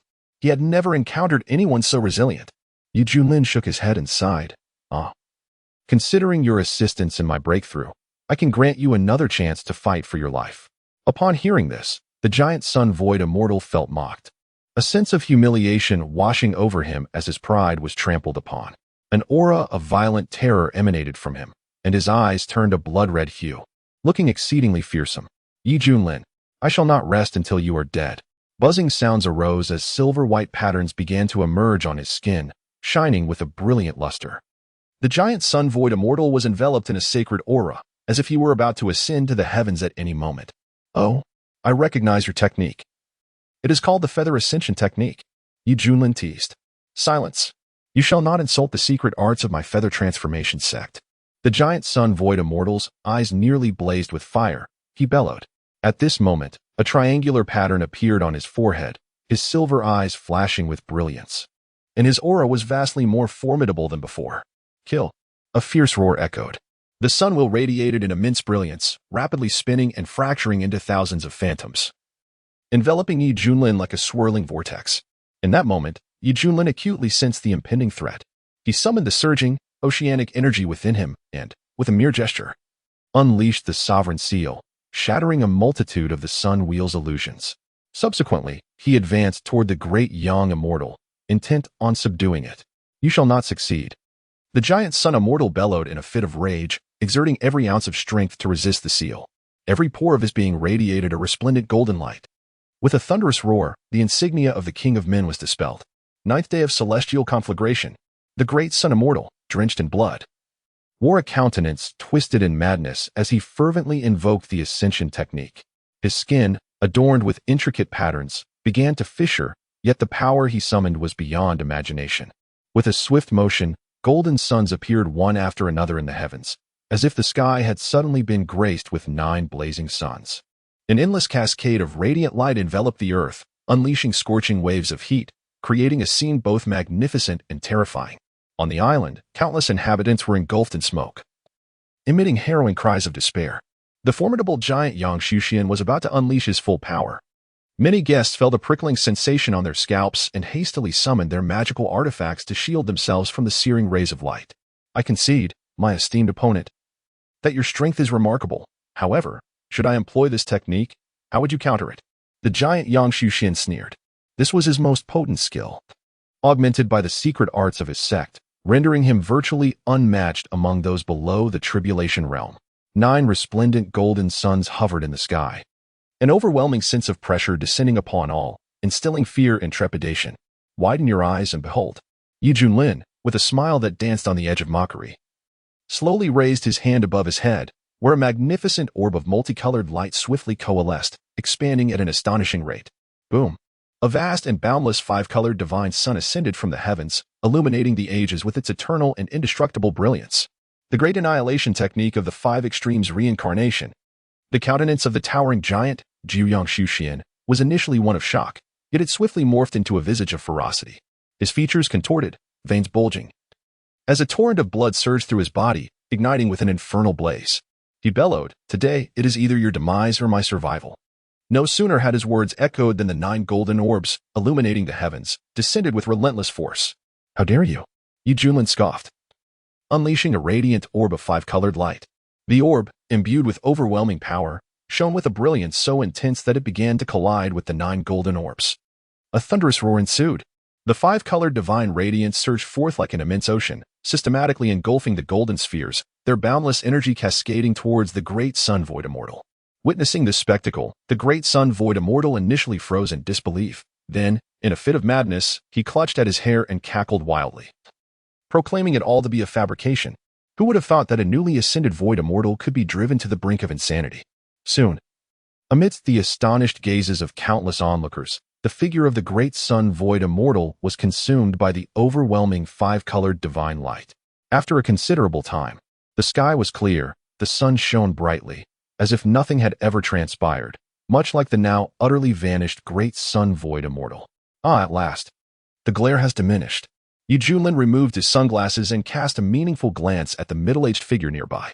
At this moment, the ancestor of the Shui family remained engulfed in shock, only to suddenly notice Yi Junlin's gaze, which rendered his face as pale as paper. He hoarsely exclaimed, "Ye void immortal, your powers are truly remarkable. I am in profound admiration. What a jest!" Even the formidable great sun void immortal, a practitioner of the tribulation realm, had been effortlessly vanquished by this individual before him. With such limited strength, How could he withstand even a few strikes? It would be wise to concede at this juncture. In a swift motion, Junlin darted beside the ancestor of the Shui family, gently patting him on the shoulder with a significant expression, saying, "Young Shuis, you have no objections to me taking on a disciple, do you?" Upon hearing this, the ancestor of the Shui family found himself utterly devoid of resistance. Beads of cold sweat forming on his forehead as he forced a bitter smile, replying, "Ye void immortal, how could I possibly object? Please, take whomever you wish." With a slight exertion, Junlin's hand caused a sharp crack to emanate from the shoulder of the elder of the Shui family. An overwhelming wave of pain flooding his senses. "Ah, you Xuxian, spare me."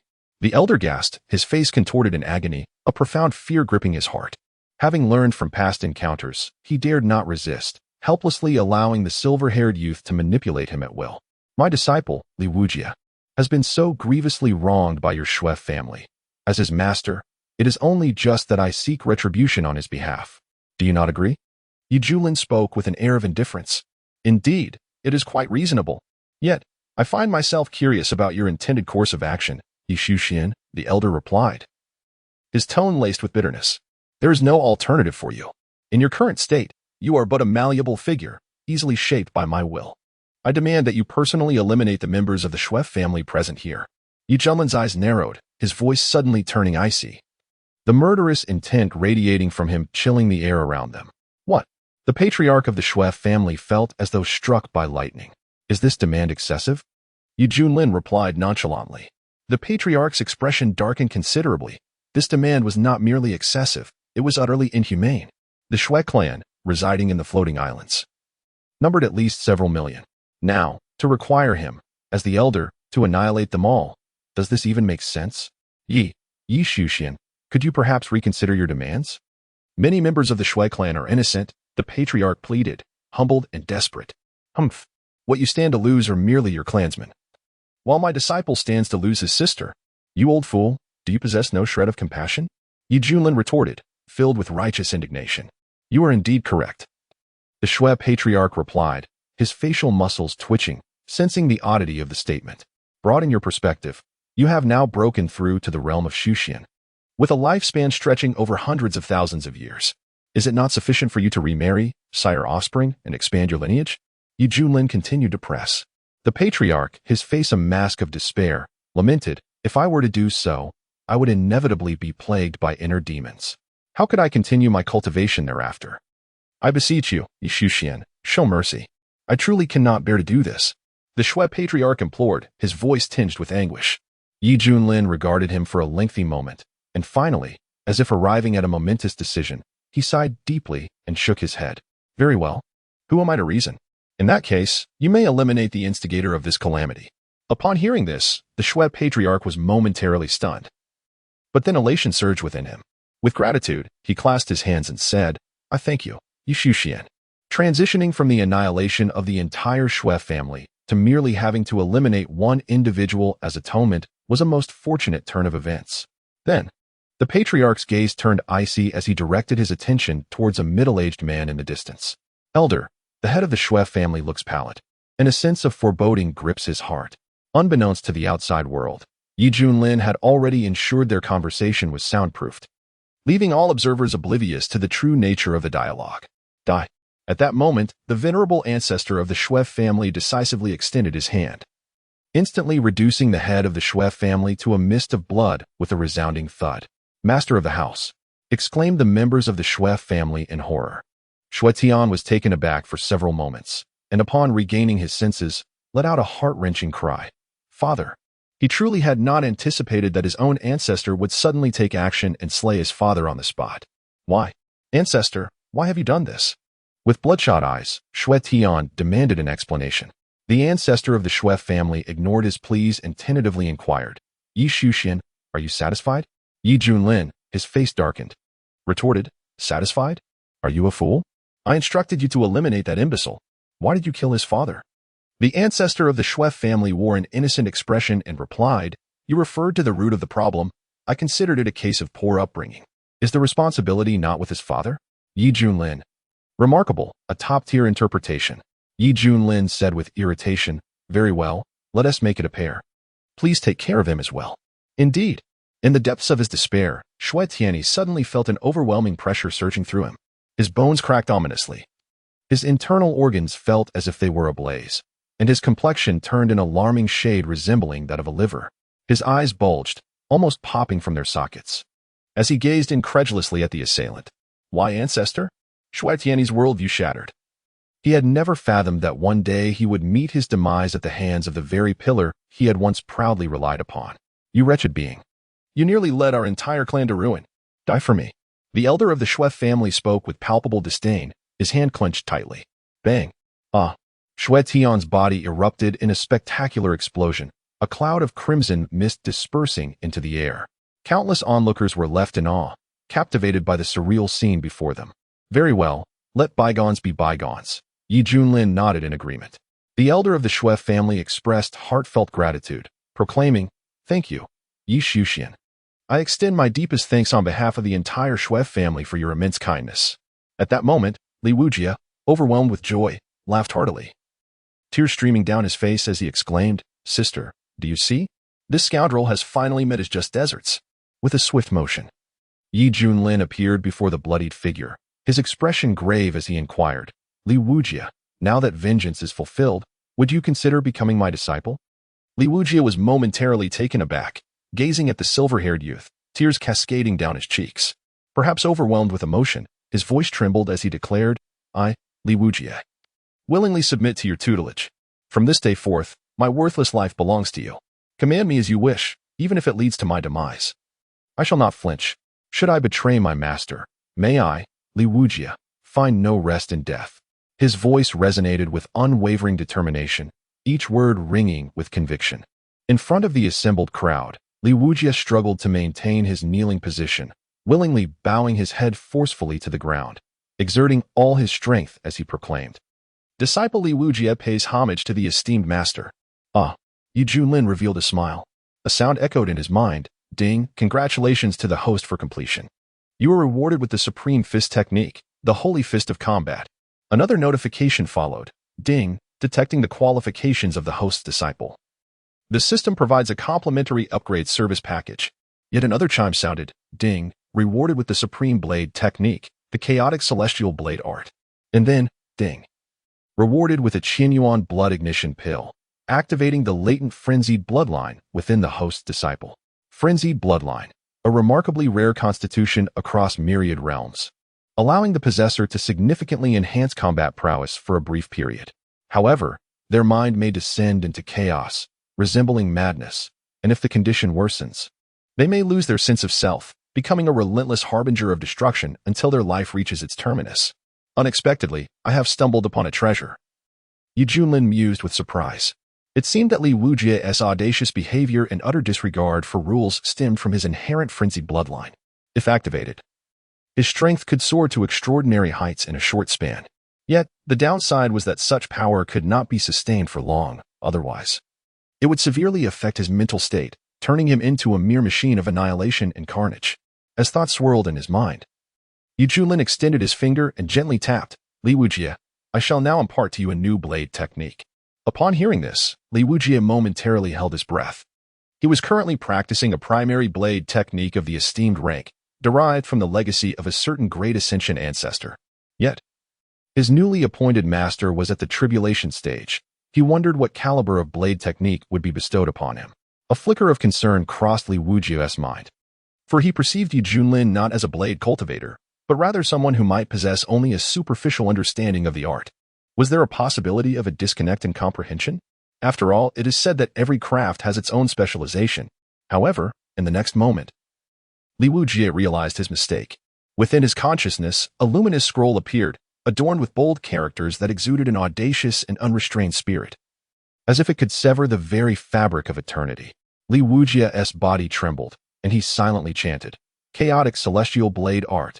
The scroll gradually unfurled, inundating his mind with a torrent of information. Various exquisite blade techniques manifested as miniature images, rapidly demonstrating their forms. Li Wujie absorbed this knowledge with insatiable greed, akin to a sponge soaking up water. Within mere seconds, he was profoundly astonished. Overwhelmed by emotion, his face flushed as if it might bleed, and he gasped. What grade of blade technique is this? It is truly formidable. Having devoted his life to the study of blade techniques, Li Wujia found himself entirely immersed in the chaotic celestial blade art. Previously, he had believed himself quite accomplished in the realm of blade mastery. But now he felt utterly crude and laughably naive in comparison. Disciple Li Wujia, I thank you, Master, for bestowing this art upon me. Tears welled in his eyes as he bowed fervently once more. For one as enamored with the blade as he, a remarkable technique was more precious than life itself. Suddenly, Li Wujia coughed up dark red blood, his breath utterly languid, as a bitter expression crossed his face, seemingly remembering something. Previously, in a desperate attempt to fight, he had recklessly employed a forbidden technique, which led his body to the brink of collapse and severely damaged his foundation. Even if he managed to escape with his life, his future path of cultivation would undoubtedly be hindered. Master, I fear I may disappoint your expectations, Li Wujia sighed regretfully. Yi Junlin smiled. What nonsense are you speaking? First, take this pill. You will experience unexpected changes. With that, he produced a box containing the elixir and handed it over. Li Wujia cautiously accepted it. His heart filled with anticipation as he opened it, only to reveal a look of astonishment. The pill was grotesquely shaped, dark and emanating a foul odor, resembling a heap of refuse. If presented at any auction house, it would undoubtedly be dismissed as a prank, and its bearer would be swiftly ejected. This is for me? Li Wujia's lips twitched. Had it not been for Yi Junlin personally offering it to him, he would have thought himself the subject of a cruel jest. Yi Junlin stood momentarily stunned, astonished at the pill's repulsive appearance and the unpleasant stench it exuded. System, you're not deceiving me, are you? This can genuinely assist my disciple in activating his bloodline? Yi Junlin pondered inwardly. Ding. The host actually doubts the proficiency of this system. This truly saddens me. A soft, childlike voice echoed in his mind, tinged with the sound of suppressed sobs. It appeared the addition of the lowly voice pack had altered even the style of communication. All right. I shall place my trust in you, Yi Junlin conceded with a sigh. He then turned to the visibly troubled Li Wujia, adopting a serious tone. What do you mean? Do you not trust your master? What about the vow you just made? At these words, Li Wujia felt a wave of guilt wash over him. How could he dare question his master? Regardless of the pill's appearance, it was a command from his master. What did it matter if it resembled refuse? Master, it is I who was in the wrong. I shall consume this pill at once. Li Wujia forced down his discomfort and swallowed the elixir. In an instant, the medicinal energy surged within him, transforming into a searing torrent coursing through his limbs. Master, I feel terribly unwell. In a flash, Li Wujia felt as if he were ablaze, his skin burning like a red-hot iron.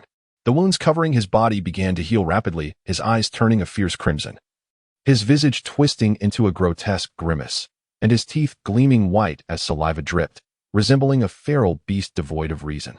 Roar! A thunderous roar erupted from his mouth, causing numerous individuals to cover their ears in agony. What on earth has happened to the blade demon, Li Wujia? Sensing the bizarre aura emanating from him, a wave of fear washed over me. Everyone, be cautious, something is amiss with him. The crowd was taken aback, their scalps tingling in dread. At that moment, Li Wuji's presence was utterly terrifying. He tugged at his hair in despair, emitting a frenzied howl, his eyes a ghastly crimson, as if he had lost all semblance of reason. Has he activated the frenzy bloodline? Yi Junlin raised an eyebrow. Indeed, the system confirmed. But the activator will enter a brief period of mania unless restrained by an overwhelming force. Die, all of you, die. Li Wuji's cultivation surged, advancing from the early stage of the integration realm to perfection, a mere step away from transcendence. His eyes radiated a terrifying bloodlust as he roared. Boom. He unleashed an awe-inspiring might that surged in all directions, sending waves of energy that forced many cultivators to stagger back in horror. Yu Shushan's expression changed at this sight. It is worth noting that the opponent was merely in the early stage of the integration realm, yet he instilled a deep-seated fear within him, as if standing before not a man, but a demon born for slaughter. What on earth did that fellow feed him? How could he have transformed so suddenly? Hong Qianye wore a look of incredulity, having never witnessed such an extraordinary state of augmentation. Kill. A thunderous roar erupted. Li Wuji's countenance was frenzied, and instinctively, he gripped his long blade, unleashing the foundational techniques of the chaotic sky sword technique. Instantly, a vast surge of sword energy soared into the heavens, the overwhelming force of the blade advancing relentlessly as if poised to obliterate the very fabric of the Tao.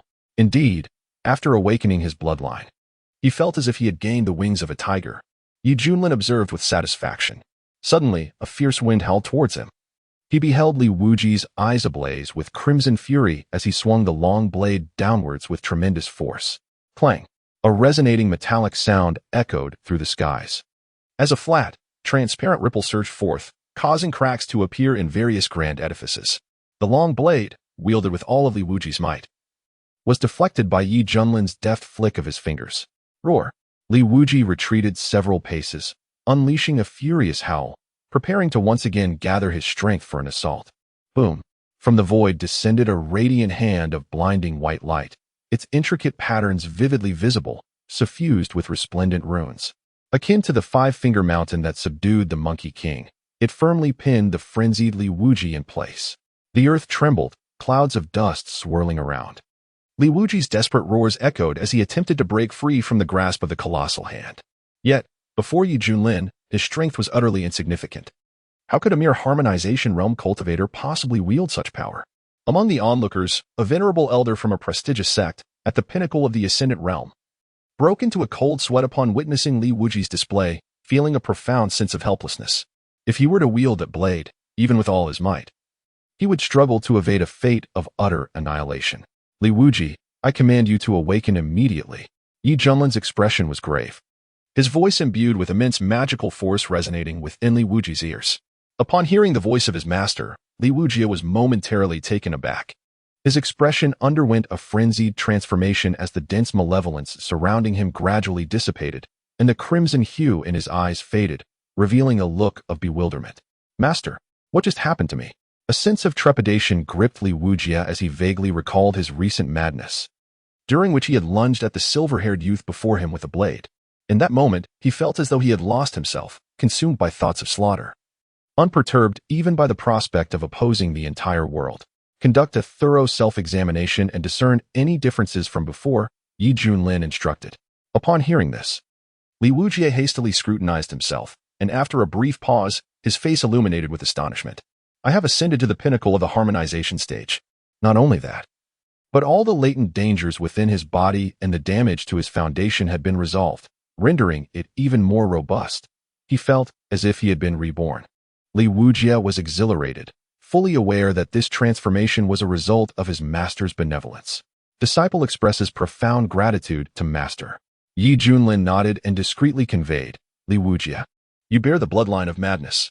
Once this lineage is awakened, it will unleash unimaginable power. However, it cannot be sustained for long. You must learn to exercise restraint. Li Wuji shuddered at the recollection of his recent frenzied state, and a look of realization crossed his face. He promptly replied, yes, disciple will heed Master's teachings. Witnessing this exchange, the onlookers among the cultivators exhibited expressions of envy. They understood that the blade demon, Li Wuji, had received an extraordinary boon. A blessing conferred by Yi Junlin himself. Congratulations to Immortal Yi for acquiring such a remarkable disciple. The ancestor of the Shui family approached with a beaming smile, eager to ingratiate himself. On this joyous occasion, why not join us for a drink? The peculiar demeanor of the Shui family elder elicited strange looks from the others. Who would have thought that this individual had just personally dispatched two of his own? Yi Junlin cast a languid glance at him, pondering whether this was not an attempt to overshadow the main event. After all, this banquet was hosted by the Shui family, primarily to celebrate the elder's breakthrough in transcending tribulations. No matter, let joy be compounded upon joy. The Shui family elder, undeterred, turned his kind gaze towards Li Wuji. Addressing him warmly, what say you, young friendly? Li Wuji let out a cold chuckle, disinclined to engage with this old cur. He harbored a deep-seated aversion towards the Shui family, especially since it was they who had intervened to prevent him from slaying Shui Tianyi. Enough, the matter has been resolved. Remaining here serves no purpose. You may continue your celebrations, but do remember to arrange for a funeral later. Let us depart. Yi Junlin turned and walked away. The guests surrounding them respectfully clasped their hands in homage. The ancestral figure of the Shui family, with a broad smile, declared, Yi Shuxian, do visit often. The doors of my Shui family shall forever be open to you. With a thunderous roar, the Kuanping emerged from a hidden mountain, soaring into the sky, carrying Yi Junlin and his companions as they traversed the vast expanse of the heavens. As the group vanished from sight, the smile of the Shui family ancestor gradually faded. Recalling the tumultuous events of the day, his countenance turned ashen, and the previously buoyant mood was thoroughly shattered. Master! Master!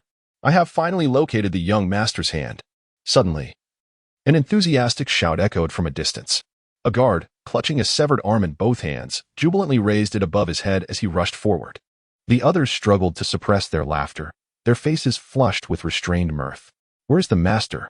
The guard was taken aback, sensing an unusual atmosphere. Cast this abomination into the backyard to feed the dogs. The elder of the Schwe family roared in fury. Indeed, the guard trembled in fear, bewildered by the intensity of this person's rage. Elder from the Schwe family, might I suggest. Before he could finish, the ancestral figure of the Schwe family erupted, nearly losing all composure as he bellowed. Disperse immediately. All of you leave at once. Farewell. The guests present felt a chill run down their spines and hastily fled from the floating island of the Schwe family. Thus, this grand and opulent banquet concluded in a rather abrupt manner. The events that transpired would soon create a sensation across numerous regions in the eastern domain as they spread among the cultivators. The sky was a deep azure, with clouds swirling. A colossal Kuanping soared through the void. Li Wujie stood atop it, feeling as though he were ensnared in a dream. Suddenly, his gaze fixed upon a striking crimson figure. Her features were exquisite, her brows and eyes like a picturesque painting, embodying a beauty far beyond the mundane. With skin as pale and delicate as snow, a natural grace that captivated all. Merely standing there, she exuded an aura that could enchant the masses. In that fleeting moment, Li Wujie silently marveled. The Crimson Fairy is indeed as enchanting as the rumors suggest. Currently, aside from Yi Junlin, the most discussed figure in the Xiantian sect is undoubtedly his disciple, Hong Qianye. Some say she harbors a disdain for men, granting no amiable glance to any unfamiliar male who dares to approach her, while others claim her standards are exceedingly high. Only a truly unparalleled man could win her favor. After a moment of hesitation, Li Wujie resolved to approach and extend a greeting. After all, they shared a lineage, and they would inevitably encounter one another in the future. Cough, cough. Li Wujie cleared his throat a few times, a smile gracing his face as he approached. Sister Hong not only possessed exceptional talent, but also boasted a beauty that could only be described as stunning. In the future, I hope you can guide your junior brother more in his cultivation. However, to his surprise, Hong Qianye cast him a cold glance before turning away, leaving Li Wujie standing in the wind, utterly bewildered. Li Wujie's lips twitched. Although he had mentally prepared himself, he did not anticipate the woman's aloof demeanor. Is there something amiss with my words? Complimenting your beauty is unwelcome? Truly, the heart of a woman is as enigmatic as the depths of the ocean. Greetings. A new junior, Li. At that moment, a sweet and youthful voice resonated from below. Li Wujie lowered his gaze and discovered a diminutive creature resembling a mouse, cheerfully greeting him. I have met senior sister Bai. Li Wujie recognized her identity and respectfully clasped his hands in salute. Being addressed as senior sister brought joy to Bai Xiaoxi. Her fluffy mouse-like face displayed a bashful expression, and with her hands entwined, she shyly remarked, "Oh, there is no need to be so formal with me." Li Wujie replied in a solemn tone, "Senior sister Bai, one must still adhere to proper etiquette." Very well, Bai Xiaoxi nodded earnestly and said, Moshu is actually here to inform you that the master's eldest disciple is, in fact, a male. You must address him as Brother Hong, otherwise, he may become quite displeased. What? Upon hearing these words, Li Wujie felt as though struck by a thunderbolt, his expression a mixture of shock and disbelief. His mouth agape. Had it not been spoken by Bai Xiaoxi herself, he would have drawn his sword in fury, perceiving it as nothing less than a blatant slander. The rumor suggested that the renowned Red Fairy was, in fact, a man. Could this be true? It suddenly made sense why all the men who sought to curry favor with him were met with his indifferent gaze. After all, he was indeed male. Li Wujie scratched his head, offering a wry smile. Then what I just said was rather misplaced. Upon grasping the truth, he reluctantly accepted the fact that Hong Qianye was a man.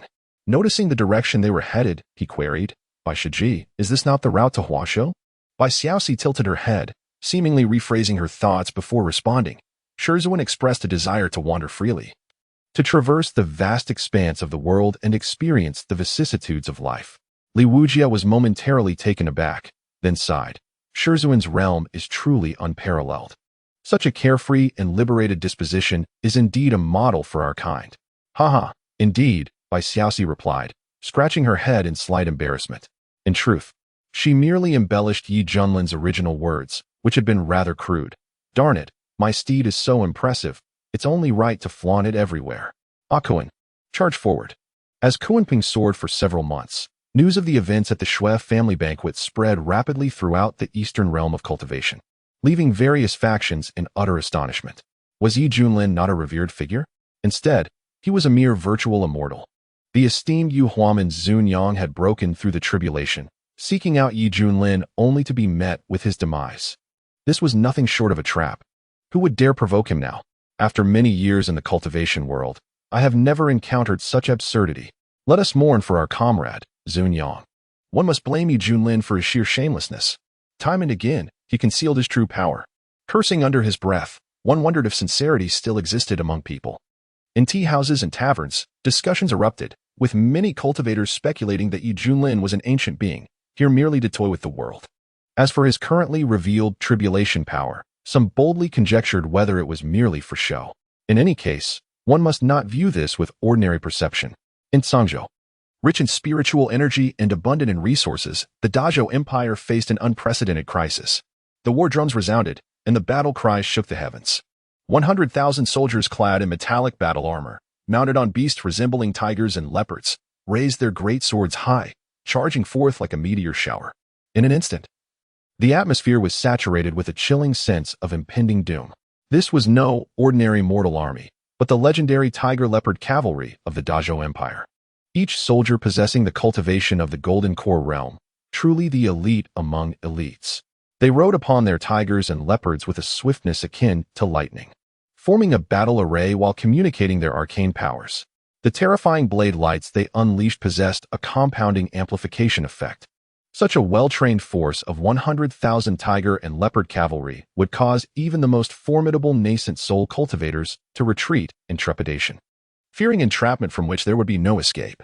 At this moment, their adversaries were not the armies of rival empires, but a horde of grotesque and ominous beings from the ghostly realm. Slay. Eradicate these humans. A multitude of hideous creatures, each with diverse skin tones, surged menacingly towards the tiger and leopard cavalry. The fierce battle commenced. In no time, over half of the 100,000 cavalrymen had fallen. In stark contrast, the ghostly beings, even when grievously wounded, gradually recuperated, aided by the black smoke that wafted in from behind. This clash turned the ground into a river of blood, littered with corpses. Defend Panstone City, shouted the battle-worn soldiers, wielding their long blades against the ghostly entities, their voices filled with fury. Kill them. The colleagues, with eyes aflame, charged forth fearlessly, their sole thought to protect the city behind them. Rock Fortress was engulfed in a tide of panic, as women wept while clutching their children, and young men bore faces etched with grief and rage. High above, at an altitude of 10,000 meters, the mighty Kuanping fortuitously passed through this area. Master, there are demonic forces attacking the city below. Li Wujie swiftly descended, clasping his hands in a gesture of respect as he reported. Eat this. A thunderous shout resounded. Yi Junlin reached out and deftly maneuvered his cannon piece, placing it directly upon the opposing general. Across the board, Hong Qianya's lips twitched uncontrollably. In his entire life, he had never encountered such audacity, whose cannon piece could brazenly traverse an entire river, disregarding the obstacles posed by other pieces, and make a direct assault on the general in its very first move. During this time, apart from honing his skills, Hong Qianyo had also been obliged to cater to Yi Junlin, accommodating his various unconventional strategies. For instance, during this game of chess, he had anticipated that his refined skills would allow him to dominate, only to find this fellow repeatedly ignoring the rules and outright capturing his general. This is absurd. What is the point of playing at all? Little Hong, you are far too incompetent. I have barely exerted myself, and you are already on the verge of total defeat. Yi Junlin discarded a piece and sighed. Hong Qianya stifled the urge to curse, forcing a smile as he replied, Master, the cannon must be properly positioned, and its range is limited.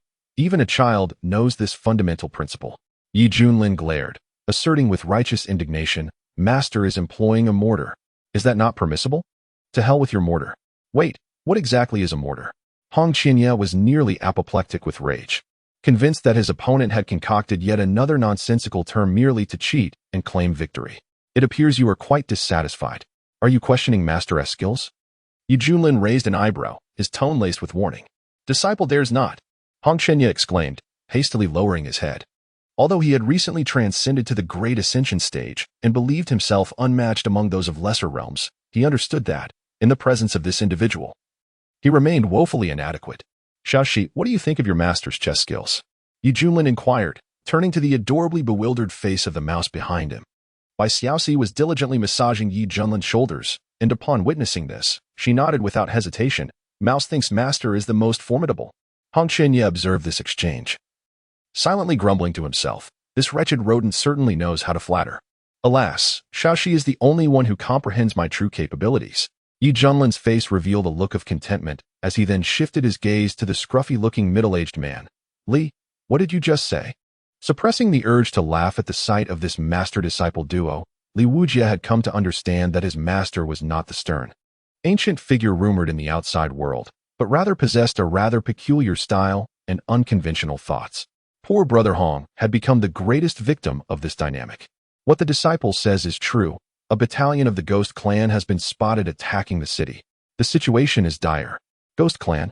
Junlin searched his memory and suddenly recalled relevant information.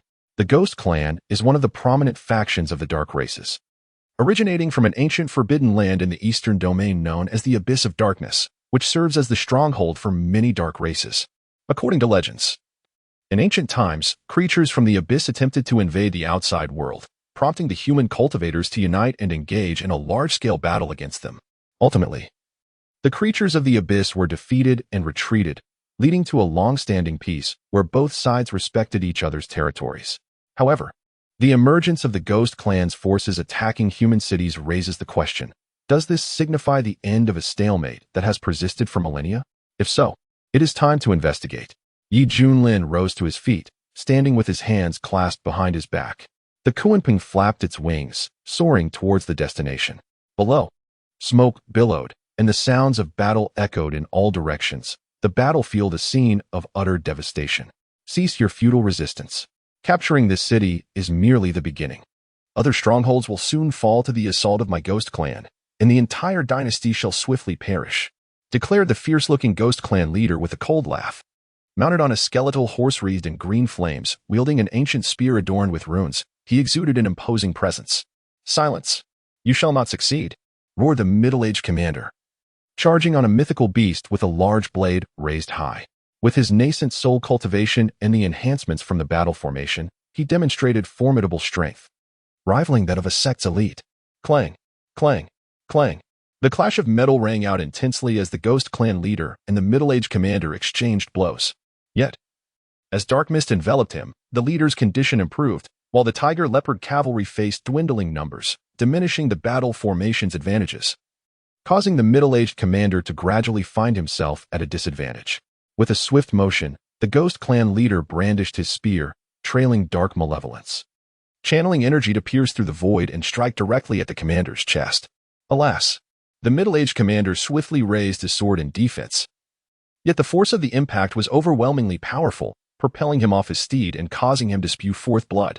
Commander Wang, the remaining subordinates, their eyes wide with desperation, rushed forward in an attempt to shield Wang Defa, but were met with the sinister grins of the demonic beings. Grasping his black gold long knife with great difficulty, Wang Defa slowly rose from the ground, as he beheld the terrifying figure riding a skeletal horse drawing ever closer, and heard the furious roars echoing in his ears. A profound sense of helplessness enveloped him. If this continued, not only would his brothers perish, but the city of Panshir would also fall. Moreover, as the demon general had ominously stated, this was merely the beginning. The great Zhou dynasty was surely facing dire consequences. Filthy humans, kneel before me, the demon general declared with an air of arrogance. Wang Defa, his gaze unwavering, retorted fiercely. I am the commander of the Tiger and Leopard cavalry, appointed by the Son of Heaven of the Great Zhou. I represent the dignity of the Great Zhou. How could I kneel before a beast like you? Come, kill or maim. I welcome it. Excellent. Just as you wish. The demon general, enraged to the point of mockery, brandished his spear, piercing the heavens with an overwhelming might, intent on nailing Wang Defa to the city wall. Suddenly, a tremendous rumbling resonated from the sky. An awe-inspiring aura of sovereign power swept across the battlefield, enveloping all soldiers and demons still engaged in combat, rendering them as motionless as clay figures. Gazing into the depths of the heavens, their eyes widened with profound terror at the colossal figure breaking through the clouds. What? What is that? The demon general gasped in disbelief. At that moment, an unimaginable force of attraction erupted from the beak of the Kunpeng, and the demons present, their faces filled with dread, found themselves utterly unable to resist, being drawn irresistibly toward that abyss-like maw. No. The demon clan general attempted to flee, only to be drawn in helplessly. Panic-stricken cries echoed in succession. Before long, he was completely devoured by the Kunpeng, which playfully shook its body and then let out a resounding burp. The guards of Rock City stood dumbfounded, nearly questioning their own sanity. Had a divine beast descended from the heavens to protect our great Zhou? Wang Defa, momentarily oblivious to his own pain, murmured to himself. With a thunderous roar, the Kunpeng rode the surging currents of air, prompting the guards to drop their weapons and kneel in reverence. Thank you, divine beast, for safeguarding the people of Great Zhou. The cries surged like a tidal wave. With the demon clan launching an assault, could it be a fortuitous omen that this celestial creature appeared at such a crucial moment? Just as Wang Defa pondered the origins of the Kunpeng, a clear voice resonated from above. Someone come up and explain the situation. Instantly, the jubilant cheers fell into a profound silence. The guards exchanged bewildered glances, their eyes wide with astonishment. It turned out this divine beast had an owner. Wang Defa was taken aback, suddenly realizing that a powerful human had fortuitously passed by, thus extending their assistance. Suppressing his excitement, he leaped high towards the lofty back of the Kunpeng. Whoosh! Wang Defa landed on the vast expanse of its back and beheld a splendid palace along with 4 figures. Not daring to be negligent, he bowed respectfully and said, I am Wang Defa, the leader of the Tiger and Leopard Riders. It is an honor to meet you. Esteemed seniors, answer me, to which dynasty does this land belong, and why is the demon army attacking you? Yi Junlin reclined lazily in a chair, accepting a cup of milk tea from Bai Xiaoxi and sipping it through a straw. Wang Defa's expression grew serious. He understood that the one seated was the most esteemed among the 4. The aura, the demeanor, truly the presence of a formidable figure. Reporting to my esteemed senior, this land belongs to the Great Zhou dynasty. I am unaware of why they seek to attack us. However, according to the fallen demon general, Great Zhou will soon face a full-scale assault from the demon clan. It is certain to be a fierce battle. Upon hearing this, Yi Junlin furrowed his brow. The creatures of the abyss were brazenly attacking the human realm, unafraid of provoking the retaliation of human cultivators.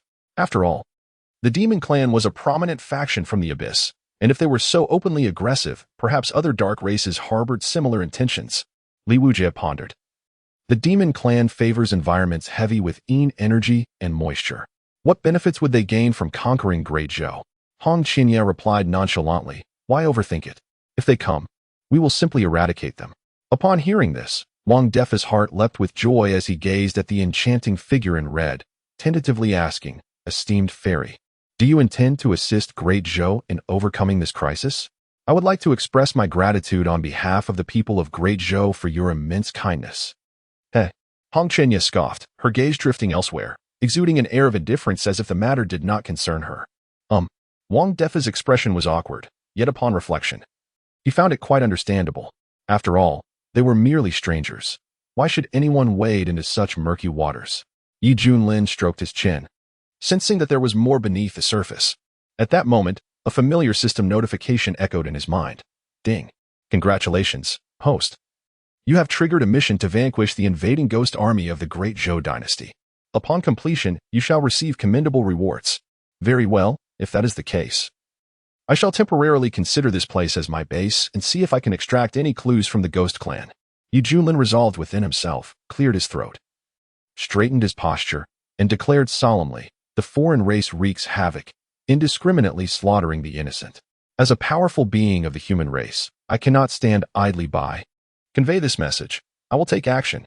Wang Defa initially felt hopeless, but those words ignited a spark of hope in his eyes. Kneeling half-heartedly, he clasped his fists and exclaimed, Senior, the Great Zhou shall forever remember your grace. He thought this was indeed a turning point. If such a supreme beast could be tamed as a mount, how powerful must its master be? With this promise made, the lives of the common people would surely be safeguarded.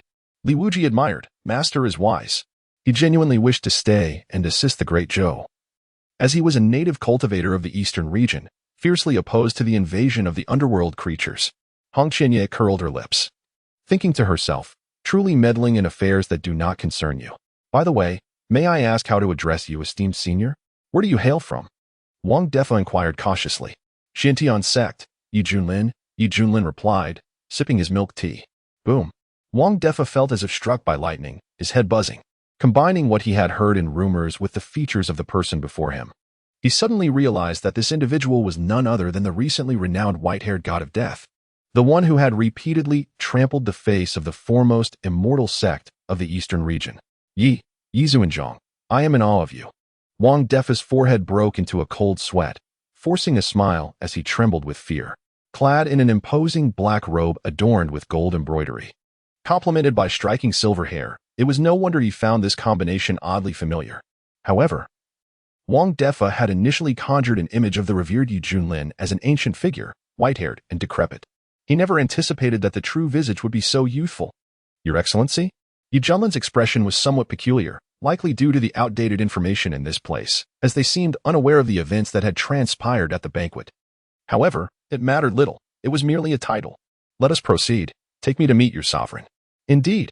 Thunderous roars echoed as the Kunping soared over the city of Panshur, prompting the citizens below to kneel in gratitude for the protection of the divine beast. Wang Defa's heart surged with emotion as he brandished a flag emblazoned with the characters de Zhou, standing resolutely at the forefront to clear the path. Meanwhile, as the crisis in Panshur city subsided, reports emerged from various regions of cities under siege by the demonic army, with the flames of war igniting at an astonishing pace. 1,000 miles from the imperial capital, a formidable force of 600,000 elite de Zhou troops stood vigilant.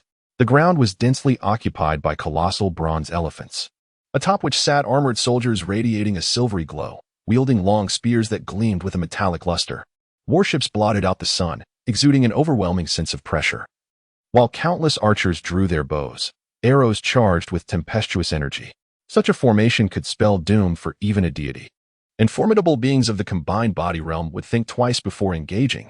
At this moment, the de Zhou army was on high alert, bracing for the impending assault by the demonic forces. Within the military tent, several armored de Zhou generals scrutinized the red dots marked on the map, discussing the unfolding war. Just moments ago, multiple factions of the demonic army had breached their established defenses and were advancing along the nearest routes, evidently intending to strike directly at the de Zhou imperial capital. It was clear they sought a swift resolution. According to reports from across the nation, several suspected demonic generals of the combined body realm had already appeared, and it was not inconceivable that a formidable commander of the great ascension realm was leading them. As this was mentioned, their expressions grew grave. At that moment, one general hesitated for a while before speaking. Could it be that the sudden aggression of the demonic tribe, their determination to seize our de Zhou palace, is due to some treasure of ours that they covet?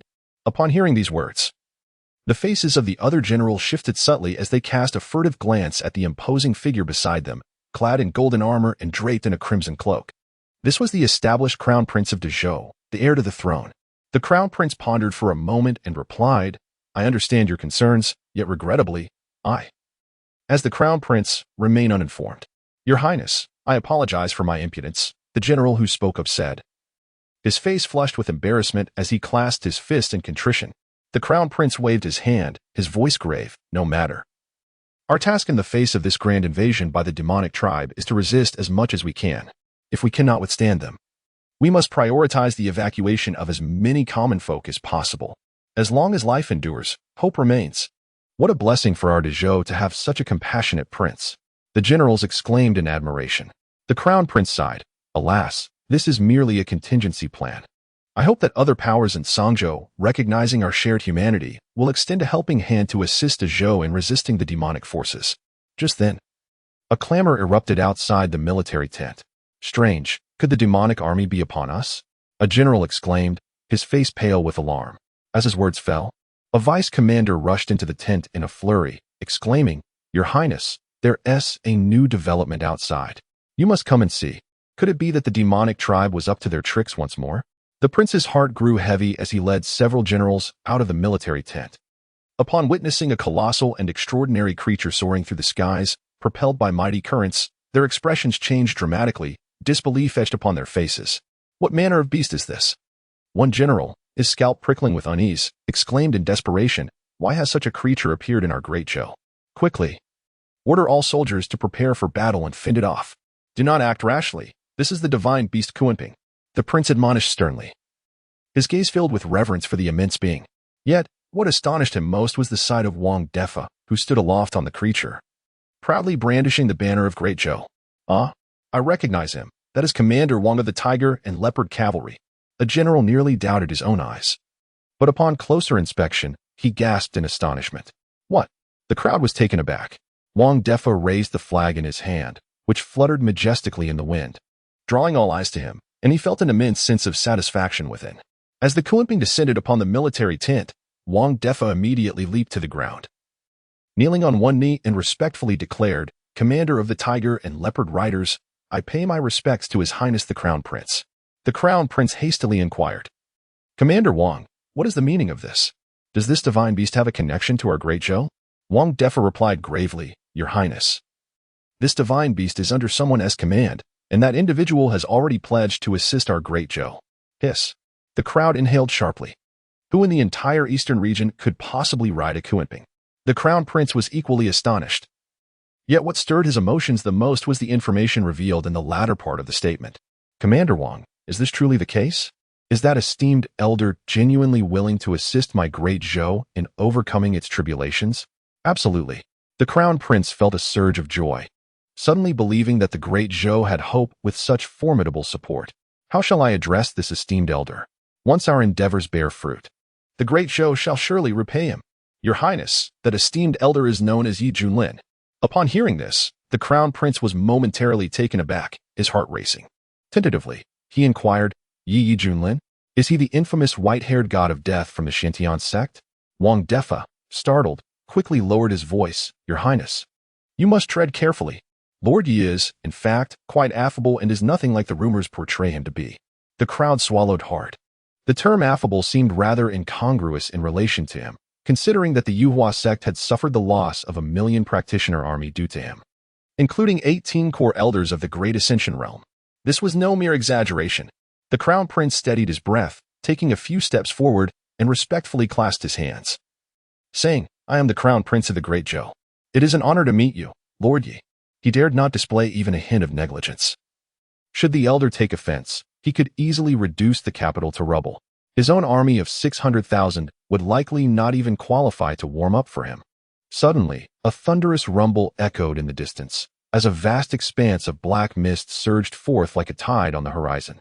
800,000 sinister beings burst forth, clad in tattered battle armor and wielding various weapons, their grotesque faces contorted with ferocity, eyes gleaming with a bloodthirsty red light. Ha ha ha, you humans. If you know what's good for you, surrender and become offerings for my ghost clan.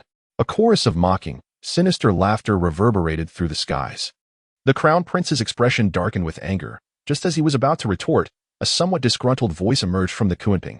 Hey, you too, go deal with them. Indeed. Master. With that, Hong Qianye and Li Wujie swiftly surged forth, transforming into streaks of radiant light as they confronted the formidable legion of the Ghost Clan. Behind the ghostly ranks, 10 formidable ghost generals, exuding a terrifying aura, concealed themselves within the shrouded mist, quietly communicating through their thoughts. How ludicrous it is that to conquer this human realm known as Zhou, we must deploy such overwhelming force. Let us not underestimate this endeavor. It is said that this dynasty possesses a unique national fortune, and the Ghost King, exercising caution, seeks to gauge the limits of that Zhou Emperor. Regardless of the circumstances, with 800,000 against 600,000, the advantage lies with us. Most importantly, this is a moment when the myriad clans of the underworld unite. Our Ghost Clan must seize the initiative, as it pertains to the very survival of our lineage.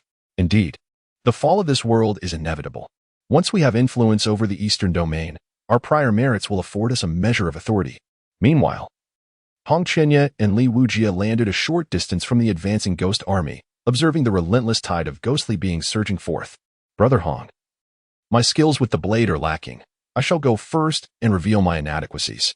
Li Wujie fixed his gaze ahead, his lips curling into a wild grin. The murderous intent within him barely contained. With a firm grip on the hilt, he abruptly drew forth his long, jet-black blade. At that moment, Li Wujie's aura underwent a dramatic transformation, shifting from that of a carefree wanderer to that of a ruthless demon poised to slaughter the masses.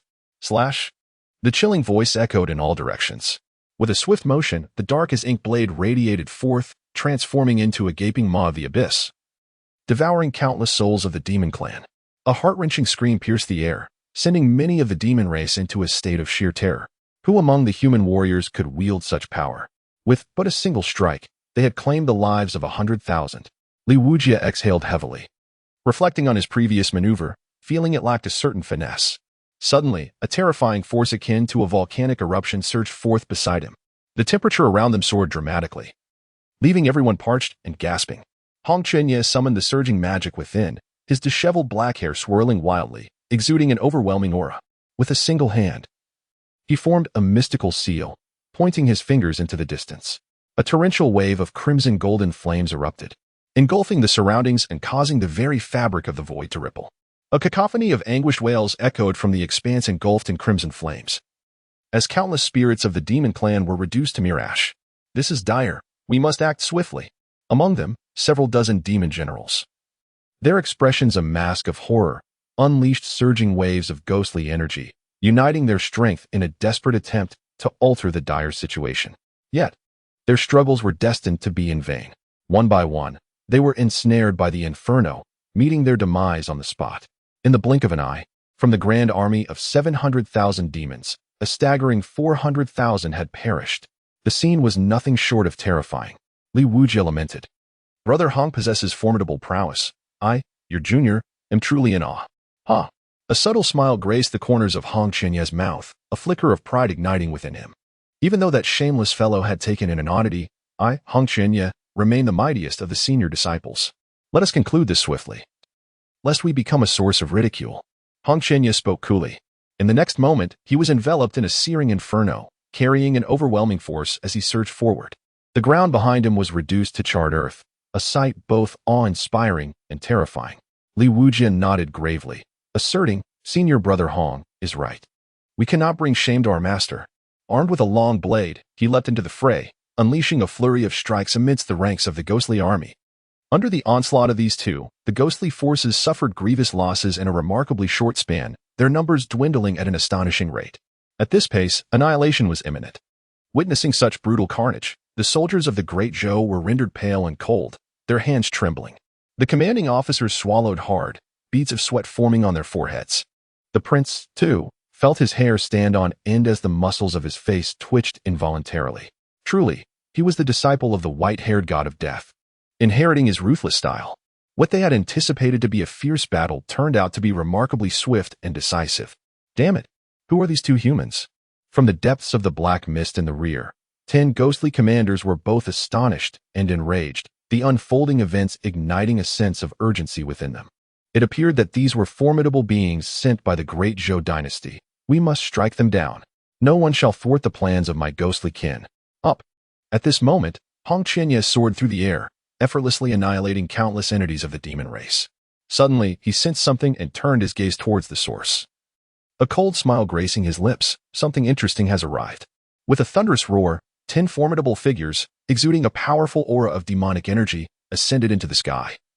Their bodies clad in ancient battle armor adorned with intricate runes, wielding various swords, staffs, and spears.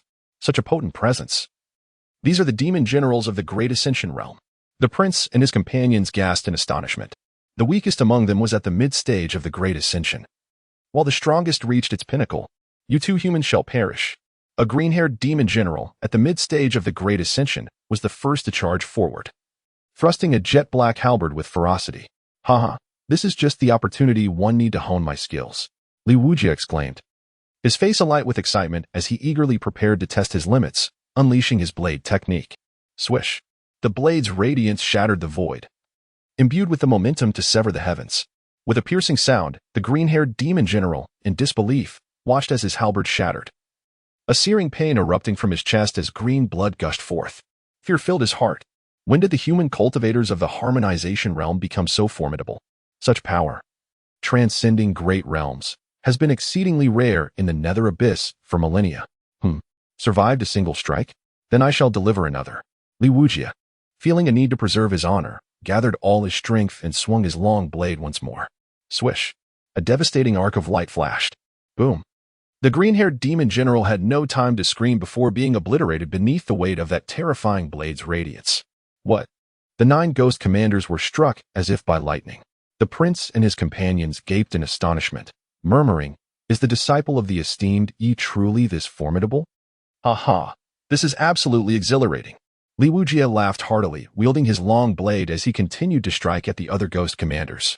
"Kill this fellow," bellowed the leading purple-haired ghost commander, thrusting his trident with a fierce wind of malevolence. The other ghost commanders unleashed their deadly techniques, a terrifying aura of malevolence surging forth, shrouding the skies and instilling fear. Boom! As 9 waves of wicked energy surged towards him, Li Wujie's expression shifted. He realized that he was indeed pushing himself too far. Should I attempt to harness the frenzied bloodline? Li Wujie pondered, clenching his teeth as his eyes gradually took on a crimson hue. Swish! At that moment, a searing heat enveloped the surroundings, and countless azure flames, imbued with a sacred essence, manifested. Azure jade glazed fire. Hong Qianye suddenly swung her sleeve, sending forth a torrent of azure flames that forcibly interrupted the assault of the ghost commanders. A chilling cry echoed as 6 mid-stage ghost commanders writhed in agony, their bodies engulfed in searing azure flames, swiftly vanishing into the void. "Human woman, I demand your life," bellowed the purple-haired ghost commander, his fury palpable as he brandished a trident high above his head, unleashing a vast wave of energy. The trident exuded a malevolent aura that surged towards the heavens, casting a shadow over the skies as if a dreadful calamity were imminent. As a peak stage commander, should he unleash his full might, few in the entire Great Zhou would stand a chance against him. Cold sweat trickled down Li Wujie's forehead as he hastily distanced himself, his gaze towards the purple-haired commander filled with pity. Now that you know fear, it is too late. Both you and that wretched woman shall perish." The other 2 late-stage ghost commanders exchanged glances, their faces contorted into cruel smiles, sensing a turning tide in their favor. Upon hearing this, Li Wujie gasped in horror and retreated several hundred meters once more. As expected, an unimaginable and terrifying aura erupted, instilling fear and trepidation in all. Hong Qianye's hair danced wildly, her expression as cold as frost, and her eyes brimmed with deadly intent. A chilling and ruthless voice, laden with murderous intent, echoed throughout the vast expanse of heaven and earth. "You shall perish." With a mere lift of her hand, boundless black flames surged forth from the void, possessing the power to devour all, sweeping towards the figures shrouded in ghostly energy. The 2 late-stage demon generals, filled with overwhelming fear, felt their very essence being consumed by the enigmatic black flames. "What is this?" The violet-haired demon general's face contorted in horror, and in a moment of desperation, he thrust his trident forward. With a crackle, the trident unleashed a myriad of dark purple lightning bolts, each infused with immense destructive power. A terrifying phenomenon unfolded as countless dark purple bolts struck the black flames, only to be devoured entirely. "This is impossible." The purple-haired demon general was terrified to the core, his fighting spirit completely extinguished upon witnessing the scene before him. He turned to flee, but alas, it was too late. The black flames descended upon him, and he felt as if every ounce of flesh, blood, and even his very soul was being violently consumed, an indescribable agony overwhelming him. The heart-wrenching cries echoed through the air. In mere seconds, the purple-haired demon general had vanished entirely.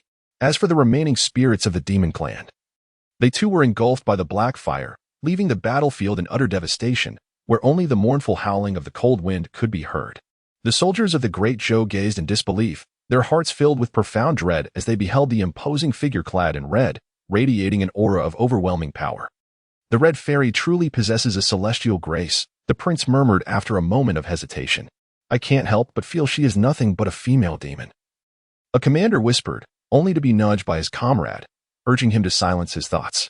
At that moment, Hong Qianye's expression gradually softened as she coldly remarked, "Ignorant insects."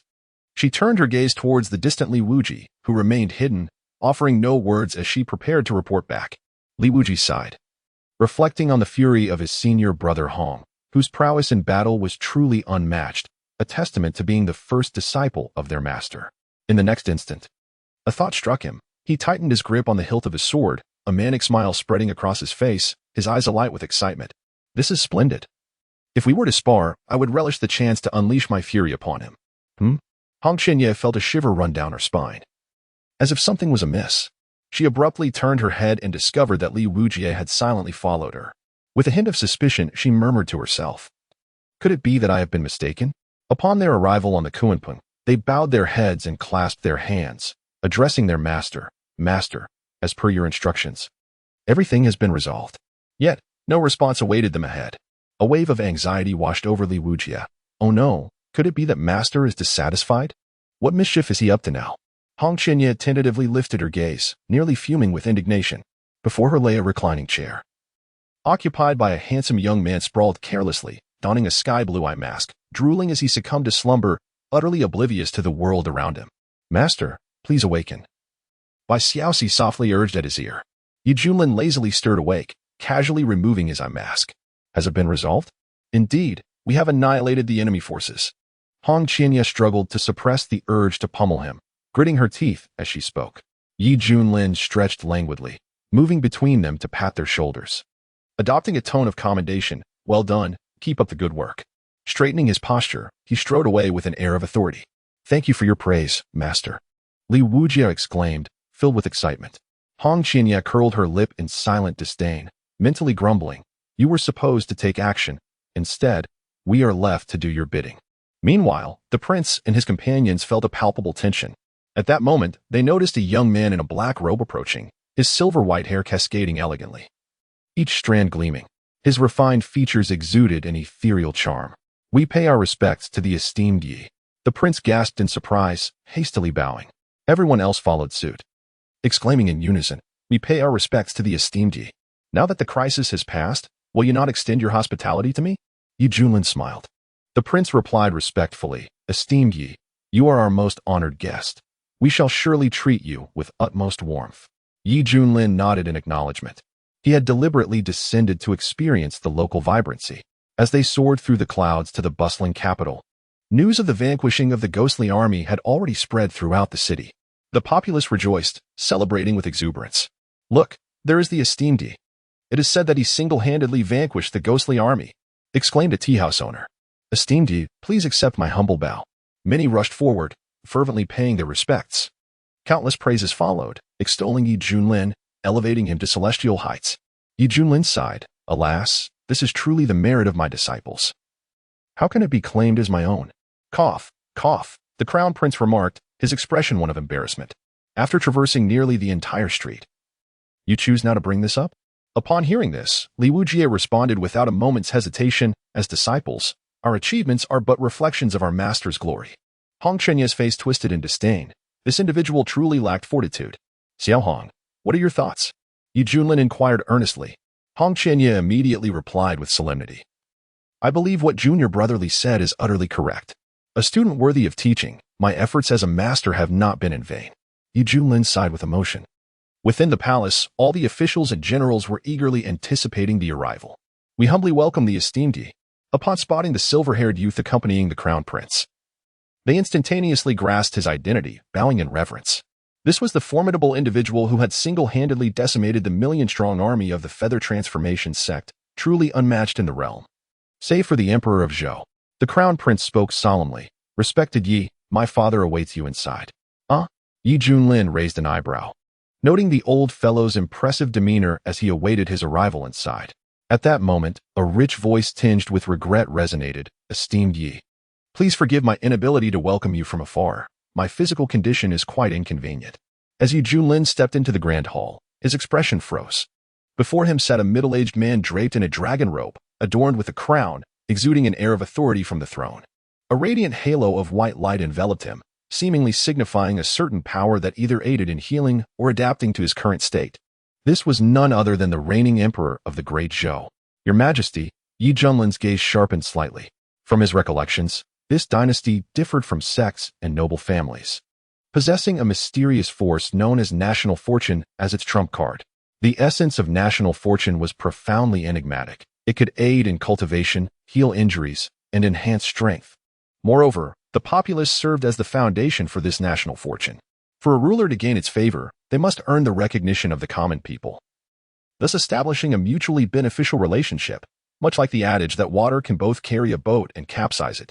However, at that moment, the Emperor of Zhou appeared to be in a rather dire state, relying on the national fortune of the Great Zhou to mend his wounds, emanating a sense of apprehension as if poised for action. I apologize for the spectacle before you, esteemed ye, the emperor said with a bitter smile. His first encounter with Junlin surprised him, as he had anticipated a weary, antiquated elder based on various rumors. Most notably, the emperor realized that despite his own perfected cultivation at the great ascension stage, he could not discern Junlin's true level of mastery. Could it be that this individual employed some form of concealing technique? The emperor pondered with curiosity. Nevertheless, from the context of the Battle of Huangshu, the emperor held a profound respect for Junlin, for apart from himself, the embodiment of national fortune, there was no one in the great Zhou capable of posing a threat to him. Your Majesty, may I inquire about the circumstances that have transpired? Junlin requested. The emperor feigned a cough, and the crown prince understood, signaling the civil and military officials to exit the hall, leaving only a few individuals behind. The Ghost Clan of the Abyss has inexplicably launched an offensive against our great Zhou, a scenario we had not anticipated. Many ministers speculate that there exists a treasure within the palace coveted by the Ghost Clan, prompting their aggressive actions, the emperor lamented. Yet, the issue lies in the fact that even I, the sovereign of Great Zhou, remain oblivious to the nature of this treasure. Junlin found himself at a loss for words. It seemed the emperor was equally bewildered. Then how did you sustain your injuries? Who in the entirety of Great Zhou could harm a perfected great ascension cultivator, especially one who embodies such immense national fortune? Junlin pressed on, focusing on the crux of the matter. Before the Ghost Clan's army formally attacked Great Zhou, my ancestral tomb was invaded by a mysterious individual. I arrived on the scene promptly and, utilizing the national fortune, managed to repel this enigmatic intruder. When Emperor Zhou spoke of the matter, his expression was filled with profound trepidation. Strangely, he could accurately sense that the mysterious individual, despite possessing formidable strength that rendered even him powerless, had retreated cautiously, seemingly constrained by certain reservations. Subsequently, the Ghost Clan launched an assault on my great Zhou. Upon hearing this, the crown prince was taken aback. He had initially believed that his father had leveraged the nation's fortune to aggressively repel the intruding enigma, only to discover this perilous underlying narrative. It is well known how potent the power of national fortune is. With his father's cultivation, invoking such power could contend with the elite of the transcendence realm. Yet, the fact that even his father openly acknowledged his defeat speaks volumes about the adversary's terrifying prowess. Most astonishingly, that individual withdrew without further confrontation. Following this, the Ghost Clan's forces commenced their invasion, indicating an undeniable connection to the previous events. It appears the crux of the matter lies within the ancestral mausoleum. Junlin's gaze flickered. From Emperor Zhou's account, it seemed the Ghost Clan was under the directive of that mysterious figure, intent on seizing control of the ancestral mausoleum. There must be tremendous interest at play, or they would not engage in such a fruitless endeavor. Yet, it was perplexing. If the mysterious individual possessed the ability to overpower Emperor Zhou, why then did he suddenly withdraw? What secrets could the ancestral mausoleum possibly hold? The questions were abundant. The more he contemplated, the more fascinated Junlin became. Having traversed into this realm of cultivation, endowed with extraordinary abilities that required no arduous training, he had initially adopted a carefree approach to life. He had expected his days to pass in leisure. But the discovery of such hidden intricacies rendered his experience all the more intriguing.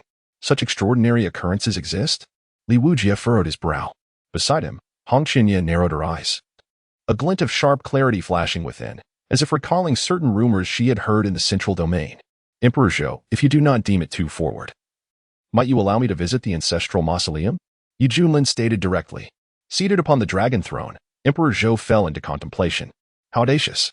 After all, for a sovereign, the ancestral mausoleum is an immensely significant site, one that an outsider cannot simply wish to inspect. The crown prince, perceiving his father's predicament, spoke courteously, esteemed ye. The ancestral mausoleum is the resting place of our forebears. Should you enter, it may bring about undesirable consequences. He then gracefully shifted the conversation, saying, your esteemed presence here, especially in aiding us to repel the Ghost Clan's forces, warrants a warm reception from our great Zhou.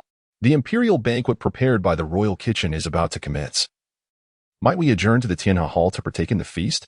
At this moment, Emperor Zhou interjected, esteemed ye, I must apologize for being unable to fulfill this request. The ancestral mausoleum of our great Zhou royal family cannot be accessed at will. However, as our most honored guest, I shall bestow upon you the most lavish hospitality. You may select treasures freely from our royal treasury. It is evident that Emperor Zhou possesses genuine sincerity. Junlin raised an eyebrow. After all, I am a man accompanied by a system. Merely signing in each day could render me wealthy enough to rival nations. Would I truly covet the meager treasures within your royal treasury? Although the Great Zhou is one of the eternal dynasties of the eastern region, and its treasury, accumulated over the years, undoubtedly harbors numerous treasures that would drive external cultivators to madness, they hold little allure in Yi Junlin's eyes. His curiosity is solely piqued by the mysterious individual's intention to invade the ancestral tomb.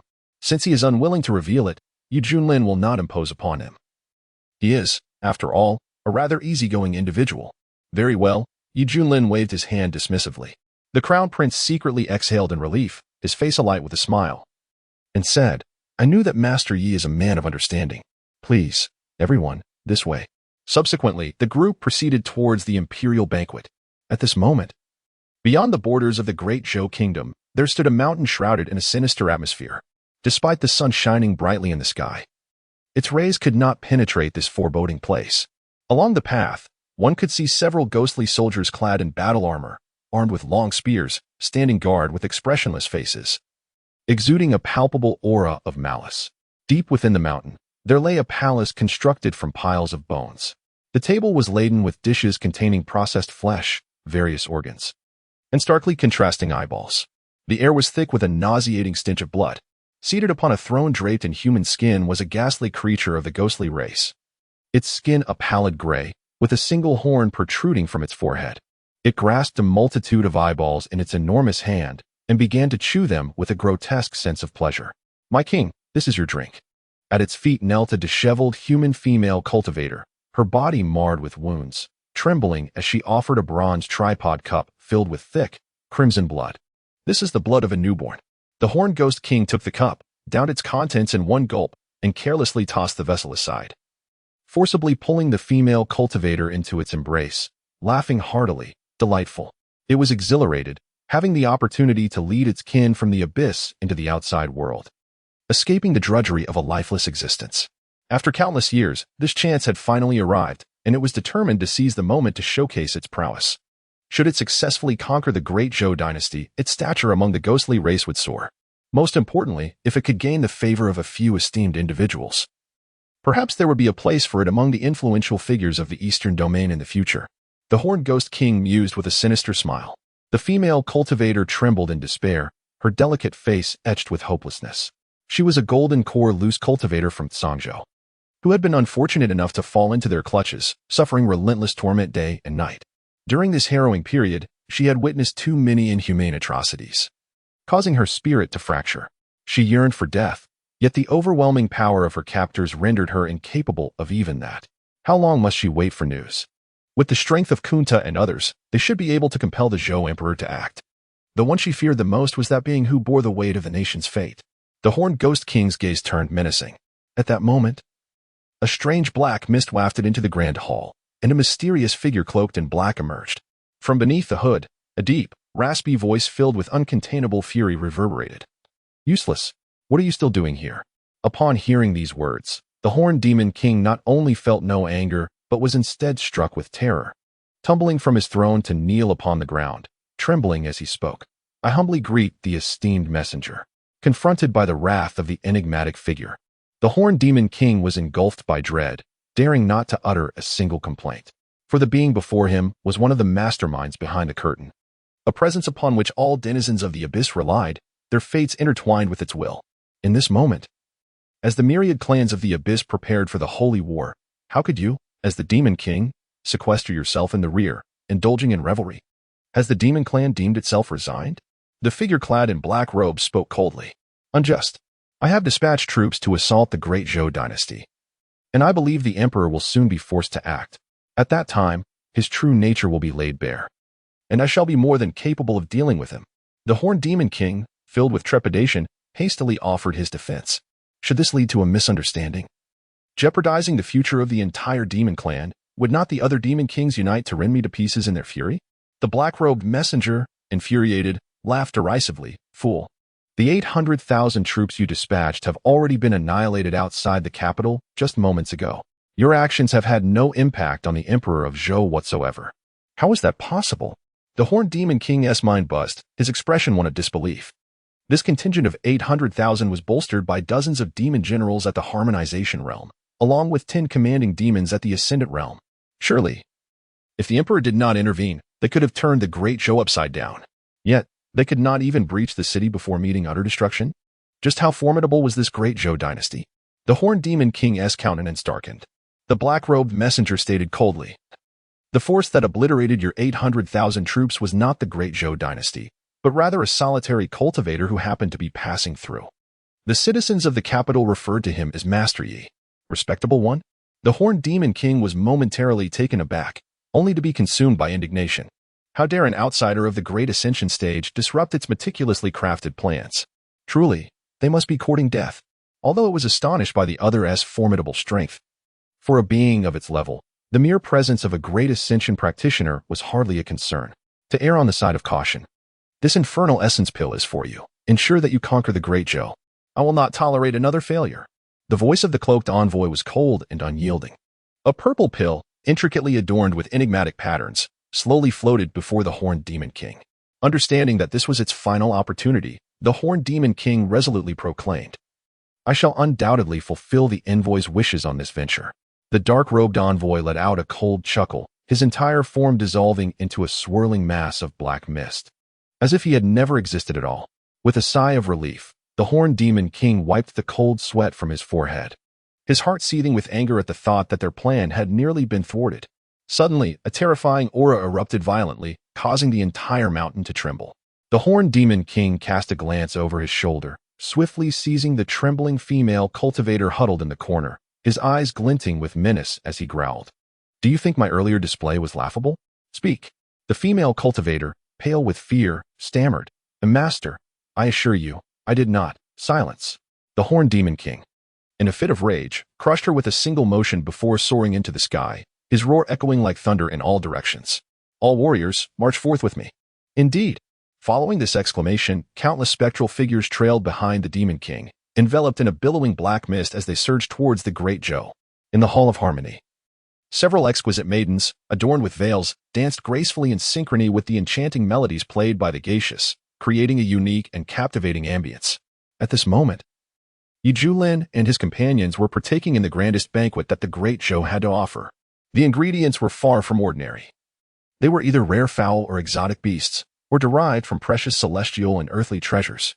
Consequently, each dish was worth its weight in gold, brimming with myriad benefits. Even an ordinary cultivator could experience a breakthrough simply by tasting them, reaping substantial rewards. Li Wujie lifted a wine jar, tilting his head back to gulp it down. His face slightly flushed, exclaiming, "This wine is truly invigorating." Bai Xiaoxi savored a morsel of meat, her expression radiating delight as she remarked, "Delicious." Hong Qianye took only a few delicate bites before setting her chopsticks down, an action that caused the prince's heart to race, prompting him to cautiously inquire, "Fairy Hong, is there something about the taste that does not suit your palate?" Hong Qianye, arms crossed and eyes closed in contemplation, simply lacked an appetite for these so-called delicacies. Observing her demeanor, the prince felt a twinge of embarrassment. Junlin interjected, "Pay her no mind. She is merely on a diet." "Oh, I see. Fairy Hong is truly disciplined," the prince remarked with an air of admiration. "Diet my foot." Hong Chenya's eyelid twitched, struggling to suppress her inner fury. For the moment, she chose to remain silent and endure. The prince raised his wine cup, standing to toast Yi Junlin, declaring, "Respected Yi, it is my utmost honor to represent the Great Zhou in hosting such a distinguished guest as yourself. I shall drink first. Please feel free to follow suit." With that, he downed the contents in one go. "Understood." Yi Junlin nodded. The reason he lingered was to observe whether the Ghost Clan would make any new moves. The system's previously issued task had yet to yield any rewards, indicating to Yi Junlin that the task remained incomplete. Suddenly, the Crown Prince clapped his hands, prompting all the palace maids to withdraw. An elderly man, clad in a gray robe and bearing an air of tranquility, entered the hall, carrying a guqin on his back. This was Master Nangong, the unparalleled first musician of the Great Zhou, renowned across Sangzhou for his exceptional talent. His melodies were not only enchanting but also imbued with profound philosophical insights, providing an exquisite experience for cultivators. It was said that a near-death Yuanian cultivator traveled 1,000 miles to hear his performance and, upon experiencing it, achieved a breakthrough into the transformation stage. The Crown Prince introduced, "This is Master Nangong Changfeng. I present him to you all." Master Nangong Changfeng, embodying neither arrogance nor servility, respectfully cupped his hands in greeting. His every gesture exuded a subtle pride. Yi Junlin stroked his chin, pondering how this old fellow appeared rather pretentious. Master Nangong, please begin, the crown prince spoke with deference. Master Nangong seated himself on the ground, positioning the guqin upon his knees. His fingers gracefully plucked the strings, producing a sound that reverberated through the cosmos. The music flowed seamlessly, resonating in all directions, seemingly capable of cleansing one's soul. Throughout the performance, Li Wujie appeared somewhat moved, straining to listen intently. Bai Xiaoxi was entranced, swaying gently to the melody. In contrast, Hong Qianye remained expressionless, barely lifting her eyelids. As for Yi Junlin, upon reaching the latter part of the performance, he stifled a long yawn, propping his head with one hand, teetering on the edge of slumber. Master Nangong observed this with growing displeasure, his face darkening. What did this signify? Was it a disdain for his musical prowess? Countless cultivators had cherished his melodies as treasures. How could it be reduced to a lullaby here? Feeling his pride wounded, he finished the piece, rose, and coldly remarked, "Your Highness, if such a situation arises again, there will be no need to invite me. I cannot afford such humiliation." The crown prince cleared his throat. Master Nangong, what do you mean by that? Master Nangong pointed an accusatory finger at Yi Junlin, indignantly declaring, "Ask him." The crown prince cautiously inquired, "Yi, did you find Master Nangong's performance unsatisfactory?" Yi Junlin dug at his ears, replying nonchalantly, "It was mediocre." He preferred more spirited compositions, and Master Nangong's playing was overly subdued. Coupled with the fact that he was an old man, Yi Junlin felt no interest whatsoever. As for the subtle philosophical insights woven into the music, they held no significance for someone like him, who usually took a laid-back approach to cultivation, relying solely on serendipitous encounters. The prince's face flushed with embarrassment, as he never anticipated that even the piece performed by Master Nangong would be deemed mediocre. This left him with an absurd feeling, for he had been utterly entranced just moments ago. The prince's mind raced as he glanced at the still-closed eyes of Hong Qianye, silently asserting, "Did you see that? Even the fairy Hong is immersed in it, her eyes closed in endless reminiscence." After receiving such a critique, Nangong Changfeng felt a surge of anger that threatened to spill over, for this was a blatant humiliation to one of his esteemed stature, a direct affront to his dignity. "Enough, you uncouth lout. You possess no understanding of music," Nangong Changfeng rebuked publicly. Boom. A chilling aura of murderous intent erupted. "Old fool, you have paved your own path to demise." Li Wujie's eyes glinted with cold light as he gripped the hilt of his blade and rose abruptly, clearly intent on drawing it against Nangong Changfeng. If permitted by his master, he would not hesitate to slay him. The prince began to sweat profusely. Realizing that the situation was spiraling towards a deadly confrontation, he regretted his decision deeply, wishing he had refrained from inviting Nangong Changfeng to perform live. Truly, he had made a dreadful miscalculation. Feeling the terrifying intent directed at him, Nangong Changfeng's hair stood on end, his complexion shifting dramatically. Yet, he did not beg for mercy. Instead, he held his head high, eyes blazing with fury as he stared defiantly at Yi Junlin. It was evident that he was far from reconciled. "Respected Yi. Master Nangong's temperament is just so. He means no disrespect, merely speaks his mind." The prince wiped away the cold sweat. "Your Highness, I cannot endure such an affront. Even if it costs me my life, I must assert that this fellow knows nothing of music theory. He is merely a brutish man, skilled only in violence. How dare he claim my musical prowess is mediocre?" Nangong Changfeng exclaimed, pointing at Yi Junlin with fervent indignation. "Ah, you." The prince shook his head in exasperation, hoping that Nangong Changfeng would meet a dignified end. After all, he was the foremost musician of the Great Zhou. At that moment, the atmosphere was palpably tense. Li Wujie cast a malevolent glare at Nangong Changfeng, while Hong Qianye, with his eyes closed and an expression as serene as ever, revealed his true thoughts through the subtle curl of his lips. "Well said. I have high hopes for you." Although, to be fair, his performance was rather mediocre. Having once been a practitioner from the central domain, Hong Qianye had a broader perspective, and in his homeland, someone of Nangong Changfeng's caliber would barely be considered above average. Yi Junlin, seated in the main position, felt somewhat speechless. Just as he was about to utter a word, a system notification chimed in his mind. "Ding. Congratulations, host. You have triggered an option task. Option 1. The host, in a fit of rage, orders the execution of Nangong Changfeng, and upon completion, receives 10 high-grade spirit crystals. Option 2. the host personally performs a piece, causing Nagong Changfeng to feel profound shame, rewarded with 10 bags of premium pet beast feed, milk flavor. Premium pet beast feed. The more consumed, the faster the growth. An option task at this moment? Junlin raised an eyebrow. Option 1 was straightforward. But the reward was paltry. He could easily spend millions of high-grade spirit crystals on a meal. Furthermore, ordering the execution of Nagong Changfeng would be seen by others as a display of temper. If word got out, it would tarnish his immaculate image. On the other hand, Option 2 involved personally playing a piece to slap Nagong Changfeng in the face, with the enticing reward of 10 bags of premium pet beast feed. According to the description, it could enhance a pet's cultivation experience, accelerating its growth. Currently, his mount, the Kuanping, was at the early stage of the Great Ascension, boasting an unassailable status due to its pure ancient divine beast bloodline. However, if it could break through further, it would shine even brighter in public. With premium pet beast feed, its cultivation would accelerate, eliminating the need for a slow build-up. As his thoughts spun, he gazed at Nagong Changfeng, who glared defiantly. Unafraid of death, Junlin slowly rolled up his sleeves, a crooked smile appearing on his face, radiating confidence. Wasn't it just playing a tune? All it took was a pair of hands. His crisp voice echoed through the hall, leaving everyone momentarily stunned. Nagong Changfeng's face flushed with fury. Was this not an incredibly arrogant statement? He had dedicated himself to mastering the art of the zither under a renowned teacher, honing his skills for thousands of years. While he wouldn't claim to be the pinnacle of mastery, he was certainly among the elite in the Eastern domain. Yet, here stood this audacious individual, boldly proclaiming that having hands was sufficient. Truly, a ruthless killer, simple-minded yet physically capable. The prince's expression turned peculiar as he mused silently. Such hubris. If merely having hands sufficed, then where would the masters of the world be? As the saying goes, every profession has its specialization, and practitioners are no exception. After all, no matter how formidable your strength may be, it is impossible to possess omniscience and omnipotence. There will inevitably be areas where one's knowledge is lacking. The Crown Prince believes that Junlin is overstepping his bounds. In a nutshell, it is better to kill than to be humiliated. Nagong Changfeng, after all, is a master.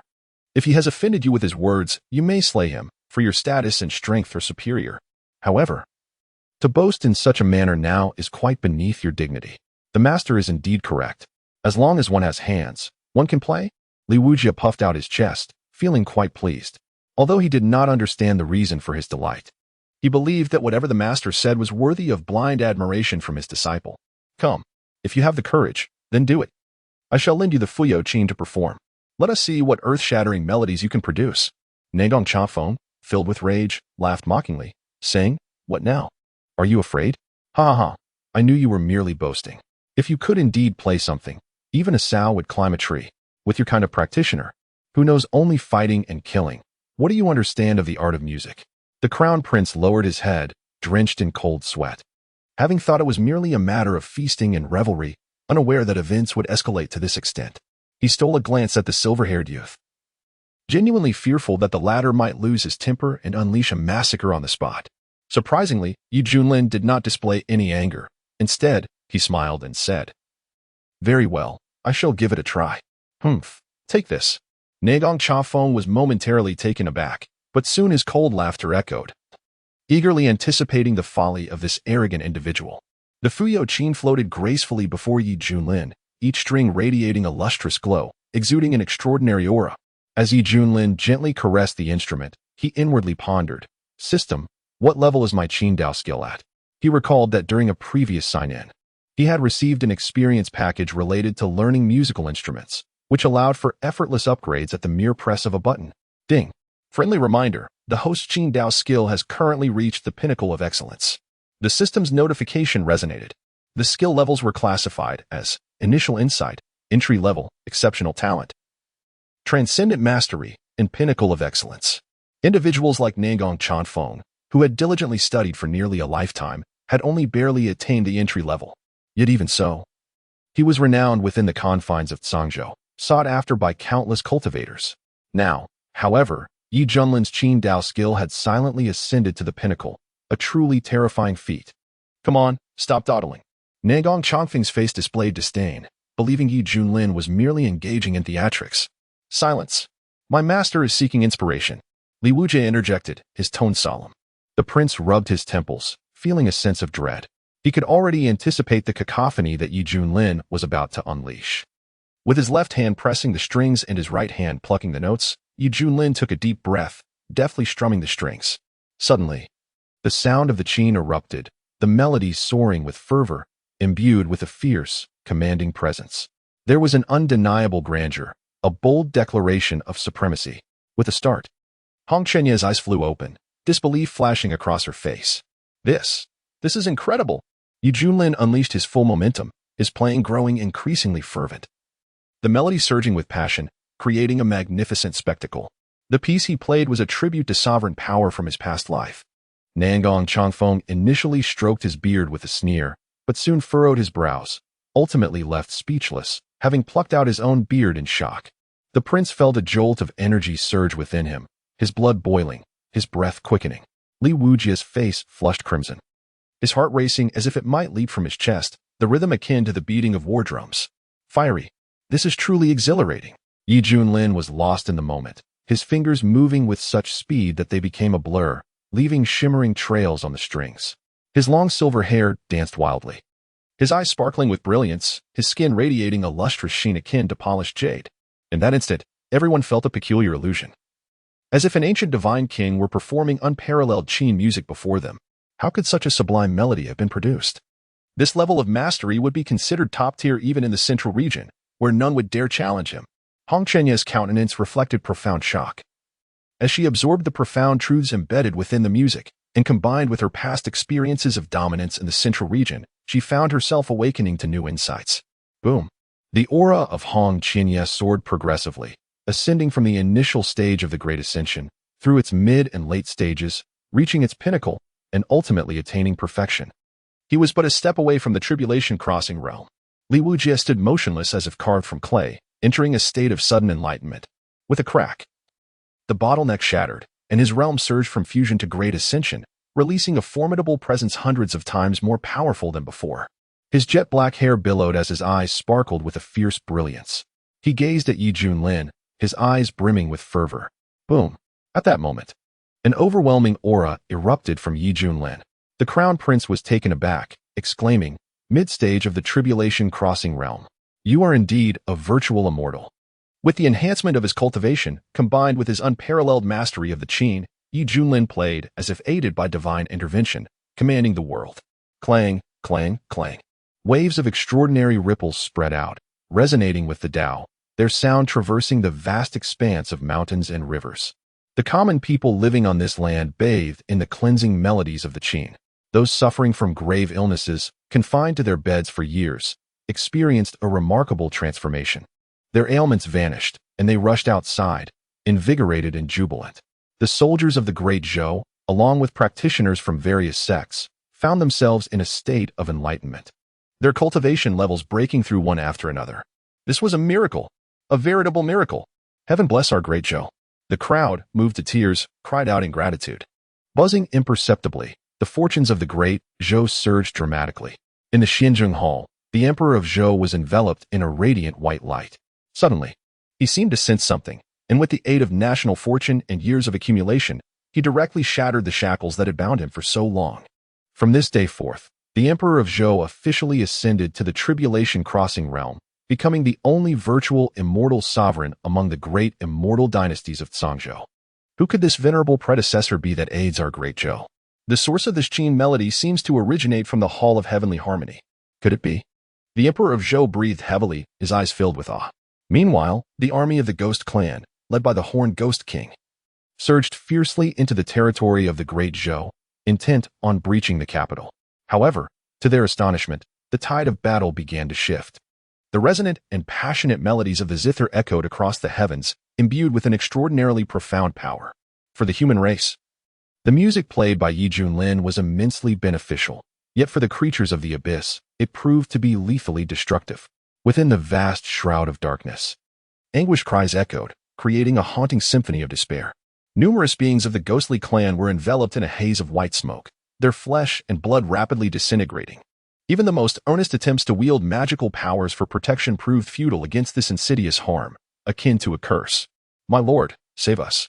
Please." We implore you," cried the tormented subordinates, their faces twisted in agony. The horned demon king, filled with both alarm and fury, emanated a tempestuous aura of malevolence. Raising his voice to the heavens in a thunderous roar, "Who dares to strike? Show yourself. What cowardice is this to hide away?" His furious bellow shattered the mountains, threatening to collapse the very firmament above. Yet, the haunting melody continued to resonate, unwavering and relentless. In mere moments, the once formidable legion of 200,000 ghostly warriors was reduced to a mere handful. A few ghostly commanders, on the brink of annihilation, struggled to endure, transmitting a feeble mental wave. "My lord, retreat. The human realm is protected by formidable powers." Soon after, they too vanished into oblivion. No. The horned demon king's eyes widened with rage, unleashing a sorrowful roar. His body was marred with countless wounds, a sight both harrowing and shocking. Yet, supported by his cultivation at the initial stage of the tribulation transcendence, he endured the torment with minimal impact, barely managing to hold on until the end. For the horned demon king, the entire ordeal was a torturous agony. Who was it? Who could it possibly be? The horned demon king bellowed fiercely, refusing to retreat. Instead, he harbored a tempest of wrath within, steeling himself to charge forward. He understood that there was no turning back, leading an army of 1,000,000 to assault the great Zhou, only to meet utter annihilation. If he did not take action soon, even returning would result in judgment. Soon, white smoke began to hiss from his body, the pain excruciating, piercing to the very marrow of his bones, causing even his soul to tremble. No, this cannot continue. The horned demon king gritted his teeth, producing a purple elixir that emanated an ominous aura. This was the nether origin pill bestowed by the envoy. At this juncture, he had no choice but to consume it. He was willing to pay any price to uncover the identity of the unseen powerhouse. The horned demon king swallowed the pill, letting out a long howl directed towards the heavens, his eyes erupting with twin beams of dark purple divine light. He felt a surge of power igniting within him, his cultivation advancing from the initial to the latter stage of tribulation transcendence. Boom. The horned demon king's aura became terrifyingly formidable, enveloped in dark purple radiance, resembling a celestial comet streaking across the sky. The populace below was left in awe and fear. He sensed that with the elevation of his cultivation, the influence of the melodic strains diminished significantly. All of this stemmed from the nether origin pill. He understood that this enhancement was likely temporary, perhaps fraught with unimaginable side effects to follow. Yet, there was no path of retreat. He must fulfill the mission entrusted by the envoy. Kill. Kill. The blood-red-eyed demon king, filled with an insatiable thirst for slaughter, was determined to unleash chaos upon the capital as long as breath remained within. It was evident that this had become the demon king's obsession. Just then, the resounding notes of the zither reached a fervent crescendo, unleashing an increasingly potent mystical energy. Across the vast lands of the Great Zhou, extraordinary phenomena began to manifest, astonishing the populace. The moon rose majestically over the sea. A tapestry of splendid mountains and rivers unfolded. Stars shimmered in the azure sky. The sun and moon shone in harmony. Dragons and phoenixes sang in unison. The entire Great Zhou erupted in fervor, with cheers that reverberated through the heavens. What? The unicorn demon king was utterly horrified, its body crashing to the valley floor as if struck by a tremendous force, stirring up an immense cloud of dust. Ah! The unicorn demon king writhed in agony, emitting a heart-wrenching wail akin to a wild boar thrashing in a mire. The vitality within it rapidly dissipated, revealing stark, white bones, which were interlaced with web-like fissures as if they might shatter at any moment. Who could be responsible for this? Who are you? Have the courage to show yourself before this king. The unicorn demon king was in complete despair, yearning only to confront the unseen orchestrator, unwilling to succumb to such an ambiguous demise. Regrettably, even this hope had become a distant fantasy. The human race harbored a profound terror, and the unicorn demon king's visage was consumed by fear. It felt an overwhelming sense of injustice, an intense reluctance. A dignified ruler of the ghost clan in the tribulation realm, and yet, in death, it remained oblivious to its assailant. How utterly humiliating. Ultimately, in its despair, the unicorn demon king disintegrated into dust, its very consciousness sinking into eternal silence within the darkness. In the celestial harmony hall, Junlin's fingers danced over the strings of the zither, his technique no longer as grand and expansive as before, his aura beginning to retract. After a while, the performance titled Dominion over all concluded. The audience was enveloped in a profound silence. One could hear a pin drop, With a heavy sigh, Junlin exhaled deeply and wiped the sweat from his brow. The performance had been so exhilarating that he had reached a state of utter immersion. Indeed, the composition ruling the world was truly magnificent. Ding! Congratulations to the host for vanquishing the ghost army. Reward: Celestial Grade 5 Elements Spiritual Roots, Metal, Wood, Water, Fire, Earth. The system's playful notification chimed in his mind. Junlin pondered, what on earth is happening? Did I do something? Throughout the performance, I did not encounter a single ghostly being. How could I have defeated the ghost army? He jested. System, could it be that you are malfunctioning? Ding. The ghost army that invaded the Great Zhou has indeed been obliterated by the music you just played. This system is highly professional. Please do not question its reliability. Be cautious, or I may cry for you. The system explained, adopting an innocent tone. Realization dawned upon Junlin. Ah, I see. He then felt a transformation within him. A rare occurrence indeed. Celestial Grade 5 Elements Spiritual Roots.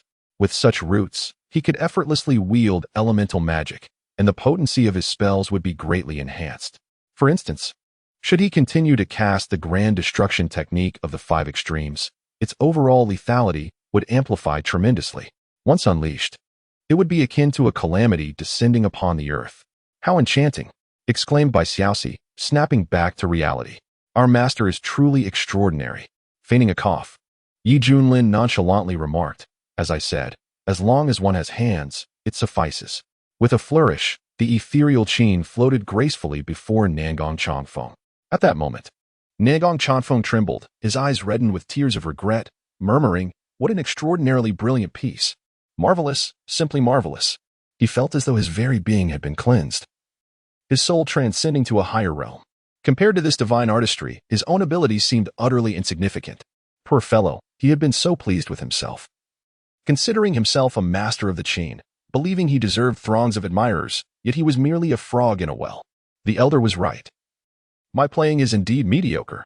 How foolish of me to criticize the elder as a crude person lacking in musical understanding.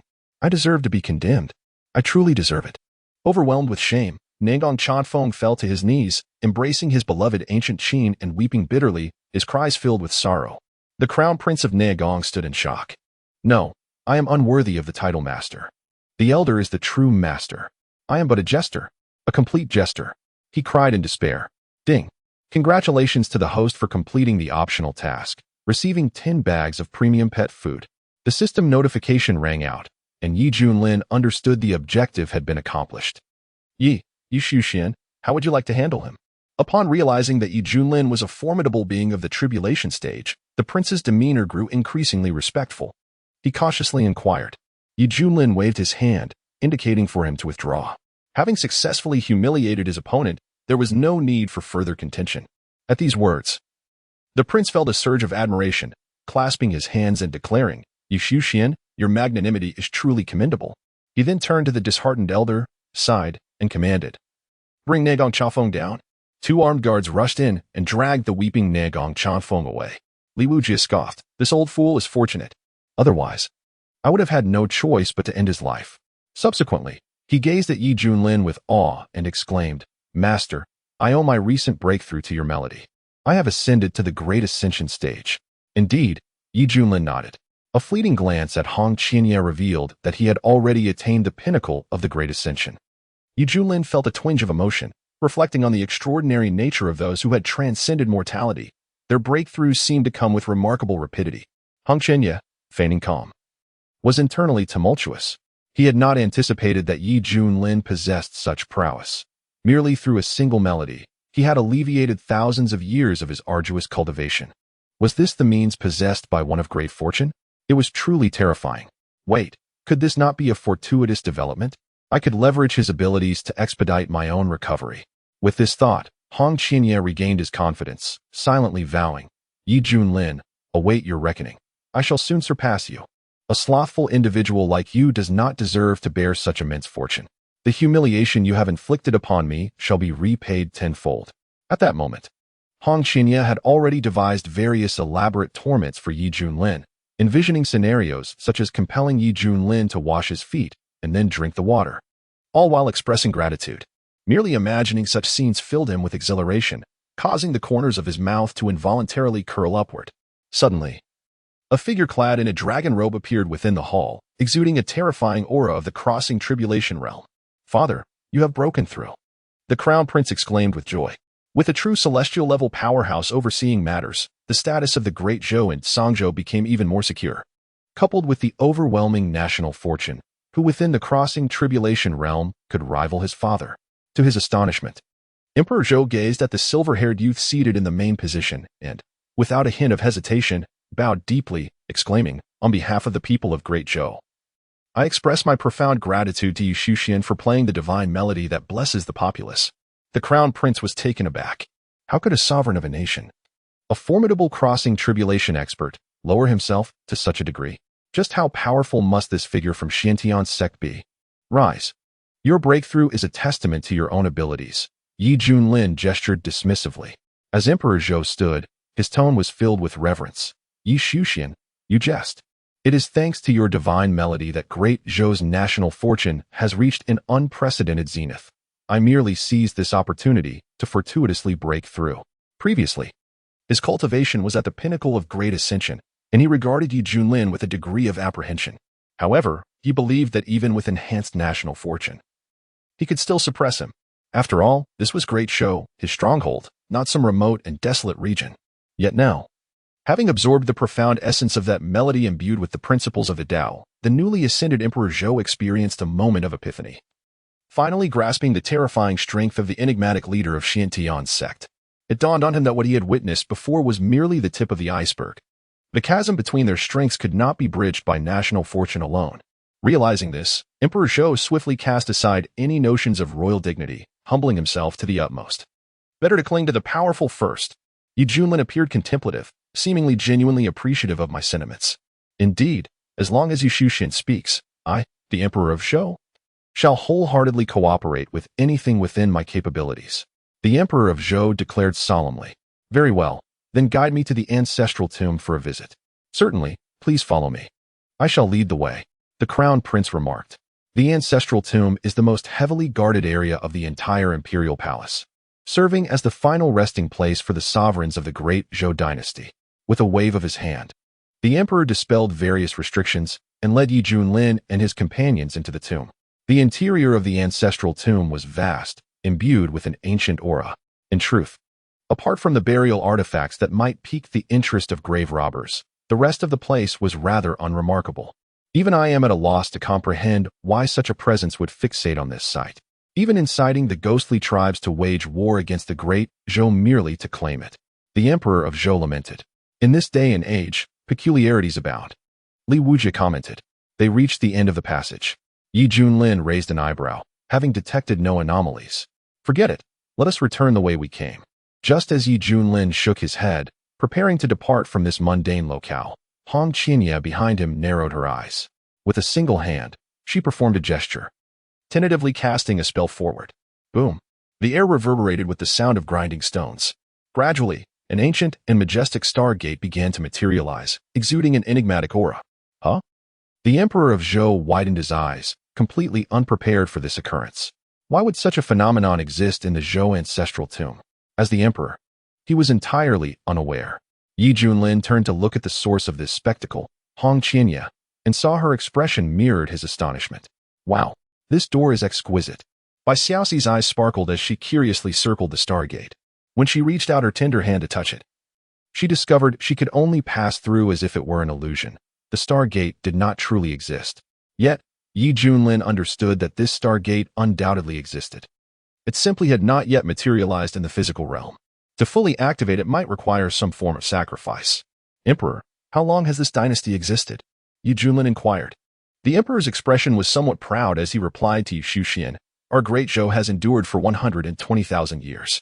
Any cultivation force, regardless of its form, that can persist for over 1,000,000 years deserves to be regarded as an immortal lineage. This implies that each generation has a major ascension overseeing it, and such continuity must be maintained. Should the major ascension be lost, the lineage risks being excluded from the ranks of the immortal traditions. Moreover, as a tribulation-transcending powerhouse, the Emperor of Zhou is the sole sovereign of the current immortal dynasties in Songzhou at the level of a virtual immortal. Before the Great Zhou, were there other nations? Yi Junlin continued to inquire. The emperor paused, responding truthfully. According to existing historical records, there were at least several dozen, with some details now lost to time. In the vast expanse of billions of years, an immortal dynasty like the Great Zhou, lasting for millions of years, is merely a drop in the ocean. Junlin furrowed his brow. If that is the case, this Stargate must trace back to an even more distant era. Perhaps there were records regarding this Stargate prior to its concealment in the dust of history following various tumultuous events. The ancestral tomb fortuitously established at this location remained unknown to the successive rulers of the Great Zhou, who merely believed that the feng shui of the site was favorable. Glancing at his chief disciple, whose expression was shifting, Junlin spoke with profound significance. Xiao Hong, tell me, do you know anything? In response, numerous gazes converged upon Hong Qianya. After a moment of hesitation, she replied, regarding the origins of this Stargate, I have only heard rumors. There is no concrete evidence. Fear not. Speak freely. Junlin gestured dismissively. According to legend, in the remote ancient times, there existed numerous transmission nodes throughout the Kunlun realm, allowing direct access to the vast worlds beyond. Countless cultivators from the Kunlun realm could traverse the universe with ease. However, it is unclear what transpired later. These transmission nodes were sealed by ancient sages and have remained closed ever since. Upon hearing this, the crowd gasped in astonishment, their gazes fixed upon the ethereal Stargate.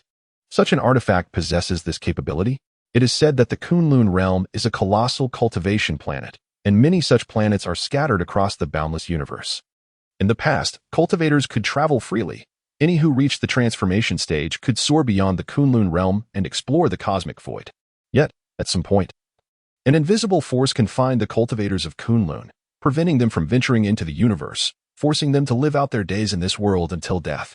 The sole method to break this confinement is to undergo tribulation to become a true immortal, thus ascending to the celestial realm, where one becomes eligible to venture into the cosmos. However, achieving immortality through tribulation is no easy feat therefore, for the vast majority of cultivators. Their lives are destined to remain within the confines of the Kunlun realm. Yet now, this Stargate appears capable of effortlessly bypassing such restrictions, reaching various corners of the universe with ease. If this were to spread, it would undoubtedly create a tremendous uproar. The Crown Prince exclaimed excitedly, Father, this means our Great Zhou can expand its territories outward. This is a rare opportunity. In his imagination, the universe must harbor countless precious resources for cultivation. If the Great Zhou could be the first to initiate expansion beyond this realm, the nation's strength would surely rise rapidly, birthing innumerable formidable cultivators. Indeed, Emperor Zhou felt a stirring within. For any ruler, the temptation was insurmountable. Fools, what are you thinking? Junlin scoffed. Upon hearing this, the father and son exchanged uncomfortable glances, stammering, Yi Shuxian, what do you mean? Are you so certain that the Zhou possesses the capability for interstellar expansion rather than facing the invasion of foreign races? If this truly benefits the development of the Kunlun realm, why have such portals been sealed by our forebears? For instance, why did that mysterious figure go to such lengths to send the Ghost Clan to occupy this place? Use your brains. Junlin's barrage of scorn extinguished the ambitions of the father and son like icy water, and recalling the recent turmoil, a sense of dread enveloped them.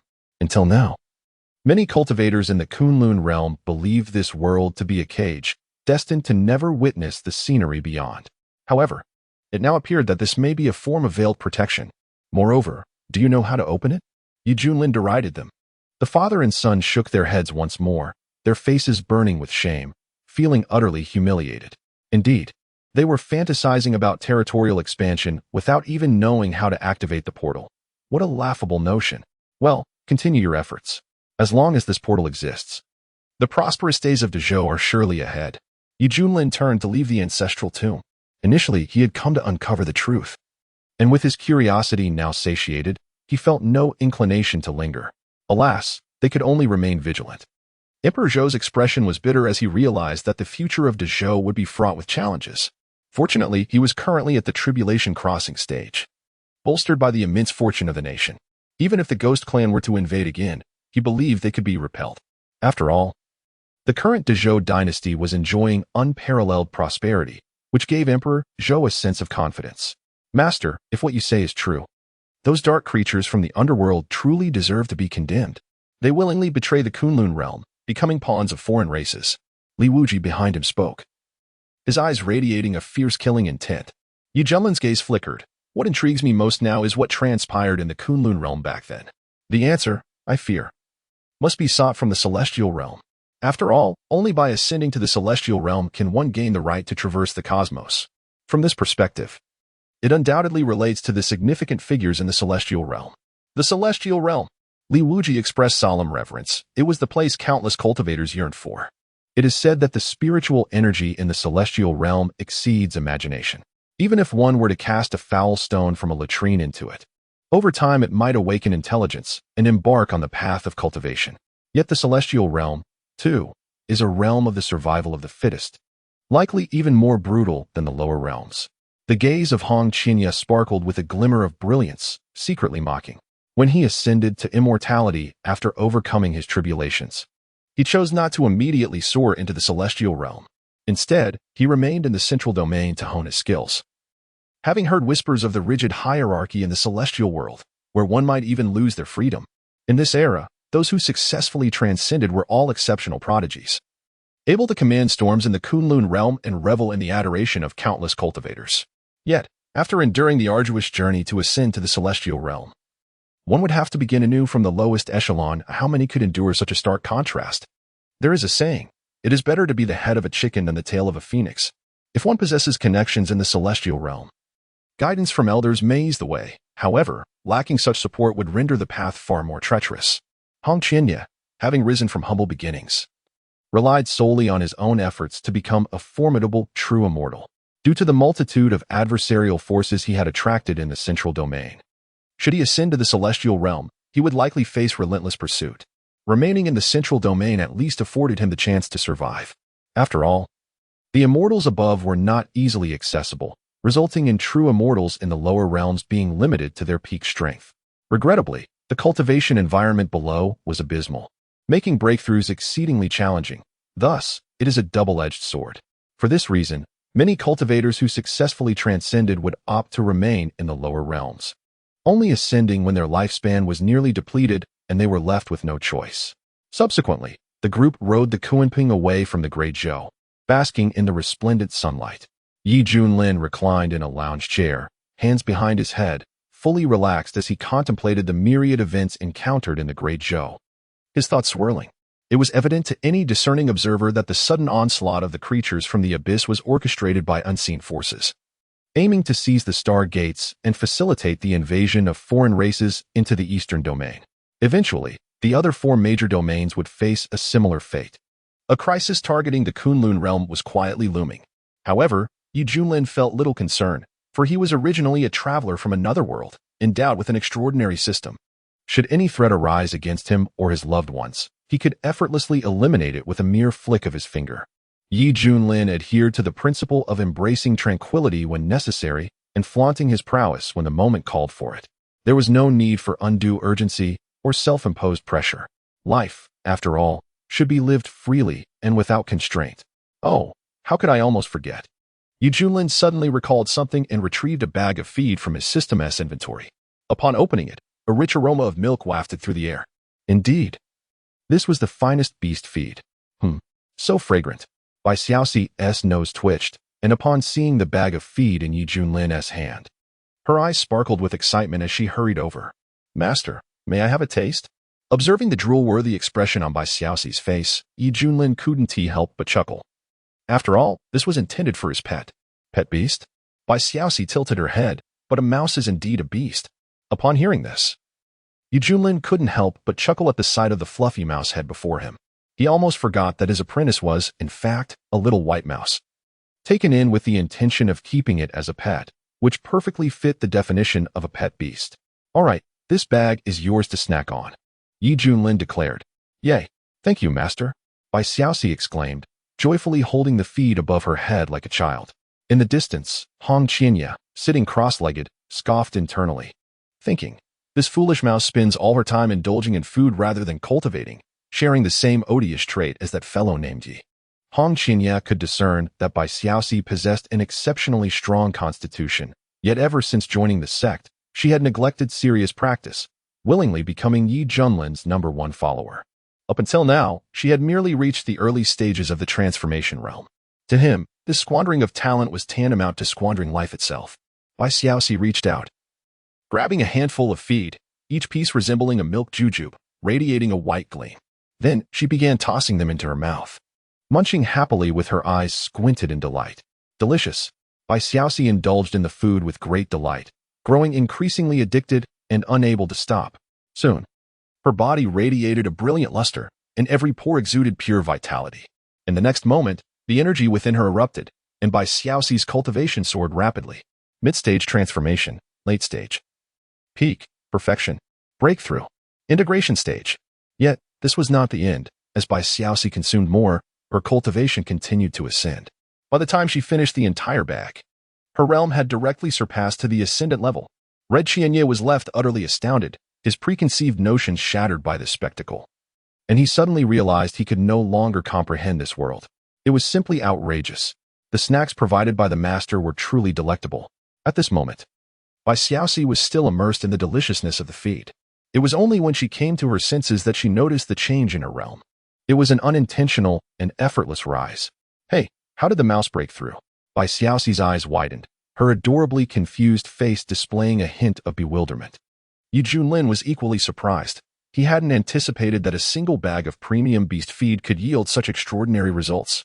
From the initial stage of transformation to the early stage of ascendant, what would happen if she consumed a few more bags? Would she ascend to immortality right on the spot? Senior Sister Bai, you who were originally focused on studying sword techniques, nearly dropped your knife in shock upon witnessing this. It was all the doing of that bag of snacks. Red Qianye's eyes sparkled with intense curiosity.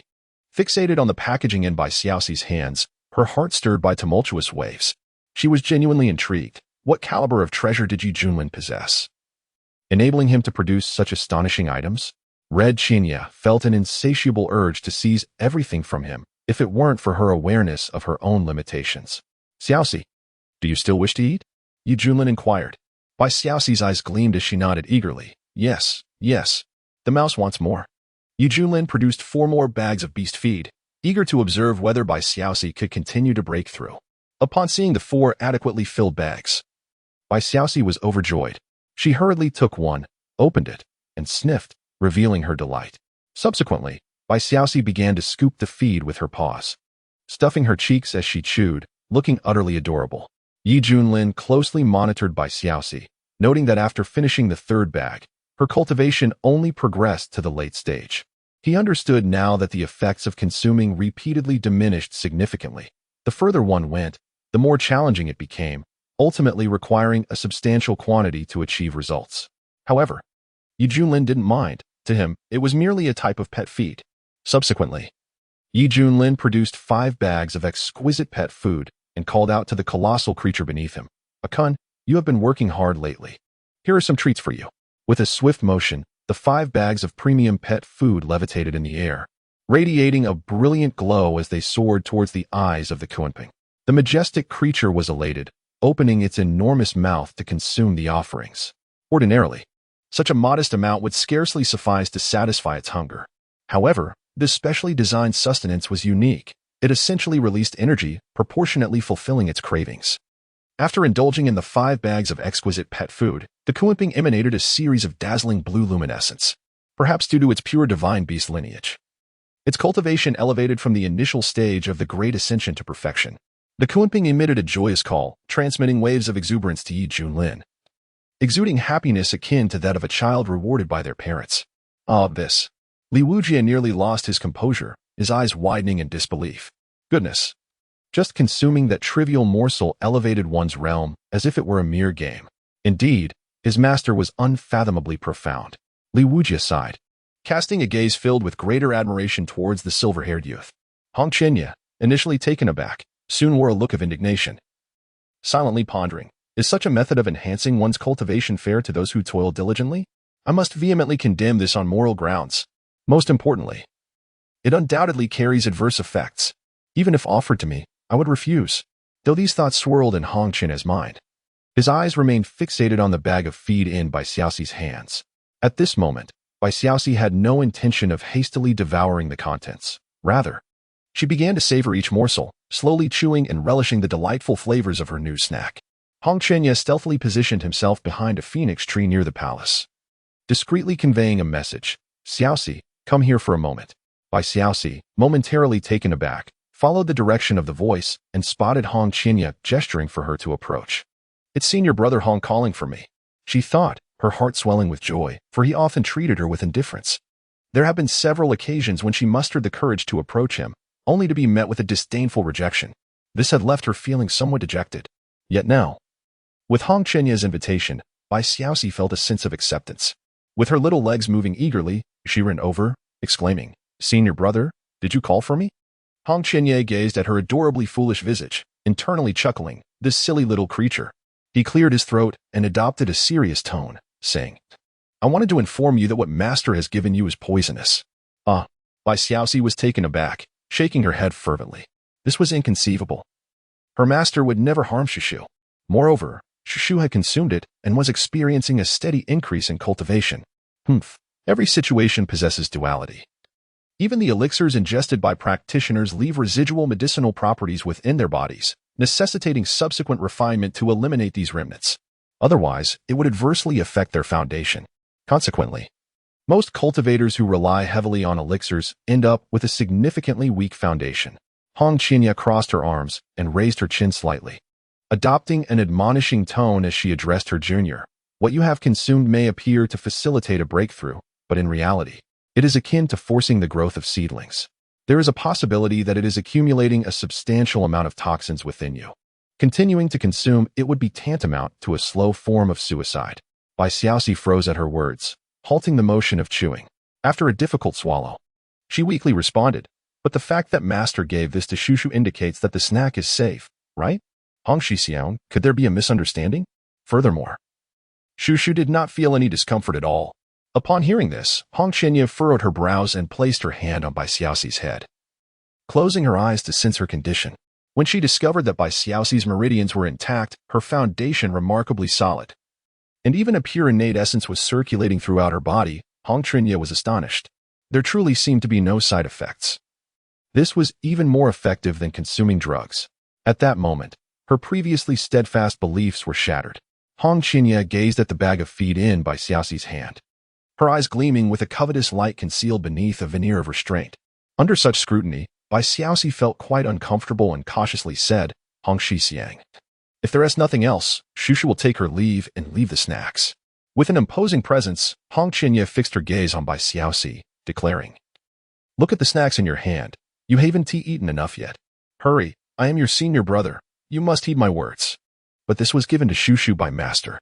Seeing this little creature defy his command, driven by a desire to enhance her cultivation, Hong Chenya's patience wore thin. With a sinister grin, he snatched the bag of feed away. "Hand it over." Bai Xiaoxi stood frozen, tears shimmering in her eyes as she beheld her stolen snacks. Hong Chenya weighed the bag in his hands, a broader smile gracing his lips upon witnessing Bai Xiaoxi's aggrieved expression. "Why are you crying? Hold it back. Also, you must not disclose this matter to master, do you understand?" Hong Chenya's intimidating demeanor frightened Bai Xiaoxi, causing her to retract her neck and weakly reply, "Okay. What are you still doing here? Hurry and disappear from my sight." Hong Chenya said impatiently, feeling exasperated by this foolish little creature. Bai Xiaoxi stifled her tears and turned to flee. Her brother had taken away her snacks, leaving her heart heavy with sorrow. Gazing at the retreating figure, Hong Chenya's lips curled into a scornful smile. "Little mouse, I shall have you completely at my mercy." She lowered her gaze to the feet in her hand, her eyes shimmering with a glint of determination. The moment to transcend the tribulation is nigh. Fearing unforeseen complications, Hong Chenya wasted no time in pouring the entire bag of feed into her mouth. The rich, creamy flavor was delightful, sweet and fragrant, melting instantly upon contact. However, after finishing, Hong Chenya's brow furrowed, an expression of bewilderment flashing in her eyes. What was happening? Why did her stomach feel so uncomfortably bloated? Unbeknownst to her, this feed was specifically formulated for pet beasts. If a human consumed it, their body would react with rejection, yielding no enhancement in cultivation whatsoever. Meanwhile, a surge of potent energy was careening wildly within her abdomen. Oh no, Hong Chenya's complexion shifted dramatically, cold sweat beading on her forehead in alarm.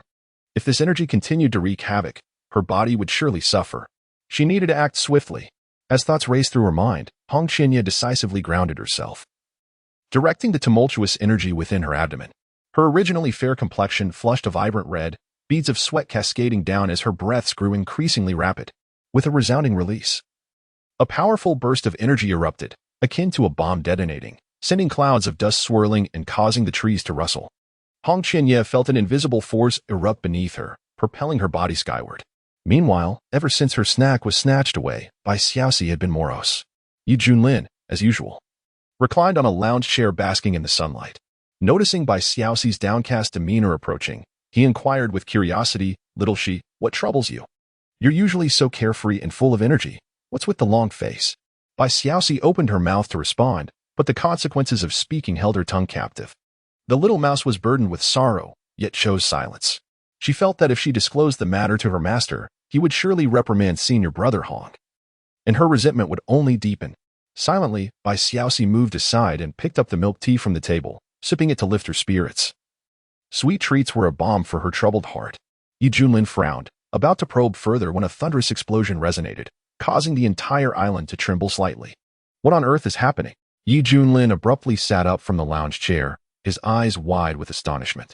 At that moment, he observed a figure clad in red darting upward, breaking free from the trajectory of the Kunpeng's flight. Junlin extended his hand, unleashing a formidable force that drew the individual back from a distance of 1,000 meters. With a swish, Hong Qianye stumbled to the ground. Her exquisitely flawless visage flushed to the point of nearly bleeding, overwhelmed with embarrassment and wishing fervently to vanish into the earth. The esteemed leader of the demonic sect had, just moments ago, inadvertently let out a most resounding and colossal flatulence. Enemy attack. Master, we are under siege. Li Wuji rushed in, brandishing his sword and calling out anxiously. Junlin remained silent, sensing an unusual atmosphere. Li Wuji stood frozen, a puzzled expression gracing his face. Was it not true? Clearing his throat, Junlin fixed his gaze upon Hong Qianye, earnestly inquiring, "Little Hong, do enlighten me as to what has transpired." Before the silver-haired youth, the earlier assertiveness exhibited by Hong Qianye had dissipated, replaced by a palpable unease and hesitance. "Are you deaf? I am addressing you." Junlin's eyes flashed with intensity as he reprimanded her. Boom. A powerful aura erupted, akin to divine wrath descending upon the earth. "I acknowledge my fault. I beg for your forgiveness, Master."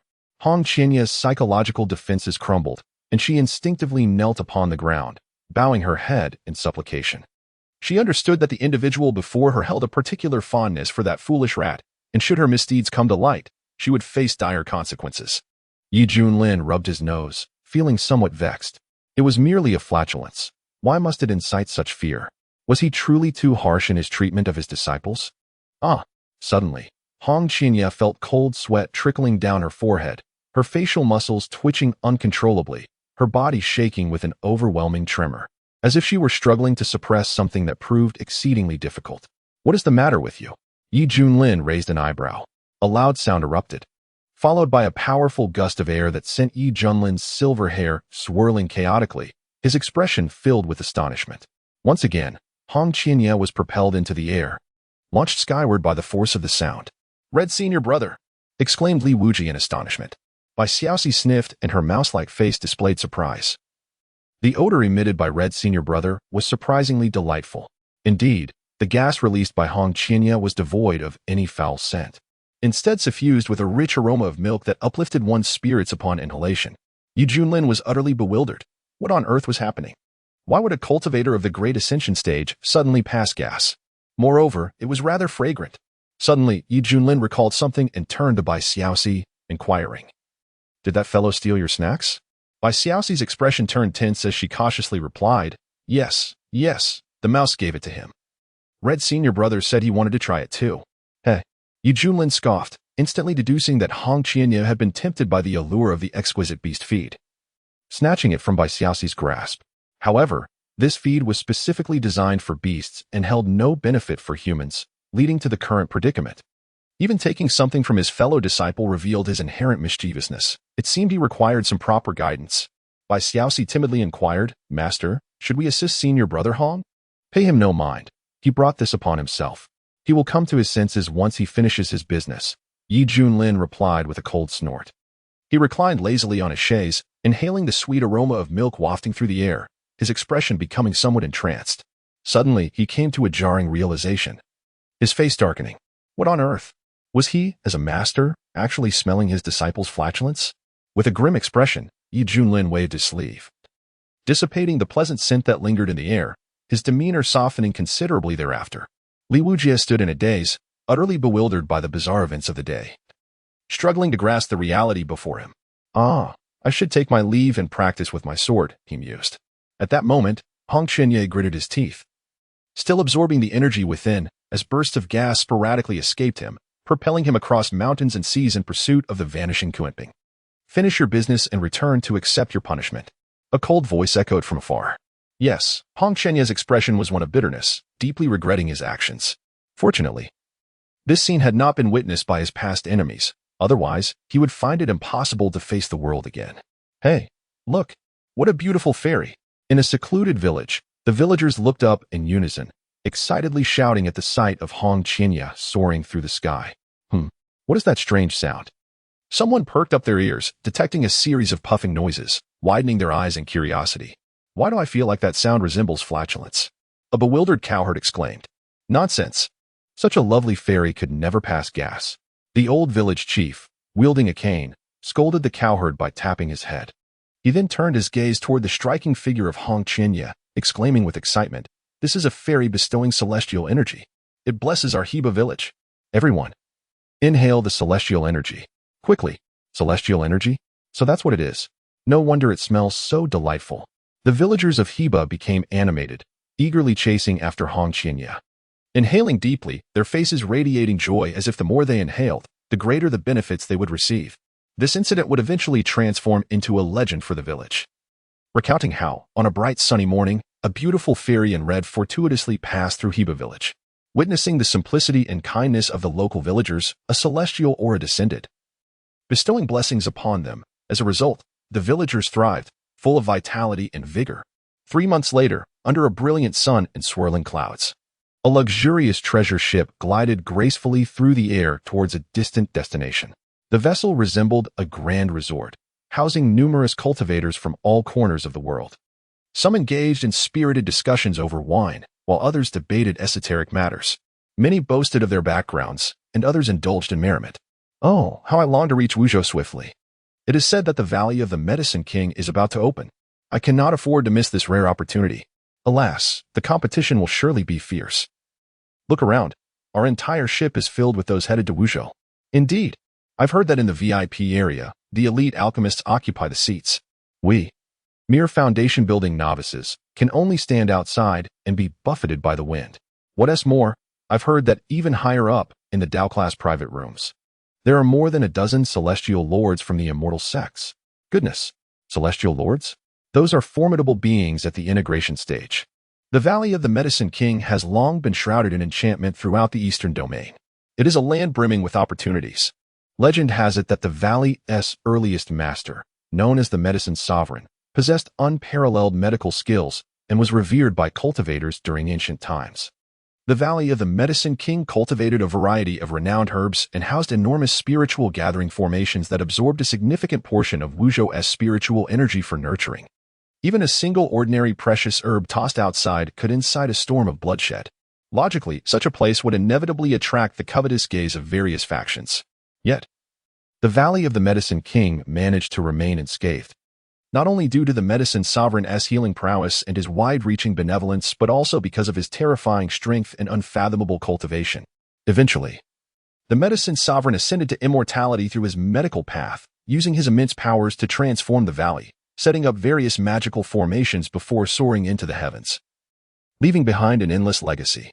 Since then, the Valley of the Medicine King has opened once every 100,000 years, with limited opportunities for entry. Furthermore, anyone who dares to wreak havoc within the valley will be annihilated by the power left behind by the Medicine Sovereign.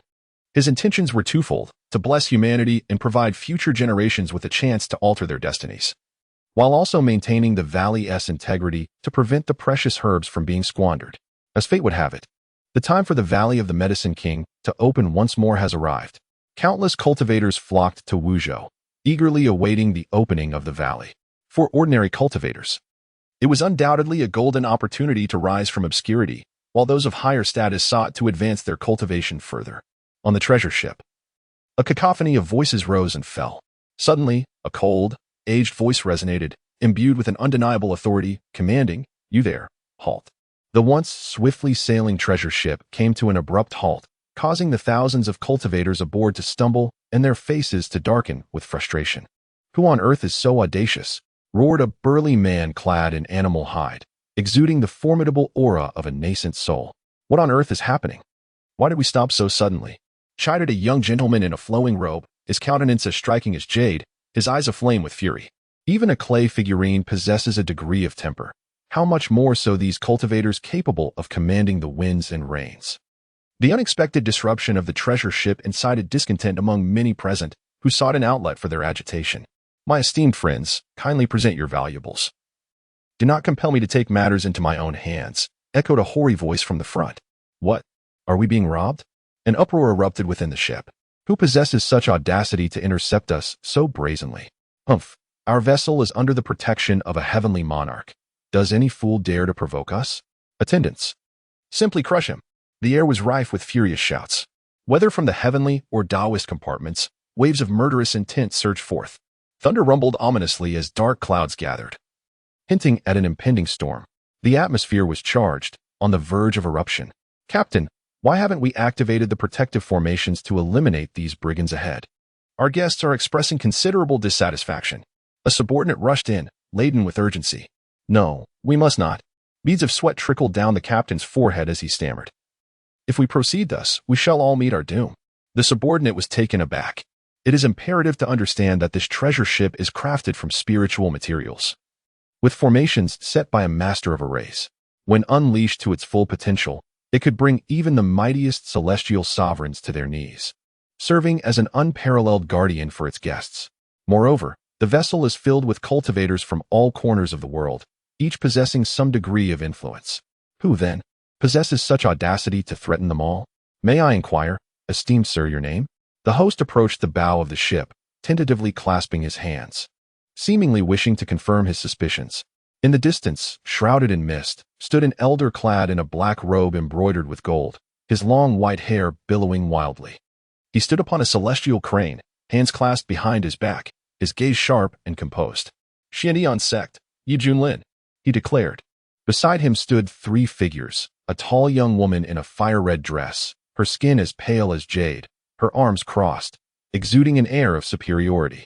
A burly man with a broad build and a wide-brimmed hat, gripping the hilt of a knife at his waist, his fierce gaze suggesting he was ready for violence. And a diminutive figure, clearly male, yet clad in a pink skirt, evoking an unsettling dissonance, adorned with a white veil that obscured his features. These figures bore a striking resemblance to the infamous quartet of legends. Particularly, the elder with white hair, who revealed his identity, left the host utterly bewildered, confirming his earlier conjectures. Indeed, it was him, the white-haired god of death, Yi Junlin. Upon uttering this name, the previously furious guests felt as though a bucket of ice-cold water had been poured over them, their bodies trembling uncontrollably, their eyes filled with dread as they gazed forward. As for the so-called private rooms on the treasure ship, the lethal aura emanating from them dissipated instantly, as if nothing had transpired. All were left shivering, regretting their earlier bravado. This was the white-haired god of death, a figure whose name resonated throughout the eastern domain, a being whose hands were stained with the blood of countless cultivators, a titan who had trampled upon the reputation of the feathered ascension sect. Just recently, at the Shui family's banquet, he had single-handedly dispatched the formidable Su Yang, a transcendent being, without a second thought. It was then that many realized Yi Junlin of the Xiantian sect was not merely a revered figure. He was a bona fide transcendent. Now, this very man dared to rob them in broad daylight. Could it truly be him? I cannot believe he would stoop to such depths. Surely, it must be an impostor. Are you blind? Do you not see those figures beside him? They match the descriptions perfectly. Indeed, the woman is the Red Fairy. The man is the blade demon Li Wujie, and the shortest one is the personal attendant of the white-haired god of death. Given this assembly, you still doubt its authenticity? I am truly astounded by your lack of perception. If you wish to seek death, do not involve us. Suddenly, amidst the crowd, a middle-aged man hesitated for a moment before speaking. However, there are rumors that his steed is the ancient divine beast Kunpeng. Do you really believe that? Scoffed another youth. Such divine beasts have long been extinct in the Kunlun realm. How could one possibly appear as his mount? Indeed, it must be the fabrications of well-meaning gossips. No matter how formidable Yi Junlin may be, He could never possess Kuimping as a steed. I advise those who suspect it to reconsider before they drag others down with them. The white-haired demon is exceedingly ruthless. Ah, I should have consulted an oracle before venturing out. The crowd hung their heads in despair, resembling wilted eggplants. The notorious reputation of the white-haired killing god loomed large, further amplified by the whispers of the day. Thus, when faced with such circumstances, the cultivators aboard the ship, despite their doubts, were compelled to suppress their grievances and abandon their resistance, fearful that a misjudgment might cost them their lives. Better to suffer a financial loss than to invite disaster. Observing this scene, the elderly man with white hair revealed a knowing smile at the corners of his mouth. He cleared his throat and feigned seriousness, saying, "Li Wujia, Master, your disciple is here," responded the man in the bamboo hat respectfully. "Hurry and accept the kind intentions of your fellow Taoists." Indeed, the man in the conical hat turned around, a sinister grin spreading across his face as he brandished a long knife and charged onto the treasure ship. Resembling a ruthless bandit, he bellowed, "Those who are wise, hand over all your valuables. Do not force my hand, or I shall not hesitate to spill blood." The cultivators on the deck, filled with anger yet unable to voice it, reluctantly began to retrieve their storage rings. The man in the conical hat swaggered with his knife in hand, his fierce gaze intimidating all who dared to meet his eyes. It was rumored that the blade demon, Li Wuji, had chased the young master of the Shui family at a banquet, showcasing his audacity and complete disregard for propriety. Witnessing the arrogant demeanor of the man in the conical hat, the gathering felt an even greater certainty that this was indeed true, fearing for their lives, lest they provoke him and be slaughtered by his blade. Li Wuji collected their storage rings and proceeded to kick the doors of various private rooms, cursing as he did so, "Damn it, is everyone dead inside? Come out now." Soon, a group of transformation stage cultivators emerged from the Tian private room, followed by a dozen integration stage cultivators from the Dao private room. Their faces were grim as they obediently produced their valuable possessions. The man in the conical hat easily accepted their offerings and approached the most luxurious private room on the ship, preparing to kick the door down. Seeing this, the ship's owner hurried over, smiling nervously. "Masterly, you mustn't.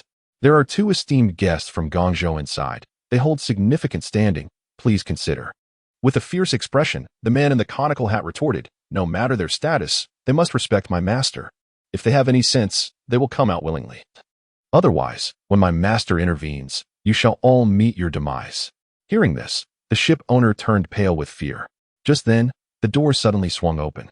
Inside stood a middle-aged man clad in black and white attire, his hair styled in a topknot, and a goat-like beard adorning his face. He stood with a dark expression, hands clasped behind his back, exuding the aura of a great ascension cultivator.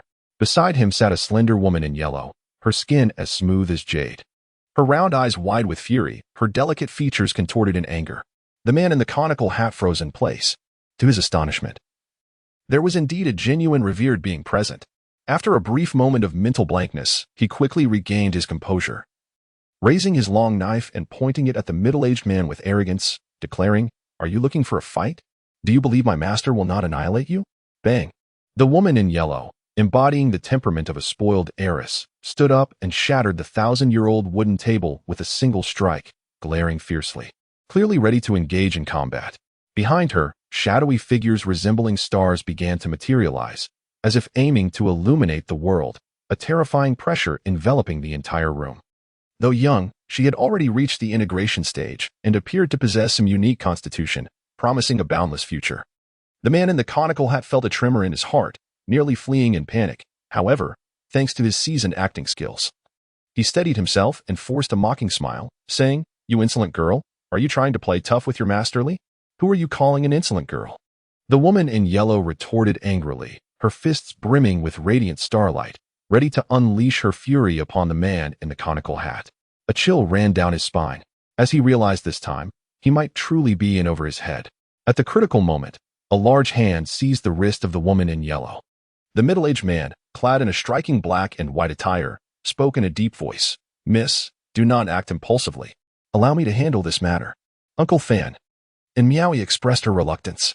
Fan Dizhen shook his head and, with a respectful gesture towards the man in the hat, said, "Esteemed friend, we hail from the Windazong of Guangzhou. Might we trouble you for a favor? We shall undoubtedly pay a visit to your Zuanian song in the future."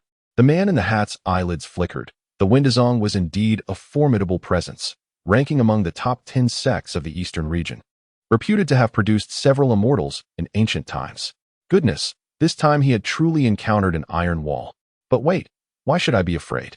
I am now the disciple of the blade demon Li Wuji and the white-haired god of death Yi Junlin. Is the Windazong truly that formidable? Suppressing the turmoil within, the man in the hat let out a cold laugh. Matters of the future could wait. For now, he demanded that they hand over their valuables. Fantastical narrowed his eyes, fixated on the man in the hat. He had not anticipated that invoking the name of the Windazong would fail to deter this individual. It was indeed the blade demon Li Wuji, who acted without a shred of hesitation. Perhaps it was his master Yi Junlin pulling the strings behind the scenes? With this thought, Fantastical suddenly found clarity. After all, if he dared to offend the Yuhua sect, what was the Windazong to him? The man in the hat felt a chill run down his spine under Fantastical's gaze, his hair standing on end, yet maintaining his professional demeanor. He wore a fierce grin, his eyes glinting with malice. In truth, he regretted not having tempered his earlier bravado if the other party decided to retaliate recklessly. His life could be forfeit. Damn it, had he known he would become so deeply embroiled, he would have acted differently. At that moment, Fantastical seemed to have made up his mind. With a pained expression, he retrieved a storage ring, forcing a smile as he said, "This is a storage ring I carry with me, containing 5 million top-grade spirit crystals and several spirit tools that may be of use. I kindly ask you to accept this and convey my regards to Yi Xuxian as a token of goodwill from the Windazong." A radiant storage ring floated towards the man in the hat, landing in his hand. He breathed rapidly, his heart swelling with joy. "I've struck it rich. Uncle Fan, this is so embarrassing," and Miaoi exclaimed, stamping her foot in frustration at such behavior. Fantastical exhaled deeply and solemnly asked, "Are you satisfied, esteemed friend?" Feigning calm, the man in the hat accepted the storage ring with a snort, replying, "You know your place. I will report truthfully to my master." With that, he swaggered out of the room, a sword slung over his shoulder. As he descended the stairs, his legs trembled slightly, his face flushed with excitement. Internally, he mused, "Heh. That was exhilarating, acting all high and mighty before making my exit. Did you see that? Even the esteemed members of the Windazong complied without protest. Hiss. I told you it was true. Just moments ago, some fools doubted it. Thankfully, no disaster ensued, with no choice but to accept his misfortune in this matter." The crowd murmured amongst themselves, relieved. The man in the hat, filled with elation, leaped from the treasure ship and approached the white-haired elder. Performing a mock bow as he proclaimed, "Master, I have graciously accepted the goodwill of our esteemed friends." The elderly man with white hair, his countenance exuding an air of unyielding authority, was clad in a solemn, majestic black robe that billowed around him. As his eyes flickered with a piercing brilliance, he slowly spoke, "Excellent. It appears there are still those willing to honor my esteemed friend Yi Junlin. Let us proceed." Indeed, a group of figures soared away, vanishing into the swirling mists. On the treasure ship, everyone exhaled in relief, still haunted by the recent events, while the ship's master wept tears of joy, feeling as though they had escaped a calamity. In the upper chamber, and Miaoi stood with her hands on her hips, her charming face displaying deep dissatisfaction as she demanded, "Uncle Fan, you have truly disappointed me." Fantastical's lips twitched in frustration as he replied, "Miss, I acted solely to ensure your safety. Should we disregard him? With Yi Junlin's ruthless and bloodthirsty nature, he would undoubtedly annihilate us all. Moreover, you witnessed how his disciple dismissed us as inconsequential. If anything were to happen to you, I would bear the shame of being a sinner in the sect of inquiry." Still fuming, and Miaoi retorted indignantly, "How can there be such a villain in this world? Yi Junlin is utterly outrageous, acting with impunity in the eastern domain." Fantastical shook his head in resignation. What can we do when his cultivation is unfathomable? Not long ago, he dispatched a celestial from the feather transformation sect. That individual, known as Juyong, was the master of the holy son of the sect. Alas, he traveled a great distance, believing he could slay Yi Junlin alone, only to discover that the latter had deliberately concealed his strength, resulting in Juyong's tragic demise. Furthermore, it is said that Yi Junlin is fiercely protective, after accepting the blade demon Li Wuji as his disciple. He compelled the Shui family's patriarch to personally eliminate the Shui father and son. Such a cold-hearted individual, how could I not be afraid? A capricious madman like him could easily resort to robbery on a whim, though the esteemed elder of the sect of inquiry was usually held in high regard. His words dripped with profound fear when discussing Yi Junlin's deeds, and Miaoi's chest heaved with anger as she paced restlessly, gritting her teeth. How can such evil exist in this world? Observing the furious young woman clad in yellow, Fantastical seemed to recall something and earnestly advised, "Miss, focus on your training. With your talent, it is only a matter of time before you break through the tribulation and attain immortality.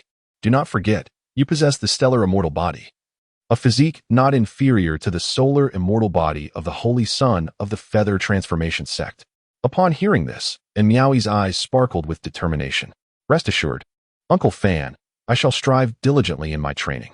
Once my strength is formidable enough, I will eradicate evil and uphold righteousness, personally eliminating such scum." Fantastical offered a wry smile. Though the sect leader's daughter was ambitious, her ideas tended to be somewhat naive, her actions impulsive, and her emotions easily swayed. Alas, there was no choice but to take it slowly. He hoped that this journey to the Valley of the Medicine King would foster her growth. On a distant mountaintop, several figures sat cross-legged, dividing the spoils of their recent exploits. The name of Junlin proves to be quite useful. Over these past days, our robberies have met with unerring success. A diminutive figure, removing his hood to reveal a face marked by thieving eyes and a sly grin, chuckled. "Damn. I was nearly scared to death back there. I almost gave myself away." Fortunately, the venerable one from the Taoist sect eventually yielded to the formidable reputation of Junlin. The man in the conical hat exclaimed with excitement. "He is indeed a respected figure, a lofty authority whom one rarely encounters. To think he would show such deference to me is simply exhilarating. Pfft, have you looked in the mirror? His respect is not directed at you, but rather at the blade demon Li Wujie." "And who are you?" "Merely a minor character," retorted a voluptuous woman in red. Rolling her eyes dramatically, the man in the conical hat glared angrily. "Who are you calling insignificant? Aren't you just a notorious harlot? Once plying your trade at Fengshan Tower? Do you truly believe yourself to be a fairy? I spit on that notion. I shall tear your mouth apart." The woman in red rose in fury, her bosom heaving. "Come at me then. I'll slay you, you wretched fowl." The man in the conical hat brandished his long blade, exuding an aggressive aura. Silence. At that moment, a white-haired elder's eyes glinted with a chilling intensity as he bellowed. A formidable aura of complete transformation emanated from him, suppressing those present. Compared to these incompetent individuals, the elder's strength was beyond doubt. Moreover, he was the architect of this very team. Crucially, the elder had mastered the art of concealing his true cultivation level, allowing him to project an aura of unfathomable depth whenever they undertook their endeavors. With a cold chuckle, the elder remarked, "So, you all believe yourselves to be capable? Do you not even grasp your own worth? Allow me to enlighten you. You are not irreplaceable. Should the need arise, I could easily dispose of the two of you and find more suitable replacements. Those with sense should tread carefully in the presence of this audacious schemer." The man in the conical hat and his companions felt a deep-seated reverence, rendered speechless. The elder retracted his imposing aura, a slight smirk gracing his lips. As the saying goes, the bold thrive while the timid perish. Cultivation requires not only talent and effort, but also a wealth of resources for sustenance. As a wandering cultivator, he had struggled tirelessly, yet remained stagnated at the pinnacle of transformation for years. To achieve a breakthrough, decisive action was necessary. The opening of the Medicine King Valley presented a golden opportunity. Assuming the identity of Junlin to deceive others was the perfect moment to reap rewards. As the influx of visitors during this time reached its peak, ensuring maximum profitability. Fortunately, with Junlin's notorious reputation and his well-equipped team, the intended audience readily surrendered their resistance, willingly parting with their coin for the promise of safety. With their coffers now overflowing, the elder felt a surge of pride at the brilliance of his strategy. As for any potential negative repercussions for Junlin, the elder felt no remorse whatsoever. After all, this act of highway robbery paled in comparison to the massacre of 1,000,000 cultivators he had once orchestrated, merely a drop in the ocean. After this final haul, we shall disband. The elderly man with white hair glinted with an intense light in his eyes and remarked with a cold smile, "But before that, we shall engage in something far grander." Suddenly, a thunderous roar echoed. In the distance, the clouds at the horizon churned violently as a colossal figure, thousands of meters in height, swept past, stirring up a tremendous surge of air. The sheer magnitude of its oppressive presence instilled a sense of dread, even from afar. "What is that?" The elderly man's scalp tingled, his entire being felt as if plunged into an icy abyss, and his gaze reflected profound shock. How terrifying. What manner of beast could that possibly be? The man under the conical hat swallowed hard, his complexion paling. The crimson-clad woman trembled, nearly succumbing to a frightful loss of control. Once the imposing figure vanished, the group exhaled in relief, their backs already dampened by cold sweat. Simultaneously, upon the majestic Kuanpun, an enormous magical barrier enveloped a scene of artificial hills and flowing waters, adorned with pavilions and towers, a truly picturesque and grand spectacle, resembling a serene vacation isle. Junlin sat in a grand armchair, thoughtfully contemplating as he picked up a chess piece, which he then placed upon the chessboard. Master, this is the whirlwind ice cream you requested. Chocolate flavor. By Xiaoxi approached, brimming with enthusiasm, holding the freshly crafted treat. Just set it down there. Very well. At this moment, Hong Qinya delicately picked up a chess piece, placing it down with a serene composure, a faint smile gracing his lips, convinced of his impending victory. For reasons unknown, as he observed his opponent retreating in defeat, his desire for triumph surged to its zenith. Junlin remained unperturbed, instead picking up a piece and, as if by right, crossing the river and overcoming multiple obstacles, landing on his opponent's king. Checkmate. You have lost again. Hong Qinya was momentarily taken aback. His fist clenched tightly as he gritted his teeth and exclaimed, Master, such a move is impossible in this game. My apologies, but I am a special soldier. Junlin replied, his expression turning serious. Hong Qinya. Special soldier indeed. Is this yet another term you have fabricated? Fury surged within Hong Qinya. His heart racing with indignation. He should never have harbored such unrealistic expectations, imagining he could triumph over his opponent with honorable means. Even the rules of the game had been whimsically altered by this individual, rendering his exquisite skills utterly ineffective. Alas, I can only hope for a defeat, Junlin lamented. Tossing aside his piece and gazing skyward with a sigh, his tone imbued with a sense of solitude, as if no one could rival him. Hong Qinya's disdain deepened. His inner thoughts echoing, Bah? The audacity of this shameless fellow. Junlin shrugged, lifting the ice cream crafted by Xiaoxi. Glancing down at it with an expression reminiscent of an elderly man engrossed in his phone on the subway in a past life. Ugh. This shape resembles a pile of excrement. And it's so dark. My dear apprentice, you have worked hard. Here is a reward for you.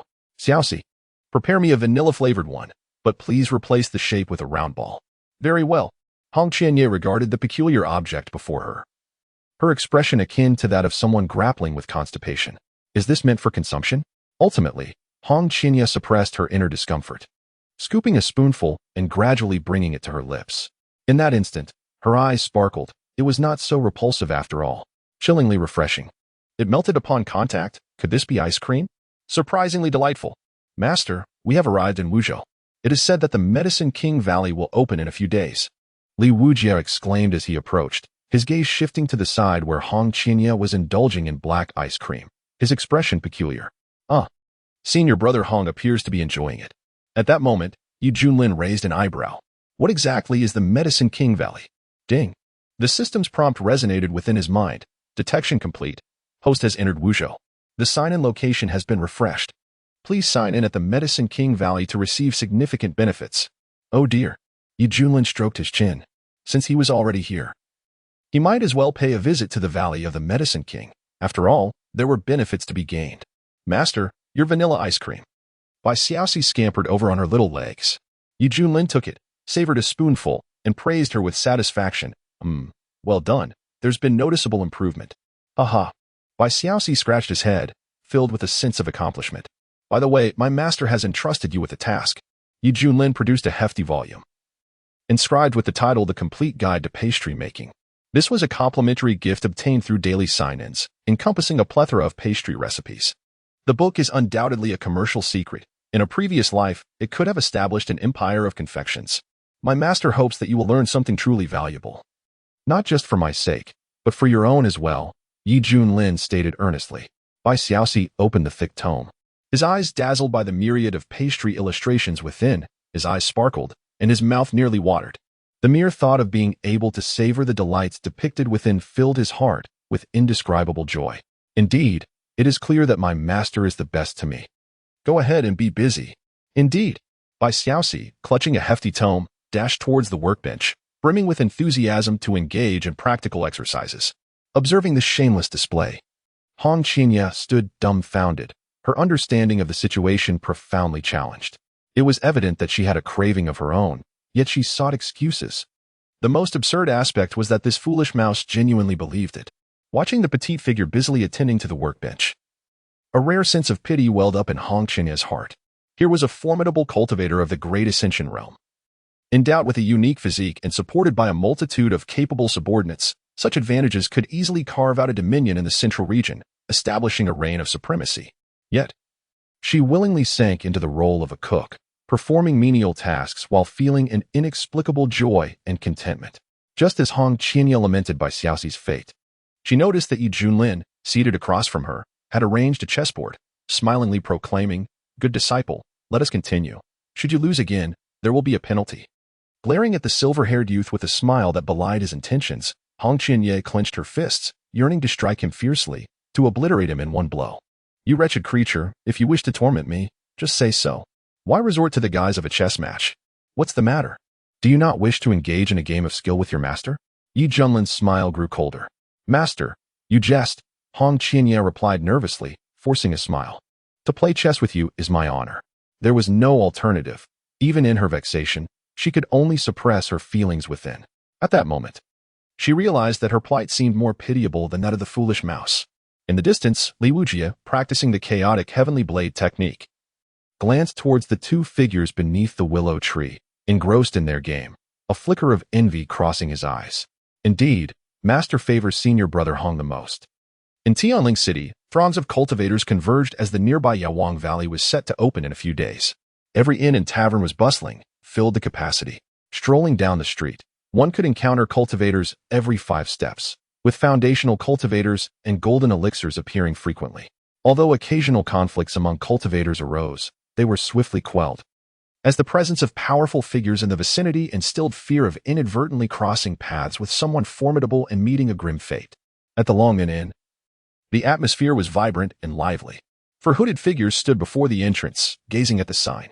"Master, this is the largest inn within 100 miles. Li Wujie respectfully stated. "We can reside here for a few days until the Yawang Valley officially opens." The leading figure, tall and imposing, had cascading silver hair concealed beneath the hood, and beneath the brim lay a strikingly handsome visage, his eyes shimmering like starlight. Junlin nodded. "Very well. This shall be our choice." Although they could stay atop the Kunpeng, the prolonged experience had begun to wear on him. Should one choose to reside in this inn, they would be graced with the opportunity to experience the local customs and inquire about recent intriguing tales. "Esteemed guests, please step inside," beckoned the innkeeper, extending his hand. Junlin and his companions entered, their hoods obscuring their faces, thus evoking little attention from the other patrons. This precaution was primarily taken to avoid disturbing the surrounding order. After all, in the current realm of cultivation within the Eastern Domain, the quartet was exceedingly recognizable. Their mere presence together was bound to attract notice. "Master, why must we be so secretive?" Red Chenya, trailing behind, hesitated for some time before summoning the courage to voice his concern. In the eyes of this demonic sect leader, their party possessed formidable strength. Why should they care about the opinions of outsiders? If anyone dared to gossip, they could simply be silenced. Alas, my notoriety has grown so vast, I am certain there will be many fervent admirers. Should my identity be revealed, they would undoubtedly swarm to seek my autograph. And that would truly vex me, sighed Junlin. Upon hearing this, Red Chenya appeared momentarily stunned, with the muscles at the corners of his eyes twitching. Throughout their journey, he had pondered countless justifications, yet he had never considered this angle. Indeed, I should not have attempted to fathom his intentions with the reasoning of an ordinary person. I was mistaken, terribly mistaken. Red Chenya inhaled deeply, his expression heavy with self-reproach as he engaged in mental reassessment. "Innkeeper, do you have any recommended dishes?" Junlin inquired, choosing a table on the second floor and lightly tapping his fingers upon the surface. The innkeeper swiftly approached, beaming with enthusiasm. "Esteemed guest, you have indeed asked the right person. Allow me to recommend a few signature dishes from our establishment, guaranteed to be authentically delectable." As he spoke, he unfurled the menu and elaborated. "Behold this dish, braised lion's head. The lion's head is sourced from a roaring wind lion at the nascent soul stage. Our chef has severed its head and, through meticulous roasting, achieved a crisp and tender texture that is simply exquisite. And this sweet and sour carp, a treasure in its own right, contains a trace of true dragon bloodline, rendering it unbelievably delightful.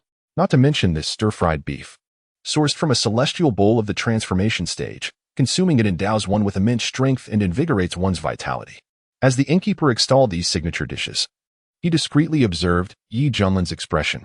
The prices of these culinary offerings were quite extravagant, although the influx of patrons had been plentiful lately. Few cultivators could afford to dine here, often deterred by the exorbitant menu prices. Yet, this time, it seemed different. Junlin was not intimidated by the steep costs. He was a man of experience. After all, during the grand banquet prepared by the great Zhou, even the simplest dish, such as scrambled eggs with tomatoes, utilized the eggs of the golden-winged roc. The dishes presented by the innkeeper, while innovative, were not beyond the realm of reason. And what of this? The little mouse found this dish quite delectable. At that moment, Bai Xiaoxi pointed at a menu item named snowflake meat, expressing her curiosity. The waiter chuckled and remarked, "Esteemed guest, your discerning taste is commendable. The ingredients for this dish come from the Arctic mouse, which hails from the frigid northern lands and delights in burrowing into glaciers. After meticulous preparation by our skilled chefs, the meat becomes exceptionally succulent, with each slice resembling crystalline snowflakes, hence the name. I recommend enjoying it by grilling it over a hot pot." Bai Xiaoxi gasped in shock. Originally filled with appetite, she nearly fainted from the brutal description. "Esteemed guest, would you like to order this dish?" The waiter inquired cautiously. "No, thank you. The little mouse does not want it." Bai Xiaoxi fervently waved her hands, her voice tinged with a sob. The innkeeper's expression grew peculiar. Why did this little girl's reaction seem so exaggerated? Wait, did I just glimpse a furry mouse face? Ahem, aside from the snowflake jade meat, I shall have all that you mentioned earlier, one by one.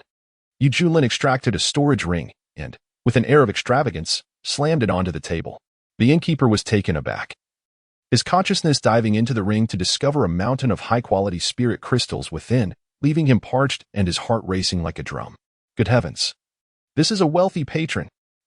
Esteemed guest, please hold on for a moment.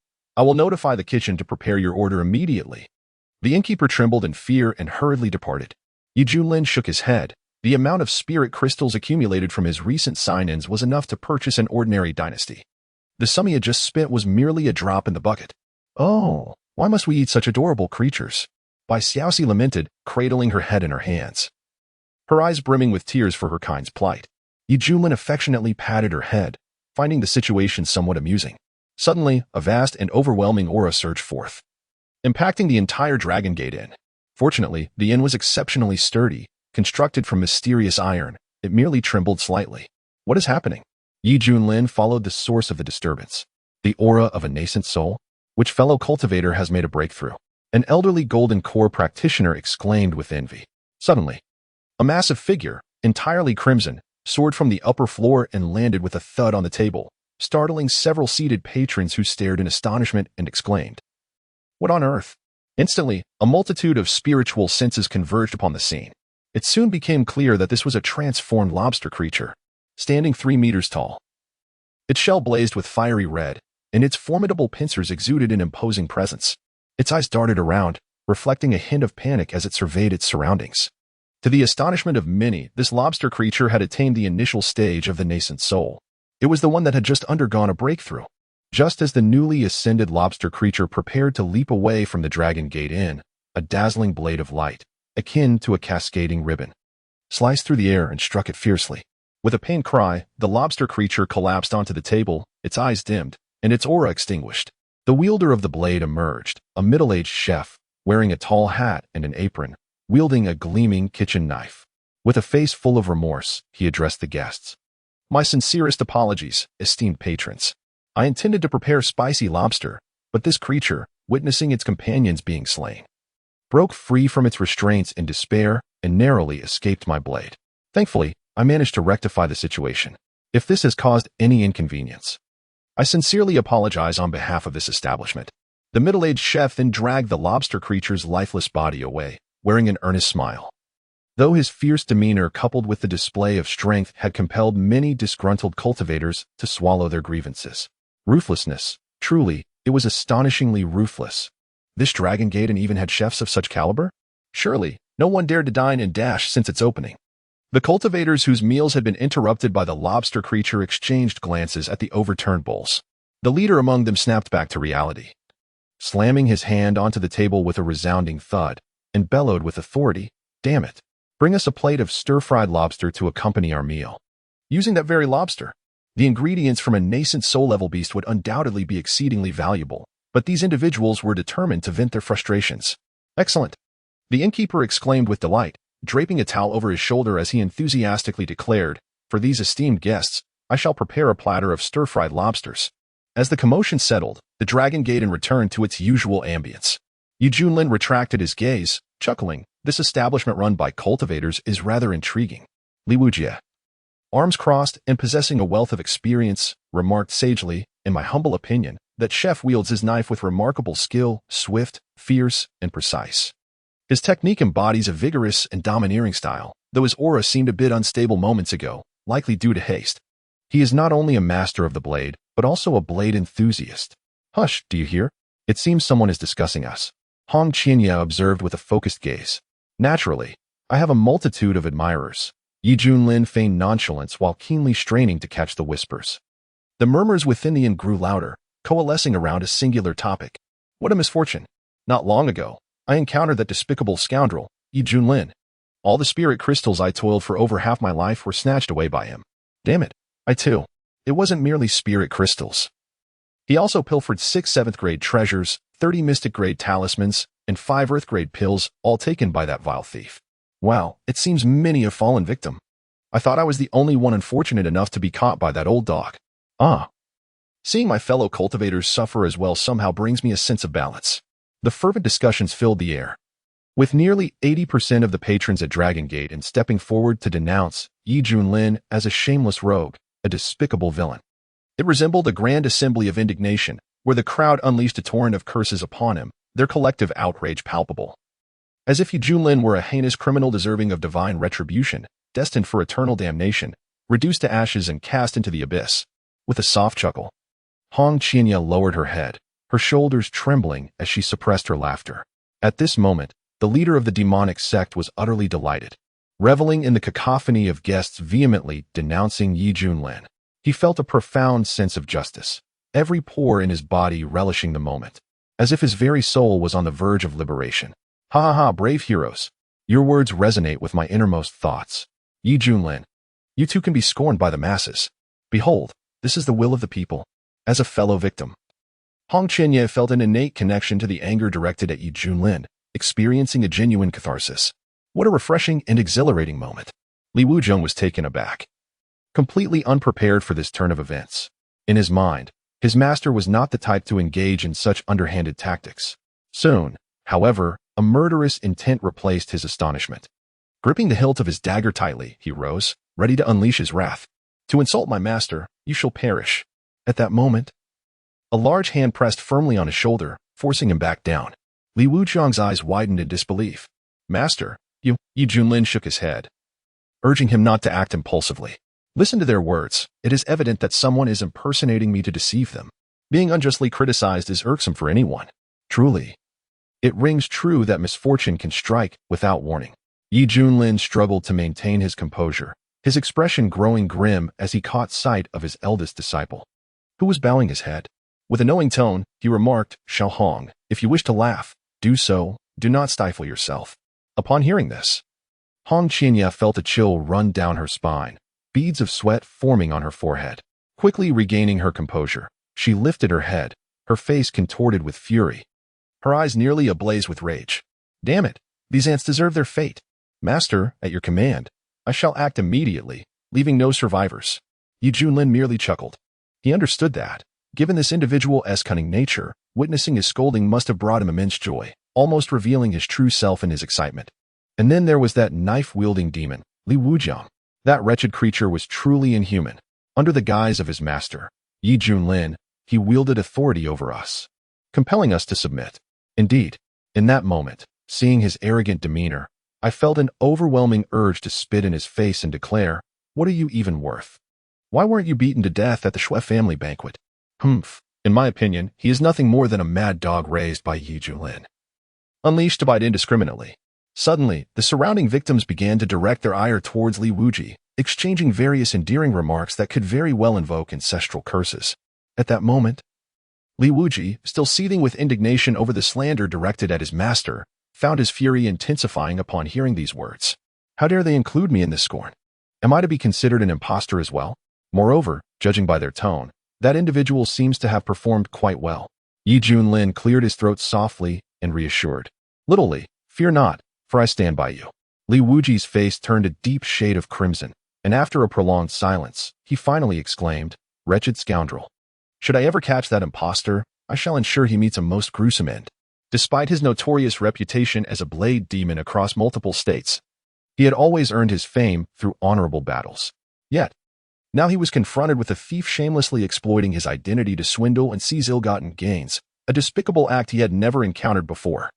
Hong Chenye's teeth nearly ground to dust as his brows knitted tightly, his fists clenched within his sleeves. This was simply too absurd, if this continued. He would surely suffer internal injuries from stifling his laughter. From the onset, Hong Chenye had viewed the situation as a mere spectator. Whether it was Junlin or Li Wuji facing reprimand, he perceived little difference. The only discomfort stemmed from his inability to laugh aloud. At that moment, a tall and burly man seemed to have an epiphany and waved his hand, saying, Let us not dwell on that mad dog Li Wuji. Instead, let us speak of Junlin's illustrious disciple. It is rumored that the Red Fairy possesses unparalleled beauty and an exceptionally cool demeanor, captivating countless men. However, upon my first encounter with her, I found her to differ greatly from the tales. Though her looks were indeed striking, there was an inexplicable air of the brothel about her, reminiscent of a courtesan. Another man, short in stature akin to Wu Dalong, nodded in agreement, stroking his chin and remarking, Your words ring true. Based on my extensive experiences in the realm of indulgence, I would classify the Red Fairy as merely above average. I cannot fathom why the world exaggerates her allure. Truly, hearing is but a shadow, while seeing is believing. My good fellow, your assessment is already quite objective. When I first laid eyes upon the Red Fairy, I nearly drooled. It was a sight of grand splendor that made me yearn to partake. Another man leered with a lascivious grin. Suddenly, the crowd erupted in boisterous laughter, their anger dissipating significantly, and the atmosphere grew lively. Many male cultivators, though silent, exchanged knowing glances, fully aware of the unspoken camaraderie. In response, Hong Chenye's expression stiffened, the mirth within him extinguished, replaced by an overwhelming surge of wrath. You all. He seethed, his entire body trembling with rage, his teeth grinding audibly, and his gaze was one that could devour souls. Listening to the various colorful remarks outside, Li Wuji, seated nearby, wore an odd expression, his eyes inadvertently drifting towards the expansive chest of his senior brother. This seemingly innocuous gesture struck a sensitive nerve in Hong Chenye, nearly pushing his anger to a breaking point. Junior brotherly, what are you staring at? Hong Chenye inquired, a terrifying smile plastered on his face, sending chills down the spine. In an instant, Li Wuji felt the hairs on his body stand on end, as if he were being scrutinized by a formidable terror, appearing before him like a supreme demon lord. Brother Hong, I assure you, it's just sand that blew into my eyes. Please don't misunderstand. Li Wuji hastily rubbed his eyes, feigning ignorance. However, his clumsy acting and feeble excuse left Hong Chenye feeling utterly insulted in his intelligence. As Hong Chenye continued to press for answers, Junlin interjected with a feigned cough, his tone laced with mockery. Little Hong, one must be magnanimous in life. Besides, they're discussing that impostor, and a female one at that. Are you a woman? Why are you so worked up, being a man? Red Chenye's expression was exceedingly unpleasant, as if she had just swallowed a fly, with her eyes twitching uncontrollably. Despite the multitude of arguments she wished to present, they could not withstand the unyielding truth. To be fair, the insults directed at that woman of the night had no relevance to him as a man. There was no connection whatsoever. Junlin nudged Red Chenye with his elbow, a teasing smile playing on his lips. Ah, have you completely accepted the title of Fairy Hong? Otherwise, why the dramatic reaction? Red Chenye's face stiffened, and she hastily shook her head, her tone resolute as she declared, I have not. Is that truly the case? Junlin inquired once more. I absolutely do not. Hong Chenye exclaimed, nearly leaping in her fervent denial. Ha, I believe you. Junlin waved his hand dismissively. Hong Chenye, infuriated to the brink, could only endure in silence. Strangely, amidst the discussions among the cultivators, the focus remained solely on Junlin, Li Wuji, and Hong Chenye, while the presence of Bai Xiaoxi, the bumbling fool, was entirely overlooked. It appeared that, in their eyes, Bai Xiaoxi was insignificant, the least noteworthy among them. Esteemed guests, here are the dishes you ordered, the waiter said with a flattering smile. Subsequently, plates of exquisite delicacies were brought forth, emanating a steaming aroma that tantalized the palate. Initially lacking any appetite, Bai Xiaoxi's senses were suddenly awakened, his nose twitching as his eyes sparkled with delight. "Wow, it smells amazing," he exclaimed. Swiftly grasping the ivory chopsticks and eagerly devouring the food, his joy evident as he savored each bite. Observing this oblivious rodent, Junlin couldn't help but chuckle. His own frustrations alleviated considerably. "Go ahead and eat. We can discuss matters later," he encouraged, picking up his own chopsticks. Indeed, the other two nodded in agreement. Fortunately, the uproar surrounding the denunciation did not linger for long, as the conversation shifted towards the Valley of the Apothecary King. Many cultivators, drawn by its renown, harbored aspirations of seizing this opportunity for a dramatic reversal of fortune. Among them were those seeking precious elixirs to elevate their realms and soar to new heights, as well as drug merchants hoping to profit handsomely from the sale of rare medicines. In any case, the Valley of the Apothecary King would undoubtedly become a battleground of fierce competition. Meanwhile, in a higher corridor, a slender woman clad in yellow crossed her arms and remarked with a cold smile, "Uncle Fan, have you heard? Everyone is vociferously condemning Junlin and his associates. To my mind, this is the will of the people." Fan Dezhing sighed and replied, "Miss, they are merely indulging in empty rhetoric. Moreover, those of that caliber are impervious to the whispers of the outside world. What does it matter if they are pointed at by 1,000 voices? Uncle Fan, why do you always defend that scoundrel?" And Miaoyi exclaimed in frustration, stamping her foot. Fan Dezhing chuckled wryly. All right. I shall refrain from speaking further. Why don't you check the room and see if anything is lacking? I will have the innkeeper procured immediately." And Miaoyi huffed disdainfully and turned to enter the elegantly appointed chamber. "Oh, this child," Fan Dezhing shook his head. Before long, a sumptuous feast was concluded. Aside from Bai Xiaoxi, who was thoroughly satisfied, the other three remained sullen. "Esteemed guests, please follow me." The innkeeper warmly gestured, leading them to their respective private rooms. Coincidentally, Junlin and his companions passed by Fan Dezhing at that very moment. Vander gazed at the retreating figures cloaked in hoods, an inexplicable sense of foreboding stirring within him. "Uncle Fan, what are you looking at?" And Miaoyi approached, hands clasped behind her back as she exited the room. He could sense that the strength of those individuals was unfathomable, particularly the leader, who instilled in him a profound sense of helplessness. A solemn expression crept across Vander's face as he spoke gravely. "How is this possible?" And Miaoyi's beautiful eyes widened, her delicate face a portrait of disbelief. It was crucial to note that the individual before her was the Grand Elder of the Taoist sect, having reached the pinnacle of cultivation. Possessing mastery over several ancient secret arts, his power was indeed terrifying. Yet, even such an existence harbored trepidation towards the individuals they had just encountered, particularly the one in command, leading to feelings of inadequacy. One could not help but wonder just how formidable that person truly was. Could it be that he was a transcendent being? The thought flickered through in Miaoyi's mind, prompting her to swallow hard before dismissing the absurd notion. Come on. That individual is at the tribulation transcendence level. In any force within the Eastern domain, such a being holds a position of great authority, even in the Taoist sect. One of the 10 great sects, the number of tribulation transcendence cultivators is exceedingly scarce, and they rarely reveal themselves, either secluding in meditation or choosing to slumber. Aside from the white-haired old demon who had previously led the assault on their convoy, and Miaoyi doubted they would encounter another so soon. "Uncle Fan, why bolster other spirits while diminishing our own?" And Miaoyi spoke softly. Vander chuckled wryly. "Miss, it is wise to remain cautious when venturing out. After all, the Medicine King Valley is about to open, and this inn is likely overflowing with formidable cultivators. It is entirely normal to encounter predecessors stronger than myself." "Oh." And Miaoyi could only nod, yet she still felt that Uncle Fan was overly concerned. In the dead of night, the resplendent full moon hung high in the sky, casting a serene and cool light. Junlin stood with his hands clasped behind his back, gazing at the picturesque bamboo forest outside the window, his handsome visage revealing a hint of nostalgia. It had nearly been a year since he traversed into this world. Fortunately, with the attentive service of the system, life had been rather pleasant. Ding. The system detected that the host was experiencing profound loneliness and could offer complimentary voice services. "Would you like to initiate the experience?" At that moment, a sweet, youthful voice resonated in his mind. Indeed, it was the system. Junlin was speechless. "System, you certainly have a knack for choosing the right moments. Should I commend you, or should I lavishly praise you?" "No."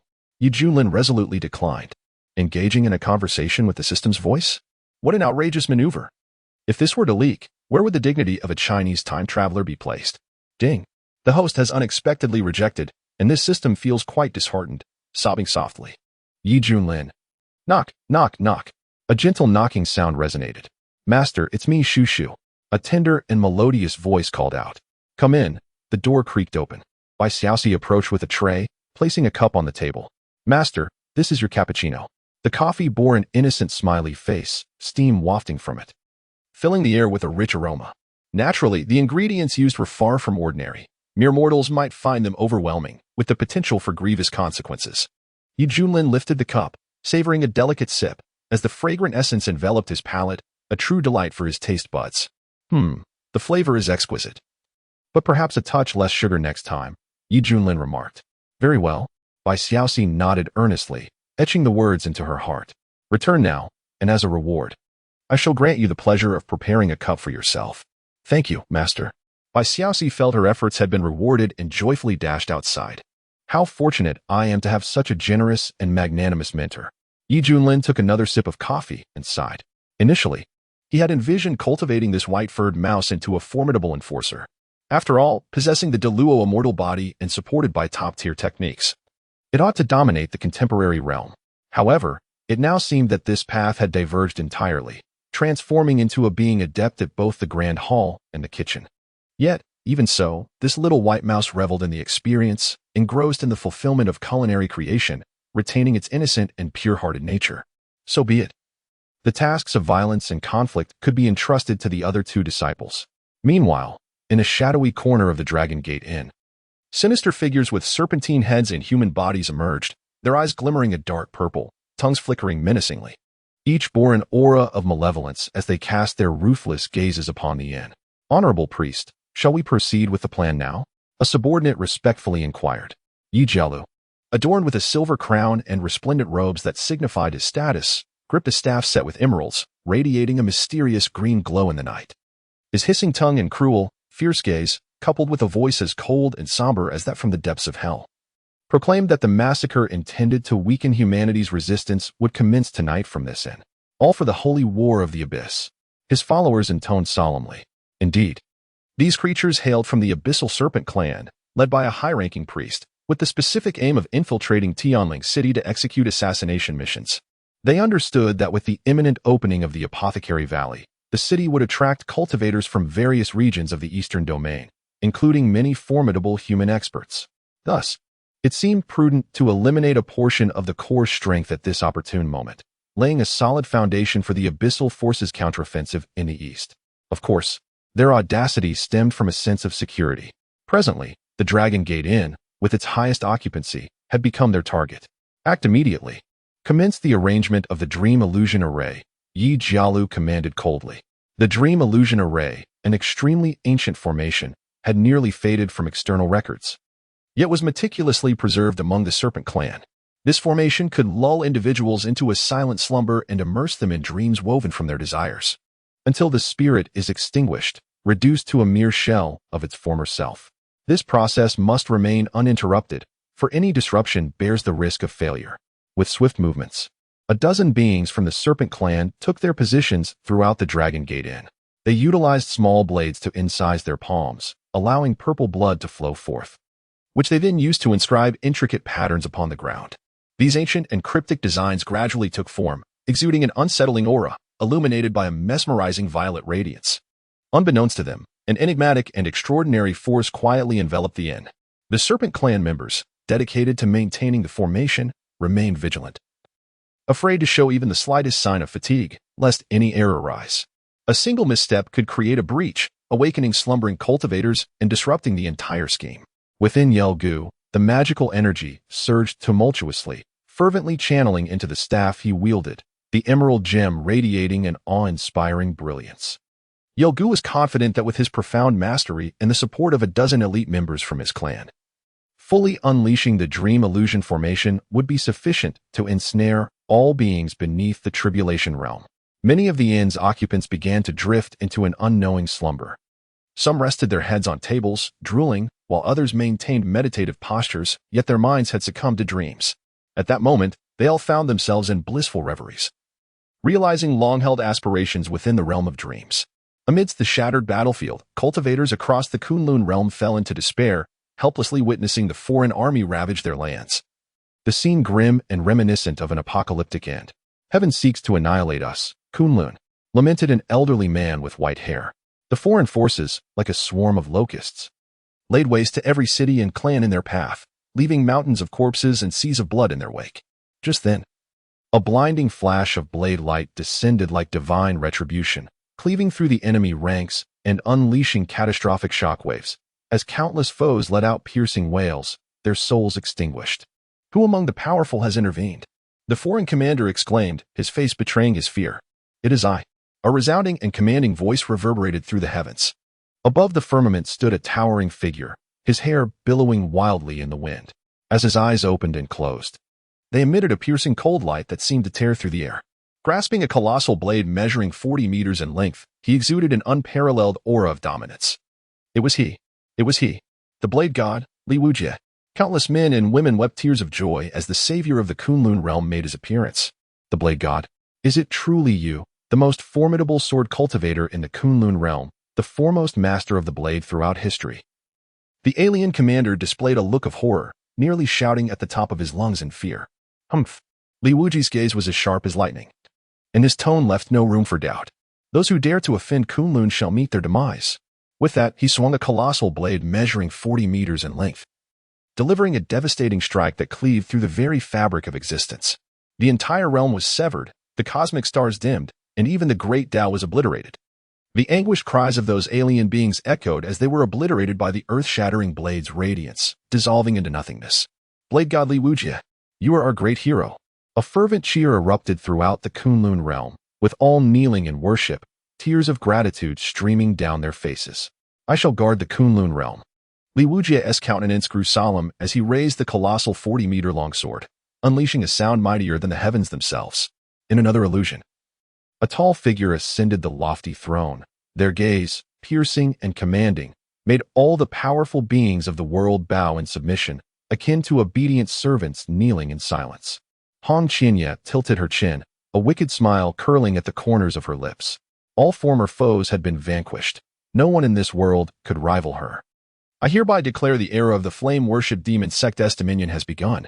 Her cold voice reverberated throughout Kunlun, as if a deity were imparting a timeless message. The sect leader's powers are boundless. Millions of fervent followers cried out, their voices shaking the heavens. Hong Qinya sat upon the exalted throne, her head thrown back in a wild, triumphant laugh. This is a world brimming with childlike wonder and dreams. The streams flowing down the mountains are not of water, but of sweet, delectable cream. Each blooming flower represents a different flavor of candy. The earth is made of chocolate, and the rocks contain cake. Roasted chickens soar through the skies, and boiled cows run free. Even the birds and beasts are ready-made meals, obediently coming forth at a mere gesture for one's indulgence. Many colorful little sprites, hand in hand, filled the air with joyful laughter. Here, there is no violence, no deceit, no bloodshed. An atmosphere of tranquility and harmony reigns. Bai Xiaoxi savored the delectable treats, wandering through the mountains and fields, discovering new and delightful foods whenever she grew weary of the old. With a swish, Bai Xiaoxi soared into the air, landing upon a soft, fluffy cloud made of cotton candy, lying comfortably upon it. This place is truly wonderful. Bai Xiaoxi smiled sweetly. And after feasting to her heart's content, she drifted into slumber in this dreamlike realm. Inside the entire inn, the sounds of snoring filled the air, as everyone succumbed to their own dreams, unable to extricate themselves. Yet, there was one exception.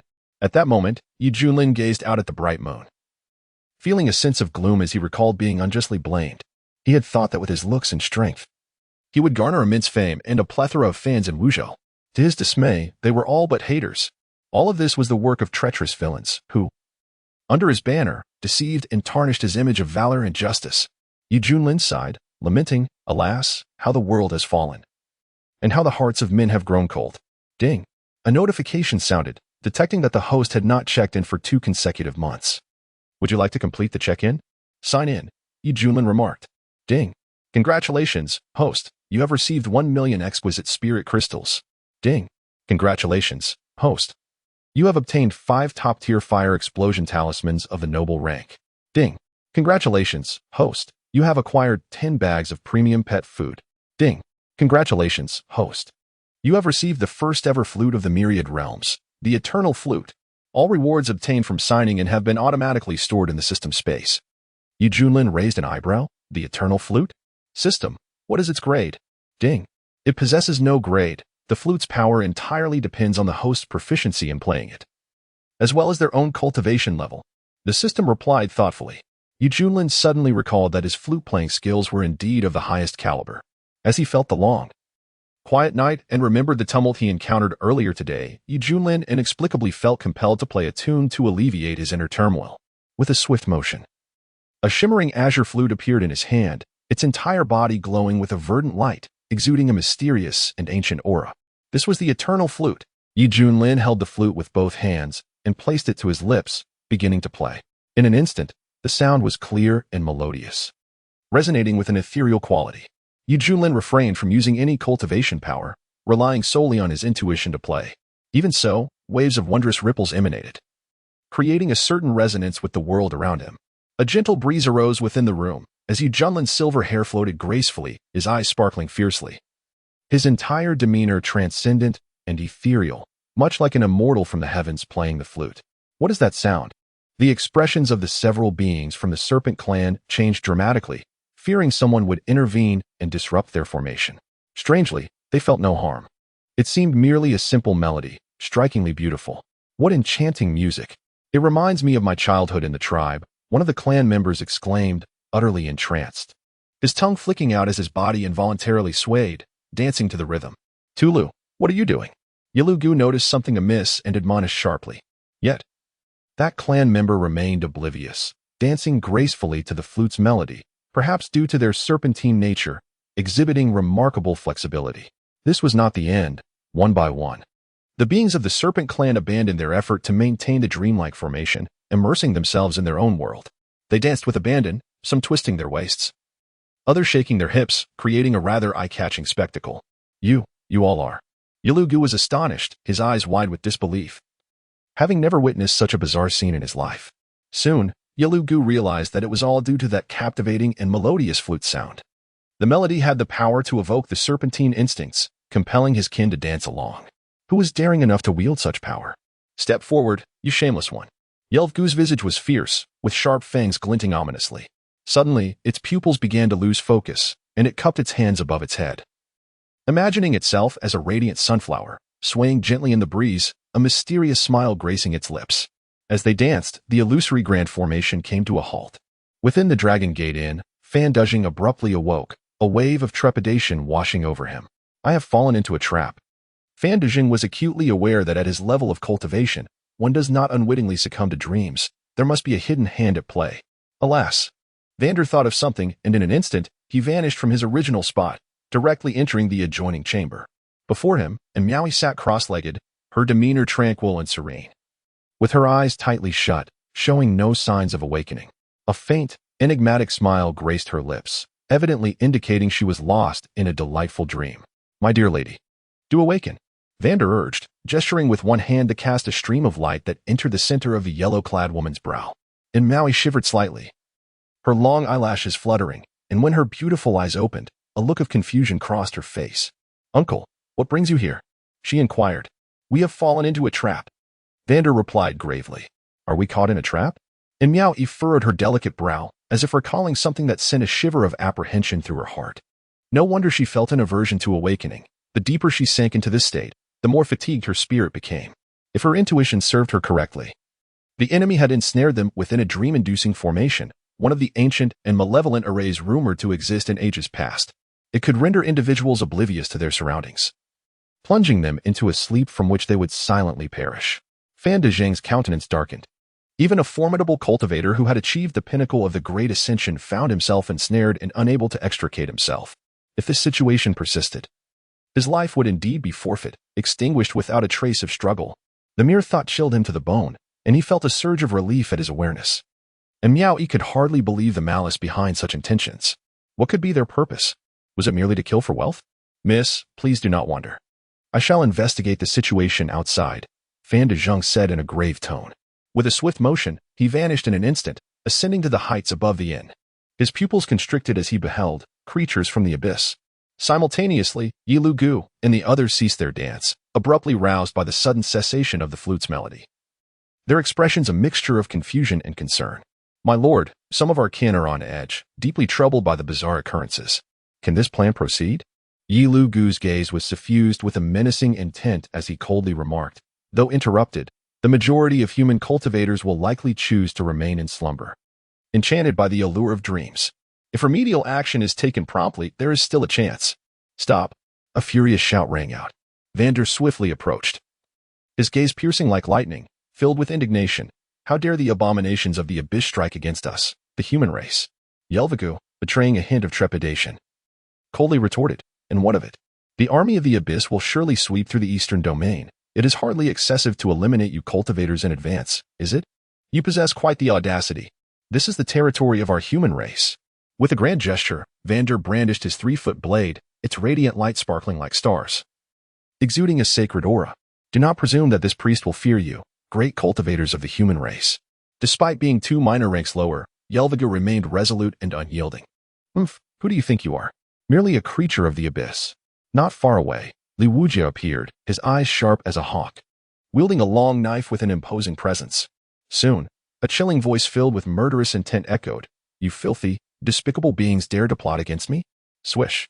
Hong Qinya appeared, her hands clasped behind her back. The leader of the demonic sect bore an exquisitely flawless visage, radiating an intense killing intent, her phoenix eyes ablaze with golden divine flames. As if to incinerate all in her path, her aura unmatched. Another 2 great cultivators? Cold sweat broke out on Yelvagu's forehead. The 2 allies, Vander and Qinya, felt a sense of overwhelming pressure from both the middle-aged man wielding the knife and the woman in red. Most perplexing was the inexplicable familiarity they felt toward these 2 figures.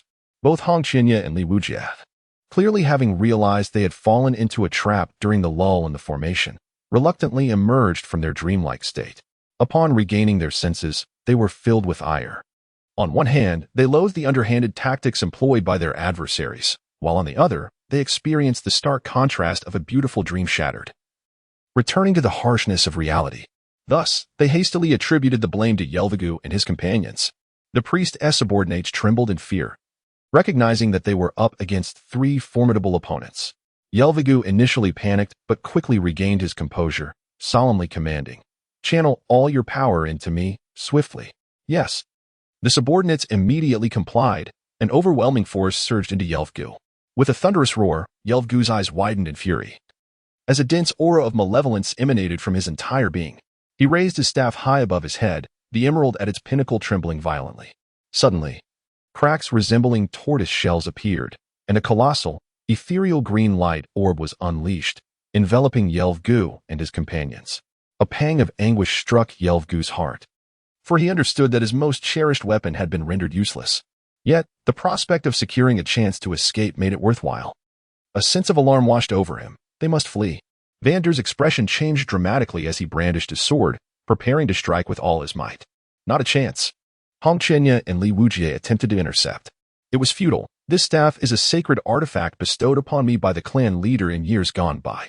Even someone at the crossing tribulation stage would find it exceedingly difficult to restrain me, let alone you." Yi Lu Gu reveled in his triumph. The ethereal green orb radiated with a fierce brilliance, poised to vanish into the void, leaving no trace behind. In that critical moment, the sound of a flute resonated once more, this time imbued with rhythm, encapsulating an irresistible essence of the Tao. The 3 of Hong Qinya unconsciously paused their movements, their faces reflecting a look of astonishment and doubt. Yelvagu suddenly realized something, and his triumphant smile faded, replaced by a profound sense of indignation. The sound of the flute stirred within him a visceral urge to dance. Li Wujia absent-mindedly touched his nose, feeling an insatiable excitement within. Hong Qinya furrowed his brow, instinctively attributing it to that individual's influence. He then gazed ahead, seemingly witnessing an excruciatingly garish spectacle, his eyes twitching in disbelief. What on earth is happening here? At that moment, a ghostly green orb dissipated, revealing a dozen enchanting figures. These serpent-headed beings either swayed their hips or twisted their waists, their bifurcated tongues hissing in delight, as if immersed in a raucous celebration. Even more absurdly, Yelvagu stood confidently, his staff firmly planted in the ground as he executed audacious and sultry dance moves, spinning and performing intricate maneuvers, as if the staff were not merely a tool of magic, but a pole for performance. What is this? Is this a provocation directed at us? Li Wuzhe grimaced in disgust, tightening his grip on his blade. Hong Qianye felt a chill run down his spine, goosebumps rising all over as he watched the serpentine dancers, desperate to wash his eyes clean of the sight. It must be due to the flute's melody. Fan Dezheng was initially taken aback, but soon he regained his composure, his heart racing with astonishment. The lively rhythm of the flute seemed to resonate with the universe, embodying a return to simplicity. As he listened, he found himself irresistibly captivated. Most alarmingly, there was no spiritual power enhancing this. It was pure musical notes communicating with the essence of all things. One must ponder the level of mastery required to achieve such a feat, surely. It could only be the work of a prodigy revered by musicians throughout the eastern region. Fan Dezheng understood that without this esteemed predecessor, the cultivators of the Dragon Gate would be in dire peril. Indeed, this inn is a hidden sanctuary of talent, he mused. Inside the private room, and Miaoi's eyes sparkled with intrigue as she leaned in to listen, exclaiming in surprise, "Who was playing that flute?" The melody was lively and rhythmic. The more she listened, the more delighted she became, convinced that such a captivating tune could only be produced by a fascinating individual. Meanwhile, outside, Yelgu and his companions continued their frenzied dance. It was far too provocative. Hong Qianye's heart raced uncontrollably. "I can't take this anymore. I must destroy them at once." Li Wuzhe, overwhelmed, charged forward with his blade drawn. "You disgusting wretches, perish!" Hong Qianye seethed, gathering his energy to unleash a powerful strike. Alas! Poor Yelgu was first met with a flurry of blades, then obliterated by a single, forceful palm. The remaining subordinates followed suit, meeting the same grim fate. Fan Dezheng stood in dumbfounded astonishment, utterly shocked by the ferocity of it all. He hadn't even made a move yet. On the other side, Junlin was playing the flute. His earlier interruption was prompted by a desire to explore a new style and to alter his mood. The effect felt quite pleasing. Playing the flute could refine one's character and uplift the spirit. Naturally, he was aware of the disturbances occurring in the outside world, yet he was disinclined to involve himself, as he had entrusted the matter to his two disciples. After a while, upon finishing his melody, Junlin felt an inexplicable sensation. He stepped forward and opened the door, revealing a graceful young woman adorned in yellow, her skin fair and luminous, exuding an aura of charm. And Miao Yi, who had been lost in the music, was startled by the sudden opening of the door and instinctively took a few steps back, her hands nervously entwined. Her bright, watery eyes sparkled like a clear spring, reflecting the striking figure of the young man before her, with silver hair cascading down to his waist. He possessed an ethereal quality, reminiscent of a celestial being descended from the heights of the clouds. And Miao Yi's heart raced unexpectedly as she realized the musician before her possessed a transcendent beauty. Typically articulate and quick-witted, she found herself blushing upon meeting Junlin's gaze, stammering, "I am sorry to disturb you. I actually wanted to." Junlin's eyes brightened at her presence, and he swiftly pulled her inside, shutting the door with a resounding thud. Their eyes locked in a moment of shared intensity. Junlin eagerly urged, "Quickly, give me the pressure." "Ah?" And Miaoi doubted her hearing, her mind momentarily blank. "Quick, please give it to me," Junlin exclaimed, his face etched with urgency, extending his hand as if to claim something. And Miao Yi's delicate face flushed crimson, her head swirling in confusion. As the daughter of the sect master of the Windazong, she had encountered countless talented youths throughout her life, each employing various tricks and tactics to win her favor. However, she had never before met a young man as straightforward as Junlin, who cut to the chase without any preamble. Although she was captivated by his flute playing and found his handsome visage somewhat appealing, she felt that such an audacious request upon their first meeting was rather reckless, significantly diminishing her impression of him.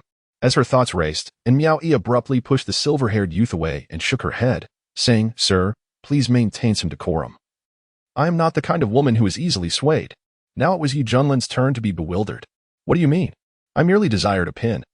"Is there a need for such seriousness? My lady, are you certain you do not want my autograph?" Junlin inquired tentatively, and Miao Yi was taken aback, her mind racing as she finally grasped that she had misconstrued his intent. Instantly, her cheeks grew even more flushed, resembling a bright red apple. However, she quickly regained her composure and, with a hint of confusion, asked, "Why would I want your autograph? Are you famous in the eastern region?" Yi Junlin was momentarily speechless, realizing that this young lady did not recognize him. Your flute playing is delightful, suggesting you are a musician. Surely you are quite renowned in your locale. However, I had never seen you before. I was merely drawn to your music and dared to approach. And Miaoyi explained. Yi Junlin felt a twinge of embarrassment. So that was how it was. He had been too abrupt. Nevertheless, fate had brought them together, and with a polite gesture, Miao introduced herself. I am Miao Yi, a local from Guangzhou. May I inquire your esteemed name, sir? Greetings, Miss Sin. I am Yi Yafan. Yi Junlin paused momentarily before adding. From Huangzhou. Yi Junlin sensed that the gathering at Yawang Valley would attract heroes from all corners, and those imposters would surely seize the opportunity for a grand scheme. Thus, he decided to conceal his true identity to avoid unnecessary complications and prevent any premature leaks. You hail from Huazhou? And Miao Yi's beautiful eyes widened as she delicately covered her lips. Indeed, what of it? Yi Junlin replied. Sir Yi, I must confess that I previously held a rather poor impression of Huangzhou. My elders often spoke of it as a backward and barren land. The most inconspicuous Dao state in the eastern region, where even the emergence of a transformation god seemed improbable, and Miao Yi candidly remarked. Yi Junlin did not take offense, nodding in agreement. Indeed, in the past, even those at the nascent soul stage could easily dominate, let alone the transformation god. However, with the emergence of the Shantian sect, my perception of Huangzhou has been completely transformed. I suddenly realized it is a place of significant underappreciation. And Miaoyi remarked. Yi Junlin chuckled. So? Has your impression of Huangzhou improved? No, it has worsened. What? Yi Junlin was taken aback. And Miao, hands on her hips, indignantly exclaimed. The master of Miao Peak from Shantian sect, Yi Junlin, has been abusing his profound cultivation to commit heinous acts. Recently, he has led his disciples to plunder various cultivators in Wuzhou. Even my uncle Fan and I have fallen victim to his schemes. It is truly a disgrace for a transcendent being at the tribulation stage to stoop to such despicable behavior, a stain upon the entire cultivation realm of the eastern region. Cough, cough. Yi Junlin cleared his throat and solemnly remarked, Miss Sin, I believe there must be some misunderstanding here. In the eyes of us from the wilderness province, Yi Junlin is truly an unparalleled paragon of masculinity. Not only is he immensely powerful and of impeccable character, but he also possesses a visage so striking that it is simply breathtaking. Even I, as a man,